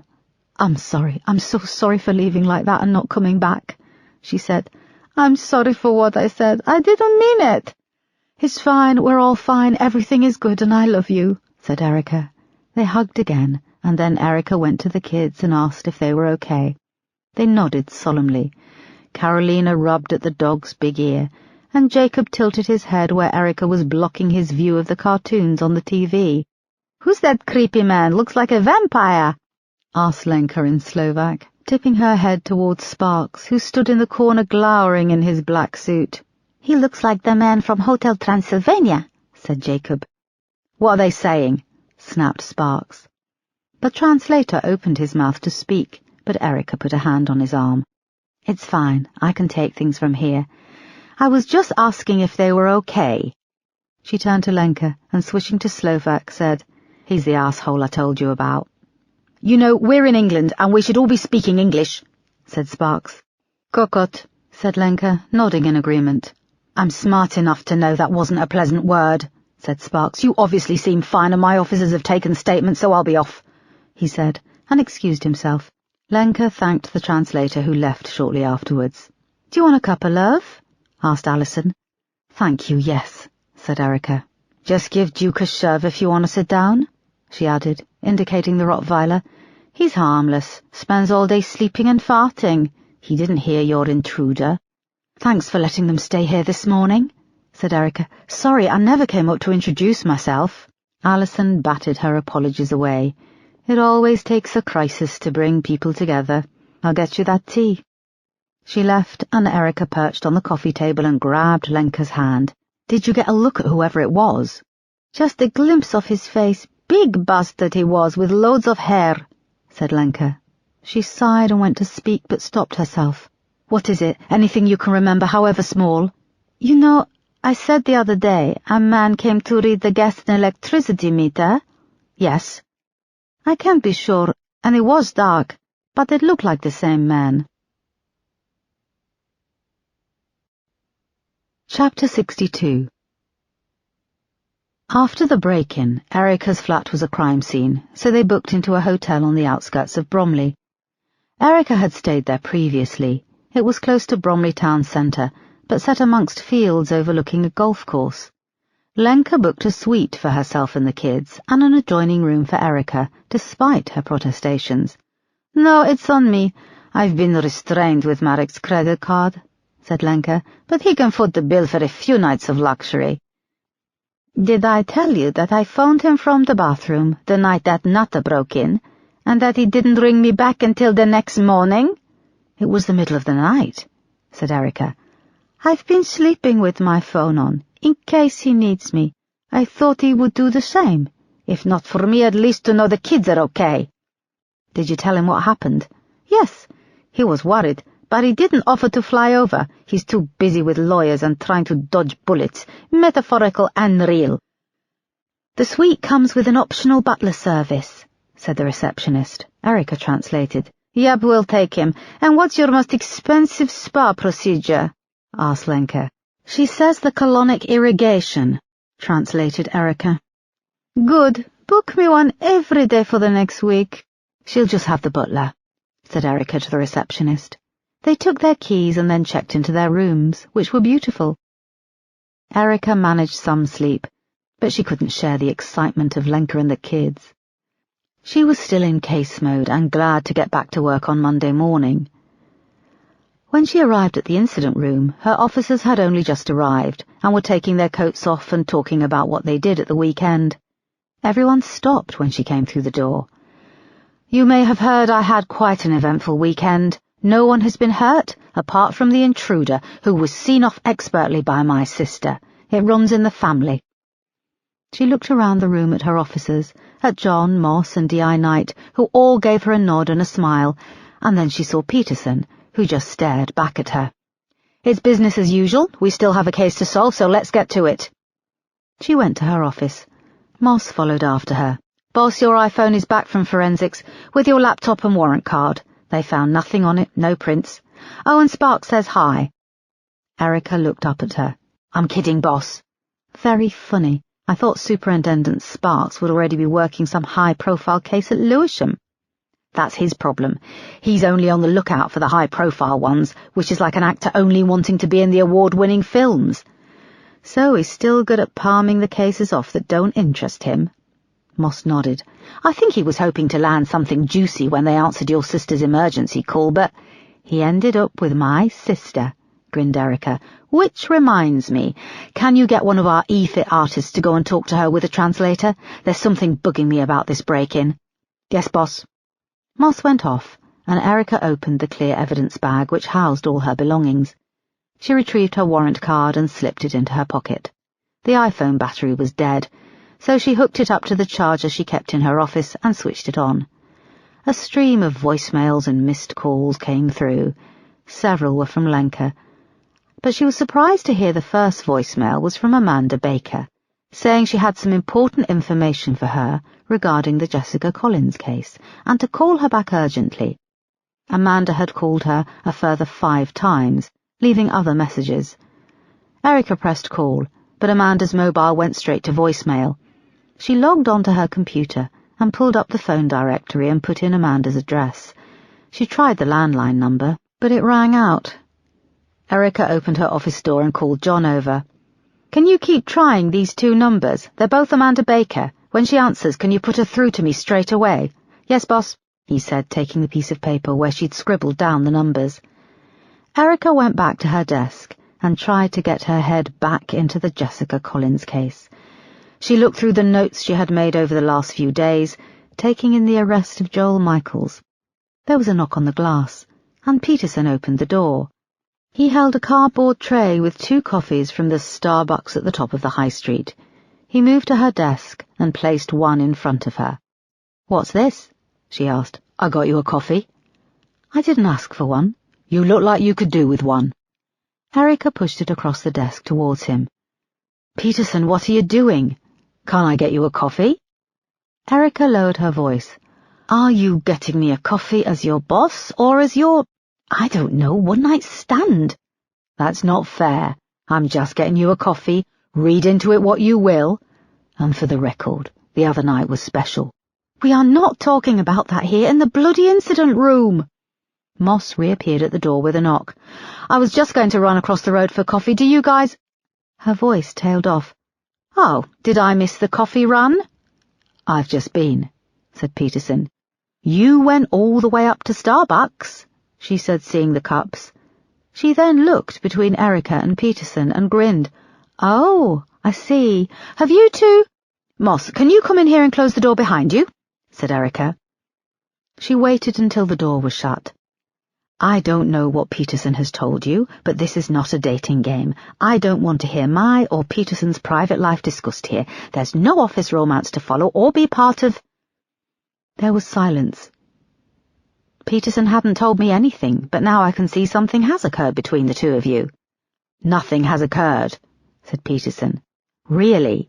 Look at this Starbucks coffee. You've gone to the trouble of getting brown and white sugar, a napkin. You've even balanced one of those little stirrer sticks on the top. That's so sweet. Piss off, Moss, said Peterson. Your secret is safe with me. But for the record, I couldn't be more pleased. Just get back to work, both of you, said Erica. When they'd gone, she stared at the coffee for a moment, and then relented and took a sip. There was a knock at her door again. It was John. What, did you get through to Amanda Baker? She asked. No, boss, but there's been an emergency call-out to Amanda Baker's house. It's the postman. He called 999 because he thinks he can see something through her front room window. What? John swallowed nervously. He thinks he can see her feet hanging above the floor in the hallway. Chapter 63. A police car was waiting outside Amanda Baker's house when Erica and John arrived. Two uniformed officers, a man and a young woman, were talking to the postman Erica had seen on her previous visit. He looked shaken. Hello, I'm DCI Foster, this is DC McGorry, said Erica, as they approached and showed their IDs. A couple of neighbours further down the street watched from their front gates. I'm PC Desmond and this is PC Hewitt, said the young woman. No one has been inside the property. We did try to force the front door, but it won't budge. She's got newspapers stacked up against it on the other side, said the postman, his face ashen. Erica went to the front window and peered through the small gap left in the curtains. She could just make out a pair of feet in socks suspended through the doorway from the hall. She felt a cold dread trickling through her stomach. I usually use the front window. It doesn't lock. I kept telling her to get it fixed, said the postman. This could be an entry point. I don't want to disturb any forensic evidence, said Erica to John in a low voice. But boss, it looks like she's killed herself, he said. Erica peered back through the window. Something was wrong. Amanda hadn't seemed suicidal. She'd been positively brimming with life and enthusiasm when she dropped her off after the funeral. Let's go around to the back, she said. They managed to get the side gate open, and then went down the passageway and into the garden. The back door stood wide open. Shit, said Erica quietly. She led with John and the two uniformed officers close behind, and they went into the kitchen. It had been cleaned. Everything was neat and tidy. The door to the hallway was closed, and they made their way towards it slowly. The sound of a creaking floorboard made them stop. It was coming from the other side of the closed door. The uniform officers pulled out their batons. This is the police. Come out with your hands raised, said Erica. There was silence for a moment. The creaking came again, louder. Then there was a ripping sound, a snap, and an almighty crash shook the floorboards. It was followed by the sounds of debris crashing down the stairs. They stood for a moment longer as the silence rang out. Erica looked back and gave a nod. She opened the door swiftly. Amanda Baker's body lay at a gruesome angle on the hall floor at the bottom of the stairs. She wore just a white patterned nightgown with blue socks. Her left arm and shoulder were trapped under her back, and her right leg was dislocated at the knee. Her body was covered in dust and chunks of plaster, and a square of thin wood lay nearby. It was the loft hatch. A fine dust rained down and filled the air. It broke away from the ceiling, said John, covering his mouth and pointing up to a gaping hole in the ceiling at the top of the stairs. Erica shielded her eyes from the dust and fine chunks of plaster still raining down. She moved close to Amanda's body and saw her face was purple and bloated. Tied tight around her neck was a noose, and her eyes were still open. Chapter 64. Do you think this was suicide? Asked Erica. A few hours had passed, and Isaac Strong was attending the crime scene with Niels Ackerman and his team of CSIs. Erica and John were standing in the hallway with Isaac. Death was by asphyxiation. The neck is elongated, and you can see the deep groove in the neck, said Isaac, gently tilting Amanda's head to one side. My problem is there's a glass tumbler on the carpet at the top of the stairs with a residue of what smells like Coca-Cola. There's a corresponding splash on the wall," he went on. "If she was going to hang herself, she wouldn't do so holding a glass at the same time. We need to check that glass. It could have been that some kind of drug was dissolved in the drink." "Could she have been taken by surprise at the top of the stairs?" said Erica. "She's wearing a nightgown, which could mean she got up in the night. There was someone here waiting in the darkness, and she walked into the noose." "That's for you to find out," said Isaac. Erica put her hand to her face. "You don't want this to be a suicide?" he added. "She was one of us," said Erica softly, "and she didn't seem—" "You never know what's going on in people's heads, Erica." John moved to the loft hatch, which lay on the carpet halfway up the stairs. It was still attached to the other end of the noose. "The rope was tied to the inside of the hatch to a small metal bar," he said. Erica looked around at the mess of plaster and dust in the hallway. "Any chance of a time of death?" "I'll know more when I've had a closer look," he said. The crime scene photographer came through the living room door and started to take photos. Amanda's open eyes caught the glare of the flash. Niels appeared in the doorway behind them. "I think you'll want to take a look at this," he said. They followed him through and saw that the living room was tidy, but the wall behind the sofa was filled with papers tacked up. There were maps from Google, pictures of Jessica, Trevor Marksman, and some pictures that had been printed off of Marianne and Laura sitting in the park. "This is the video. These are stills from Trevor Marksman's video," said Erica, looking to John. "How did she get hold of these? Where is her computer?" "It was here," said Niels, moving to a metal computer stand in the corner. "There's only a laptop case and charger. There's an inkjet printer at the bottom," he said, indicating it on the base of the stand. "No sign of a mobile phone, and the landline in the hall has been removed," he added. "Her purse is still on the counter in the kitchen beside the kettle. It's got £200 inside and all her credit cards. So this wasn't a robbery." "There's no sign of forced entry," added Niels. "The kitchen door was wide open when we arrived," said John. "But if the person came through the kitchen, they would have seen the purse there." Erica noticed something on the top of the computer stand, and she went over, pulling a pair of latex gloves from her pocket. She picked up a small Terry's chocolate orange box. She saw that the chocolate inside was well past its use-by date. It had solidified and was oozing out of the orange foil. "She hasn't opened it," said Erica. "And look, the slogan on the box has been underlined with a permanent marker." "It's not Terry's, it's mine," said Niels, joining them and reading over Erica's shoulder. "This is very old. They don't use that slogan anymore. I eat at least one chocolate orange a week. I'm an addict." "How do you keep so thin?" asked John, looking up at Niels's tall, slim frame. Niels shrugged. "I have a very fast metabolism." Erica ignored them and turned the box over. "Best before end 11th November 2006, she read. "Why underline the writing on the box?" John and Niels looked back at her and shrugged. When Erica and John came back out to the car, they sat for a moment watching as the body was brought from the house in a black body bag on a metal stretcher. "I want her internet history, access to her phone records. I want to see what she was looking at and who she was talking to before she died," said Erica. "And I want to know about everyone who had access to the Trevor Marksman videos. Find out if someone had emailed her stills or even given her the bloody footage." "Yes, boss." Erica looked down at the Terry's chocolate orange nestled in a plastic evidence bag on her lap. "It's not Terry's, it's mine," she repeated, looking at where it was underlined. "There's something wrong here. Amanda called me several times. She left messages to say she'd found something and I was to speak to her urgently." Erica pulled out her phone and dialed her voicemail. "You have no new messages," came the automated voice. "What the hell?" Erica tried again and got the same. "I had 3 messages from Amanda on here just a few hours ago." "You didn't delete them by mistake?" asked John. No, I didn't. They've been removed." Chapter 65.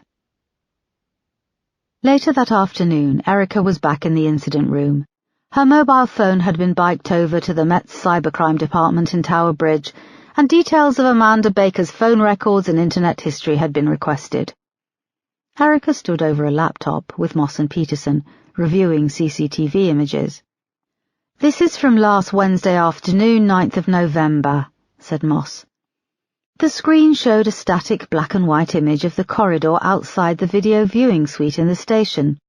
"This is you, boss, and DC McGorry going in to view the tapes," she added, as they zipped past in the sped-up video. "A few hours later, Peterson makes a little cameo," she added, the minutes zooming past as she fast-forwarded. "And there you are, leaving just before 7 and locking the door." "That's just before I dismissed everyone for the day," said Erica. "Right, now this is just after 7 p.m. on the same day," said Moss. She now played the video feed at normal speed. The corridor was empty, and then Crawford walked into shot and along, glancing around. He stopped to listen outside the door of the viewing suite, then unlocked it and went inside. "He could have gone in for an innocent reason?" said Erica. Moss went on. "OK, so he's inside. Let me run it forward a few minutes.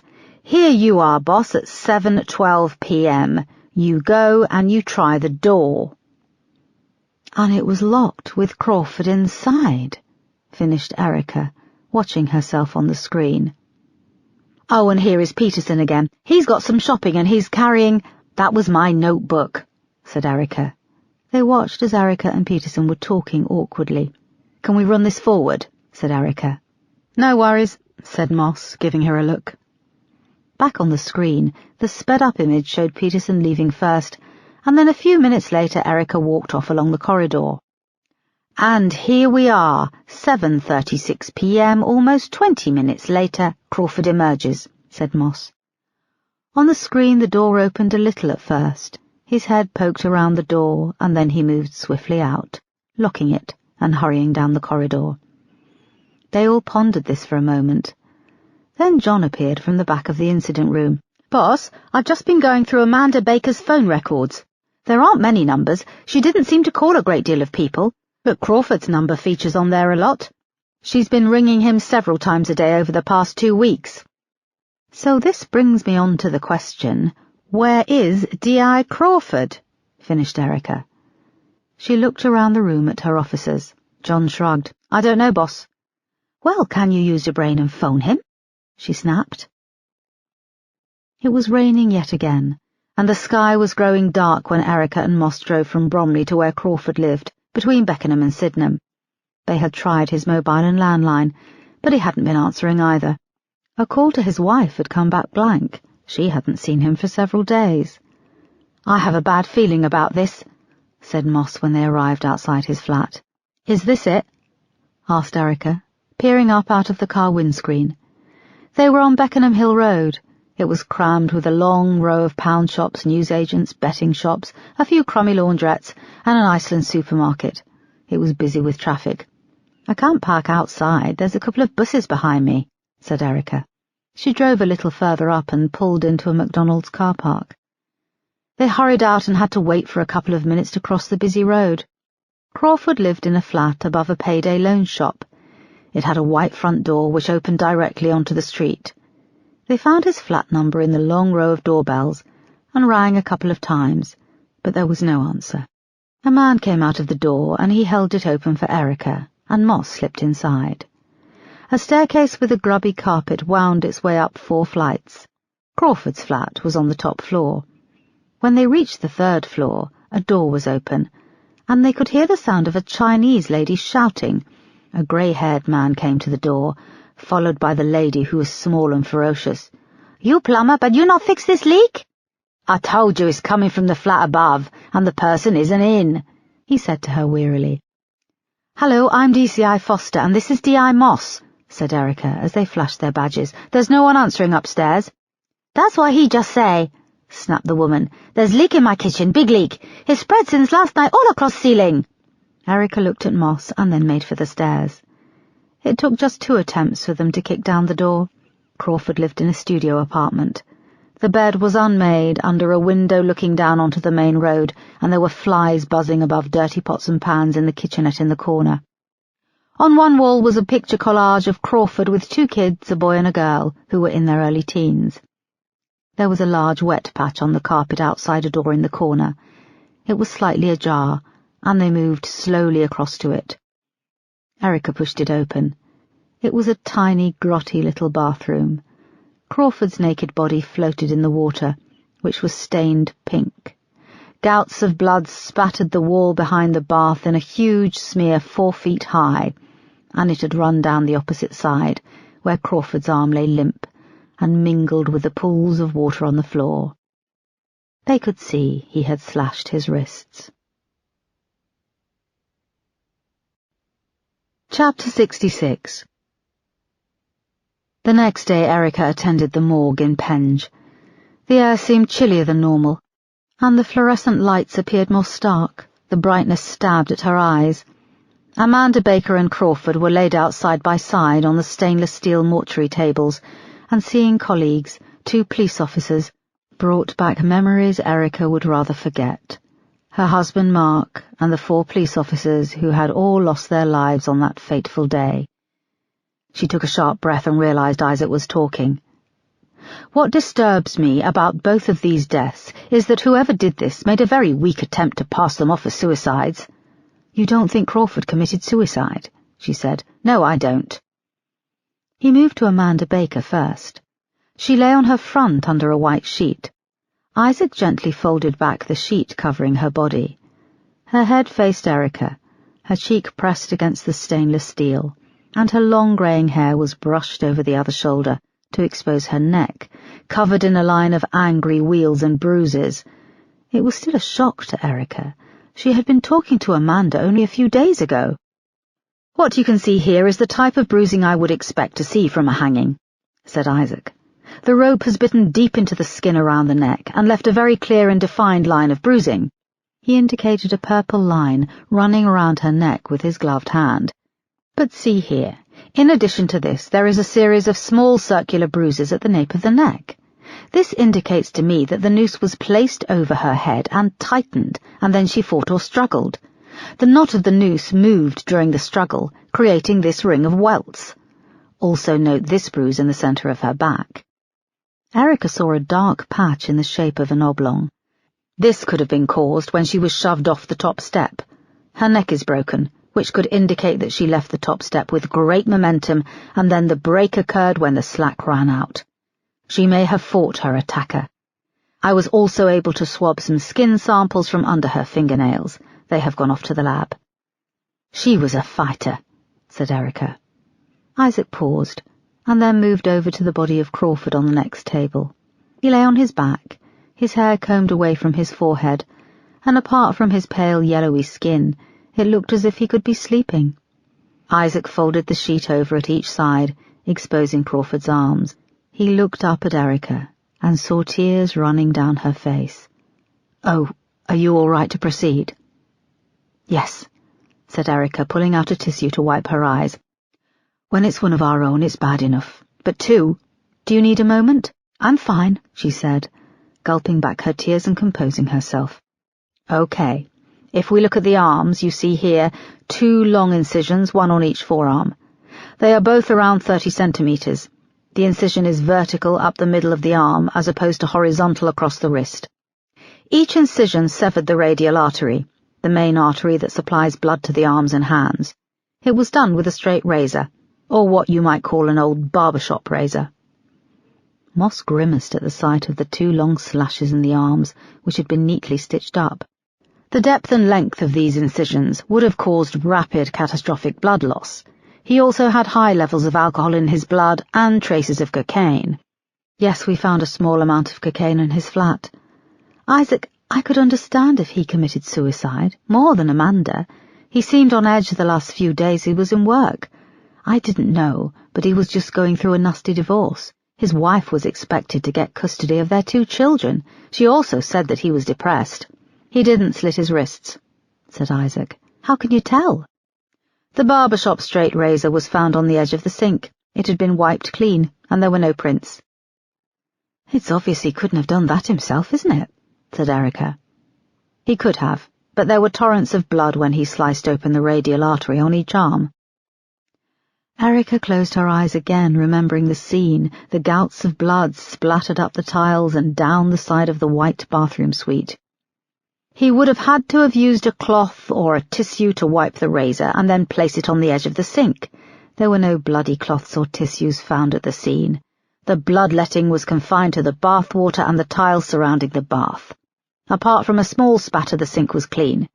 Whoever did this wanted to make it look like a suicide. Erica looked at them both side by side. They were discussing the Jessica Collins case in the lead-up to their murders. Amanda Baker discovered something about the case. I don't know if it was a breakthrough or some new evidence. She was trying to get in contact with me, she said. And this was the same night your flat was broken into. Yes, I think I was a target too, said Erica. Chapter 67. Jerry sat on the sofa watching Deal or No Deal. He wore just a pair of shorts, and the dark-haired girl lay curled up beside him. She wore his white t-shirt. This time he'd relented and let her. She'd told him her name was Trish. She still hadn't asked for his. Trish had knocked on his door the afternoon after his escape from Erica Foster's flat, when he'd been knocked unconscious. Trish had refused to leave until he unlocked the door and let her in. They'd stood on each side of the threshold staring. The bruise on her eye was a mere shadow compared to his. You look hurt bad, she'd said, reaching out a delicate hand towards the swelling and crusted blood on his forehead. He'd done a rough job tacking together the 3-inch cut on the side of his head with surgical glue, and the iodine he'd swabbed over it, against his cappuccino-coloured skin, had a green tint. He'd grabbed her hand and pulled her inside, slamming the door. Lifting her up, he took her into the bedroom, where they remained for the rest of the night. On the TV, the contestant playing the Deal or No Deal game was down to his last box. He was a thin man with a face like a potato with beady eyes. "What's his name?" asked Jerry. "It's written on his name tag," grinned Trish, tilting her head up from his chest. She went to kiss him, but he pushed her away. "You think I can fucking see clearly with a bashed-up face?" Jerry snapped, pointing to the swelling on his face. "His name's Daniel," said Trish quickly. On the TV there was a pause, as Daniel, the contestant, moved round and pulled the tape from the front of his box. The camera cut to his wife sitting in the studio audience. She wasn't well dressed. She didn't look lucky in life. The camera cut back to Daniel as he flipped the lid back on the box. "No!" he cried, his hands going to his forehead as he sank down on his knees. The camera cut to show the box was worth £1. "Geez, what a fucking idiot," said Jerry. Back on screen, Daniel's wife was invited down to join him. She was putting on a brave face. "What did he say no to?" "The banker offered him 15,000, said Trish, putting her thumb in her mouth. Jerry got up and went to the fridge. Trish sat up and rested her head on the back of the sofa and took her thumb out of her mouth. "You got any juice?" she asked. Jerry opened the fridge and pulled out a can of beer and a bottle of juice. A small round wooden table was between him and Trish, where she sat on the sofa. On it was a Glock 17 handgun and £25,000 in unmarked banknotes. He stood for a moment with a bottle in each hand, looking at her. Her eyes glanced at the gun and the money, but she looked away quickly. "Good girl," he said, "you keep your eyes on me." He went back and chucked the juice on the sofa cushion beside her and opened his beer. Trish sat up and took a long drink from the juice. "Do you want to watch Hollyoaks later?" she asked. His mobile phone rang. He picked it up off the coffee table and went out to the balcony, closing the glass door. "Where the fuck have you been?" came the familiar voice. He was silent. "Are you there?" "I'm here," he replied. It was now dark outside, and the rows of orange stretched out below him in a grid. "You were supposed to do all 3 of them. 2 suicides and a home invasion. The Foster woman is still alive." Jerry paused on the phone. He thought back to Daniel's face on Deal or No Deal. "I'm out," he said. "What do you mean, you're out?" "You need to finish the fucking job. I won't pay you a penny more." Keep the rest of the money, I'm out. It's not just the money, you know. You know what? You've been holding this over my head for so long and I've had enough. Can you see what's happening? You're not going to keep a lid on this. The lid is off, and if I go down, so will you. I just realised I've nothing to lose by walking away. With that, Jerry ended the call. He turned over the phone, opened the back, and took out the SIM card, breaking it neatly into 4.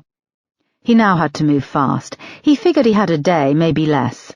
He downed the rest of his beer and went back inside. Chapter 68. It was late afternoon, and Erica sat across from Superintendent Yale in his office. He looked exhausted. His face was pale, and he had large dark circles under his eyes. They were waiting for Marsh, who had called to say he was a little delayed. "Sir, I don't need you to divert any more resources my way," she said. He held up his hand. "Erica, I don't think that stationing a police car outside your hotel would break the bank. We've already had a stabbing in broad daylight on the front steps of the station, and one of my officers has been found dead in suspicious circumstances." "It was 2 officers," said Erica. "One former, Amanda Baker." "Yes," he said reluctantly, acknowledging her. He rubbed his eyes. "I take it you've heard about Jason Tyler? What is it?" "When he was refused bail, they put him in Belmarsh, Cat A. People heard he was going to give evidence for a plea bargain, and they got to him. Last night he was shanked in the showers." "How did someone get hold of a shank?" "You're not going to believe this. Kit Kats." "Is that some new street slang?" "No," he said impatiently. "Actual Kit Kats. Or should I say the foil, the 2-finger ones come wrapped in. Some bright spark on a life sentence has been saving them up for months, and fashioned a lethal spiked shank with what must have been a few hundred foil wrappers. Tyler was stabbed in the thigh, bled out in the showers, and now his empire dies with him." There was a knock, and one of the support staff came in with cups of tea on a tray. She gave Yale his Who's the Boss mug, and Erica a mug with a picture of the Cookie Monster on it. "There we are," she said, "and I thought you could use something sweet." She placed 2 Kit Kats on the desk beside their steaming cups of tea and left. "For Christ's sake!" he shouted. Erica had a sudden urge to laugh. It took every bit of control to keep a straight face as Yale swept them off the desk and into the wastepaper basket. There was a knock at the door, and Marsh entered. "Sorry I'm late," he said. "That's okay, take a seat." "Bad state of affairs losing an officer, very bad for morale," said Marsh. 2 officers, said Erica pointedly. "Yes, of course," said Marsh. Erica went on to discuss what was happening with the case. "We've had D.C. Crawford's phone records back. They confirm he was in contact with Amanda Baker over the last few weeks. We've managed to find Amanda Baker's phone. It had fallen down the side of her armchair, so whoever was looking for it slipped up. The guys in the cybercrime unit have given it the once-over, and they found it was hacked in the last couple of weeks using a Trojan horse program. This was along with Crawford's mobile phone and my phone. Someone has been listening in and monitoring calls. They have also modified call records. Amanda phoned my mobile on the night she was killed and left a message. She also phoned D.C. Crawford. These voicemails were deleted remotely from both of our phones." "Jesus, Erica," said Marsh. "So our whole investigation could be compromised." "Yes, sir. I have to report back to the Assistant Commissioner, and with respect, I have to live in a hotel because someone broke into my house. We are dealing with someone who is strides ahead of us, and has been for the past few weeks." "So you don't think this is anything to do with Joel Michaels?" "Joel Michaels has spent the past few days at the bedside of Trevor Marksman, who is still in intensive care. According to the nursing staff, he only leaves his bedside to use the toilet. Marianne Collins may have appeared a knife-wielding maniac, but she has been sectioned under the Mental Health Act and remains in a secure ward. I can't go near her, I can't question her, and the one bloody officer who seemed to be ahead of us, well, she's dead. And as I said, whoever this is steps ahead of us." Yale and Marsh was silent for a moment. "Oh, and I had some of my officers go back and search Amanda Baker's. It seems she was working on case files of her own. There were paperwork and printouts. We're going through it all. They also found a small listening device in her smoke alarm." "Who the hell are the Collins family?" asked Marsh. "I'm not giving up on this," said Erica, and I hope that you and the Assistant Commissioner will allow me to continue and refocus my efforts. Marsh sat back for a moment. For now, yes, but I'll let you know what the Assistant Commissioner has to say when I brief her later. After the meeting, Erica went to the ladies' toilets and splashed her face with cold water. She looked at her tired face in the mirror. The toilet flushed, and a young woman came out of a cubicle and went to the sink. Erica recognized her as one of the officers who had been collecting money for Guy Fawkes. She was ready for her shift and wearing a Kevlar stab vest over her uniform. "You okay, Mom?" she asked, moving to the sink and washing her hands. Erica saw the vest and immediately stopped feeling sorry for herself. "Yes, it's just been a long, hard day." "It's been a long, hard week, Mom," she said. She dried her hands and went to leave. "Be careful out there, won't you?" Erica found herself saying, "PC Claremont." "PC Claremont, keep your wits about you." "I always do, thanks, Mom," she replied, and then left. Erica washed her hands and then went back up to the incident room. Chapter 69. Erica briefly stopped by the hotel in the early evening to grab a shower and a change of clothes. She then knocked on the adjoining door. Lenka answered it, holding Eva. "Everything still okay with you?" she asked. "I'm sorry I've hardly seen you over the past few days." "The kids are in their element. We've got room service and the pool, and the hotel is hardly busy. I've almost forgotten I have a husband waiting at home for me," Lenka replied, adding, "Are you okay?" "Yes, I'm just taking a break, and then it's back to the station." "Are you staying vigilant, keeping your eyes peeled?" asked Erica. "Yes, we feel very safe here, and just in case—" She pointed to an EFIT image she'd worked on with the EFIT artist. "Why have you got him pinned up on the wall?" asked Erica, moving over to the eerie composite image of a man with thick eyebrows over glowering eyes and a mass of dark curly hair. "So the kids know exactly who he is and what he looks like. They've got copies on the front desk and pinned up in the staff room and in the kitchens." "He was after me," said Erica. "We do look alike, even if I am slightly better looking," Lenka grinned. "Cheeky. Well, I don't know how long I'll be gone. I'm working late. There's still a uniformed officer stationed in the car park." She gave Lenka and Eva kisses and told her to say hello to Jacob and Carolina when they got back from the pool. Erica arrived back at the station and went up to the incident room, where Peterson and Moss were unloading a bag full of takeaway cartons. "Is that Chinese?" she said when she opened the door. Moss nodded, holding up a bulging white bag. "It's all good stuff too. Crispy chili beef, chicken chow mein, crispy seaweed, prawn crackers. How did you know I wouldn't have any food in?" An hour later they had finished eating, and they were sitting at one of the long desks with the logs of Amanda Baker's phone calls, her internet search history, and the paperwork she'd had pinned up in her flat. They spent the next few hours poring over everything. "There's two things that stick out. She's taken a screen grab from one of the Trevor Marksman videos," said Erica, holding up the printout of Marianne and Laura sitting on the bench.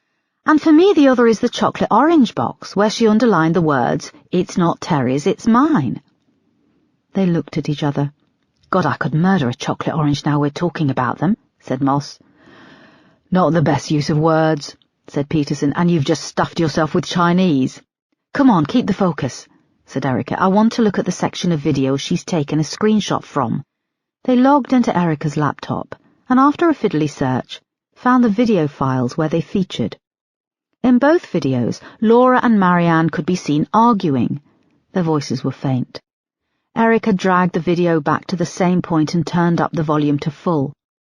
The sounds of the kids screaming and laughing in the park boomed out. So did the squeak of the swings going back and forward. They strained to hear what they were arguing about. "What's that Laura saying? You don't get to boss me around? Her either?" said Erica. "Yeah, her voice is louder. Marianne's is pretty inaudible," agreed Peterson. They played it back again. "You don't get to boss me around. Not yours. Mine," came Laura's voice through the speaker. "Again," said Erica, "and put the volume right up." Moss played it back, and the sounds in the park and Laura's voice boomed out of the speakers. "You don't get to boss me around. She's not yours. She's mine." Erica stopped the video, and she got up, her mind whirring. "What is it?" asked Peterson. "She's not yours, she's mine. She's not yours, she's mine. The Terry's chocolate orange box by Amanda's computer. Erica scrabbled around for the photo from the crime scene. She went to the trouble of underlining that tagline they used to use in the adverts. It's not Terry's, it's mine. You think there was someone called Terry involved? Asked Peterson, watching Erica pace up and down, the cogs turning. Erica stopped and stood still. What if Laura is talking about Jessica when she's saying, she's not yours, she's mine? She turned to Moss and Peterson. What was the age difference between Laura and Jessica? Jessica was 7. Laura was 20 when Jessica, said Peterson. Hang on, you don't think. Erica scrabbled at the papers on the table. What do you need, boss? Said Moss. I saw something on the printout of Amanda Baker's internet search history. A web address with the IE domain for Ireland. Here, give me some, said Peterson. They split the papers and spent a few minutes scanning each page of the tiny print. Got it, said Erica. She moved to the laptop and typed in the web address. http://www.hsc.ie/services/list/1/BDM/certificates. Amanda was searching for a birth certificate, an Irish birth certificate.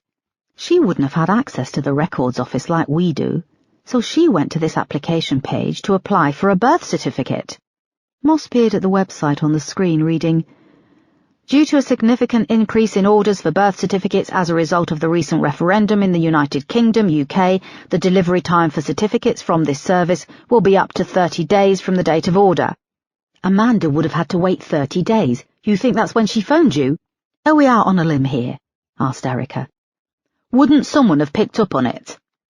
The first investigation was a disaster, and why would anyone think of looking at Jessica's birth certificate? When do we look at birth and death certificates? Only when there is something fishy going on. Do you think it's possible? Said Erica, her face flushed with excitement. Laura Collins wasn't Jessica's sister. She was her mother. Chapter 70. Okay, everyone, I want your full attention, said Erica to her team, when they had all congregated in the incident room early next morning. There was silence as Erica went on to explain their hunch from the previous evening, and that they had reason to suspect that Laura Collins wasn't Jessica's sister. She was, in fact, her mother. We've put in a request to the Irish Records Office for a copy of Jessica Collins's birth certificate and asked them to fast-track it the moment the Records Office opens. Boss, there's a fax coming through for you on the system, said John, indicating the screen of his computer. Well, don't just sit there, send it to print, said Erica. Yes, boss. Erica went to the printer at the back of the incident room. She could feel the eyes of everyone on her. It seemed to take an age for it to start whirring and printing. Then very slowly, the scan of a birth certificate emerged. It was dated from 1983, and there it was, written in clear but legible handwriting. Erica couldn't believe it. She turned and read it out triumphantly. Mother is Laura Collins. And hang on, the father is on here too. It's a Jerry O'Reilly of 4 Dorchester Court, Galway. Moss was already at one of the whiteboards and writing it up. OK, we need everything we can get on a Jerry O'Reilly. We don't know the circumstances of this. He could be old or young, but we have a name and address. The officers in the incident room swung into action. 90 minutes later, they had managed to track down 2 men called Jerry O'Reilly, who were registered to the address at 4 Dorchester Court. They're a father and son who both share the same name, said Moss. OK, how do we find out which one was the father? Said Erica. Jerry O'Reilly Sr. was born 19th of November 1941, which would make him, started Moss. 42 years old when Jessica was born in April 1983, finished John. You're quick, Erica grinned. Moss went on. Jerry Jr. was born the same year as Laura Collins, 1970. He would have been 13 when Jessica was born. Damn, either of them could be the father, said Erica. Chapter 71. It had taken Jerry O'Reilly a little more time than he'd have liked with his preparations. He thought about the risk and what the police might have on him, and he came to the conclusion there was a slim chance he would be identified by the woman he'd attacked in Erica Foster's flat. She was the only one who had seen him, but that was during a brief struggle in the darkness. The 2 police officers who had seen him were dead. He'd debated killing Trish, and had spent several minutes watching her on the sofa in front of the TV, weighing up the pros and the cons. Then he'd made a decision and gone to the kitchen cupboards, pulling out rubber gloves and a large plastic bag. "What are you doing?" she said fearfully as he approached her. "You're going to help me clean this place from top to bottom. I want every surface wiped down, no hairs left, no mess." "Are you moving?" "Yeah, and I need my deposit back." They'd left the flat late that night, and he had been sorry to say goodbye to Trish at the railway bridge in Morden. She'd stood in the cold, vapour streaming from her mouth and nose, and watched as he walked away. If only he'd met her earlier, she would have been useful to work with. He'd boarded the tube with a baseball cap pulled down over his face, and taken the Northern Line to Charing Cross, and walked up to Goodge Street where he'd checked into a youth hostel. All he cared was that he had a bed for the night and decent Wi-Fi. He'd worked on his computer in the small coffee bar late into the night. Early next morning he showered and had a clean shave. He walked up to Soho and bought a fashionable dark skinny suit, a tight white button-down shirt and a pair of expensive black shoes. His next stop had been to a high-fashion barber in Neal's Yard, where he'd paid to have his unruly mop of curls cut short and blow-dried into a fashionable quiff. He'd then gone to Selfridge's and bought an overnight bag and taken it to a disabled toilet. He'd emerged a few minutes later in the new suit, the new bag packed with his belongings. He'd shoved his old clothes and shoes to the bottom of the bin. Jerry worked his way down to the ground floor, moving past the makeup displays until he found a young, slim guy with bright red hair working on the MAC makeup counter. "Hey," said Jerry, flashing the guy a smile. "Hi," he'd replied, looking Jerry up and down. Jerry pulled a picture out of his pocket of the American singer Adam Lambert. "Can you make me look like him?" he'd asked, looking the young guy in the eye and deliberately flirting. The guy had looked down at the picture and back up at him. He had a small leather apron slung over his slight hips, with several makeup brushes poking out. "Course I can," he'd grinned, returning the flirt and selecting an eyeliner pencil. "I like your Irish accent. What brings you so far from home?" "This and that. You think you can cover up my bruises? I have a job interview, a film company." "You want to make an impression, do you?" "Something like that. Do a good job and I'll make it worth your while," Jerry had said with a grin. It was now just before 11 on Thursday. Jerry sat in a Starbucks at King's Cross St Pancras station with his laptop. He swilled the last of his coffee down and then finished the email he was writing. He attached a file, and then, activating the camera, he grinned, stuck up his middle finger, and took a selfie, before attaching it to the email. He then scheduled it to send later that evening. He dumped his takeaway cup in the small bin in the coffee shop and left. Crossing the concourse, he took the escalator stairs 2 at a time up to the Eurostar departure gate. His train was due to leave in 7 minutes, and it was now or never. With adrenaline coursing through his veins, he placed his bag in the security tray. The £25,000 on his kitchen table had been exchanged for a mix of €100 and €500 notes, which he'd divided between his carry-on bag, his wallet, and the pocket of his jacket. He handed over his passport to a snotty-looking cow. She took it and glanced at the photo, taken a few years previously. He looked rougher, but she didn't bat an eyelid. She swiped his passport, and there was a long, horrible moment where she stared at her screen, the passport held open in her tiny hand. The screen beeped, and she handed it back with a waxwork smile, wishing him a pleasant trip. Next he had to go through the security gate. He joined the end of the short queue, made up mostly of business travellers, and looked to see who was stationed at the metal detectors. Result: the guy on security looks like a textbook queer, he thought, as he approached the end of a short line waiting to go through the metal detectors. He had been sure not to pack anything to rouse suspicion, and he'd removed his belt and anything metal. The €35,000 he had was technically legal as he was travelling from one EU country to another, but he didn't want to be held up.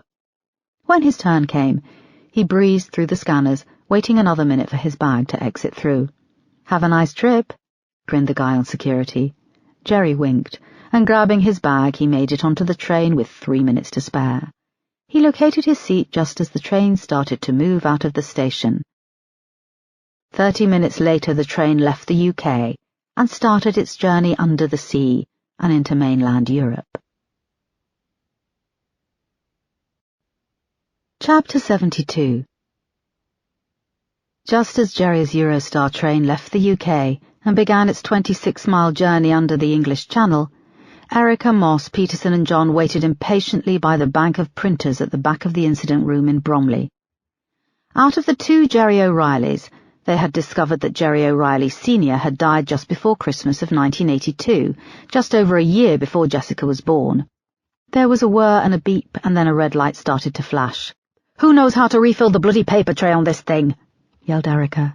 John moved fast and quickly stuffed a block of paper into the drawer. It whirred to life, and then Jerry O'Reilly's passport image emerged. Erica picked it up and stared at the glowering eyes under thick eyebrows, the mass of dark curly hair. She looked at Moss and Peterson. "Where's that e-fit from the other night when my flat was broken into?" D.I. Knight came over and handed it to Erica. She placed them on one of the desks, side by side. "Jesus, it's him. It's the same guy," said Peterson. "OK, listen up, everyone," said Erica, moving to the front of the incident room, holding up the printouts of the e-fit and passport photo. She stuck them in the centre of the whiteboards. "This is our prime suspect, 46-year-old Jerry O'Reilly. I want an arrest warrant put out for him. Contact the transport police, borders, airports, debit and credit card activity, you name it. We need to find this guy fast. He's murdered 2 of our colleagues. We also believe he is the real father of Jessica Collins. I want to know, what has he been doing for the past 26 years? Is he aware that he fathered a child? Laura Collins gave birth in Ireland in the early 80s, in a strict Catholic environment. I'm not saying that Jerry O'Reilly had a motive to kill his own daughter, but this is the most significant lead we've had so far. If he didn't kill his daughter, then he's been trying damn hard to stop us finding out who did. We find him, and we unlock this mystery. Now get to work." The incident room burst to life as the officers started to work their phones and computers. Shortly afterwards, Moss came through to Erica's office carrying a folder. "Jerry's criminal record has just been faxed through. It's extensive," she said. "Hit me with it," said Erica. "OK, his first brush with the law was age 10 in 1980, said Moss, reading. "He was part of a gang of 6 kids who assaulted an elderly lady and stole her purse, arrest and caution. Arrested again aged 11 and 12 for shoplifting, arson and stabbing another kid at school in the leg. Age 17, he was convicted of ABH after he glassed a barmaid during a pub brawl and she lost an eye. He was sent to St Patrick's Institution in Dublin for 18 months. Then he seems to have turned his life around, joined the Irish Army in 1991. He was stationed in Kuwait following the Gulf War for 2 years, then Eritrea for another year, and then spent time as part of the peacekeeping force in Bosnia. Then in 1997 he gets into a fight with another officer, nearly kills him, and leaves the army with a dishonourable discharge. He worked several security jobs over the years, and apart from a caution for marijuana, he's kept his nose clean and stayed off the radar." Jesus, I know. OK, but the most important question is, where was he during the summer of 1990, when Jessica went missing? "John is just waiting on his passport records. What do you want to do with all this, boss? Do you want to bring Laura Collins in for questioning?" "No. I want to confront her with this, catch her off guard," said Erica. Chapter 73. Erica, Moss and Peterson drove the short distance from Bromley Police Station to Hayes, the revelations of the last few hours playing heavily on their minds. When they turned the corner into Avondale Road, there were no cars, no people, and it was silent save for the wind, which slowly pushed a whirling pile of leaves towards them. Erica had spoken to Laura's husband, who had told them that the previous night she decided to stay at Avondale Road to sort some things out for her mother. From the tone of his voice, it sounded as if this was an odd decision on her part, but Erica didn't press him further. They had also discovered as they were leaving the station that Jerry O'Reilly had been renting a flat in Morden for the past few weeks, but he'd told his landlord 2 days earlier he would be moving out. Erica slowed the car to a stop by the curb, a little way from the entrance to number 7. Moss was beside her, and Peterson sat in the back. "OK, we need to be careful here," said Erica, turning to them both. "Laura's not a suspect, but we need to talk to her. We can't rule out that Jerry O'Reilly is with her. We need to proceed carefully." Just then a large black Range Rover with tinted windows pulled out of the driveway of number 7 and turned left. With a squeal of rubber, it roared away from them along Avondale Road. Within seconds it had vanished over the brow of the hill. "Who the hell was that?"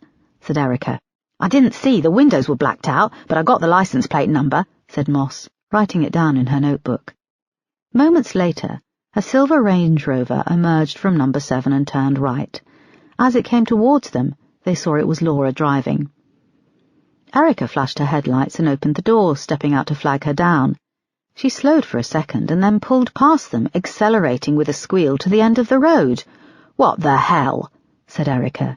She got back inside, started the engine, did a sharp U-turn and followed. The Range Rover was still waiting at the junction at the end of the road, and as they approached it suddenly pulled out, narrowly missing an oncoming car, which had to swerve out of its way. "What the hell is she doing?" said Moss. She and Peterson clung on as Erica pulled out after the silver Range Rover and set off in pursuit. The road was single lane, and they streaked past houses, a small pub and a newsagent. The Range Rover was still gaining speed up a steep incline which stretched up ahead for a quarter of a mile. Erica stepped on the accelerator, closing the distance between them. The opposite lane was full of traffic speeding down the incline in the opposite direction, so Erica put on her lights and sirens. The car in front quickly pulled over, and Erica was able to overtake. Laura's Range Rover reached the top of the hill and vanished over it. "Why did she make a run for it?" said Peterson in disbelief. They roared up to the brow of the hill, hitting 80 miles an hour. On the other side the car briefly left the tarmac as the road fell away and stretched out ahead, with trees on each side, with Laura's car in the distance. Using her radio, Erica called in that they were in pursuit of a silver Range Rover on West Common Road. "She's not slowing," said Moss. Erica could see glimpses of the common on each side through the trees. "Where does this road go?" she asked, flooring the accelerator. Peterson was busy on his phone in the back seat. "This crosses the common and leads all the way back to the station," he replied. Up ahead the Range Rover slowed. The brake lights flashed a couple of times and then the indicator. "She's going left," said Erica. "It's the junction with Croydon Road," replied Peterson. The car turned left and again vanished from view. Their sirens continued to blare as Erica approached the crossroads, slowing only slightly. Moss and Peterson braced as they shot out and turned left with a screech of rubber. "I can see her, she's up ahead," said Erica, as she started to accelerate again. "If we lose her," started Moss. "We're not going to lose her," snapped Erica through gritted teeth. Up ahead the Range Rover slowed, indicated, and then vanished behind a row of trees. "What's she doing now?" "She's pulling into the car park on the common," said Moss. They approached the gravel car park and slowed. Laura's silver Range Rover was the only car. They could see that she had come to a stop and was getting out. Erica pulled in with a roar of tyres on gravel. "She's running," said Peterson incredulously, as Laura set off across the grass and heather in the direction of the quarry. She had on a thick black coat, leggings, and lace-up black knee-high boots. They crunched to a halt in a spray of gravel, and Erica jumped out. "Laura, stop!" she shouted, but her voice was carried away by the wind. "Where's she going to run to?" said Moss, jumping out, followed by Peterson. They started to run after her. Peterson was in front with long strides, leaping over the thick heather, branches and rocks to gain distance. Erica was close behind. "Jesus Christ!" yelled Moss from the back of the procession, breathless, with her hands clamped over her chest. "I should have worn my bloody sports bra." "Laura!" Peterson was yelling. "Laura, stop! What the hell are you doing?" Laura turned, the wind whipping her long dark hair over her face. She brushed it to one side and then continued to run up and over the hill. Peterson and Erica were only a few meters away from her now. They reached the peak of the hill and the quarry came into view, the water a little choppy in the wind. "Laura, stop!" cried Peterson as he reached her and grabbed her arm. She went wheeling round and lost balance, falling onto the gravel. Peterson went down too with a thump, and Erica nearly joined them. She came to a stop, her lungs screaming from having to pull in the freezing air. Laura was scrabbling and kicking, her tights above one of her knees was ripped and she was bleeding. "Laura! Laura!" cried Erica as she managed to subdue her and get her hands behind her back. "Christ, Laura, why are you doing this? You leave me no choice but to arrest you for evading a police officer." "3 police officers," said Moss, coming to a breathless stop beside them. She pulled out a pair of handcuffs, and Peterson took them, cuffing Laura's hands behind her back. "I'm arresting you on suspicion of assisting an offender," he started breathlessly.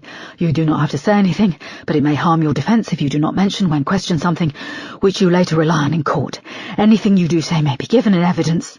Laura went limp, stared at the gravel, and started to cry. Chapter 74. They brought Laura back to Bromley Police Station, where her leg was cleaned up, and she was put in an interview room. Erica, Moss and Peterson watched her from the observation suite. She looked small and vulnerable, sitting alone at the bare table. There was a knock at the door, and John came in. "What's Laura Collins said?" he asked. "Nothing," replied Erica, looking at the bank of monitors. "She said nothing in the car. She's refused a solicitor." "Do you think we need to do a psych assessment?" asked Peterson. "If we call in a doctor, it will only delay me being able to question her," snapped Erica. "This is the closest we've got." "To what? She was obviously in distress, and it wasn't the sanest display of behaviour when she drove her mother to attack Trevor Marksman in broad daylight with a carving knife." "Peterson, when I spoke to her last Saturday, she said that she didn't know her mother would be carrying a knife. She seemed lucid and capable of holding a conversation, right up until I left when Oscar Brown arrived." Her voice faltered. "She's refused a solicitor, yet she knows Oscar." There was another knock at the door, and D.I. Knight came in holding a piece of paper. "Boss, the registration came back on the black Range Rover you saw leaving number 7, Avondale Road. It's registered to an Oscar Brown QC. A look passed between Erica, Moss and Peterson. "OK, thanks," said Erica. "When did you say you saw Oscar Brown at the house, boss?" asked Peterson. "Saturday.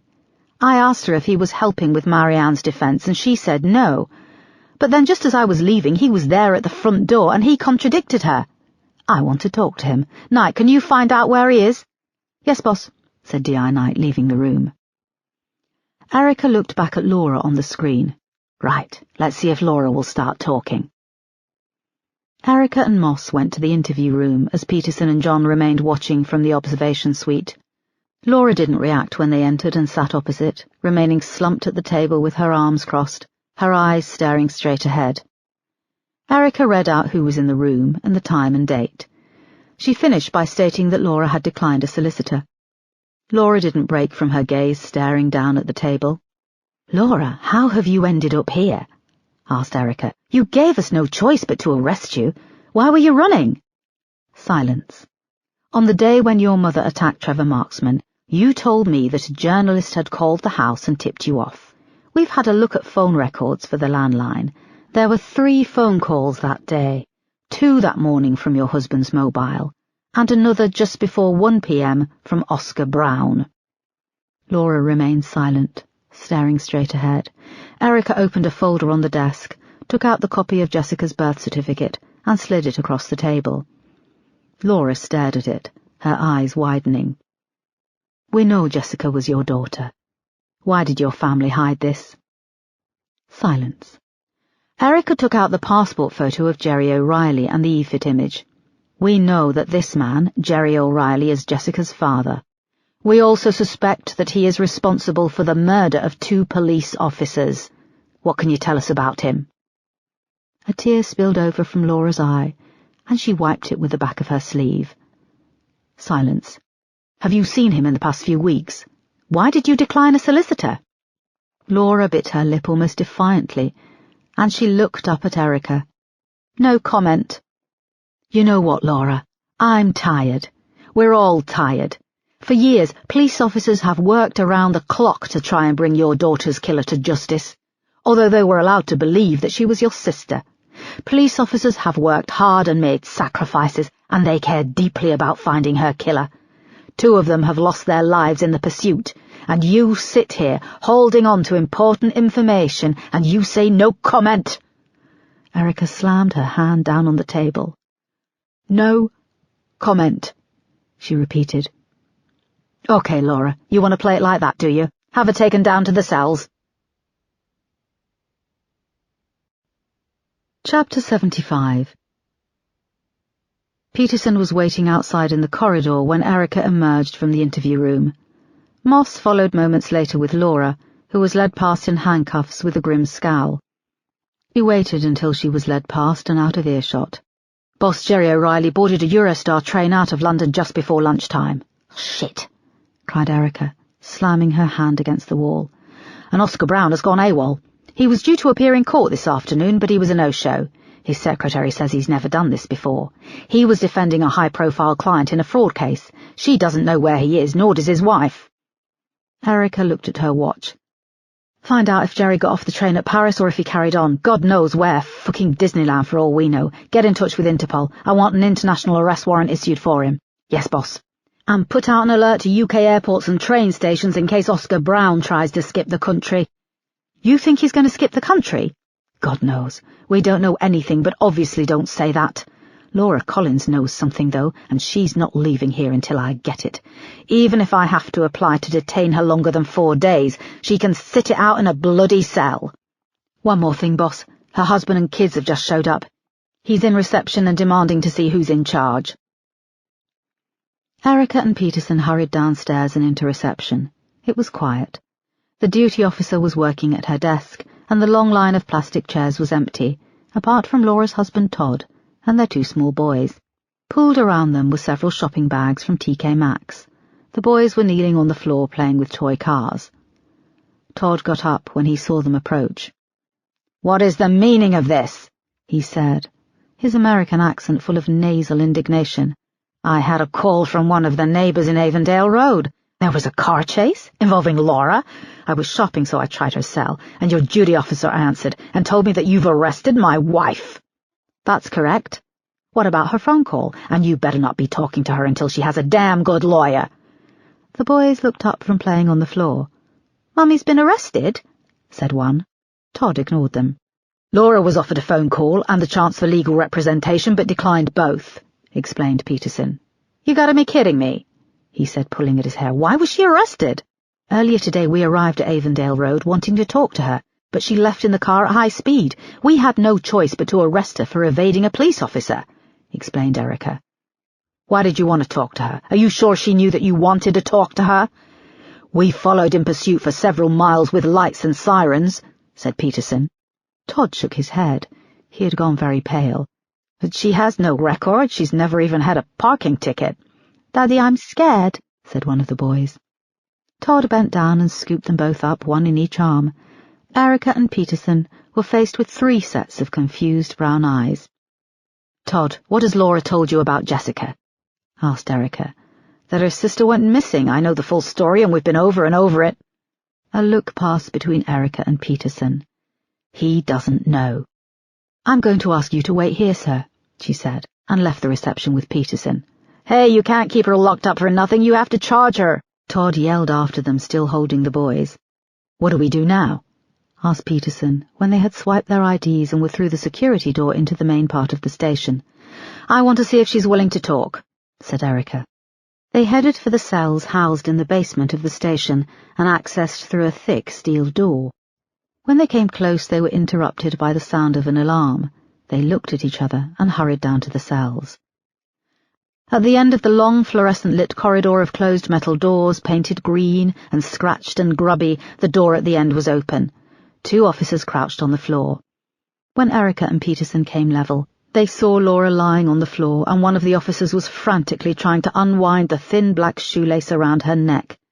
The length of black lace ran up to the small hatchway in the door where it had been looped around the small metal handle.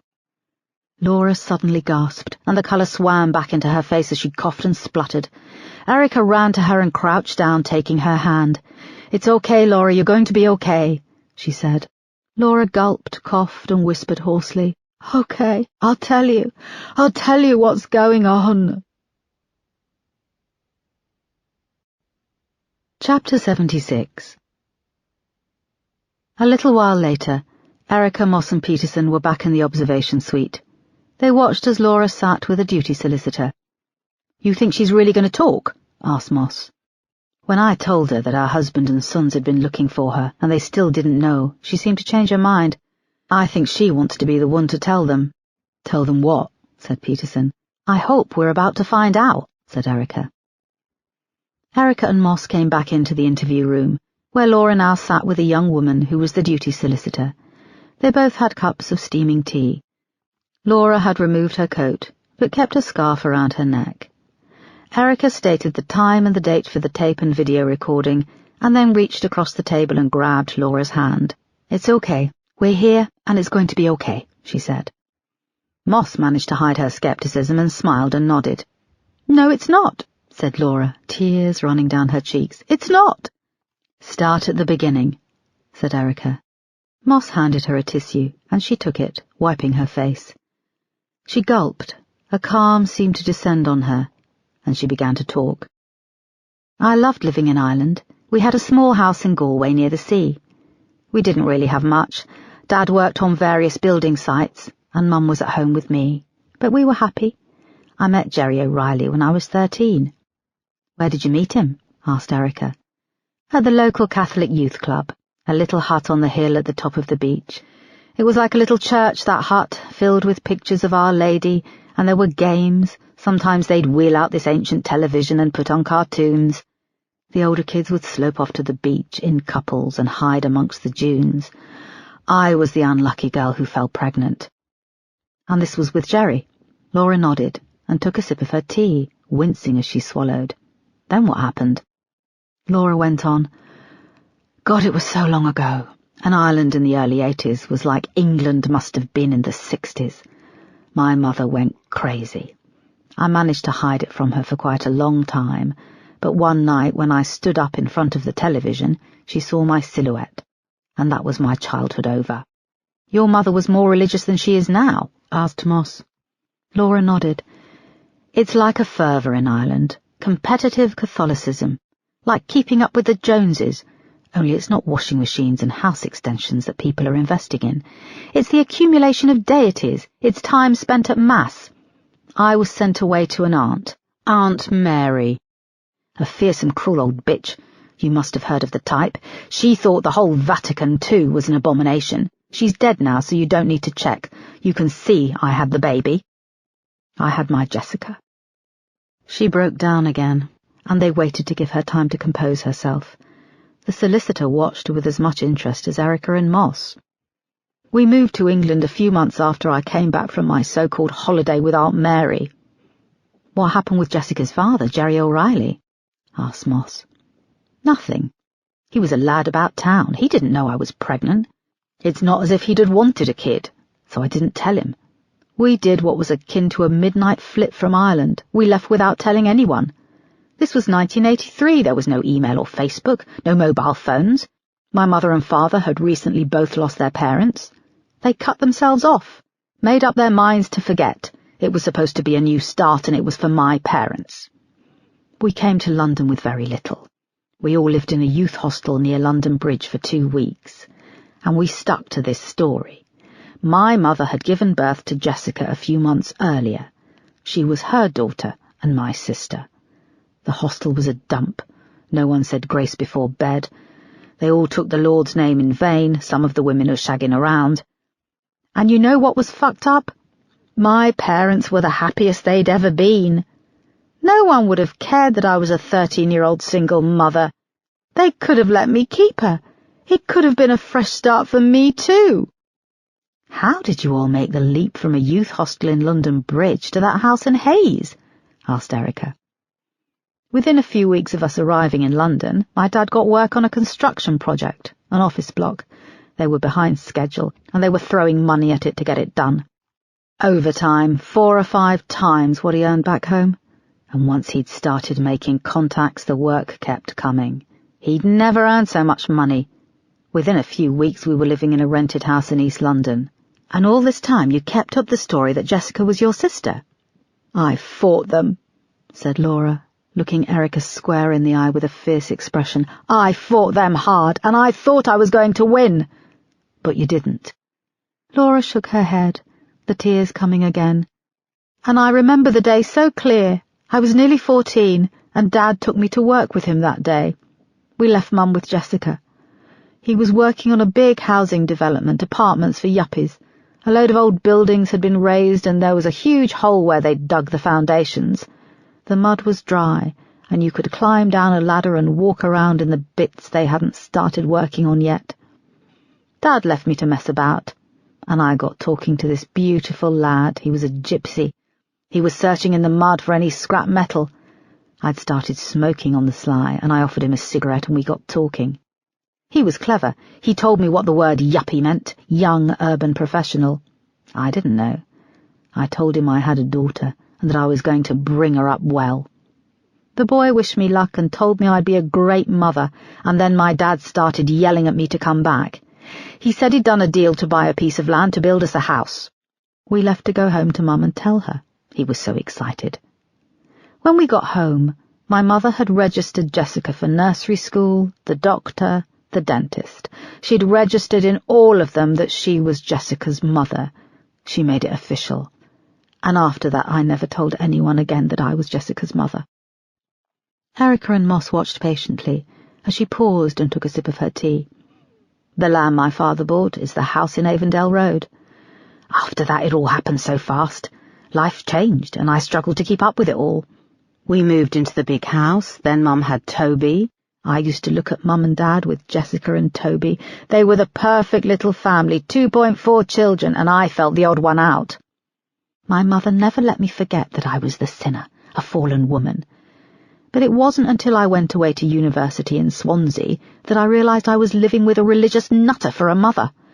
When I came back after my first year in 1990, I discovered my mother had started Jessica and Toby studying for their first communion. She was my little girl, and I didn't want her to have to go through all that bollocks, having to go into confession as a child, learning all about original sin. It was about the same time that I'd met Oscar in my first year at uni at Swansea. He was so handsome and clever, and he loved me. He was a bit like my father, self-made. He was on a scholarship. He'd worked hard for it. That's who you went camping with when Jessica went missing, said Erica. Laura looked down at the table for a long time. A minute passed, and then 2.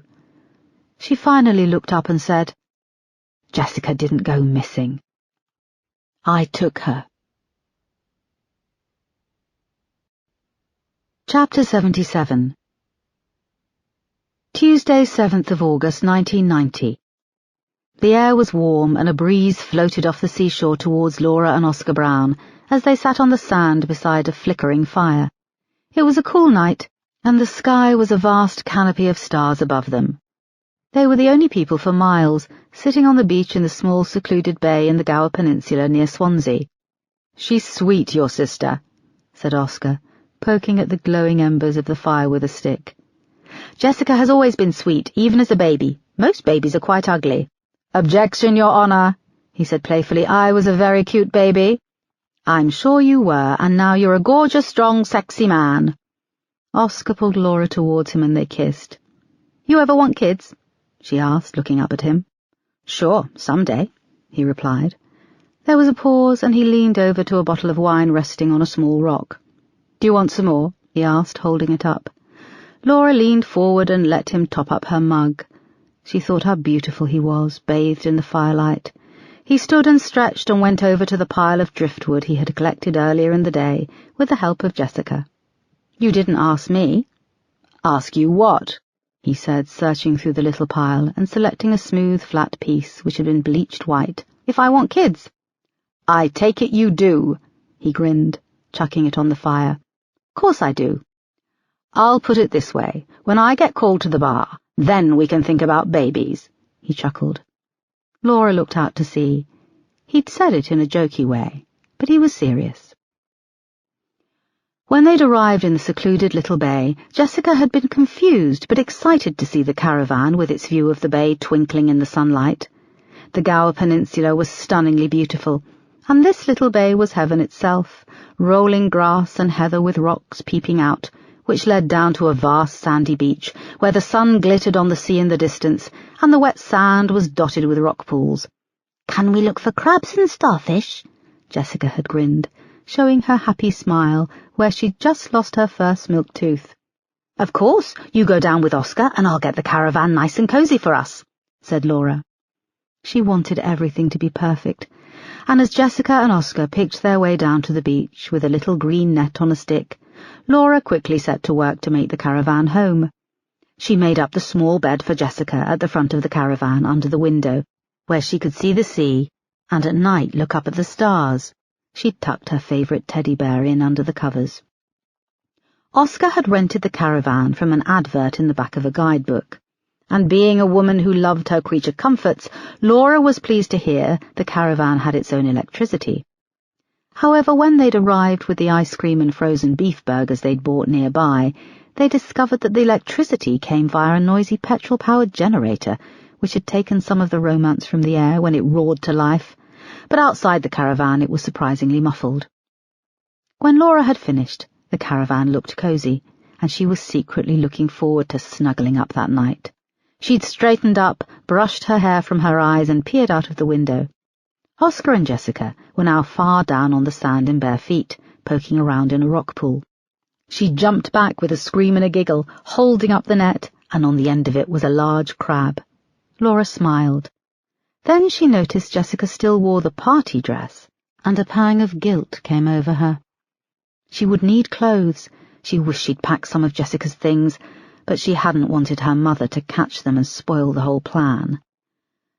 Laura had lied to her parents that she and Oscar were leaving to go camping on the 6th of August, and she lied to Oscar that her parents knew they were taking Jessica.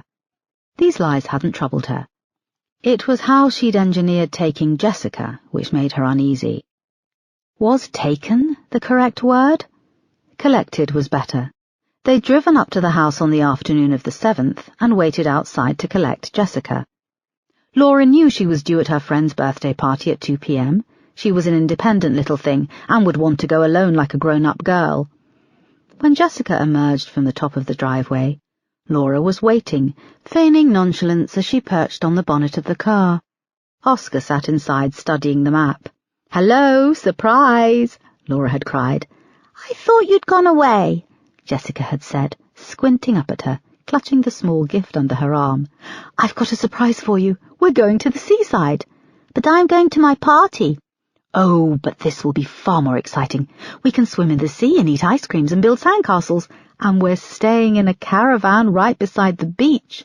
We can watch the sunset, and as soon as we wake up in the morning, we can go down on the beach. We can watch the sunrise." Laura was trying not to let desperation creep into her voice. "Does Mummy know?" asked Jessica, shifting the gift from one arm to another.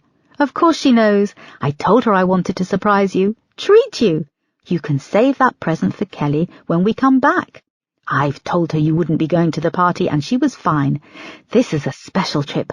We're going to make a big fire on the beach tonight and toast marshmallows." Jessica had finally relented and become swept up in the excitement. She'd climbed into the car. Oscar had turned and grinned at her, and they'd driven away. No one had seen them. "I didn't take her. I'm her mother," Laura had repeated over and over in her head. They'd go into Swansea tomorrow and get Jessica something else to wear. It wasn't a problem. The most important thing was that she had her daughter for a whole weekend, and she got to be her mother, a role she had been denied and made to feel guilty about for so many years. When Laura had returned from university a month earlier, the powerful maternal feeling she'd had for Jessica had returned. She longed to spend some time with her daughter during the summer. Laura had broached the subject one afternoon when everyone else was out. She'd approached Marianne in the laundry room at the back of the house and asked if she could take Jessica out the next day into London. "No, now you need to get over this," Marianne had snapped, pulling clean laundry from the tumble dryer. "She's happy. If anyone is going to take her anywhere, it's her mother, and in case you've forgotten, I'm her mother." "You are not." "Yes, I am," Marianne had snarled. "You whine and moan about not seeing her, but you've been perfectly happy to take the freedom over the years, going out until all hours, whoring yourself with boys. I have not. Jessica is only a few years younger than you were when you fell, but she's not going to make your stupid mistakes. You were nothing better than a common whore. I hoped it was a mistake, a one-off, but your behaviour over the years shows me there's an evil in you." "By that you mean that Jessica is a mistake. If I made a mistake, then Jessica is that mistake." Marianne had turned with real fury in her eyes and slapped her hard around the face. She'd reeled back and fallen over, hitting her head on the edge of the door to the laundry room. She lay there for a moment in shock and reached up to her head. Her fingers had come away covered in blood. She looked at her mother. She was unconcerned and had gone back to unloading the tumble dryer and was humming, actually humming, as she removed the rest of the clothes. It was then that Laura had made her plan to take Jessica when she went away camping with Oscar. She'd lied to Marianne that they were leaving on the 6th of August, when in fact they were planning to go a day later. She hadn't told Oscar the full story either. He'd presumed her parents knew Jessica was going away with them, so he hadn't been hard to convince. He loved children. On the beach next to the fire in the darkness, Oscar and Laura lay back on the soft, dry sand. The fire crackled at their feet, and the air was fresh with the smell of the sea and the far-off sounds of the tide. His arm was slung loosely around her neck, and she felt his hand begin to move over her shoulder and under the neck of her blouse. "What's that?" said Laura, slipping out from under him and sitting up. "What? I can't hear anything," he said, pulling her back to him. "Come on, I really want to do you on this beach. There's no one around." "Jessica, she's in the caravan, the lights are off," said Laura, pointing to it in the distance. He saw that it was in darkness. "It's okay, the generator stopped working, it's probably run out of petrol." "But she's scared of the dark. She's all alone there in the dark," said Laura, standing and hunting for her shoes. "It's okay, she's probably fast asleep. She was exhausted after all day on the beach." "We should never have left her alone in there," Laura shouted. Oscar put up his hands. "Hey, it's not my fault and it's fine. If she was scared, she'd have come over to us. And you told her to keep the door locked," said Oscar, pulling the key from his pocket. "Stop being clever, I want to go back," said Laura. She now had both shoes on and was marching off up the beach, along the small footpath to the caravan. Oscar hurried to catch up. When they reached the door, he put the key in the lock. "That generator really stinks," said Laura. "It's the petrol fumes," said Oscar. When he opened the caravan door, the smell intensified, and thick smoke began to pour out. Chapter 78. Thursday, 17th of November 2016. Erica and Moss sat in horror as Laura continued her story. The inside of the caravan was thick with smoke and fumes. One of us had moved the generator because it was on uneven ground outside, and we didn't want the wind to blow it over or for it to topple. What we didn't realize was that we'd moved it up against a vent near the front of the caravan. It was opposite where Jessica slept. She'd been locked inside with the windows closed, and the caravan had filled with fumes. Oscar flung them all open and tried to get the air circulating again, but when I went to Jessica, she wasn't moving. She was still under the covers. Her skin was this terrible purple-grey colour, and she was dead. There was a long pause. The solicitor removed her glasses and wiped the tears from her eyes. "So it was an accident," said Erica, in disbelief. "Yes, we should have checked. I should have checked for things like vents and windows." "What happened next?" asked Moss. "We both freaked out. We couldn't remember who had moved the generator. I thought it was Oscar, he thought it was me. I then told him that Jessica was my daughter. He started going on about kidnapping and manslaughter charges, and that he had signed the paperwork to rent the caravan, and he'd signed a legal thing about using the generator. He said he was a young black man at the start of a glittering law career. "Do you know how they treat young black men in the justice system?" he kept screaming. Then I took Jessica and ran with her down to the beach, and I sat up all night holding her, just holding her in my arms. She was so beautiful. Oscar didn't follow me. The next I remember was that it got light, and I heard the car start. Oscar drove away and came back a while later. He said he'd been to one of the camping shops a few miles away, and that it was all over the news that Jessica had been kidnapped. He freaked out even more then that I'd lied to him. "And then what did you do?" asked Erica, hardly able to bear what they were being told. "We buried her. We buried my little girl. We dug a hole and we put her in it. It was under a tree where she could see the sea. We were so scared. Oscar was threatening me. I hadn't slept." It was then that she broke down. Erica moved round the table and took Laura in her arms. She looked over at Moss and saw she had tears in her eyes too. Laura managed to compose herself and she pushed Erica away. "Oscar was just able to switch himself off. We came back to Bromley and he put it to the back of his mind, but I carried this terrible secret. I was burdened by it, and the thought that I had left my little girl, my Jessica. You know what the terrible thing is? I enjoyed keeping it from my mother. That bitch had taken my little girl from me, and now she knew what it felt like. She can go to hell," Laura shouted, slamming her hand down on the table. "I hate her." "How did Jessica go from being buried hundreds of miles away to resting at the bottom of Hayes Quarry?" asked Moss. "I was going crazy. The police were searching for her, and then they arrested Trevor Marksman, and it was sent from heaven. He was a paedophile. I was happy for him to take the blame for Jessica's death. But I couldn't bear the thought of her alone, buried all those miles away.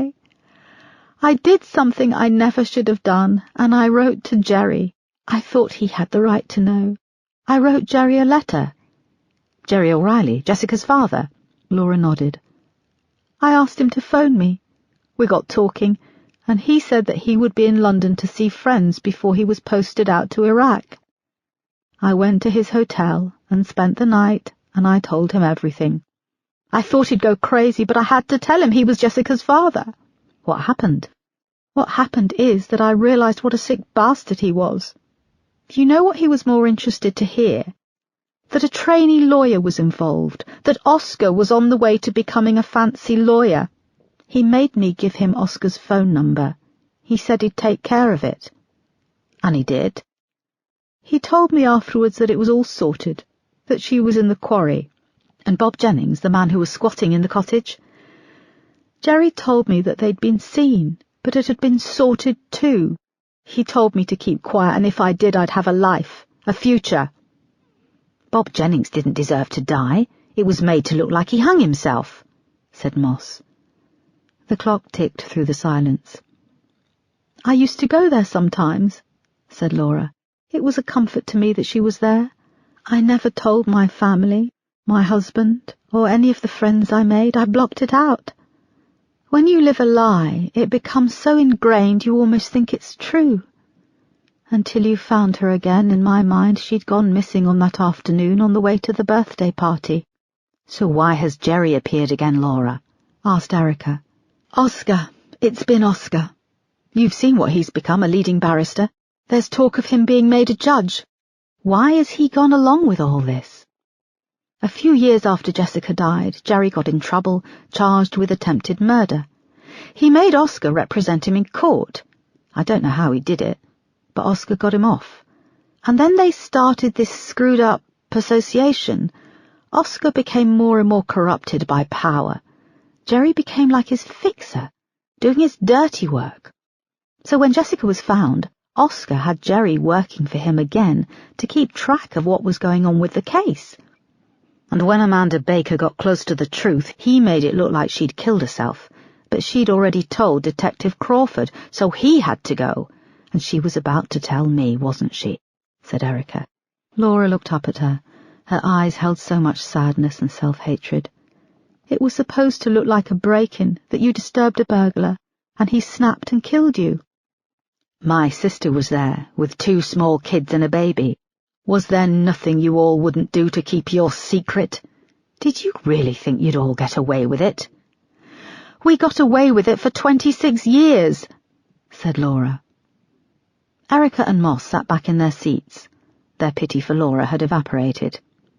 "Do you know where Jerry O'Reilly is headed to?" asked Moss. "He boarded a train to Paris earlier today. He always said that one day he would make his move, take what's his, and he would have enough to vanish into a puff of smoke." "Be more specific," said Erica.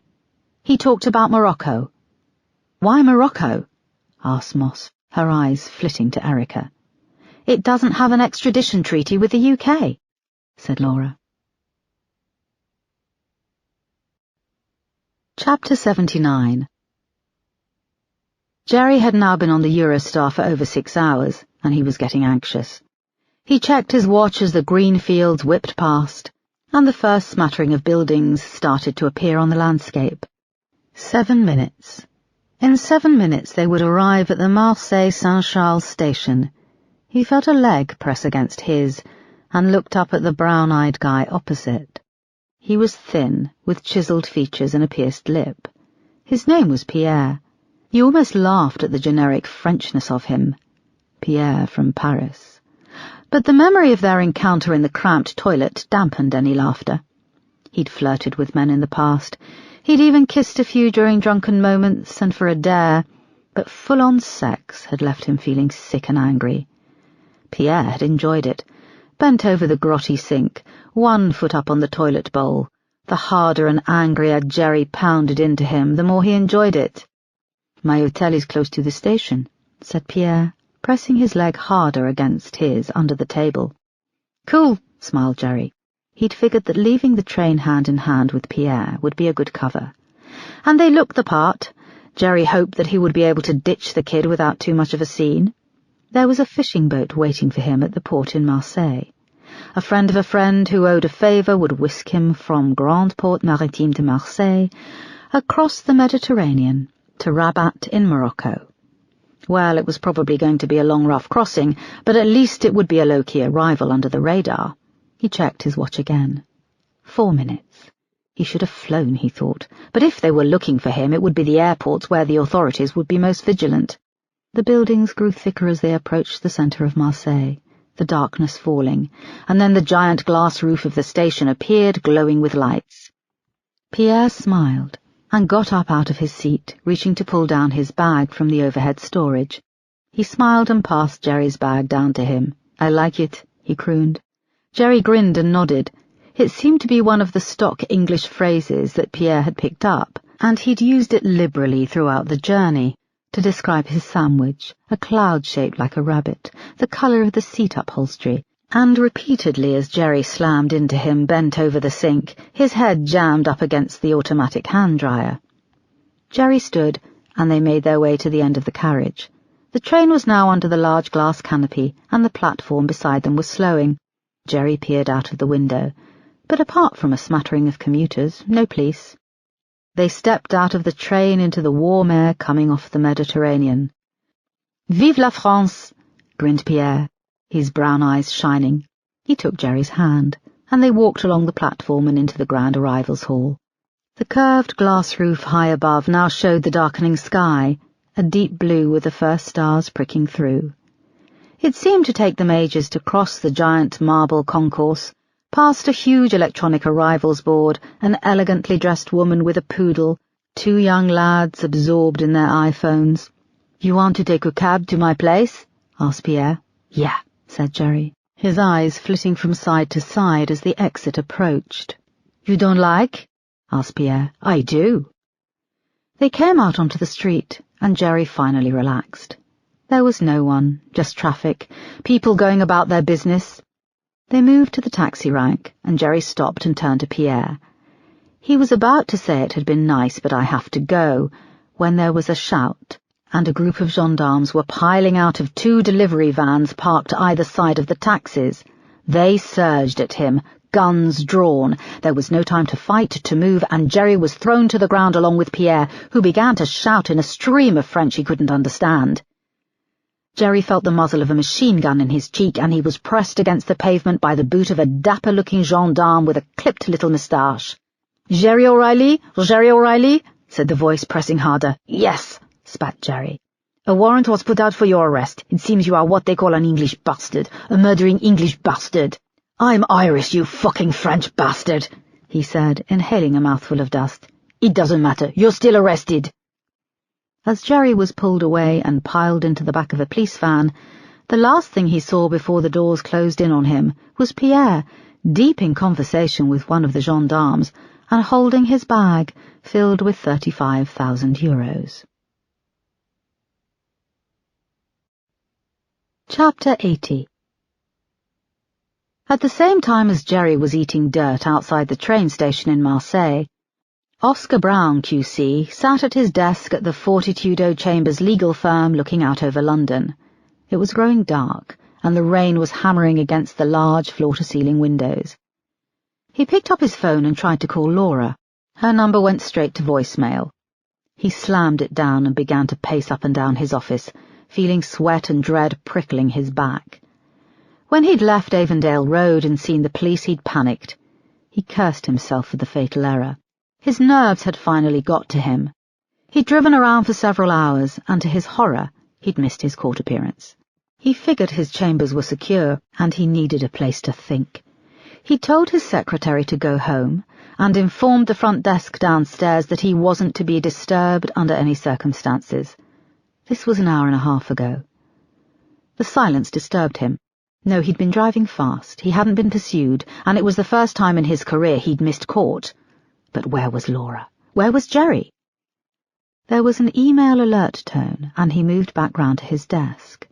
He didn't recognize the email address, but it had the title, A Concerned Citizen. He opened it and read with horror. Oscar, dossier on all your scallywag business dealings was emailed to Met Police bigwigs earlier this afternoon, and everything I know about Jessica Collins. If the boys in blue are doing their job properly, you should be having a visit from them any time now. I'll sign off by saying cheerio. I always said I'd vanish in a puff of smoke. Jerry. Oscar began to really sweat. Then his phone rang. He snatched it up. What is it? I said no interruptions. I know you said no interruptions, sir, but there's a group of police officers on their way up. They wouldn't take no for an answer. I checked their warrant cards and... His arm went weak, and he dropped the phone back into the cradle. He looked at the photo of his wife and his 2 children, and then around the office, the career he'd built. The double doors burst open, and DCI Foster stood with D.I. Peterson and 3 uniformed officers. Before they could say anything, Oscar grabbed his wallet, keys and phone and dashed through the door to the right and locked it. Erica moved to the door and bashed on it with her fist. Open the door, Oscar. It's over. We know everything. We've spoken with Laura. She's now in custody at the station. Jerry O'Reilly has been arrested for the murders of Bob Jennings, Amanda Baker and Detective Constable Crawford. She bashed on the door again. Oscar, with every minute you keep us locked out, your future becomes more and more bleak. The secretary rushed in after them, breathless. Where does this door lead? Demanded Erica. Where? It's a small bathroom, an ensuite with an area for dressing, and it leads out to a small balcony, she said. Erica looked at one of the uniformed officers and gave him the nod. He moved forward and charged the door. It splintered easily and opened. They moved through into an elegant bathroom. Beyond it was a door to a small room with a sink, a fridge, a low sofa, and French doors. The doors led to the balcony, and they were open, flapping in the wind and rain. They moved out onto the balcony, and Erica looked down over the edge. It was a perilous drop. The rain fell away in sheets down to the road 13 stories below, lit up with rush-hour traffic. They looked up and saw an iron-rung ladder with protective hoops on the back wall of the balcony leading up 2 stories. Oscar was halfway up, climbing towards the rooftop. "God, I hate heights," said Erica. She looked at Peterson, and they went for the ladder. She pulled herself up first, then he followed. One of the uniformed officers followed Peterson, and the second stayed with the secretary. "He's almost at the top," shouted Erica, trying to quicken her pace, but the soles of her black shoes had very little grip, and she had to climb carefully, the rush-hour traffic stretching out far below them, a carpet of lights. There was a crack and a peal of thunder, and a flash lit up the sky. "That's all we need, thunder and lightning, when we're climbing up a metal ladder near the top of a skyscraper," shouted Peterson. "It's not a skyscraper, it's an office block," shouted Erica down to him. "Either way, it's bloody high," he shouted back. She glanced down at Peterson for a second and saw the road far below him. She blinked the water from her eyes and turned back, trying to stop her hands and legs from shaking. Oscar made it to the top of the ladder and climbed over onto the roof, vanishing from view. This spurred Erica on. Moments later she reached the top of the ladder and eased herself over the concrete lip of the building and onto the flat roof. Oscar was slumped against a fire exit in the centre. When he saw Erica, he rose to his feet. "Oscar, it's over," she said. She was joined by Peterson and finally the uniformed officer. "Come on, man," said Peterson. "Where are you going to go? We know everything about Jessica's death in the caravan, about you and Jerry. Just give it up and come with us." "You doing the brother act on me?" snarled Oscar. "You think 'cause we're both black I'm going to give up out of solidarity?" "Yeah, because we're both that stupid," said Peterson. Suddenly Oscar moved quickly across the smooth asphalt and ran to the opposite edge of the roof. He placed 1 foot on the raised edge. "Stop!" said Erica, as she and Peterson moved closer. "My life is over," he shouted. "What have I got to look forward to?" "You've got kids and a wife," said Peterson. As Peterson spoke, Oscar's body sagged. "My kids, my wife," he said, bowing his head for a moment and wiping his eyes. "My kids." "Please, just come with us," said Erica, inching closer and putting out her hand. "I never meant any of this to happen," shouted Oscar above the sound of the rain and thunder. "I know it sounds trite, but I didn't. I'm not a murderer. Things just got out of hand." He looked over at the drop and took his foot down off the edge. He turned to them. "Okay," he said, "okay." "Okay, good, just come towards us," started Erica. The uniformed officer reached around and retrieved a pair of handcuffs. Suddenly Oscar seized the raised edge of the roof and hoisted himself up. He stood with his arms outstretched. "My wife and kids, tell them sorry. Tell them I love them," he said. Then he leaned back and threw himself off the edge. "Jesus, no!" cried Erica. They rushed forward to the edge of the rooftop and looked down at the road far below. The traffic had stopped, horns were honking, and there was a faint scream. Below they saw the small, broken body of Oscar Brown, lying in the road. Epilogue. 2 weeks later. The sun shone brightly as Erica, Moss and Peterson emerged from the church in Honor Oak Park. It was a beautiful day in early December. The air was crisp and the sky blue. This was the second funeral they'd attended that day. The first funeral had been in Bromley for Crawford. They had learned that his first name was Desmond, and that prior to his separation he'd kept tortoises. There had been a small turnout, and he had been put to rest respectfully, even if the congregation was sparse. Superintendent Yale delivered the eulogy and had struggled at times to paint a picture of who Crawford was. Then Crawford's daughter, who was no more than 10 years old, went to the lectern and read a poem. Her mother and younger brother looked on, silent in their grief. "If I should go tomorrow, it would never be goodbye, for I have left my heart with you, so don't you ever cry. The love that's deep within me shall reach you from the stars, you'll feel it from the heavens, and it will heal the scars." The poignancy of the poem took Erica off guard, and it touched her that this young girl was able to express so much in this short verse. The second funeral had been a brighter affair. The church in Honor Oak Park was beautiful, and the service livelier. They sang All Things Bright and Beautiful, accompanied by the organ which never failed to lift Erica's heart. Amanda Baker had been more popular than they thought, and her funeral service had drawn a large crowd of old friends and colleagues. Erica had been touched to see that outgoing Assistant Commissioner Oakley had attended, sleek and smart as ever, as had his successor, Camilla Brace Cosworthy, who had delivered an amusing, heartfelt eulogy. She ended by saying, "Amanda Baker had a checkered history with the Met Police, but sadly her finest moments came just before her untimely death. It was thanks to Amanda that she never gave up on the Jessica Collins case, even when others thought that all was lost. She kept going, kept asking questions, and in the end she delivered the breakthrough that ultimately solved the case.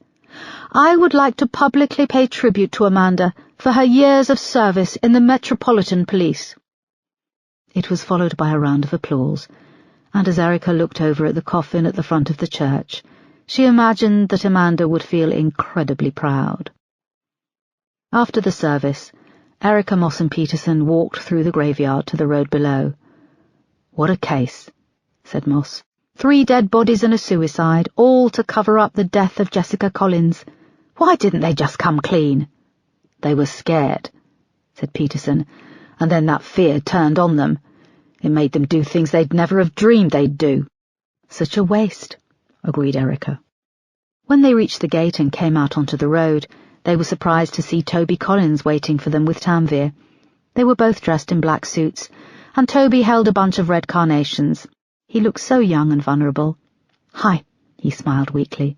"Hi, Toby," said Erica. "You're a bit late. You've missed the service." "No, I didn't think it would be appropriate to attend. We brought flowers, though." His voice trailed off, and it hung in the air. "I really didn't know," he added, tears in his eyes. "How stupid was I?"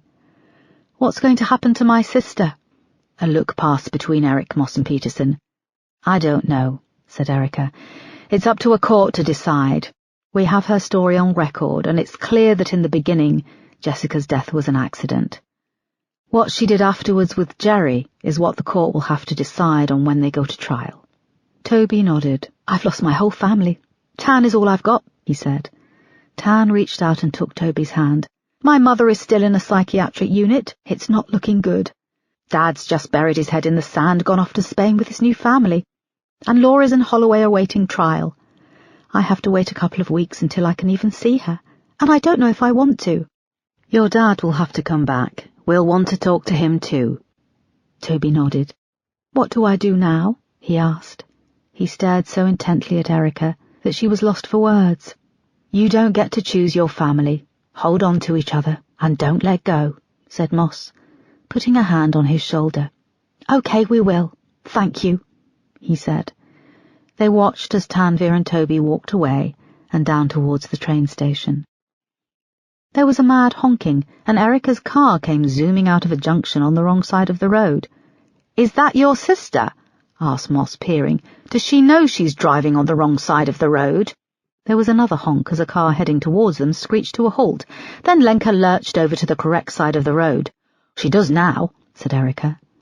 Lenka pulled up beside them at the curb and wound down the window. They peered in and saw Jacob and Carolina sitting in the back with baby Eva in a car seat between them. Hello, everyone, said Lenka, over-pronouncing her English. Moss and Peterson said hello and waved at the kids. Where are you off to, boss? Asked Moss.